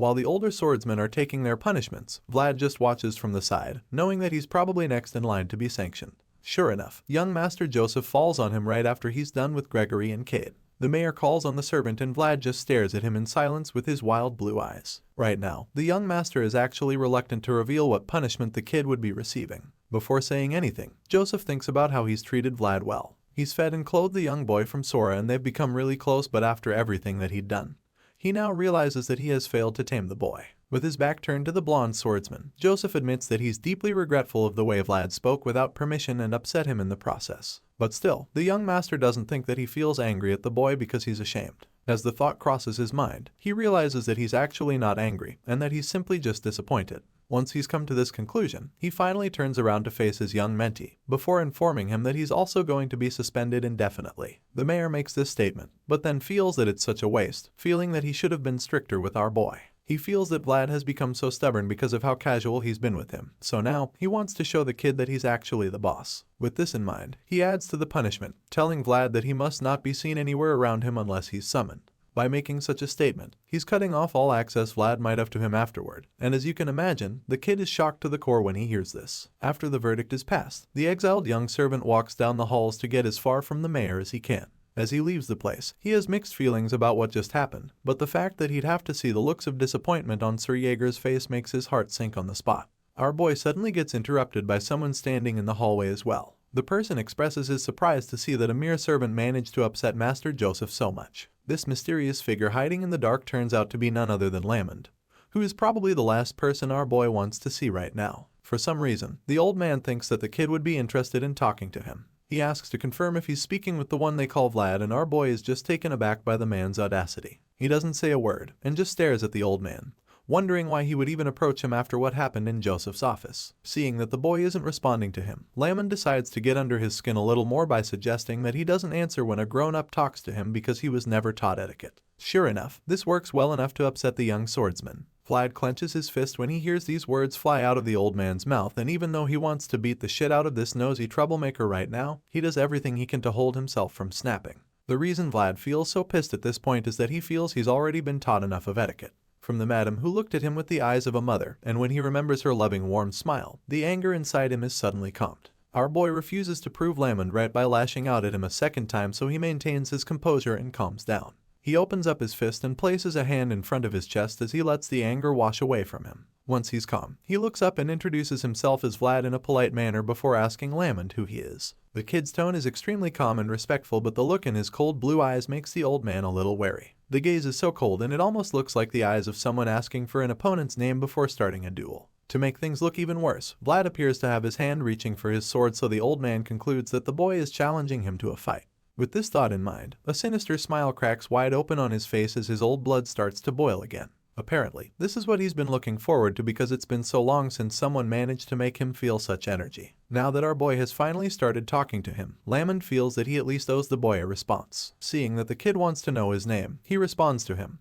but he doesn't give a name. Instead, the old man claims that he doesn't have any name that he can go by right away, and as you can imagine, our boy doesn't even know what to say to that. He's probably already bored of the annoying conversation, so he just keeps a blank expression on his face as he stares at Lamond in silence. The silence is suddenly broken when Lamond slams a pole on the ground, revealing the banner in his hand. At this point, our boy gets to see all the emblems on his flag, and he's shocked to see how many are on there. Vlad would never have imagined that this feeble-looking old man would have such a high rank. At the same time, Lamond casually introduces himself as someone who walks the lowest path. He then reveals that he hasn't completed his duty yet. There are knights who would grow old without dying since they couldn't retire honorably on the battlefield. As such, they're forced to walk among the lowest places in order to find back the honor that's been lost along the way. This is just like what the founding king, who was also a swordmaster, did in his last moments. The scene shifts all of a sudden. We're taken back to Dermer. Here, the princess and her advisor seem to be in the middle of some sort of strategy formation. The old man concludes that Count Gaidar prepared a bridgehead that leads to the north. More accurately, the Count has taken the region where the bridgehead can be developed. Hearing this, the princess figures that Gaidar has to get past them if he wants to get to the north after all. As such, he wonders if he would come to them, feeling a little worried by what would happen if he visits their force. The old advisor doesn't have an answer either, but all he knows is that they have to be prepared for anything.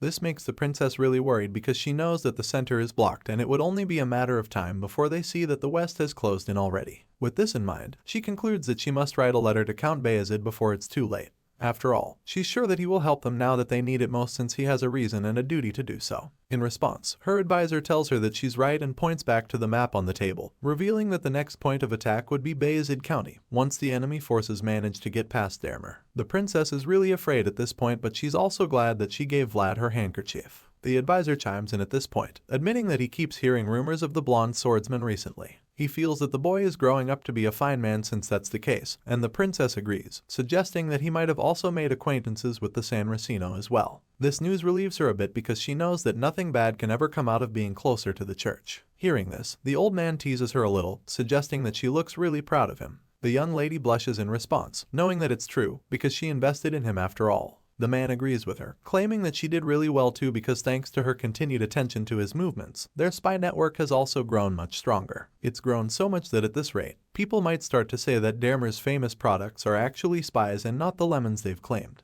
The man teases the princess with this statement, which earns him a glare from her. Anyway, she doesn't take it too seriously, and since it's clear that their spy network is actually really strong now, she suggests that they expand their surveillance radius. If they can detect any suspicious movements early enough, that will buy them enough time since they have insufficient troops at their disposal. The worried princess looks out the window to the rest of her city, hoping that the enemies just go past Dermer without doing anything. Hearing this, the old man agrees with her. He's just as worried as she is, because he can clearly see that the world is changing rapidly. It's so fast that even he can't guess what's coming next. However, he also feels that the change isn't all bad. Just like how those flowers started to bloom after Vlad left their city, this old man has a feeling that their current situation might just end up bringing them some hope and comfort. Back in Sora, it's already getting late and Vlad is currently ranting in a smithy. He's so pissed by the conversation he had with the old Foji and claims that he wanted to hit Lamond in the head at that moment.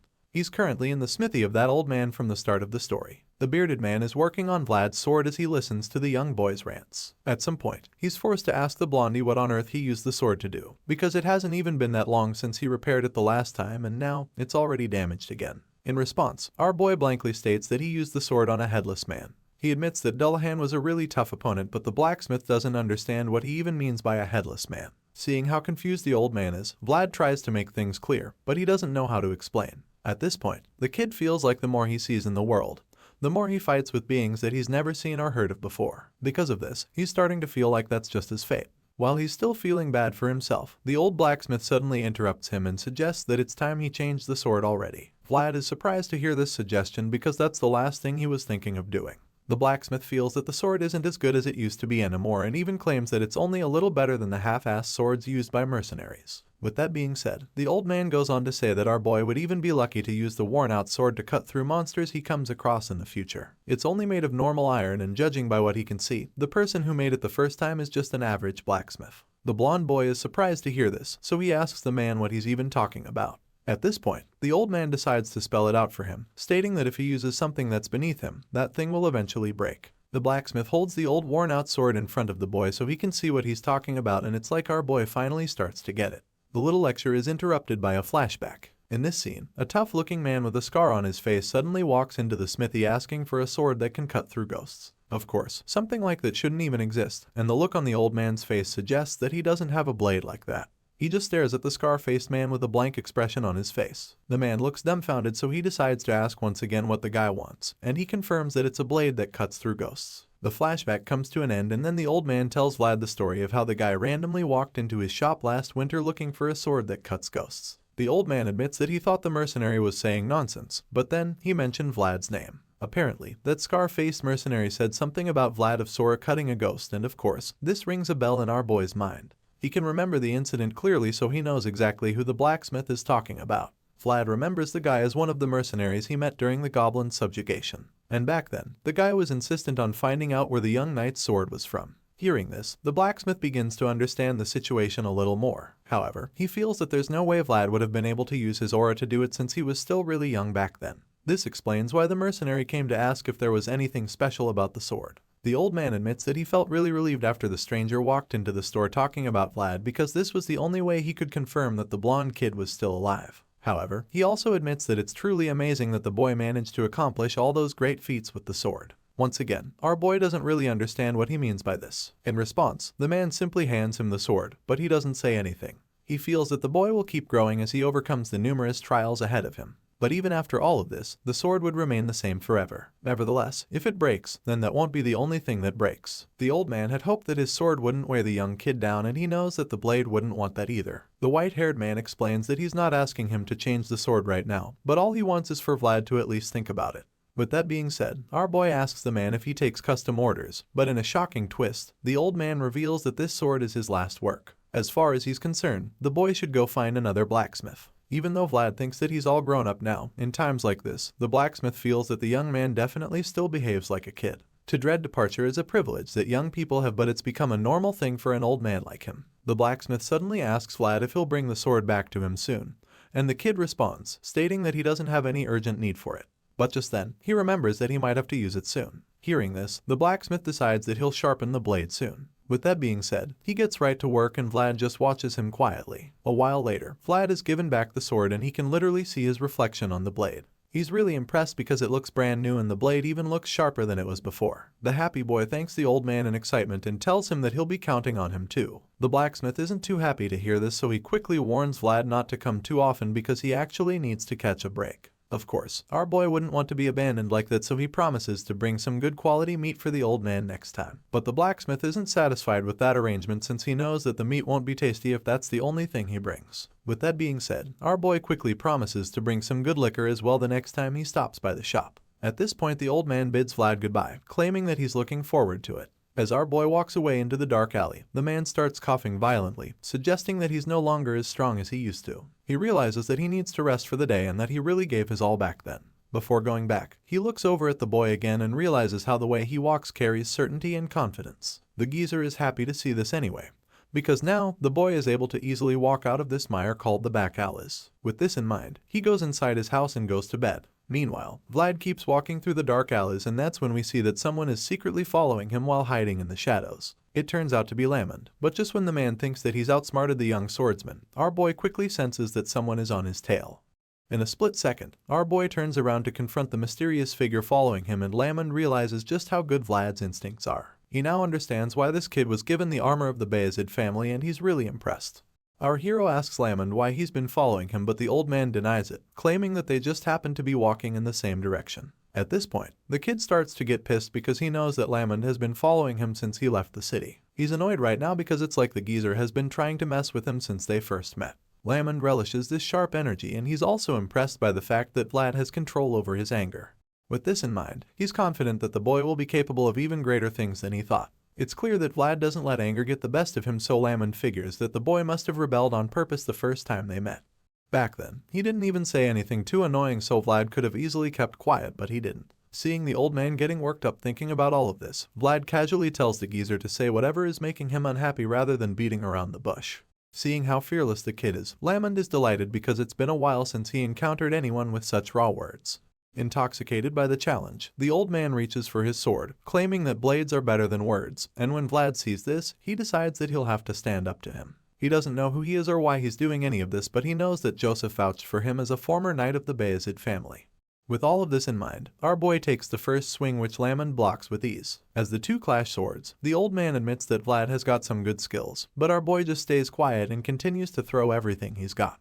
The old man deflects everything over and over again, so Vlad realizes that he's using the tip of his blade to cut off all the attacks. It's not a coincidence, and our boy can tell that the veteran has seen through his movements already. After only a few exchanges, the young swordsman can tell that Lamond has clashed with countless swords. Seeing that he's been read like a book, Vlad ceases the attack for a moment and the old man teases him, asking if he's tired already. But of course, our boy is not done just yet. In fact, he's just getting started. Vlad grips his sword and charges forward as he activates his aura, and Lamond is taken aback by this because even back in the days of turbulent times, there were only a handful of people who could use aura this vivid at this age. But now, this young boy from Sora is using aura so casually, and the veteran can't help but admit that this is insane. An intense sword fight ensues and Lamond honestly looks like he's enjoying the whole thing. Vlad goes in for the kill with a sweeping move. He takes a big swing with the aura-infused sword, but the old man casually blocks all of his attacks over and over again. Lamond keeps blocking our boy's slashes time and time again, so Vlad decides to go in for a killing blow, but unfortunately, he's not fast enough because the old-timer effortlessly dodges the strike. The heavy aura-infused sword slams into the ground with so much force and the old geezer laughs in excitement. He relishes the challenge because it's probably been a while since he had such a good fight. The man ponders how he likes Vlad's spirit, but right after that, our boy manages to land a hit that sends the man flying a few meters back. The impact pushes Lamond a few steps away and the blonde swordsman wastes no time in capitalizing on the opportunity. Seeing that his opponent has been somewhat destabilized, Vlad attempts to go in for the kill once again.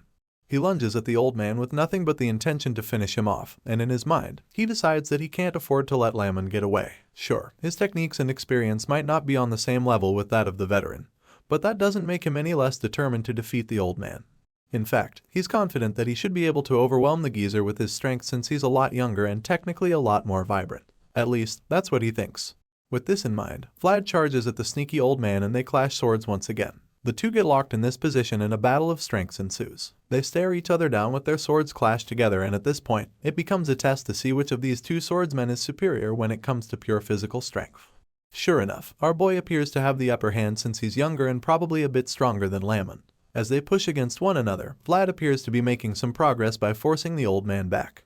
He appears to be overwhelming the geezer because Lamon's feet start sliding backwards, suggesting that he's the weaker party in this department. The old man can see this, so he laughs over it, talking about how time is such a cruel thing. On the other hand, our blonde hero can also sense that he's winning this little battle of strength, so he taunts his opponent, claiming that he'd like to see how long the old man can keep that smile on his face.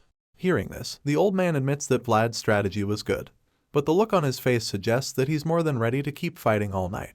The intense clash of swords continues for a long while, and it becomes really clear that these two opponents are currently at stalemate. Nobody is backing down at the moment, and both swordsmen remain in that same position, neither showing any signs of getting tired.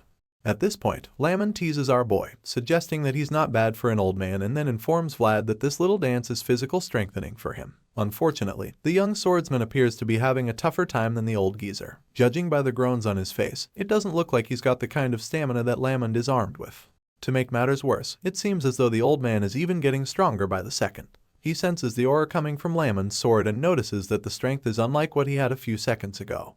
Seeing the look of shock on our boy's face, the old man taunts Vlad some more, telling him that it's still far too early for him to be surprised. As far as he's concerned, the young swordsman can use the same kind of power if he manages to adapt it quickly enough. Just then, Lamon proves that he really is in a league of his own by using his bare hand to grab Vlad's sword. He holds the blade imbued with aura using nothing but his bare hands, and this should be totally impossible, so the blonde hero is shocked to the core. While he's still taking in the shocking scene in front of him, Lamon uses one hand to push his sword down, and just like that, he's on his way to disarming the young knight.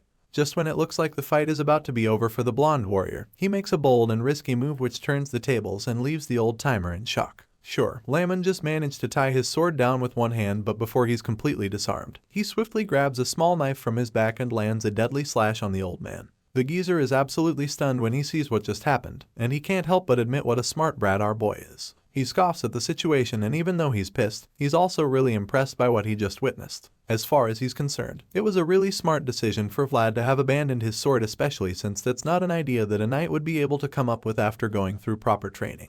In other words, our boy was extremely bold to have made such a decision, so this veteran is blown away by the balls on this kid. Right now, Lamond is convinced that Vlad must possess the heart of a beast, and this just makes him that more eager to keep fighting. This old man loves a challenge, and right now, our boy is a really worthy opponent. With the excitement filling his mind, he balls his fists and decides to go in with a swift punch now that their sword fight has been put on hold. With the rage inside of him, he generates enough speed and power to land the deadly blow which sends Vlad several meters away. The impact from the punch sent our boy flying like a piece of paper until he crashed into the ground several times. Only a few people would be able to survive such a hit, and by the time Lamond realizes how much force he used, it's already too late. The old-timer becomes worried when he sees how much damage he's done because it's clear that he got serious without realizing it. Scared that he might have killed the young blondie, Lamond rushes to the crash site to check up on our boy, asking him if he's alright. When he gets there, he sees Vlad lying face down in the rubble without moving or responding. At this point, he starts to think that the kid might have fainted, which is pretty disappointing to him because he now feels that Vlad is weak on his defense. While looking at the motionless boy lying in the dirt, the old man recalls what Master Joseph told him about Vlad. Apparently, the young master told Lamond not to hurt our boy too much because the kid is a possibility that he cherishes a lot. Clearly, this old geezer forgot about that conversation when he was landing that life-threatening punch on the young knight. Realizing that he messed up big time, he starts to regret his decisions because the boy in question is still pretty unconscious. It looks like Lamond just knocked our boy out cold, and now he's wondering what he would tell the young master when he's asked what happened. While the old man is busy thinking of a cover story, Vlad opens his eyes, confirming that he's still very conscious. His glowing blue eyes are laced with rage, showing that he's still able to fight. As he lies on the floor, he thinks about what Sir Gregory told him concerning the flames. He remembers that there's always still a chance in any situation as long as the flames don't go out completely. Right now, his flames are still burning, and that means that he's still got a shot at winning this duel. With this in mind, he leaps from the ground with the speed of light and charges at the old knight that just made an attempt on his life. Vlad bolts toward Lamond and grabs his robe before he can realize what's going on. The old geezer is stunned to see that this boy still hasn't given up, but before he can do anything about it, Vlad lands a devastating headbutt on him. Both their heads clash with so much force that little shockwaves appear. It's crazy how neither of them have their skull cracked open, but it seems that our boy took a bit of damage from it. When the dust settles, Vlad is seen on the floor looking extremely dizzy. It's a miracle that he doesn't have a concussion right now, but that doesn't concern him because he feels that he should have won that head jamming contest. Apparently, Lamon cheated just now. The old man sighs in relief, and as he touches his forehead, it's clear that he used some kind of magic to protect himself from getting knocked out at the last second.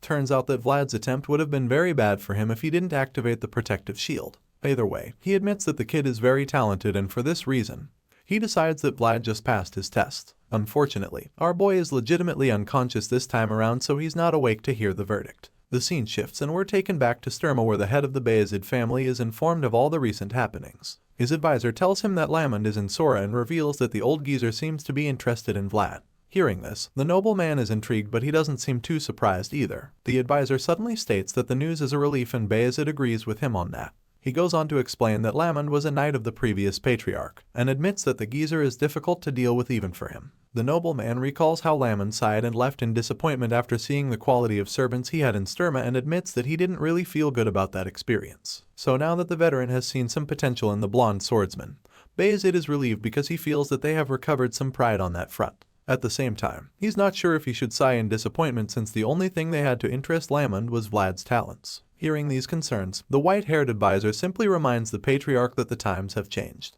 In his opinion, Lamond is the living evidence of a turbulent time. The old man rose to become a knight while starting as a servant in his time, and for this reason, he won't be interested in the servants of this era who grew up sheltered. In response, Bayezid insists that no matter how much times have changed, there are still things that don't change. Bayezid feels that it wasn't just a simple grumble or complaint when Lamond sighed at the servants in Sturma, but as much as he has a lot to say about that, he decides to reserve his comments in the meantime. Besides all of that, he can't help but feel that a deep impression was left by our young hero, because it just so happens that the San Racino sent Vlad an armor. Bayezid smiles with pride as he stares at the shiny armor, and the advisor admits that the acknowledgement of the San Racino makes Vlad appear even more special than he already is in the eyes of the people. The patriarch agrees once again and feels that he should send the armor to Sora right away for Vlad to receive it. With this thought in mind, he smiles in relief, knowing that the old traditions haven't been cut off yet and that they're still carrying on. The proud patriarch expresses how glad he is, and it's all thanks to a single servant.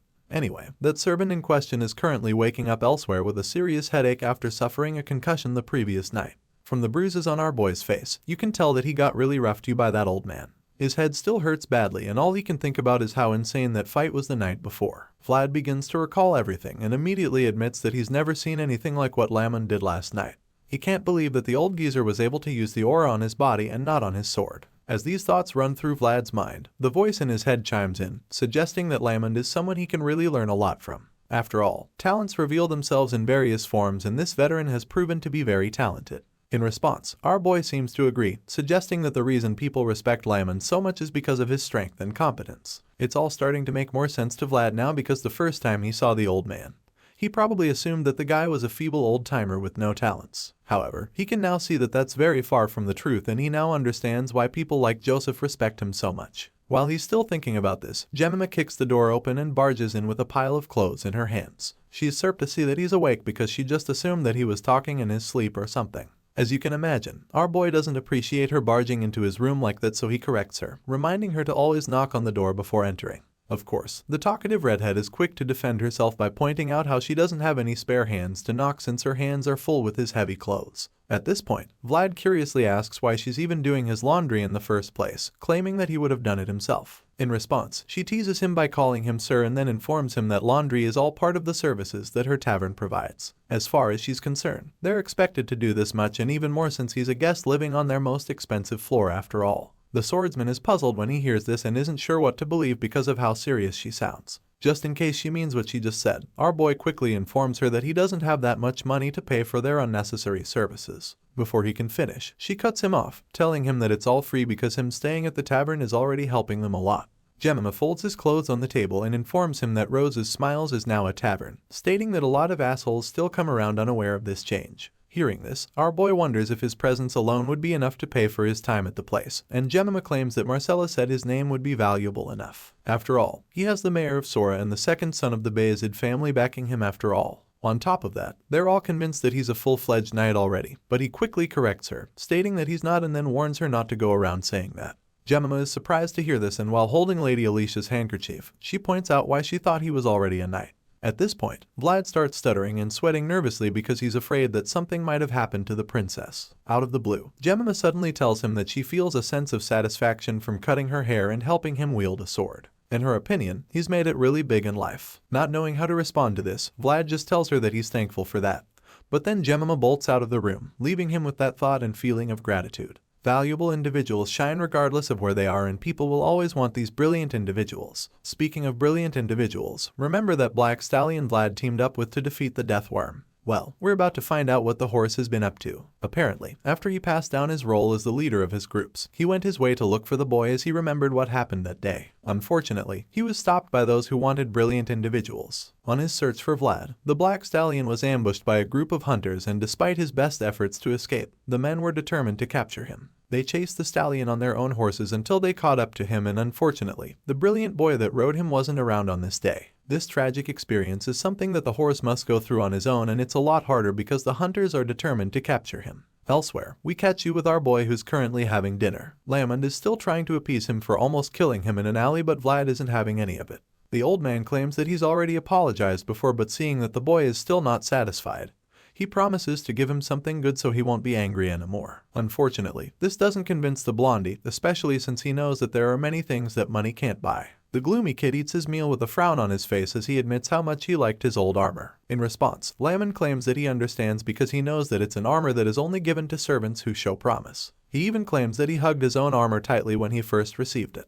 This just pisses Vlad off because the geezer ruined his armor knowing how special it was to him. At this point, Lamond just feels really guilty, so he asks our boy to go somewhere with him. Of course, Vlad asks where they're going, and the old man claims that they need to show Joseph how useful he is. He tells the kid that he'll be seen as nothing more than a troublemaker if he just fools around during his suspension. The veteran is really good with words, so this statement is enough to convince the blonde boy. Even the voice agrees, knowing that Joseph holds Lamond in high regard. Now that they're on the same page, Vlad asks how he is supposed to show his usefulness, so Lamond tells him that they should do something together, claiming that they'll report on it later. Extremely curious, he asks Lamond what they'll be doing together, and the clever old man just responds with a mischievous grin on his face, asking him if he likes horses. The scene shifts once again, and the next thing we see is that the two are on a trip through the wilderness. In the wagon, Lamond talks about the rumor of a black horse that was seen wandering in Sora until it disappeared one day like it was possessed by a ghost. Just then, Goth chimes in, claiming that he heard the rumors, and then reveals that people call it the spirit horse. This is the first time Vlad is hearing of such, so he is really surprised, and Goth admits that he has a bad feeling about their trip.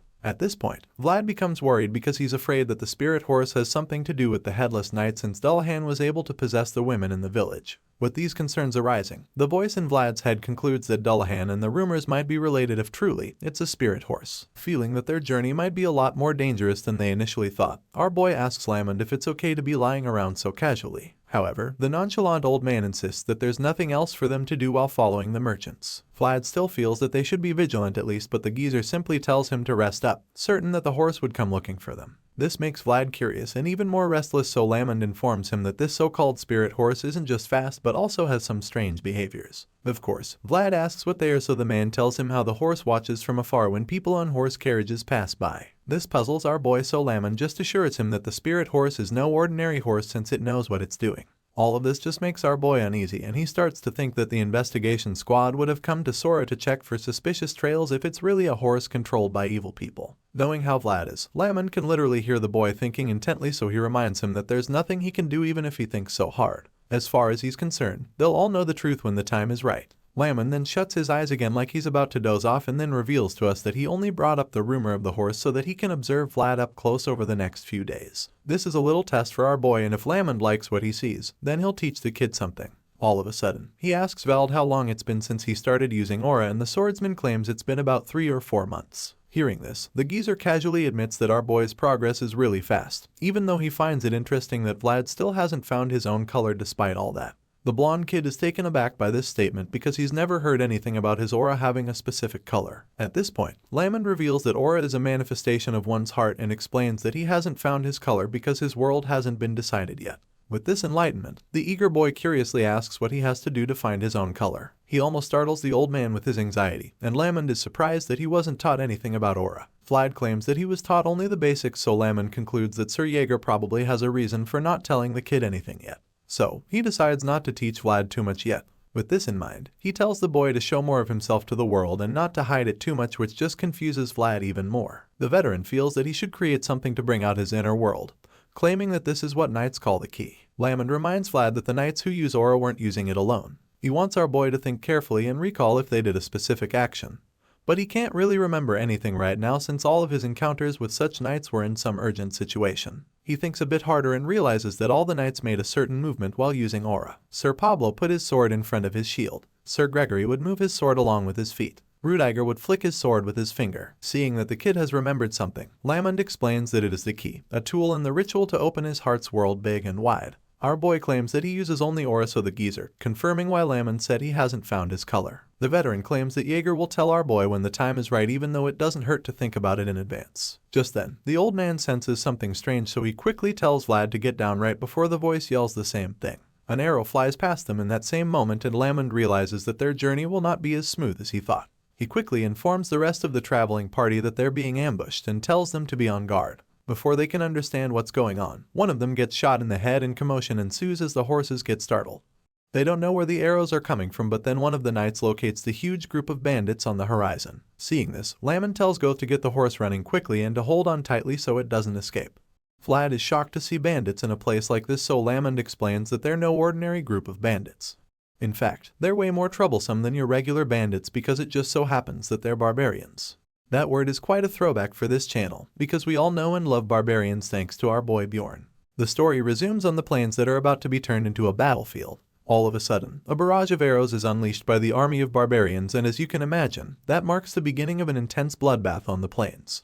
The mercenaries and all the other people traveling are caught off guard by this sudden attack. Heck, they did even expect to come across the deadly heathen army along the way, so they're not exactly prepared enough for such an encounter. However, they do the best they can to defend themselves, using their shields to block the arrows being shot at them. They've already braced themselves and organized themselves to be able to hold back the attacks, but it only takes a few seconds for them to realize that they've been overwhelmed. Nevertheless, they urge each other to hang in there and hold the formation long enough for the enemy forces to tire out at least. Unfortunately, the barbarians don't look like they'll get tired anytime soon. The archers among them draw their arrows a second time as they prepare to launch another deadly wave.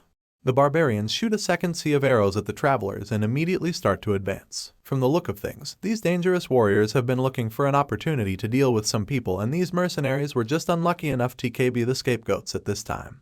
The heathens have gravity on their side at the moment, and they're bent on using it because all of a sudden, they start charging at the stunned mercenaries with blistering speed. Our boy and his little group watch the whole thing unfold from afar. They're at the back of the pack, so they're able to quickly get themselves hidden and safe from the wrath of the barbarians. Lamond seems to have known something would happen because when the heathens start their onslaught, he's not surprised at all. He already knows that they would be the ones to start attacking the mercenaries first. This explains why he decided to travel with the merchants who were at the rear of the traveling convoy. As such, they've bought themselves some time, and so they'll be able to come up with a plan before they're surrounded. Seeing all of this, our hero is pretty confused. He has no idea what the barbarians are doing in this part of the country when everyone knows that they live beyond the northern borders. He can't wrap his head around the whole thing, and the old knight agrees with him, admitting that it's weird indeed. Lamond claims that he's never seen anything like this before, since they barbarians have never been known to cross this far out in the past. This sudden turn of events makes the old knight pretty upset because he was thinking that they'd finally get the chance to enjoy an easy trip. Unfortunately, they've been faced with the opposite, and now they have no choice but to draw their swords and clash blades with ruthless heathen warriors. With this in mind, Lamond takes out his sword as he prepares to go teach some barbarians a lesson.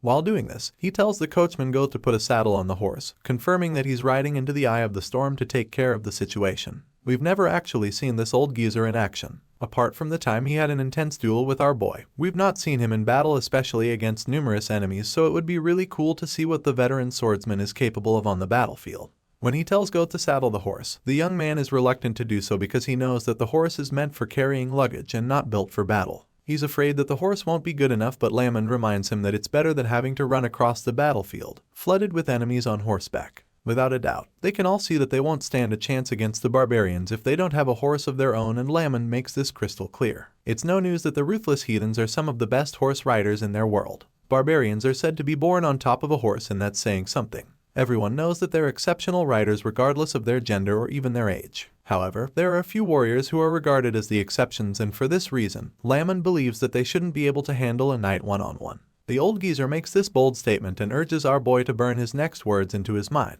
Once he's sure that Vlad is paying complete attention to him, he tells the boy that he needs to destroy barbarians' mobility when dealing with them because that is pretty much their greatest strength and also their biggest weakness. While Lamond is still trying to give our boy a pep talk, Their conversation is suddenly interrupted by a loud, intimidating voice which gets their attention immediately. They all listen up just like all the overpowered mercenaries lying injured on the battlefield. The man appears to be the leader of the barbarians, and he starts his little speech by telling all the mercenaries and merchants that he and his men don't intend to kill any of them. That being said, he promises to let them go if they pay the toll fees being demanded of them. Hearing this, the mercenaries are shocked. They're quite relieved that the onslaught has been halted, but they can't wrap their heads around the fact that the barbarians will really let them go if they just pay the toll fees. While most of them are still trying to understand what's going on, one of the desperate and terrified merchants at the back raises his hand to indicate his compliance. He speaks on behalf of the merchants, claiming that they all agree to pay the toll fees. Right now, he's ready to do whatever it takes to leave this place with his life, so he asks the barbarian leader how much the fee is. In response, the ruthless boss informs them that the toll fees to pass this point is everything they have except their lives. He makes it clear to them that the only way they can satisfy the bandit army is by giving up everything they own, and that means that they're to leave this place with just their bodies and nothing else. These words hit the man like a lightning bolt because he probably thought that the fee would be something he can easily do. He had no idea that he would have to lose everything he owns, and so the look of horror on his face is evident.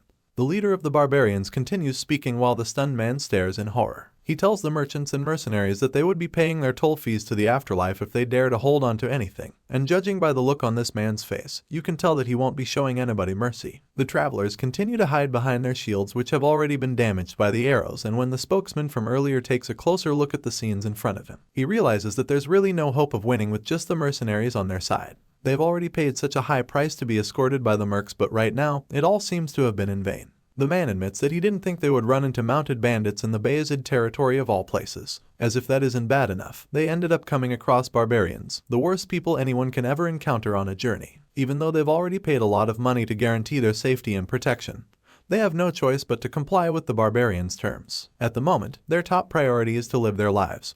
But the spokesman of the merchants still wonders if they can really trust the words of the heathens. He doesn't say anything that suggests he won't obey the instructions, and just like that, the barbarian leader signals his men to take action. All of a sudden, one of the barbarians starts riding forward, and as he gets ahead of the others, he tells them to follow him, so they do. From afar, Vlad can see everything that's going on, so he realizes that the barbarians have started the move and suggests that they're trying to rob the merchants now. Because of this, he states that he doesn't like the heathens, while Lamond and Go just react to this with the same look on their faces. It's like our boy is the only one who isn't familiar with the mounted bandits, so the whole thing is still so new to him. Anyway, Lamond responds to Vlad, claiming that he tried to like the barbarians for a while, but unfortunately, that didn't work for him. All of a sudden, they notice some of the barbarians coming toward them, and Lamond tells the boys to get ready. The old knight tells Vlad that he'll probably only have one chance against the barbarians because he doesn't know how to ride a horse. The young swordsman just sighs when he hears this because he knows that he's in for a tough fight. Nevertheless, he's confident that he'll come out victorious, so he takes out his sword and braces himself for the enemies approaching them. Just when the barbarians are a few meters away from them, Vlad does something really strange to the horses which causes them to stop in their tracks. For some reason, the horses are absolutely terrified and refuse to go any further when they see the kid's murderous glare. The barbarians don't seem to understand what's going on, so they try to force their horses forward, but this doesn't work because all of a sudden, the animals start to freak out, so much so that they almost throw their riders off their backs. It's at this point that they realize just how scared the animals are. As such, they conclude that something strange is going on, so they decide to check it out. At the same time, we see that Vlad is struggling with his own powers. It's starting to look like he's not in control because he's really upset that his darn energy is getting in the way again. Seeing all of this, Lamond decides that it's the best time to strike the disoriented enemies. After all, their horses are now malfunctioning, which basically means that their mobility has been greatly affected. The old man charges forward on horseback, encouraging Vlad and Goth to follow him into battle. As you can imagine, Vlad doesn't hesitate to join the veteran even though he's on foot. It's not the best condition for an attack, but the experienced knight is willing to take the chances. The distance between them and the enemies is not ideal, and it's evident that those barbarians aren't getting off their horses, but Lamond feels that this is their only chance to deal some significant damage. It's supposed to be a surprise attack that the enemies won't expect, but because of the huge distance between them, the barbarians are able to spot Vlad and the old knight coming toward them. The guy seems extremely confident and is absolutely unfazed by the identity of the people coming at him. In his mind, he can take them on because to him, it's just an old man and a brat. Convinced that the duo will be a piece of cake for them, the barbarians charge forward on their horses, hoping to intimidate Lamond and our boy with their force and speed. The barbarian tells his partners to cut the strangers down, so they all launch their curved blades at Vlad like a boomerang, which means that it would probably come back to them after doing the job. The old knight sees the arrogant enemies charging at him, which pisses him off a lot. He's annoyed that these shitheads would even dare to force him into a fight, so he decides that he'll teach them a lesson. That being said, the veteran knight blasts himself at the barbarians and shoots them off their horses before they can even see him. Lamon moves faster than they can even comprehend, and before they know it, he's already in front of them. Using incredible power, he takes out the first two bandits with deadly slashes of his sword. The others are stunned when they see this because they immediately identify this power as aura. As such, they figure out that the old man is a knight, and so they start to wonder what on earth a knight is doing in a place like this. Judging by the looks on their faces, they're all afraid, and this is confirmed when they start turning their horses around all of a sudden. These barbarians begin to retreat as fast as they can, determined to put some distance between the knights and them. They're not ready to take any chances because they already know just how dangerous knights are when it comes to a clash of swords. Even though these guys are quick to turn around, their plan to escape is instantly foiled when Vlad ambushes them. Our blonde hero sneaks up on them from above like a ninja, and when they see him right on top of their heads, they realize that they're done for. The first barbarian to see Vlad on the attack is so terrified that he freezes in fear, and the young knight just makes things worse for them by telling the scumbags that they're not going anywhere. Hearing this, the enemy's eyes pop out in fear, and before he can even process what he just heard, our boy ruthlessly decapitates him and knocks him off the horse. Vlad kills the first man in the blink of an eye, and when the last colleague spots his buddy's head lying in the sand, his fear level shoots up immediately. He's so stunned that he just remains frozen in shock. He doesn't know whether to try escaping or trying fighting back, so he just stays on the same spot as his horse, which is also pretty terrified of the young hero already. Just then, Vlad turns around and glares at the barbarian, sending chills down his spine. The guy becomes extremely afraid when he sees the look on our boy's face, and in that moment, all uncertainty in his mind vanishes because he immediately decides that the only fight option would be to run for his life. That being said, the heathen in the group rides his horse away from the scene as fast as he can, and he's lucky that our boy doesn't have a horse because there's no way he would have left that place alive if things were different. Vlad just stares at the guy riding away, and that's when Lamon calls out to him, informing him that this was a failed ambush by the barbarians. As such, he wants the boy to follow him into battle immediately because they need to kill as many enemies as possible before they go and get reinforcements. It appears that the knights might be too late already because while the veteran is still saying this, one of the barbarians appears right above him for yet another ambush. Our blonde hero is the one who sees this first, so he quickly warns the old man. By the time Lamon realizes that he's under attack, the enemy is already really close to him. The barbarian on the move stretches out his curved sword in an attempt to take the old knight's head off in one swing, and as he tries to do this, Lamon turns around swiftly. The powerful knight quickly blocks the attack using his own sword, and the clash is so intense that both blades start to spark from the impact. The old man smiles while they hold each other off, revealing that this little exchange is nothing for him. On the other hand, the barbarian can feel just how powerful the white-haired fellow is and wonders where someone so strong even came from. While he's still thinking about this, he takes a closer look and realizes that the old man clashing swords with him is a knight. Even at that, this high-ranking barbarian doesn't seem too bothered, which is really bold of him. Lamond is intrigued when he notices that the guy's unfazed even after seeing his aura, and this makes him conclude that he's not facing an opponent he'll be able to cut down easily with one strike. As a result, he engages the barbarian completely and faces the guy with everything he's got while shouting for Vlad to run away as fast as he can.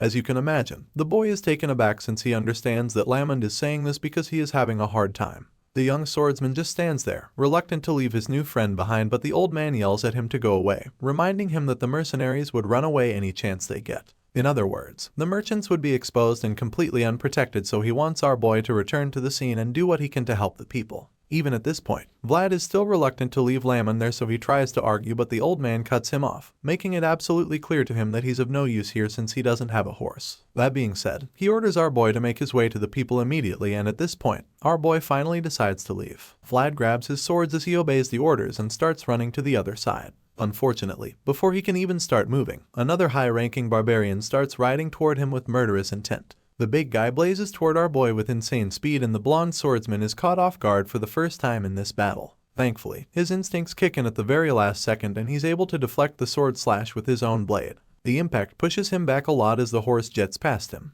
He almost falls to the ground but manages to scrape along the sand long enough to regain his balance. As you can imagine, this attack sends dust flying all over the place, making things a lot harder for our boy, who is unfortunately on foot. He groans and admits that the attack was pretty heavy. The impact is even greater because the speed of the horse was added to the attack, and after thinking about this, he realizes that he's in for a really tough duel. Vlad sees the barbarian turning around to come at him for round 2, and the voice finally comes to help him out since he can sense the boy's tension. The voice tells Vlad to calm down and advises the young swordsman to stand his ground against the enemy. But these words of encouragement don't seem to be doing a lot since our boy is already panicking because he doesn't have a horse. He wishes he could ride one because he's at a serious disadvantage right now, and while he's still thinking about this, something strange happens all of a sudden. Vlad's eyes begin to glow as if he just sensed something, and even the barbarians suddenly see dust clouds forming in the distance. They're confused because they have no idea who it could be, and they wonder if the warriors from another group came back. That guess doesn't sound correct to them because from what they can see, it doesn't look like the dust clouds are being formed by more than one person.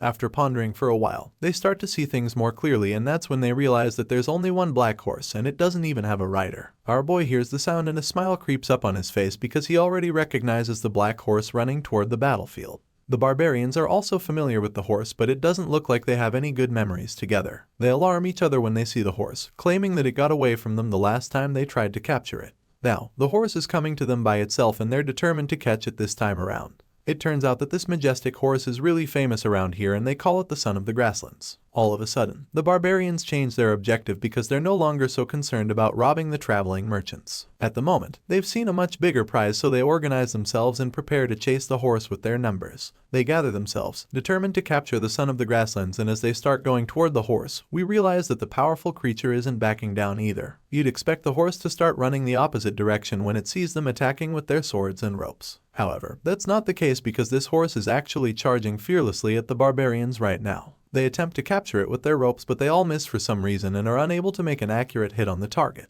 The Son of the Grasslands runs past this first wave of heathens without stress, and the men are pretty disappointed in themselves when they see how effortlessly the creature got away from them. The horse blazes past and continues to run away from them, but they're determined to win this prize, so they urge each other to go after the horse still rather than just standing around there. Clearly, the Son of the Grasslands is the fastest horse around, so they're unable to close the gap during the chase, and while they're still at it, our boy climbs a platform so that the horse can see him because he knows that his old friend is coming to help him out. Our boy calls out to the horse, giving it his location, and judging by the way his eye is glowing right now, you can see that he is somehow connected to the creature since its eyes are glowing as well. The horse stops in its tracks all of a sudden when it sees the aura radiating from the young swordsman's body high on a cliff, and that's enough for the Son of the Grasslands to start speeding toward our boy. Now, it's evident to everyone that the boy and the horse are teaming up, so when the barbarian sees Vlad running toward the black horse, he gives chase, attempting to foil this little reunion. Our boy runs as fast as he can, but the horse behind him catches up easily, and just when the heathen is about to slash him with his curved sword, the boy jumps off the cliff hoping to escape.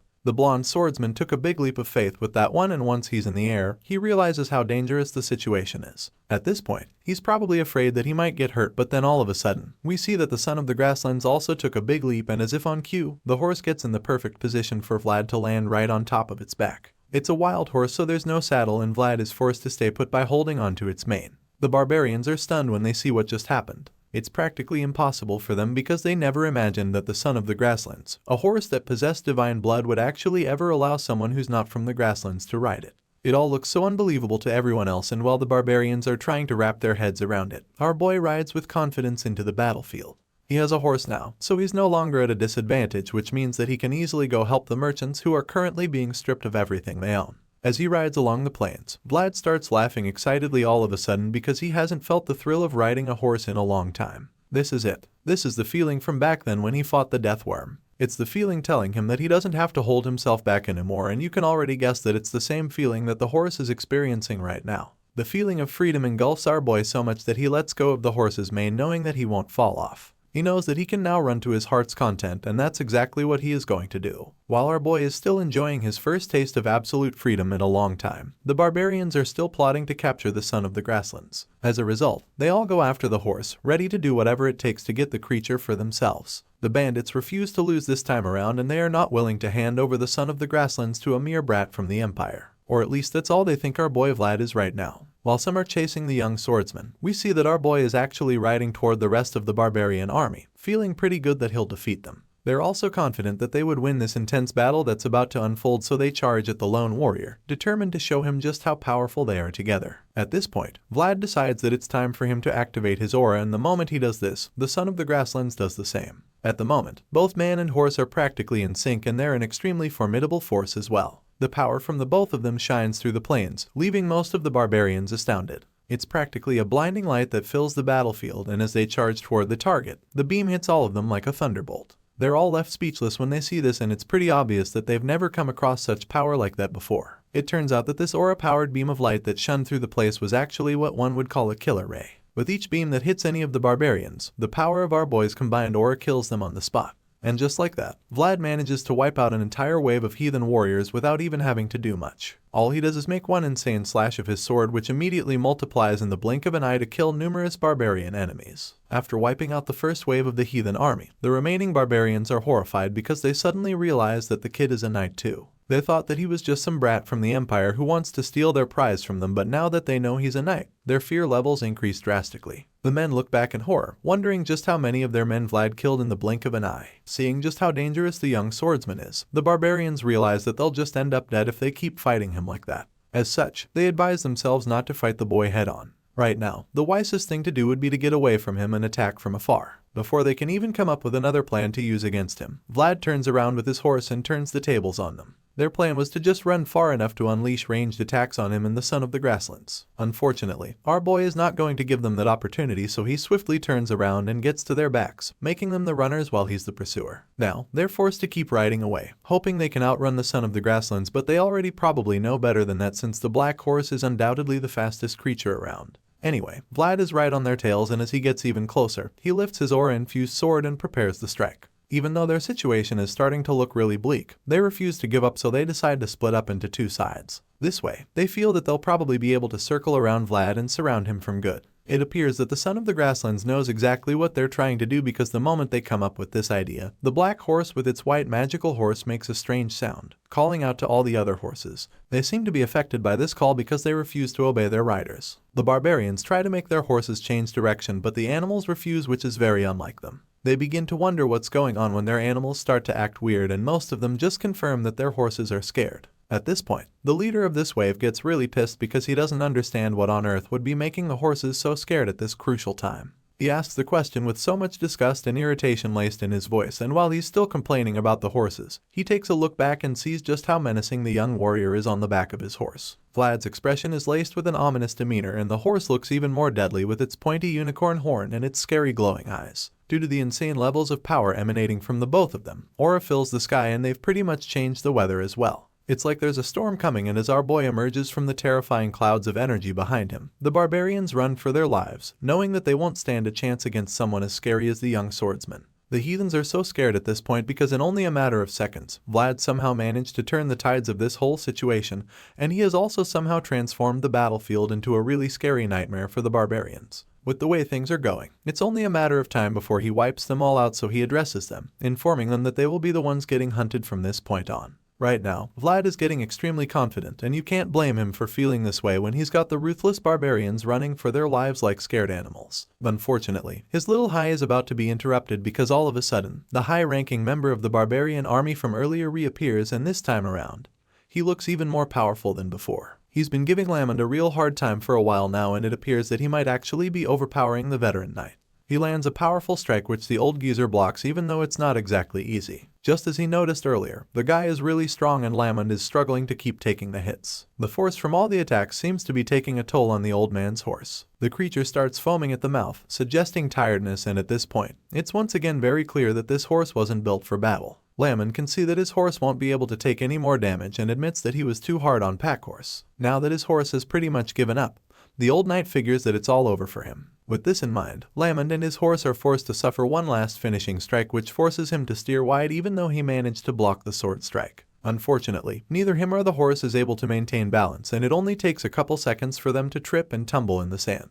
This sends dust shooting up and filling the air. By the time the dust settles, all that's left is the half-dead horse lying on the ground. Its eyes are white, and it's only a matter of time before it gives up the ghost. The old man is disappointed by what happened, but it doesn't mean that he's any less prepared to show this barbarian scum what he's capable of. The guy does seem to be moved by the fact that he's a knight, so he would like to put that fear of swordsmen back in his heart. Lamond smiles at the situation, feeling stirred up by the challenge before him because it's been a while since he felt this way, and he didn't expect that there would even be another person that would be able to get his blood boiling again. Anyway, enough of the chit-chat. The old knight takes out his sword, prepared for a duel, and when the barbarian turns around to see that the geezer is back on his feet, he just gets pissed at how persistent Lamond is. Even though the old knight has proven himself to be a tough nut to crack, this pony-tailed barbarian feels that it is over for him now. Just when their duel is about to resume, they both hear a strange noise which gets their attention, and Lamond instantly recognizes it as the sound of the barbarian's horn. He's absolutely spot on with this guess because when he turns around, He sees that the young swordsman is the one pursuing the barbarian army. What's even more shocking is the fact that he's riding a horse too. Our boy rides majestically, forcing the heathens to retreat, and when the leader of the army sees this, he's absolutely furious. To think that a young boy from the empire would send his best warriors taking to their heels like chickens makes him sick to his stomach, so he rides toward them with rage in his eyes, determined to punish our boy for making a fool out of his army. Just like that, Lamond is no longer forced to pull out the tricks up his sleeves because his opponent now has bigger fish to fry.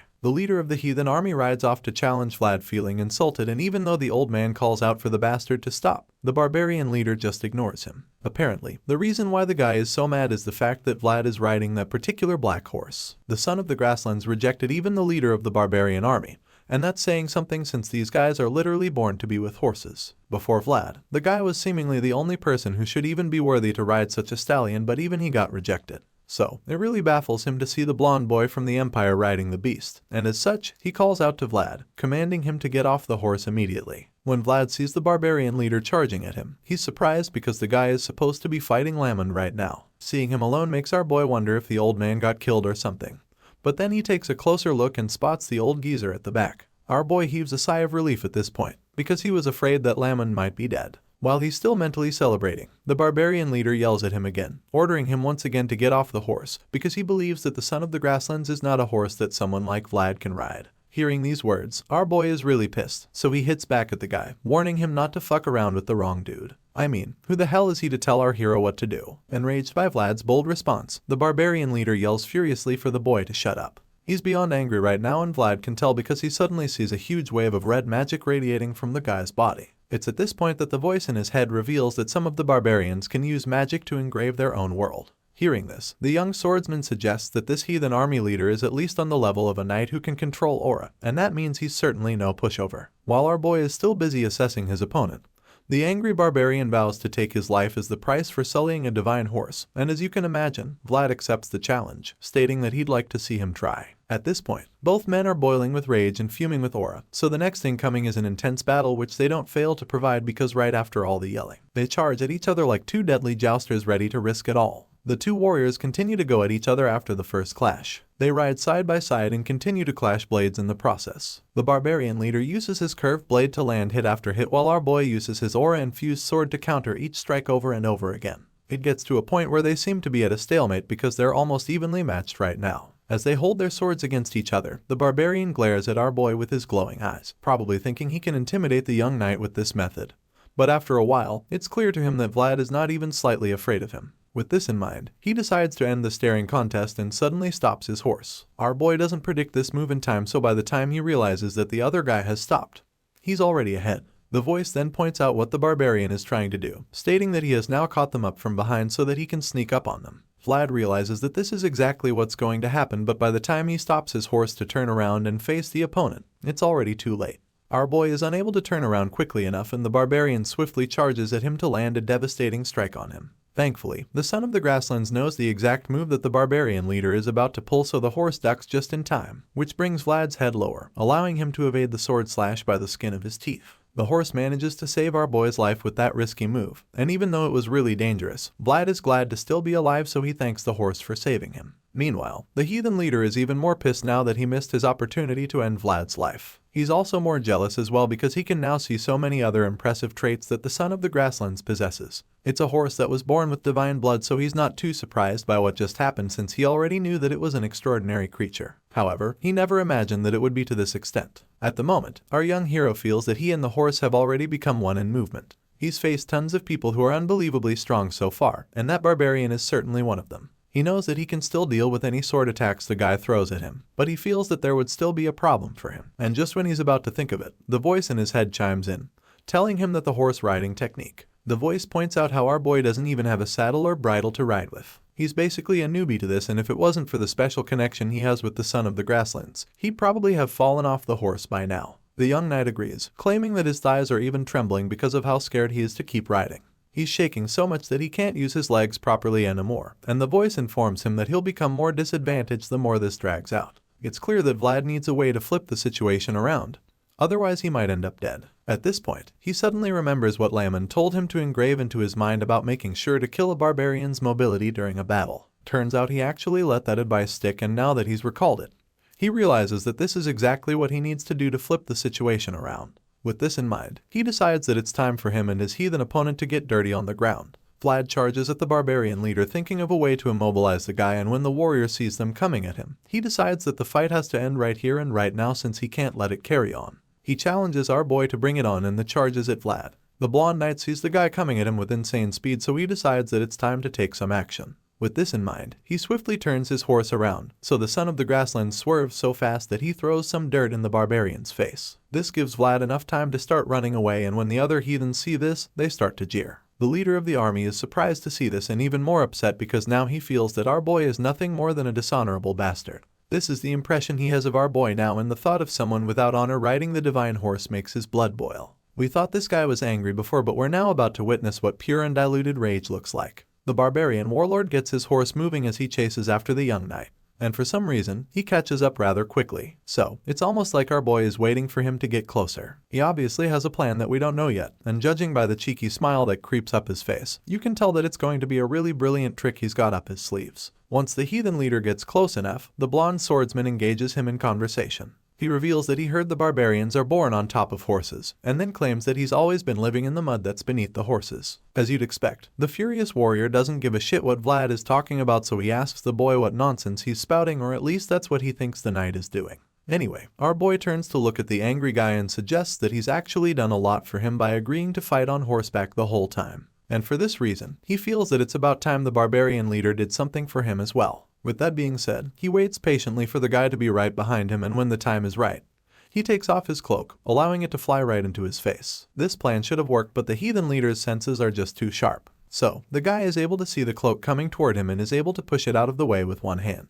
After dodging this bullet, he yells angrily, telling Vlad that his petty tricks won't work anymore. However, before he can finish saying this, he raises his head and is shocked to see the blonde swordsman coming at him from above. Vlad bravely leaps off his horse and attempts to tackle the barbarian off his horse so that they can take their fight to the floor. Sure, the guy has sharp senses, but this time, even though he sees our boy flying toward him, there's nothing he can do to stop it. It all happens so quickly, and before he can even figure out a countermove, the boy grabs him by the neck and tells him that it's time for them to fight in the mud. The barbarian is horrified when he hears these words because our boy sounds pretty crazy right now. Unfortunately, he doesn't have a choice right now since Vlad tackles him to the ground while holding him in a headlock. And just like that, the barbarian loses his mobility. To make matters worse, their fall isn't just a simple one since our boy makes sure to drag the opponent along the slopey hills. Both men roll around in the dirt as they struggle continuously, and the next thing we see is that they're falling off a cliff. Vlad and the barbarian leader see themselves plummeting down the cliff, and the rest of the bandits are horrified to see their boss suffer such a fate. Even Lamon becomes very worried about the young swordsman when he sees this because he knows that falling from such a height would be fatal no matter how strong a knight is. The old man stands at the edge of the cliff, feeling really sorry for Vlad, but then all of a sudden, he takes a closer look down and sees something that makes him laugh. The bottom is glowing brightly, so Lamond already knows the skill that the kid used. At this point, he can't help but feel that our boy is a nasty brat because he literally learned this skill before Lamond decided to teach it to him. Anyway, this technique is an aura-focused skill which allowed Vlad to stay alive after falling from such a height. Besides that, we now see that the young swordsman successfully subdued the barbarian leader. Vlad holds the guy's neck and places his sword inches away from it, so the barbarian leader is forced to introduce himself for the first time. He claims that he is AJ of the Budot tribe, probably thinking that it would make our boy let him go. Unfortunately, our boy doesn't give a shit. The scene shifts back to Soara, where a sister from the convent visits Joseph, telling him to be careful even though he wants to groom his servant. He doesn't seem to understand what she's talking about, so the angry lady just scowls at him.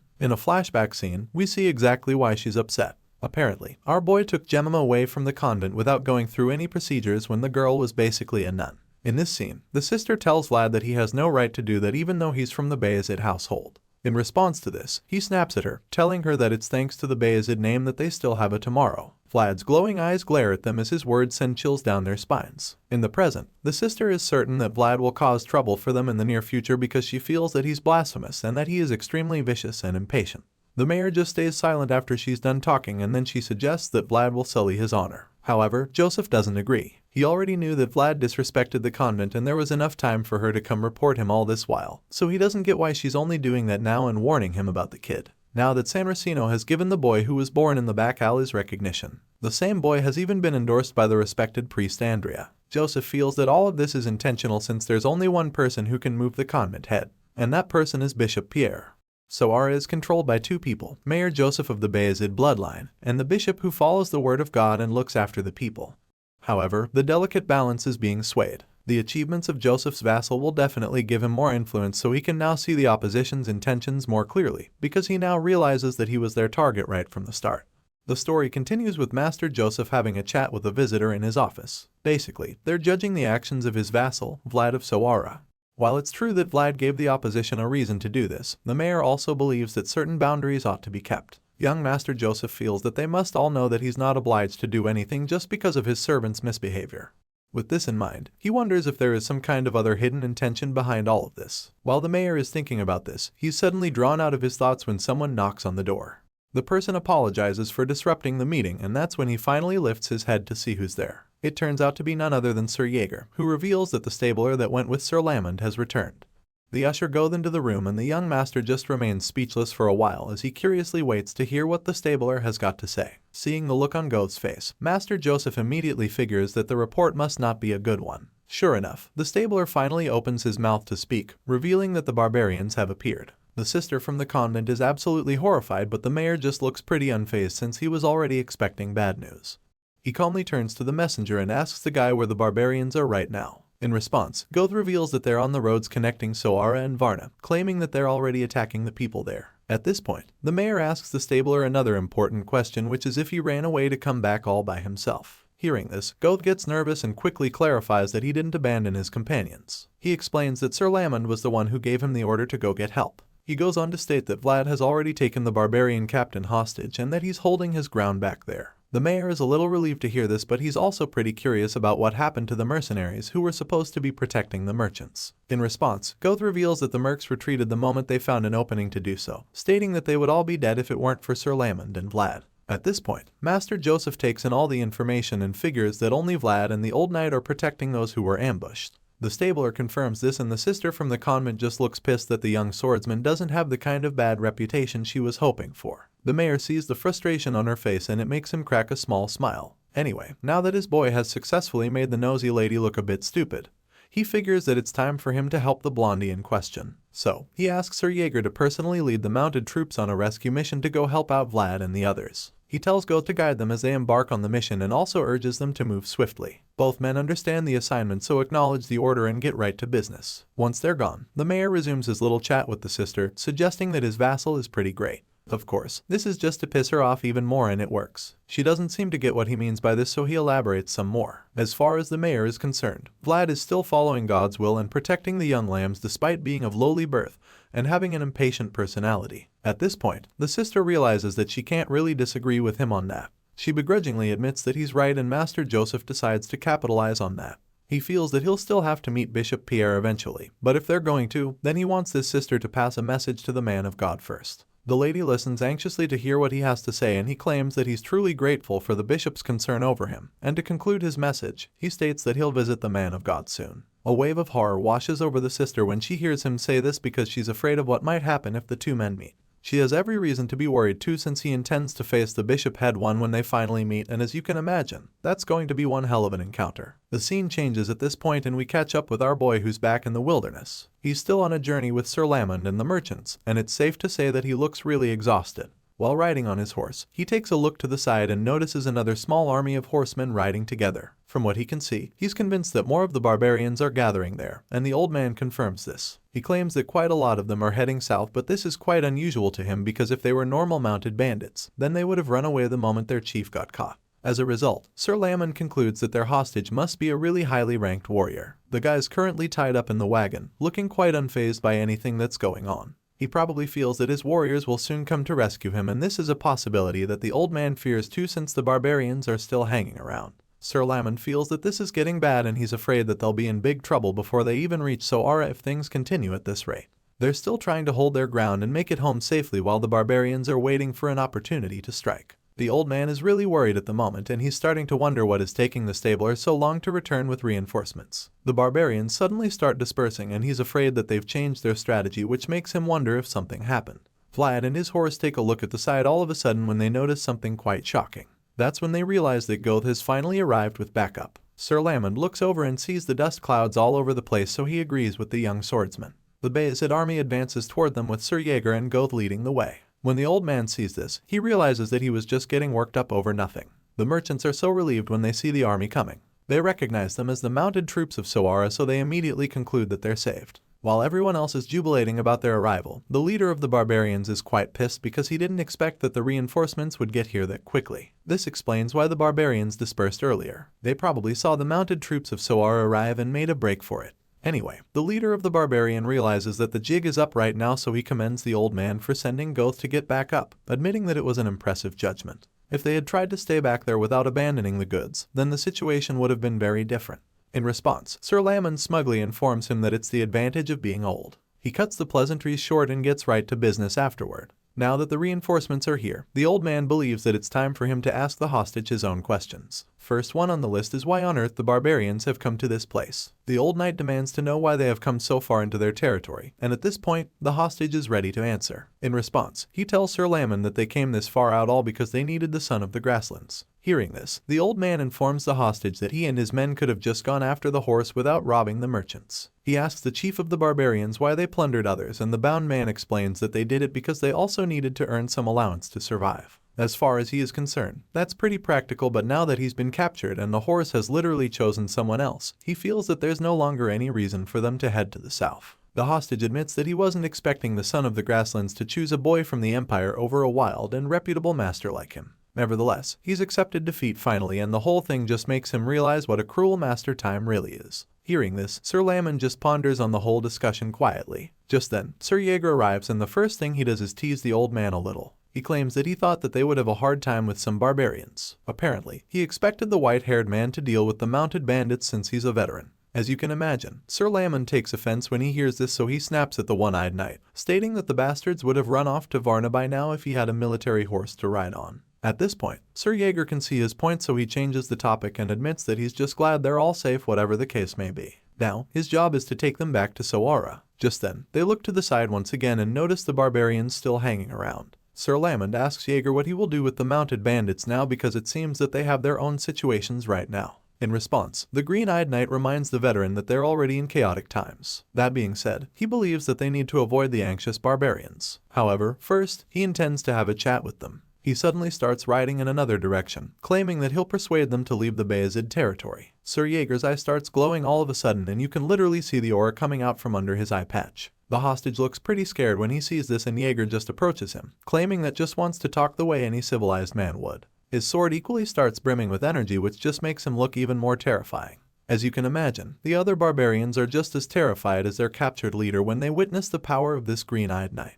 The leader is overwhelmed by the aura and admits that the world they're beholding has a completely different depth from anything they've ever seen. As such, the barbarian leader fears that the one-eyed knight could slaughter all of them if he wanted to. The leader watches the glowing knight ride slowly toward his men, and with fear in his heart, he immediately yells out for all of them to retreat. The hostage starts shouting all of a sudden, telling his barbarian army to go back before Sir Jaeger gets to them. The mounted bandits hear their leader screaming at the top of his lungs, and when they realize that he wants them to retreat, they're a little confused. They're reluctant to leave him and wonder why he'd give up so easily. Sure, they're afraid of Jaeger, but they still believe they could beat him. Well, their chief definitely doesn't think so, and that's why he's screaming at them to get the yell out of there. He's so pissed that they're still talking and can't believe that they can't tell the situation even at this point. Despite his best attempts to get them out of there immediately, they're still reluctant to leave. They're torn and unsure of what to do, because if they retreat now, then their chieftain would probably end up dead. Even though they want to save him, they also know that they're currently in the front yard of Sowara, which just puts them in a very vulnerable position since they don't even know when more reinforcements will arrive. Besides that, they already know that there's one more knight to face, the one-eyed swordsman with a really terrifying aura that's currently closing on them. They already had their hands full before when it was just Vlad and the old man. But now, they're faced with a knight that seems to be even more dangerous, so it's pretty evident how bad their odds are. With everything looking pretty bad for them, one of them decides to retreat and come back another time. The guy doesn't feel that the people of Sowara will harm their leader, because he believes that they wouldn't want to start a war with the barbarians. That being said, the other mounted bandits begin to see reason in his point, and more of them decide that it's best to just do what their chief told them to. As such, they all mount their horses and retreat before Sir Jaeger can get to them. As they flee the scene, they yell at their leader, pleading with him to survive, vowing that they'll meet him again one day. Once the barbarians are out of the picture, Sir Lamon just teases Jaeger for calling himself a civilized man when he was clearly about to choose violence with the rest of the barbarian army. In response, the green-eyed knight just hits back at the old geezer, pointing out how the end result is a clean one regardless. While the others are bickering, we see that our boy is being showered with praise from the merchants who are grateful for his help. Then thank Vlad for protecting them and saving them from the mounted bandits. The black horse doesn't look like it's really a fan of all the noise judging by the look on its face, and then all of a sudden, it gets up on its hind legs with Vlad caught off guard. Our boy is shocked by this and tries to regain control. While he's busy with that, the merchants start talking about how dangerous and fierce the black horse is. Some suggest that this is probably because it's a wild horse, and so they decide that it's best to keep their distance from the creature. Vlad keeps trying to call the son of the grasslands down, wondering what the hell triggered the horse all of a sudden. While he's still trying to figure out what made the horse act this way all of a sudden, Sir Jaeger approaches him. The advanced knight asks the kid whose horse he's riding, and Vlad is a little taken aback because he's not exactly sure how to answer that. Either way, he reveals that this is the horse he met while he was fighting the deathworm before. He reveals that the black stallion somehow found its way to him again, and as soon as he says this, Jaeger realizes what he's talking about. The one-eyed knight recalls Vlad saying something about a wild horse he came across on his last adventure, so now that he's gotten a chance to see the creature, and pretty amazed. He observes that the horse is bigger than most and admits that it also seems to be extraordinary even at first glance. Our boy agrees with all of this of course and suggests that he'll have to make a saddle for the son of the grasslands once he gets back to Soara. In response, Jaeger just tells the young swordsman that it looks as though he'll finally earn his keep now. Later that night, they finally get back home, but once they reach the entrance, Sir Jaeger suddenly notices that Vlad isn't following him inside. He turns around and asks the kid what he's doing, wondering if he's not going in too. At this point, we see that our young hero is struggling a bit because he's no longer in control. He reveals that the horse suddenly stopped moving and refused to go any further. Right now, Vlad is really confused because he doesn't get why the son of the grasslands is acting this way again. The advanced knight just watches the boy struggle continuously with the horse, and he just remains speechless. After a while, he finally comes up with a theory for what's going on. Sir Jaeger recalls how the horse seemed pretty unhappy when the merchants came closer, and then points out how the one riding him is hated by other horses. As you can imagine, this is just Jaeger's way of pissing our boy off, and it works. But then again, the advanced knight has a point. Jaeger goes on to state that the horse hates other humans as well, and this just makes the whole situation a lot more complicated. The knight has certainly never experienced anything like this before, so he's pretty frustrated, and it just makes him feel that he'll never know how to deal with Vlad.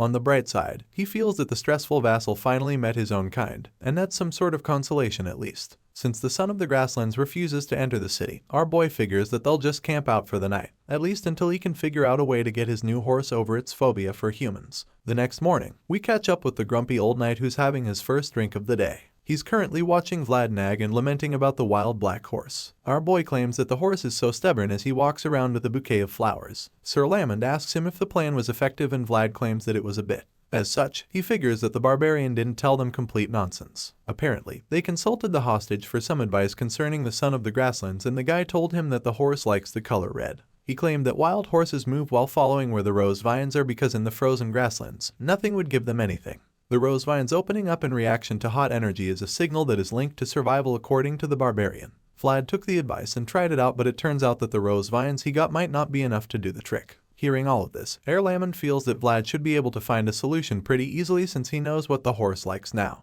Hearing this, the kid ponders on the whole thing for a moment and then realizes that his plan might work better if he's able to get more red colors. The old man supports this theory, and our boy suggests that he can also make things better by making it bigger too. To this, Sir Lamond admits that these are usually better when they're big, so he also supports this. At this point, Vlad goes on to say that it would be perfect if his little temptation is also moving. Hearing this, the old man doesn't seem to get what he's talking about anymore. The geezer looks pretty lost after Vlad says this, but before he can get some clarification, they're both distracted by the familiar redhead walking by. It's Jemima, of course, who seems to be doing laundry at the moment. The reason they both can't get their eyes off her is because her shiny red hair is like the perfect thing for the plan. Sir Lamond feels that she is definitely worthy of being called a rose, and since they're both thinking the same thing right now, he fears that the kid might not be able to pull it off. He asks Vlad if he'll be fine, since he knows that he and the girl in question don't seem to have a very good relationship anymore. In response, the blondie just assures the old man that Jemima has always been grumbling ever since they were young. As such, he concludes by saying that their relationship goes beyond what they like or dislike, and he says this with a cheeky smile like he's so sure she'll help him out. Well, we're about to find out how that goes. The scene shifts, and the next thing we see is the redhead bluntly telling Vlad to get lost. The funny part about this is that he hasn't even said anything yet. She didn't even give him a chance to make his request, and while he's still trying to get her attention, she sternly tells him not to get in her way, reminding him that she's working right now. After saying this, she gets back to work, laying the sheets on the bed, but the persistent swordsman keeps trying to make her hear him out. He claims that he only needs a moment of her time, but she just snaps at him, stating that he should go tell them to Lady Alicia. As soon as she says this, you can already see where her rage is coming from. Even though she clearly doesn't feel like talking to Vlad right now, he simply refuses to give up. He tells her that he needs her help, and this just makes her lose it finally. She angrily yells at him, stating that she's busy, and then turns to him like she's about to tear him to pieces. Just when it looks like she's about to rip him apart, she stops in her tracks because she's taken aback by the huge bouquet of roses he presents to her. Jemima calms down in the blink of an eye, and with a really confused look on her face, she asks him what is going on. At this point, he calmly informs her that he wants her to hold the flowers and help him with something. As soon as she realizes that this is just him asking for help again, she bluntly reminds him that she told him to take all his requests for help to Lady Alicia instead of her. She says this a second time, and our boy bluntly tells her no, after making it clear that he's not going to meet Lady Alicia for anything. He informs the redhead that this is a task only she can do. Our boy says this while handing her the bouquet a second time, hoping that she collects it from him. Vlad gives a really warm smile, and the tone of his voice is definitely soothing because the young lady starts blushing after hearing him say this. Her face is practically burning up already, but she keeps playing hard to get. Even though she's clearly melted for him already, she refuses to take the flowers from him because she wants to know what he wants from her first. At this point, our boy notices that she's feeling hot, and since he's still the clueless young man he's always been, he has no idea that he's the reason her face is getting flushed. He asks to find out if she's okay, looking truly concerned, but the shy girl doesn't want to get any more flustered, so she just tells him to shut the hell up. While that's going on, the scene changes and we catch up with young Master Joseph and his right-hand man Sir Jaeger. They're currently on a little excursion to the underground prison in Soara, and after a long walk down the hallway, they finally reach the end where their target is. Upon reaching there, the young master introduces himself as mayor to the big guy sitting in the cell. Not surprisingly, it's the barbarian leader they captured not too long, and since Joseph is yet to meet the guy, he figures that this visit is necessary. In response, the prisoner introduces himself as AJ of the Budot tribe. The barbarian is bound with some really big chains, and judging by the defeated look on his face, it doesn't seem likely that he'll try to escape. However, this expression quickly turns into a smug look. The guy smiles, claiming that it's an honor to be visited by the mayor of Soara, and then he reveals that he has a few things he would like to ask. In response, the young master sincerely hopes that his trip down here doesn't turn out to be a wasted one. While saying this, Joseph takes a hard look at the prisoner and is moved by what he sees. The young master has seen numerous people trying to act cold-hearted or dignified at a time like things, but he's only seen a rare few who are true like this barbarian leader. Judging by what he just witnessed, he concludes that this man is the real thing, so he's eager to have a chat with him. Master Joseph admits that he initially thought this was something like a traditional ritual of the Budot tribe, but he later realized that it's actually forbidden for him to capture a wild horse. Now that he's realized this, he admits that he finds it really interesting because he believes that all worlds ought to be left alone so that they can shine in their own way. Therefore, what he's trying to say is that wild horses that shine only when they run should stay in the green grasslands and be left alone. He quotes all of this to the barbarian leader, stating that the people of the Budot tribe were apparently the kind who valued such principles, at least before this whole mess started. AJ remains speechless inside his cell with no idea how to defend himself because he's pretty guilty of going against their tradition with all that's been said. Since he has nothing to say, Joseph just continues to berate him, telling him that he broke the law, risked his life to cross the Iron Duke's territory just so he could come to this place. Apparently, the young master doesn't believe that the barbarian clan leader would go to such great lengths to break the law of his people when he's meant to uphold it. As such, he's convinced that the barbarians had another reason for trespassing, so he demands to know what it was. At this point, AJ slowly gets up to look the young master dead in the eye. With his hands chained to the wall, he walks up to the bars and admits that he thought about all this while he was locked here. The barbarian army leader claims that this could be better for him, stating that he's someone who will take charge of the future of the Budot tribe. As such, he goes on to reveal that there's only one reason why he would break the taboo of their tribe and try to capture the son of the grasslands. That being said, he finally drops that bombshell, stating that he did all that because they needed the fastest being they knew. As soon as he says this, he roars at the mayor and attempts to reach him with as much force as he can, but the chains hold him back. He blames the people of Soara for ruining his plan, and that's when he looks up to see the tip of his sword inches away from his forehead. Jaeger stretches the sword into the cell, ready to end the prisoner if he tries anything funny. Meanwhile, Master Joseph is pretty curious about what the barbarian just said, so he asks him what he's talking about. In response, AJ just keeps burning up in rage, and once again, he asks the mayor what the hell the people of Soara have done to cause the dragon to go on a crazed frenzy. Hearing this, Joseph gets a little nervous because he seems to know exactly what the guy is talking about now. Apparently, there's a dragon that has been quiet all this time and now it's going on a rampage. The barbarian keeps losing his shit, angrily asking Jose what he did to the dragon's fragments. The mayor also appears to know what he's talking about. He knows about the dragon's fragments. As far as he knows, the West's evidence of path has been safely transferred over to the Iron Duke. Even though everything should be good on that front, he can't help but wonder if it's related to the rampage of the dragon somehow. While he's still thinking about this, his thoughts get interrupted all of a sudden because AJ sternly demands that the blonde boy who defeated him be brought to him. As you can imagine, the mayor isn't exactly a fan of that arrangement, so he asks the guy why he wants to see Vlad. In response, the barbarian explains that the only being that can catch up to the fastest dragon is the son of the grasslands, which happens to be in our boy's possession right now. AJ is convinced that the black horse must have chosen the young swordsman over him for a very good reason, which means that Vlad has something special in him. Hearing this, Master Joseph begins to understand what the barbarian is trying to say, so he claims that he'll think over the request. Of course, AJ knows how urgent the situation is, so he tells the mayor that he needs to hurry, feeling that he should probably know that as well. The remnants of the fallen dragon have inherited the blood of the most perfect dragon. The barbarian reveals that so far they've lived without realizing that they're dragons, but also states that something has definitely changed which puts everyone at risk. AJ fears that whatever happens will certainly go beyond their territory once the threats realize that they're dragons. After making this clear, the barbarian prisoner asks the young master once again what his people did with the dragon's fragments. He says this with a really desperate look, and it becomes quite clear that this problem is a lot more serious than the mayor could have imagined. The scene shifts to Vastapal, the main city, specifically the Baronoff dukedom. A blue flag is seen high up there, with the symbol of a fist on it which is surrounded by some kind of flames. A white-bearded man stands at the top of one of the towers in the castle and looks out to the snowy mountains. He notices that the fallen dragon is crying and he looks pretty concerned about it. This white-haired old man happens to be the Iron Duke, Timur Baronoff. While he's looking out to the windows, his thoughts are suddenly interrupted when one of his subordinates barges into the room, claiming that something is happening to the dragon's fragments. The old guy says this with a lot of urgency in his voice, and when the Duke hears this, he becomes really worried as well. The old man informs his soldiers that their familiar issue has started again, and in order to deal with it, he needs the mages first. Duke Baronoff asks what the mages are doing, and one of his men informs him that it's not looking great this time around. It appears that they're unable to calm the dragon down with just magic. As such, the Duke tells them to call the priests who can engrave prayers. They all get to work, and while they're at it, the Duke asks if the Holy Knights have arrived. In response, one of his men informs him that Knight Captain Gunther is on his way. Hearing this, the Duke asks that the knight be brought to him as soon as he arrives. While everyone else is doing as they're asked, Duke Baronoff rushes to the source of the concern. He gets to the door and he can hear the loud noise coming from the other side. The Duke is alarmed by it because he can tell that the energy is definitely unlike anything before. Either way, there's really nothing else he can do besides going in to sort it out. He opens the door and makes his way inside. That's when sees the two chests vibrating and giving off insane surges of energy. They contain the dragon's fragments and are currently resonating with each other, while the people of the Baronoff dukedom are trying to deal with that problem. The scene changes and takes us back to Soara, where the people are still going crazy about the young swordsman. A sea of people makes its way to Vlad's residence with all kinds of gifts for him. However, when they arrive, a young lady informs them that he isn't around because he went out on a mission. As you can imagine, the visitors are disappointed to hear that their favorite blondie isn't around. They feel that they're too late and start lamenting about it. One of them talks about how he had to prepare a gift for Vlad because he wasn't able to greet him at the convent.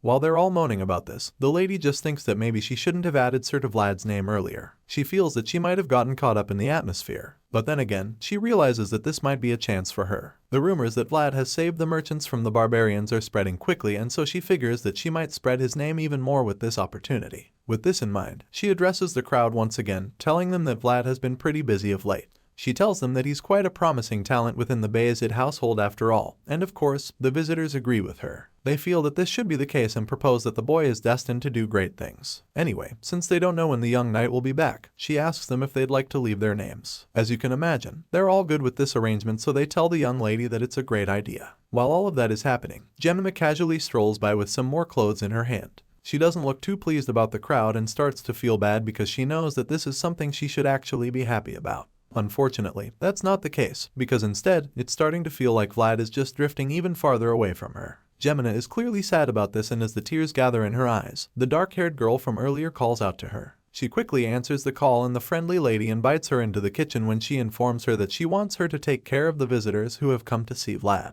The red-haired girl is pretty taken aback by this assignment, and she's also reluctant to take it up. Gemina expresses her confusion, so the lady tells her that the guests will only be able to interact with Vlad through her from now on. Of course, it's a pretty overwhelming task for the redhead because she feels that the guests are all very important people she shouldn't even be qualified to talk to. That being said, she politely declines the job, telling the young lady that she should be the one to do that.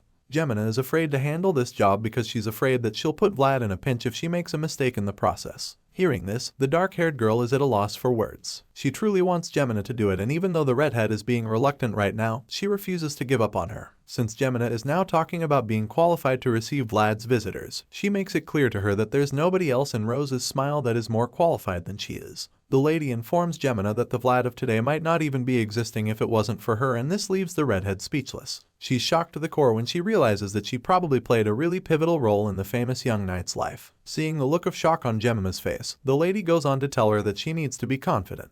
She's still pretty shaken up by the fact that the current Vlad wouldn't exist without her, and while she's still taking it in, the dark-haired lady assures her that all she needs to do is be confident. Seeing how much faith the lady has in her, Gemina admits that she's bound to make mistakes. Besides that, she is not even sure how to do it either. Hearing this, the lady just smiles at her, telling her that it shouldn't be such a big deal if she makes a few mistakes. As far as she's concerned, Vlad should take on that much risk for her since she's attending to his guests. The lady suddenly reveals that she heard Vlad asking Gemina to help draw the attention of a horse. She points out how he even still needs her if he's going to ask her to help him with such a thing. After making this clear to her, she invites Gemina to her room, and of course, the redhead is taken aback by this. She's reluctant to follow at first, but the lady simply informs her that men aren't the only ones who go to battlefields, telling her that even women have their own battlefields too. At this point, she tells Gemina that she's going to help her wield her own weapon the same way that Jorge gave Vlad the dagger back then. The scene changes at this point, and the next thing we see is that the young Master Joseph is having a chat with Sir Lamond. Both men discuss over tea while Sir Jaeger stands nearby. The old man claims that stability is always required when trying to expand, and on this note, he suggests that Count Gaydar won't be able to come to the north right now. In response, Joseph states that the remnants of Ravnoma, the former alliance leader, still exist in various places within the west even though Count Gaydar has fierce forces. On top of that, the dwarf movement battlefront is supporting them, so with all the factors in play, the Count will have to first resolve the root of concern behind it before choosing to leave for the north. Hearing this, the young master agrees with him, but then, the old man admits that he's still worried. This makes Joseph curious, so he asks Sir Lamond what's bothering him. In response, the old knight reveals that he's worried about the ducat that he has. He feels that there's a reason he thinks his last mission should be used on a servant of the Bayezid house. He knows that Joseph might be offended if he thinks that it's a cold-hearted judgment, but he gives his sincere advice regardless, telling the third son of the Bayezid house that the Knights of the West have already surpassed the Knights of the North. It's difficult to hear, but it's the truth, and this old man wants the young master to be aware of it. Hearing this, the mayor of Soara doesn't even know what to say, and the old man goes to blame himself for it. He feels that he's been too complacent because while walking the lowest path and looking at the Knights of the West, all he can think is that he hasn't done what he's supposed to do. Back then, the North was stronger and more honorable than any other region. It was the monster that drove away barbarians without rest. Back then, the only thing colder than the coldness of the northern wind was the discrimination shown by the cold-hearted central region. Lamond claims that the Knights of the North are people who have struggled and fought against everything. But now, that's no longer the case. The strength of the North, which used to be rough, is disappearing as Master Joseph gains stability. On the other hand, the advancement of the West is slowly getting stronger. With all of this being said, the old man tells Joseph that he must not think lightly of Baron Heinel's request. He tells the young master that he needs to prepare before it's too late. After hearing all of this, Joseph agrees with the man completely, even the part where he said that the current North is different from the old North. Even so, he still believes that the North has kept producing strong fruits in recent years. While Sir Lamond is very worried about everything that's been going on, the mayor seems to be very hopeful. This hope seems to be contagious because after a couple of seconds, the look of fear starts to slowly get replaced with a calmer expression. The old knight believes that a new generation will always rise up to take over the old generation's place after all, and while saying this, the one person he thinks about is the young blonde knight. Speaking of the blondie, we finally get to see what our boy has been up to. He's still struggling to get the horse into the city, but when he returns to the entrance, he's taken aback by how many people are out there. He wonders why there are so many of them, and the voice suggests that they all came around because there's something interesting here now. Vlad isn't sure what the voice is referring to by this special something, so the voice tells him to think about everything he's done so far. The voice reminds him how they tried covering the horse's eyes to bring him into the city. They tried dragging it with brute force, right before attempting to lure it with food, which also didn't work. Our boy even had to lower his head and beg the horse, which he doesn't deny. The voice talks more about this young boy whose name is increasing in value greatly, stating how the same boy who has been made helpless by a horse, and concludes by saying that it is definitely interesting enough to have all these people gather here. However, our boy doesn't think that it's interesting enough to create such a crowd in the city. Just then, Gemina calls out to him, wearing a red dress like a bride. Clearly, this wasn't part of the plan, so he asks her why she's wearing that. The voice suddenly informs him that she's wearing the combat uniform of a woman and claims that he's very impressed by how thorough her preparation is. Hearing this, Vlad figures they can go ahead with the operation, so he tells Gemina that it's time. She's clearly been waiting for his signal, so she finally takes off the veil to reveal her beautiful red hair, which leaves all the men around mesmerized. They're all amazed by how beautiful she is and admit that she really hid herself well. Even the horse starts reacting the moment Gemina reveals her face, and while the son of the grasslands is attracted to her, she's not exactly a fan of the situation. Gemina feels that the horse is even scarier in person and admits that it's so pressuring you have so many eyes on her. But then again, she knows that she has to see it through till the end, because if she hesitates because of such an insignificant fear, then it would mean that she doesn't deserve to stand by Vlad's side. She takes out the bouquet of roses vines and lures the horse over. Just as they imagine, the plan works and the horse finally starts walking into the city. The people who gathered there are amazed when they see that the son of the grasslands is finally moving. Our boy is so excited about this, but he keeps his composure and commends Gemina on a job well done, encouraging her to keep reeling the horse in. Seeing how difficult it was to get the horse inside the city, Vlad realizes that the creature is really certain about its preferences. The horse finally reaches Gemina, so she offers the flowers to the wild stallion and stands nervously as it stares into her eyes. After a really intense staring session, she finally gathers enough courage to try and touch the horse, so she lifts her hand and reaches for it. Thankfully, the son of the grasslands is already comfortable with her and lets her touch it. The people around witness this spectacle, so they begin to cheer Gemina on, calling her the Crimson Lady. Someone calls her the Rose of Soara, and when Vlad checks to see who it was, he realizes that it is his friend Harbin. Some other friends are there as well, and they all just cheer Gemina on, calling her the Crimson Lady over and over again, while others just hail her as the Rose of Soara. While they're showering Gemina with praise, the Lady of the Roses just smiles at the thought of the children being with the precious rose. Some others ask the madam when she managed to prepare that attire for Gemina. In response, she just tells all of them to take a good look at the beautiful red-haired lady and asks them if they've ever seen someone from the back alleys garner so much attention. As far as she's concerned, nobody from the back alleys has ever received such applause and cheers outside of the back alleys. With this in mind, the lady is glad to see that it is happening for once. For the first time, Soara is paying attention to two children from the back alleys. The story continues somewhere high up in the snowy mountains, where we see two people on some kind of investigation. They stumble upon some bloody orc corpses all of a sudden, and the beast girl in the duo immediately concludes that this was a complete wipeout. As far as she's concerned, all the victims were killed in an instant, and from her observation, she can tell that there were over 50 grey orcs who were murdered. Hearing this, the guy with her agrees, feeling that the massacre happened so quickly that the victims probably didn't even realize that they had died. At this point, he concludes that Joseph's report was correct, and the beast girl believes so too. Apparently, everyone now realizes that the most perfect existence was ripped to shreds by a swordmaster, and as this creature fell to the ground, it just happened to spread its blood all over the world. That was how the remnants of the fallen dragon appeared.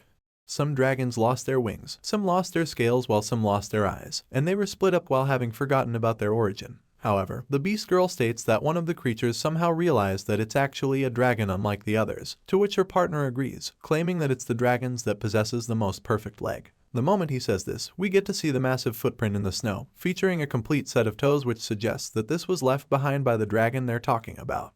The scene changes at this point and we're taken to a beach. Here, we're reminded that life is an endless cycle of choices. The thing is, no one can make decisions on your behalf, and as such, the instant of that decision is when they truly realize the kind of being they are.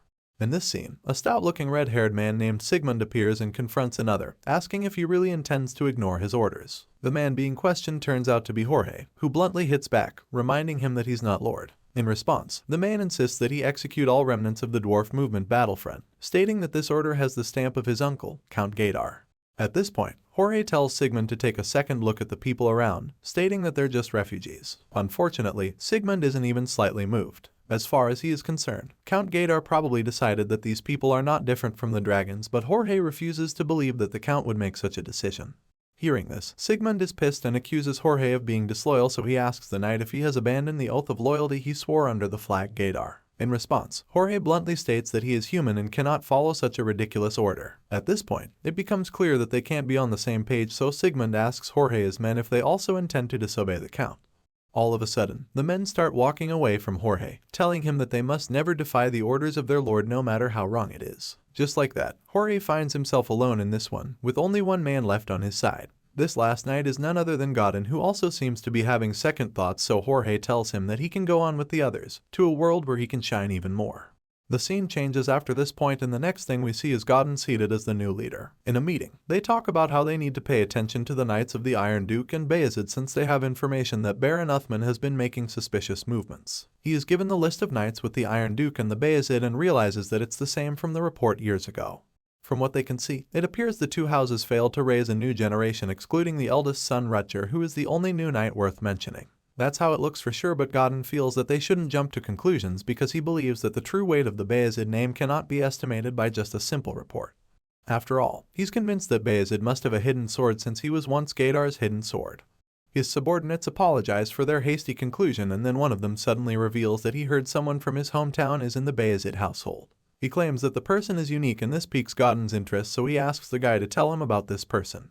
The guy reveals that a boy servant of the Bayezid household is showing promise, and as soon as he reveals that it's Vlad of Soara, chills run down Godin's spine. The guy goes on and on about how our boy first appeared in the honor fight in Dermer and how he used aura there.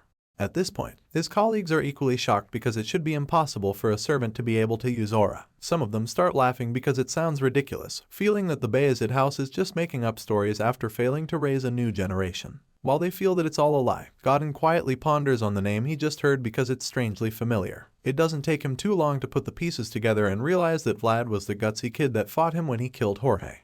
Godin is pretty amused by this because he remembers how much he wanted to bring Vlad with him after their encounter since the boy shined with potential that day. He's not completely certain that Vlad is the kid making waves in the Bayezid house because he can't say for sure that the kid is still alive. In that moment, the scene shifts and we catch up with the dramatic young knight in question. At the moment, he looks like he's on the verge of death because he's absolutely exhausted. The voice in his head just scolds him, telling him to eat his food and stop whining. Apparently, he feels so tired right now because he had combat guidance with Sir Jaeger in the morning before his aura and body strengthening technique training with Sir Lamond in the afternoon. As if his day isn't already tedious enough, he also has a training progress discussion at night, so judging by his packed schedule, he's afraid that he might end up dead if things continue at this rate.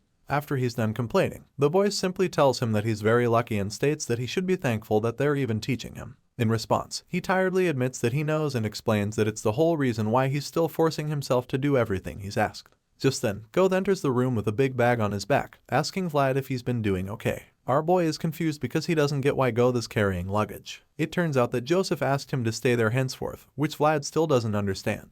Vlad recently got a house for his new horse, and since Goth is the stabler, he's required to be wherever the horse is. Our boy is not so sure about this arrangement because he doesn't know if Goth will be able to handle his horse. In response, the guy just reminds our boy that he's the stabler of the Bayezid house, so Vlad wishes him luck, which gets him a little worried. He asks why he would need luck to take care of the new horse, but the blondie doesn't have energy to even talk. Just then, Goth tells him that Sir Joseph has asked him to come back, which leaves our boy in shock. He wonders why, so his pal figures that the young master wasn't to lift the punishment. A while later, Vlad arrives at Joseph's place and immediately regrets believing what Goth told him because judging by everything in front of him, he can already tell that this isn't an atmosphere where the young master would lift his punishment. If anything, he might even be in more trouble than before because he's been summoned before everyone like as if he's on trial. The young master reminds our boy how he defied orders and saved the children back in one of Baron Uthman's villages. Our boy admits this despite the young master's stern appearance. Joseph suddenly asks the boy if he would still defy his orders if the same thing were to happen again.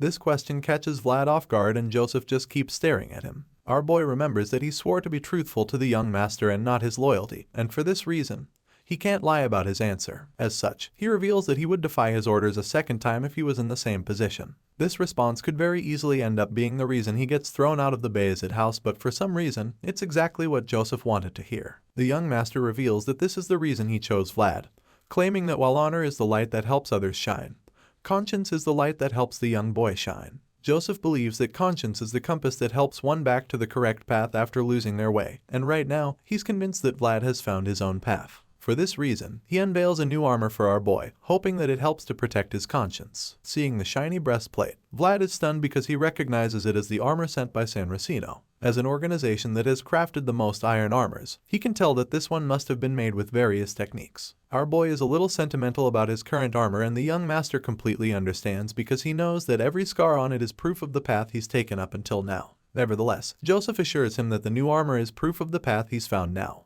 Vlad doesn't really understand this, so the young master asks him to come take a closer look. He does, and that's when he sees the title engraved on the armor, naming him the Defender of Children. All the other knights smile with pride as Joseph honors Vlad with the armor, and the young master third auntie tells the kid that this is the path he'll walk on from now on. The scene changes and we're taken back to the snowy mountains where we see Volkov Baronov, the Iron Duke's successor, leading his men through the snow to find the dragon. Judging by the flames he sees in the distance, he's certain that they're at the right place. He's not the only one who's come after the dragon anyway, because there's also several horsemen riding after the white-scaled beast. They're determined to catch it, but the dragon is also extremely fast, so they decide that they stand a better chance by spreading out. While they're struggling to corner the beast, Volkov Baronov suddenly joins the chase and attempts to end the commotion with a single attack. The guy conjures a massive spear and aims it at the dragon running toward him. When he's finally close enough, he launches the giant arrow, hoping to finish the white dragon, but the beast effortlessly evades the shot, which leaves him stunned. He knew that the dragon was fast, but he definitely wasn't expecting it to be this agile. That was truly a failing on his part, since this creature is Lindblom, the fastest dragon ever. Volkov's solo strike didn't get the beast, but it definitely distracted it long enough for the horsemen to surround it and cut off its escape route. At this point, the dragon realizes that it's been cornered, so it figures that the only way to escape now is by engaging the hunters. With this in mind, the beast prepares to unleash a breath of fire on all of them, and when they see this coming, they spread out, hoping to evade the blast. Volkov, on the other hand, refuses to let the dragon shoot fire at them and instantly launches another massive magical arrow at the beast. This foils the dragon's attack as it's forced to retreat in an attempt to evade the furious man's attack. The dragon starts running away and the pursuers go after it, but it's just too fast for them to catch it. Volkov watches the beast get away from him and his men, and all he can do is curse in frustration as his target escapes again. While all of that is happening, we catch up with young Master Joseph and his older brother, who just paid him a visit. The guy enjoys some tea and talks about how no other place has tea this good. Joseph knows that this guy hasn't come to chat over tea, so he bluntly asks his big brother what he has come for. In response, Rutger tries to pretend like he didn't come with an agenda, but Joseph can see right through him, so he admits that he didn't just stop to say hi. That being said, he reveals that it seems that what the barbarian said was correct. Hearing this, Joseph immediately realizes that this means a dragon is indeed coming. Joseph's big brother goes on to explain that if the West has the Deathworm, then the North has the Lindworm. He claims that the coldest and quickest dragon in existence dwells in the coldest place amid the ice-cold northern wind. The mayor is taken aback by this because he feels that it is not the season for the dragon to start migrating, especially since it doesn't always migrate just because of winter. Unfortunately, Rutger explains that there seems to be some kind of change in the pattern, since the Deathworm last time was also different from any other time. On top of that, the Lindworm has already tasted the blood of the Grey Orcs, which means that they have to take the dragon out before it rampages even further. With this in mind, he quickly asks his big brother which way the dragon is descending from, but Rutger admits that they can't figure it out because it's way too fast and it's not easy to find its traces. Hearing this, Joseph concludes that they should get right into action. His big brother agrees with him and reveals that it's the reason why he was tasked with the Lindworm conquest. As such, Joseph asks what he can help with, claiming that Soara will provide as much support as possible. At this point, Rutger demands an appointment of knights along with a thorough reconnaissance. Hearing this, the young master figures that it's a logical demand, so he asks his brother how many knights he would need for this mission. Surprisingly, Rutger claims that he needs only one knight, which Joseph finds very suspicious. As far as the young master knows, he should need multiple tenacious swords to be able to face a dragon. But as weird as this request sounds, he also knows that he can't deny it because the situation requires his full support. Joseph asks if one knight will really be enough for his operation, and Rutger simply explains that a skilled sword works well enough since Lindworm is very different from the Deathworms. Hearing this, the mayor asks which knight he would like to assign, and just when Rutger is about to reveal this, our boy enters the room, claiming that Sir Joseph summoned him. The mayor doesn't seem to remember calling on Vlad, but Rutger looks really excited to see the blonde swordsman again. It's been a while, and he's glad to see the greatest dragon herder of the North again. Later that night, Vlad has a chat with Jemima about the new task he's been assigned with, and reveals that it will take more than a month. In response, she simply states that it's a good thing he's busy and admits that he's been doing well lately. Just then, a gentle smile creeps up on her face and she tells him that their missus would have liked to see him like this. Vlad doesn't seem too happy to hear this, so he turns to her and asks her why she would suddenly talk about that, to which Jemima claims that it just came to her mind out of the blue. Either way, Vlad doesn't seem pleased at all. It's been way over 10 years since the woman passed away, and even though Jemima doesn't remember her mother, she remembers Vlad's. She remembers how Vlad's mother didn't abandon her child in such a despairing situation, unlike her own mother who left her. Hearing this, Vlad claims that he can't even remember his own mom either. Just then, Jemima pulls the last thread on the crest she's been making. She reveals that she's done with the third crest, called San Legino. She shows it to him, feeling really proud of herself, and admits that the Countess's skills were too good, but unlike her, he feels that the crest stands out a bit. Moving on from that, Jemima asks him if the dragons are really dangerous, and he confirms this, stating that the creatures are pretty much living disasters. Since it's going to take at least a month, she figures that he's going to return during winter, which he agrees with. Hearing this, she reluctantly gives him a handkerchief, which catches him off guard. He asks her what it's for and immediately realizes why she just gave it to him. He figures that it has something to do with him taking the princess's handkerchief a while back, and so he teases her for keeping it in mind all this time. As you can imagine, the redhead is pretty embarrassed and refuses to admit it, so she slaps him in the face and insists that she gave him her handkerchief because it's made of pure cotton, unlike the former silk one which he doesn't know how to use. With her cheeks burning red, she tells him to have a safe trip and then storms out of the room before he can say anything to her. Once she's gone, he nurses the bruise on his face with the new handkerchief, and all he can think about is how mannish Jemima is. While wiping his face, he catches a glimpse of something on the handkerchief that makes him smile. It turns out that she actually engraved her name on the piece of cloth, and Vlad is truly touched by the gesture. The story continues as our young hero finally sets off on his latest adventure. Vlad, Rutger, and the rest of the party make their way through the snowy forest in search of the lindworm. Along the way, Rutger reveals that he doesn't get why Joseph assigned 3 knights to him for the mission when he specifically asked for 1. He wonders why the young master would do that and asks Vlad if he has any idea, to which the blondie simply suggests that it must have been out of consideration for his big brother. However, Rutger immediately dismisses the idea, claiming that he knows his younger brother far too well to believe that. In fact, he's convinced that Joseph isn't happy with him because that's the only logical reason why he would send 2 other knights who clearly hate each other and expect them to be useful. It turns out that the other 2 men that were sent on the mission are Sir Lamond and the barbarian leader, who look like they're going to kill each other anytime soon. Rutger knows that the 2 guys at the back can certainly be a great help if managed properly, but as it stands now, it doesn't look like they'll ever get along with each other. Since he clearly doesn't know what to do with them, he assigns Vlad to manage the both of them in the meantime, and this leaves the kid stunned because he doesn't think he's in a position to do that. In response, Rutger points out how he won't be able to order the knight of the previous patriarch, and that's even if they're able to ignore the barbarian without any problems. Rutger has noticed that the old man has a soft spot for Vlad, so he feels that the kid is the only one who can actually talk to him. After pointing this out, he simply tells Vlad to just do his best since he's already having a migraine just thinking about the 2 at the back. Our boy isn't sure what exactly he's supposed to do now, and while he's still pondering on the next step, things start to get heated between the 2 at the back. They're already exchanging some harsh words, and it's only a matter of time before they start to cause problems. While they're still trash talking, Vlad just gets a little frustrated because all he wants to do right now is just go home. His thoughts are suddenly interrupted when he perceives the strong smell of blood coming from not too far away. Rutger notices this, and just like that, the journey takes a halt. The beast girl and the crew seems pissed that they had to stop, so she takes out her anger on Vlad, asking him if he's a wolf or something because she doesn't get how he can smell blood in a snowfield like this. Rutger tells him to go ahead and take the lead, so our boy does just that, and the others on the team follow him immediately. After following the stench of blood for only a few seconds, they stumble upon a huge outfit filled with bloody corpses, and when Rutger sees this, he immediately realizes that the place was indeed rampaged quite boisterously. Seeing that these victims are barbarians, Rutger asks the one on his team if they were from his tribe, and he admits that the deceased were members of a neighboring tribe he knew. Even though it's supposed to be a relief, the guy reveals that his tribe isn't far away too, since this neighboring tribe came all the way to the north. At this point, Lamond admits that it's all strange to him because the massacre looks like it was done with a sword, but then again, he's convinced that it wasn't done by a northerner. Rutger agrees with him on this, feeling that there's no need to commit such an extreme massacre since it's been a long time since they stopped the struggle of washing blood off with more blood. With all of this in mind, he concludes that this strange occurrence can only mean that an uninvited guest has arrived here. As the journey continues, they finally get to their destination, and Rutger is relieved that they were lucky enough to get there before it turned into a snowstorm.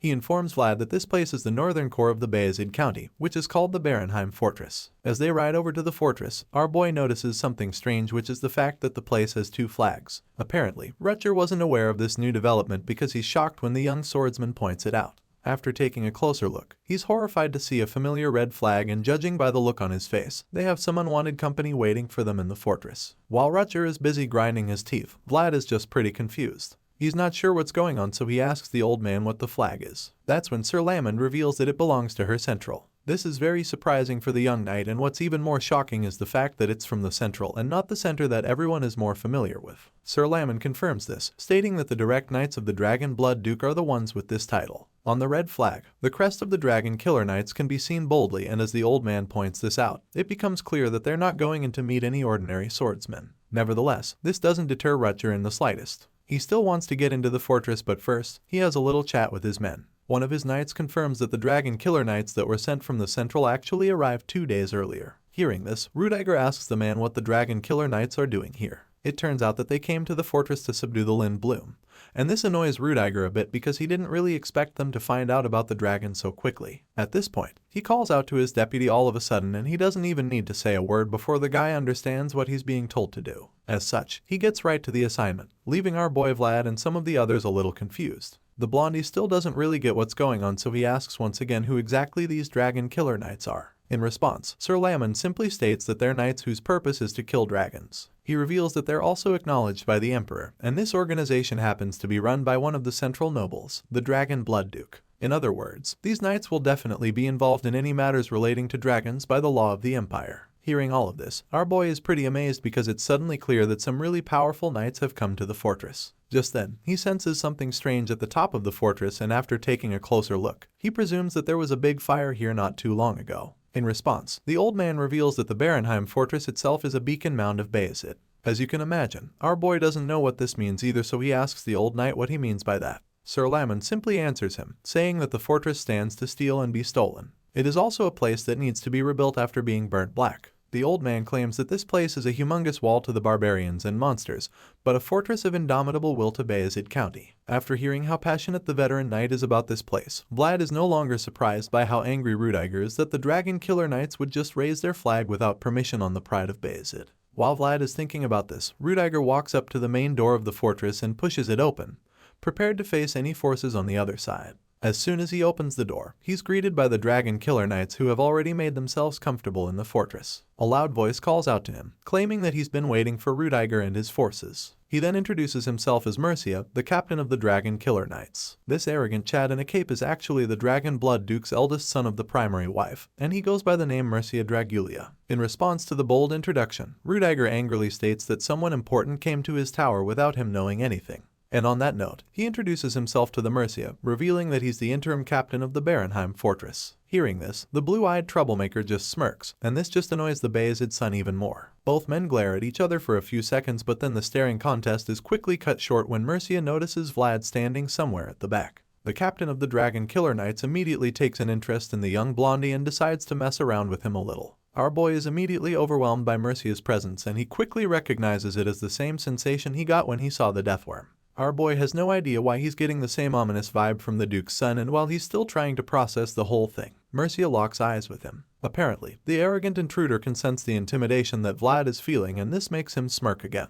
He's interrupted when Rudiger suddenly asks him if the Dragon Killer Knights are behind the attack on the barbarians. Surprisingly, Mercia doesn't even deny it. In fact, he casually admits it, claiming that it was something that needed to be done. He goes on to talk about how the Dragon Killer Knights were formed with the permission of the founding king and how they have accumulated centuries of knowledge and experience. As everyone knows, Lindblum is the fastest among the fallen dragon's remnants, and it's a creature they're desperately after, so since they can't catch up to it, he figured that they'd rather try to lure it with the barbarian corpses as bait. Hearing such disgusting words spew out of Mercia's mouth, Rudiger is absolutely furious, but he's definitely not as upset as the barbarian and their crew, who looks like he's about to lose his shit completely. AJ curses at the arrogant prick and charges at him with murderous intent, but before he can do anything that puts all of them in trouble, Sir Lamon quickly tackles him to the ground and stops him. Despite being pinned to the floor, the barbarian refuses to give up. He yells at the old man to get away from him, but the veteran simply threatens to break his neck if he utters another word. Surprisingly, AJ calms down a little after this, and then Lamon leans over to pacify him even more. The old knight admits that he understands AJ's rage, but also reminds him that it will only be reasonable when he's strong enough to take on the Dragon Killer Knights. That being said, he tells the barbarian to remain calm since he'll just die a meaningless death with nothing but bravado. While all of this is happening, Mercia just finds the whole thing amusing. He concludes that the son of Bayezid raised a mannerless subordinate,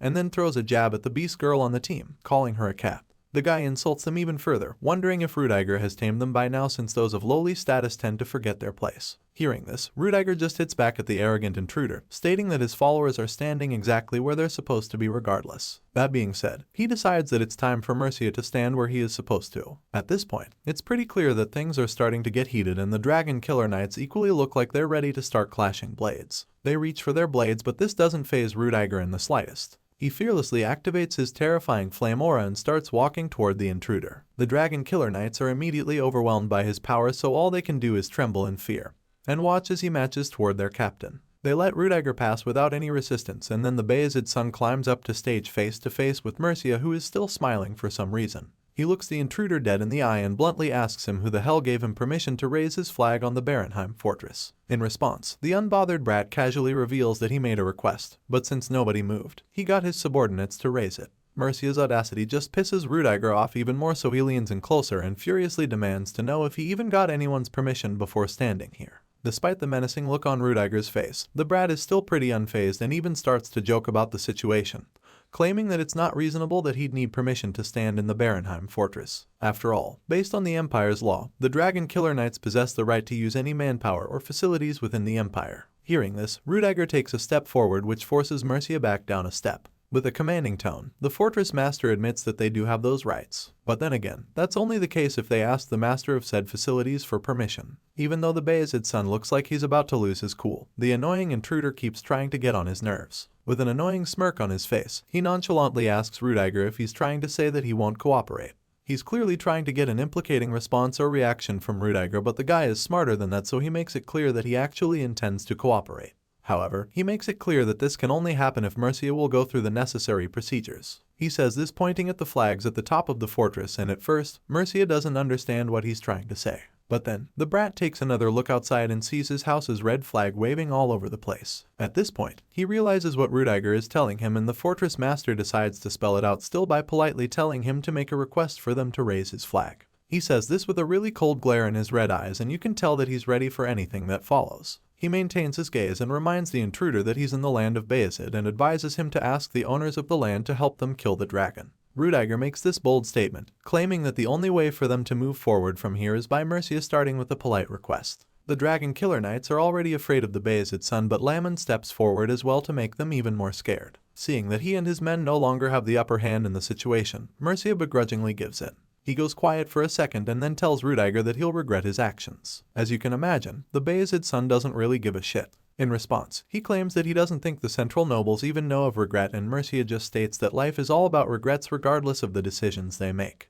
The brat thinks about the situation, and even though both of them are competent, he feels that there's only one place they can climb to. With this in mind, he takes up a glass of red wine and decides that this situation is something he could try shaking, so he decides to work with Rudiger and his men. The scene changes, and a while later, we see Sir Lamond addressing the rest of the crew. He reveals that there were no secret plans back in his day, and that while it was not what he intended, they eventually found out who attacked the village. That being said, he feels that if they ignore the method used, then this is no different from the Dragon Killer Knights who used barbarians as bait for the Lindworm. Hearing this, Rudiger agrees with the old man, claiming that they have no choice but to use traps since they can't catch up to the dragon. The Beast Girl chimes in at this point, stating that the Dragon Killer Knights might use it as an excuse to remain in the Barenheim fortress for longer if they're not able to kill the dragon. The Bayezid's son knows that the girl is absolutely right about this. He knows that the Dragon Killer Knights will take advantage and try to align the intentions of the Central into the North if they're allowed to take away their opportunity to kill the Lindbloom. With this increased sense of urgency, Rudiger turns to one of the main strategists on the team and asks the guy how long it would take to make the trap that will lure the dragon.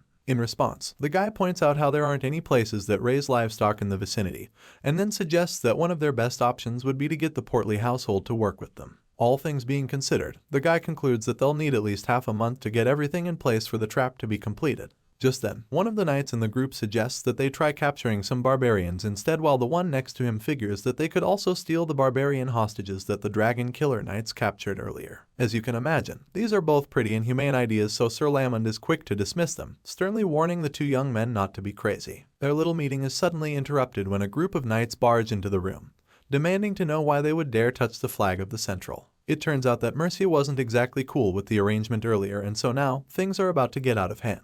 Seeing the hostile knights from the Central, Sir Lamond grits his teeth in anger. He's really pissed, so he expresses it, stating that this is why nobody ever wants to associate themselves with the Central. The old man is annoyed for sure, but he remains completely calm, as well as the knights under his command. He knows how quickly things can go south, so he tells his men not to make a move yet because the master of this place hasn't given them permission to draw their swords. After addressing his knights, he turns his focus to Captain Mercia, and Rudiger chimes in as well, suggesting that they should at least do what needs to be done first if they must have a scuffle. The scene shifts after this, and the next thing we see is a crystal ball on a pillow with some kind of seer telling Mercia all about our boy. The hooded figure reveals that Vlad is 17 years old and talks about how he was born in the slums of Soara within the Bayezid County. As soon as Mercia realizes that the blondie was born in Soara, his interest is piqued all of a sudden. He starts pondering on the slums of Soara and connects it to the boy's golden hair and blue eyes. And that's not forgetting the kid's thumping heart, which he could feel in an instant. Just thinking about this makes him confident that he's correct about Vlad. Mercia feels that all the events that revolved around the kid would always go differently than expected. As such, he figures that the young hero is just none too far away, and the seer agrees with him on this one. At this point, the brat is certain that he can predict everything about our boy, so he goes on to guess that the boy was born too lowly. This is his first guess, but then again, he's not so sure about it. They say that a promising seed will bloom anywhere, but now he's starting to think that it could also be that some noble seeds have been sown even in lowly places like the slums of Soara. It's something that leaves him wondering, and he knows that he can't be too sure about what he's just been told by the seer. Mercia is convinced that there's more to the young knight, so he tells the crystal ball reader to go find out more about our boy. Unfortunately, the seer reveals that they couldn't find out what he did within Soara, even though they were able to learn about his life after leaving the city of Soara. Hearing this, the captain of the Dragon Killer Knights is pretty pissed off, so he demands to know why he'd received such a disappointing report. As far as he knows, his family planted the most amount of spies in the north, so he expects to know everything that happens there. It's at this point that the spy talking to him through the crystal ball reveals that all of their eyes within Soara have been shut down. It turns out that Joseph Bayezid is the reason for this setback, because immediately after he became mayor of Soara, he practically acquired total control over the city. This is why all of their spy operations have been shut down and why they have no idea what Vlad is like when he's in the city. Mercia isn't happy you hear this at all, but he manages to keep his cool and calms himself down with a sip of wine. From what he knows, Joseph hasn't been mayor of Soara for too long, so he didn't expect the Bayezid son to have absolute control over the city so soon. The spy on the other side of the crystal ball confirms that Joseph hasn't been in power for long, but also makes it clear that the young master somehow managed to establish his influence very quickly by using the recent missing people cases as justification. Hearing this, all that Mercia can think about is how similar swords are to authority. He feels this way because he knows that swords and authority both have to be strong and sharp, yet flexible at the same time. This makes him think about the mayor in question. Apparently, this blonde-haired brat has heard a bit about Joseph Bayezid, so he knows that the guy is someone that allegedly can't lift a sword, which is ironic because the guy just happens to be able to understand the qualities of the sword better than anyone else. It's a really great quality, and this makes Mercia admit that the Bayezid family has got some really competent sons. While the arrogant captain of the Dragon Killer Knights is busy plotting and scheming, the scene shifts and we catch up with the old knight who's in the middle of scolding his subordinates who suggested using the barbarians as bait. He reminds them that the barbarians who were captured by Central are from Age's tribe, so he wants them to think twice about provoking the clan leader who just barely got his anger back under control. Sir Lyman makes it clear to them that the Northerners and barbarians have lived together in the north for a long time, and so using them as bait would seriously affect the peace that has been maintained between them for many years. By making such a senseless decision, they could do something that leads to the whole north being engulfed in the flames of war, and it would all be because they were trying to kill a dragon. At this point, the two knights realize how dumb their ideas were, so they immediately apologize to the old man, admitting that they were far too short-sighted to have said such things. In response, Lyman just sighs in disappointment, suggesting that the future looks so bleak if they truly reason this poorly at a time like this. While Lyman is chewing on the two, Rudiger thinks about how the old man is absolutely right. As far as he's concerned, the aftermath of the decision will be grave regardless of what they choose to do right now. But then again, he starts to think that maybe this situation is exactly what the Central wanted all along. Rudiger feels that this whole saga might have been orchestrated from the start. After all, the people from Central are the same ones who would love to see the North destroying itself. With this in mind, Rudiger starts to think deeply, and it does take too long before he comes up with an idea. For some reason, his plan involves Vlad's horse. He heard that the son of the grasslands is extremely fast, and as soon as he says this, Lyman quickly tells him not to even think about riding that creature because literally everyone in Soara knows that the horse doesn't listen to anybody. Rudiger is pretty surprised to hear that the horse is actually that stubborn, and the old man assures him that the creature is even way worse than anything he's imagining.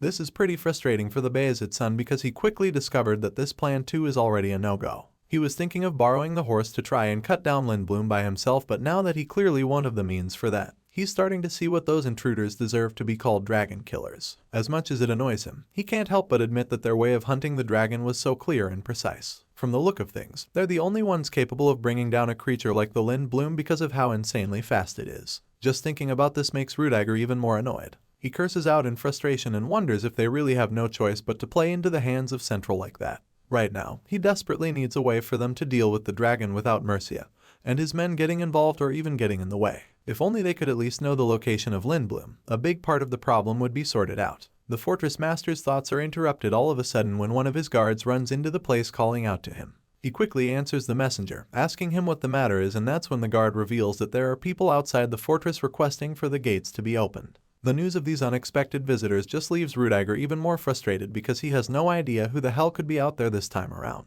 He asks who it is and is absolutely shocked when the guard informs him that the unexpected group of visitors is a gauntlet of iron. Their blue flag with an iron gauntlet on it is being waved outside the fortress, and we learn that these guys are the Knights of the Iron Duke, the Baronoff household. While Rudiger and his team are being forced to deal with the uninvited guests left by Volkov Baranov waiting outside, the scene changes and we're taken back out to the snowy mountains. Here, we see that the Dragon Killer Knight's plan worked because it turns out that the numerous barbarian corpses that they left scattered all over in the snow attracted the bloodthirsty dragon already.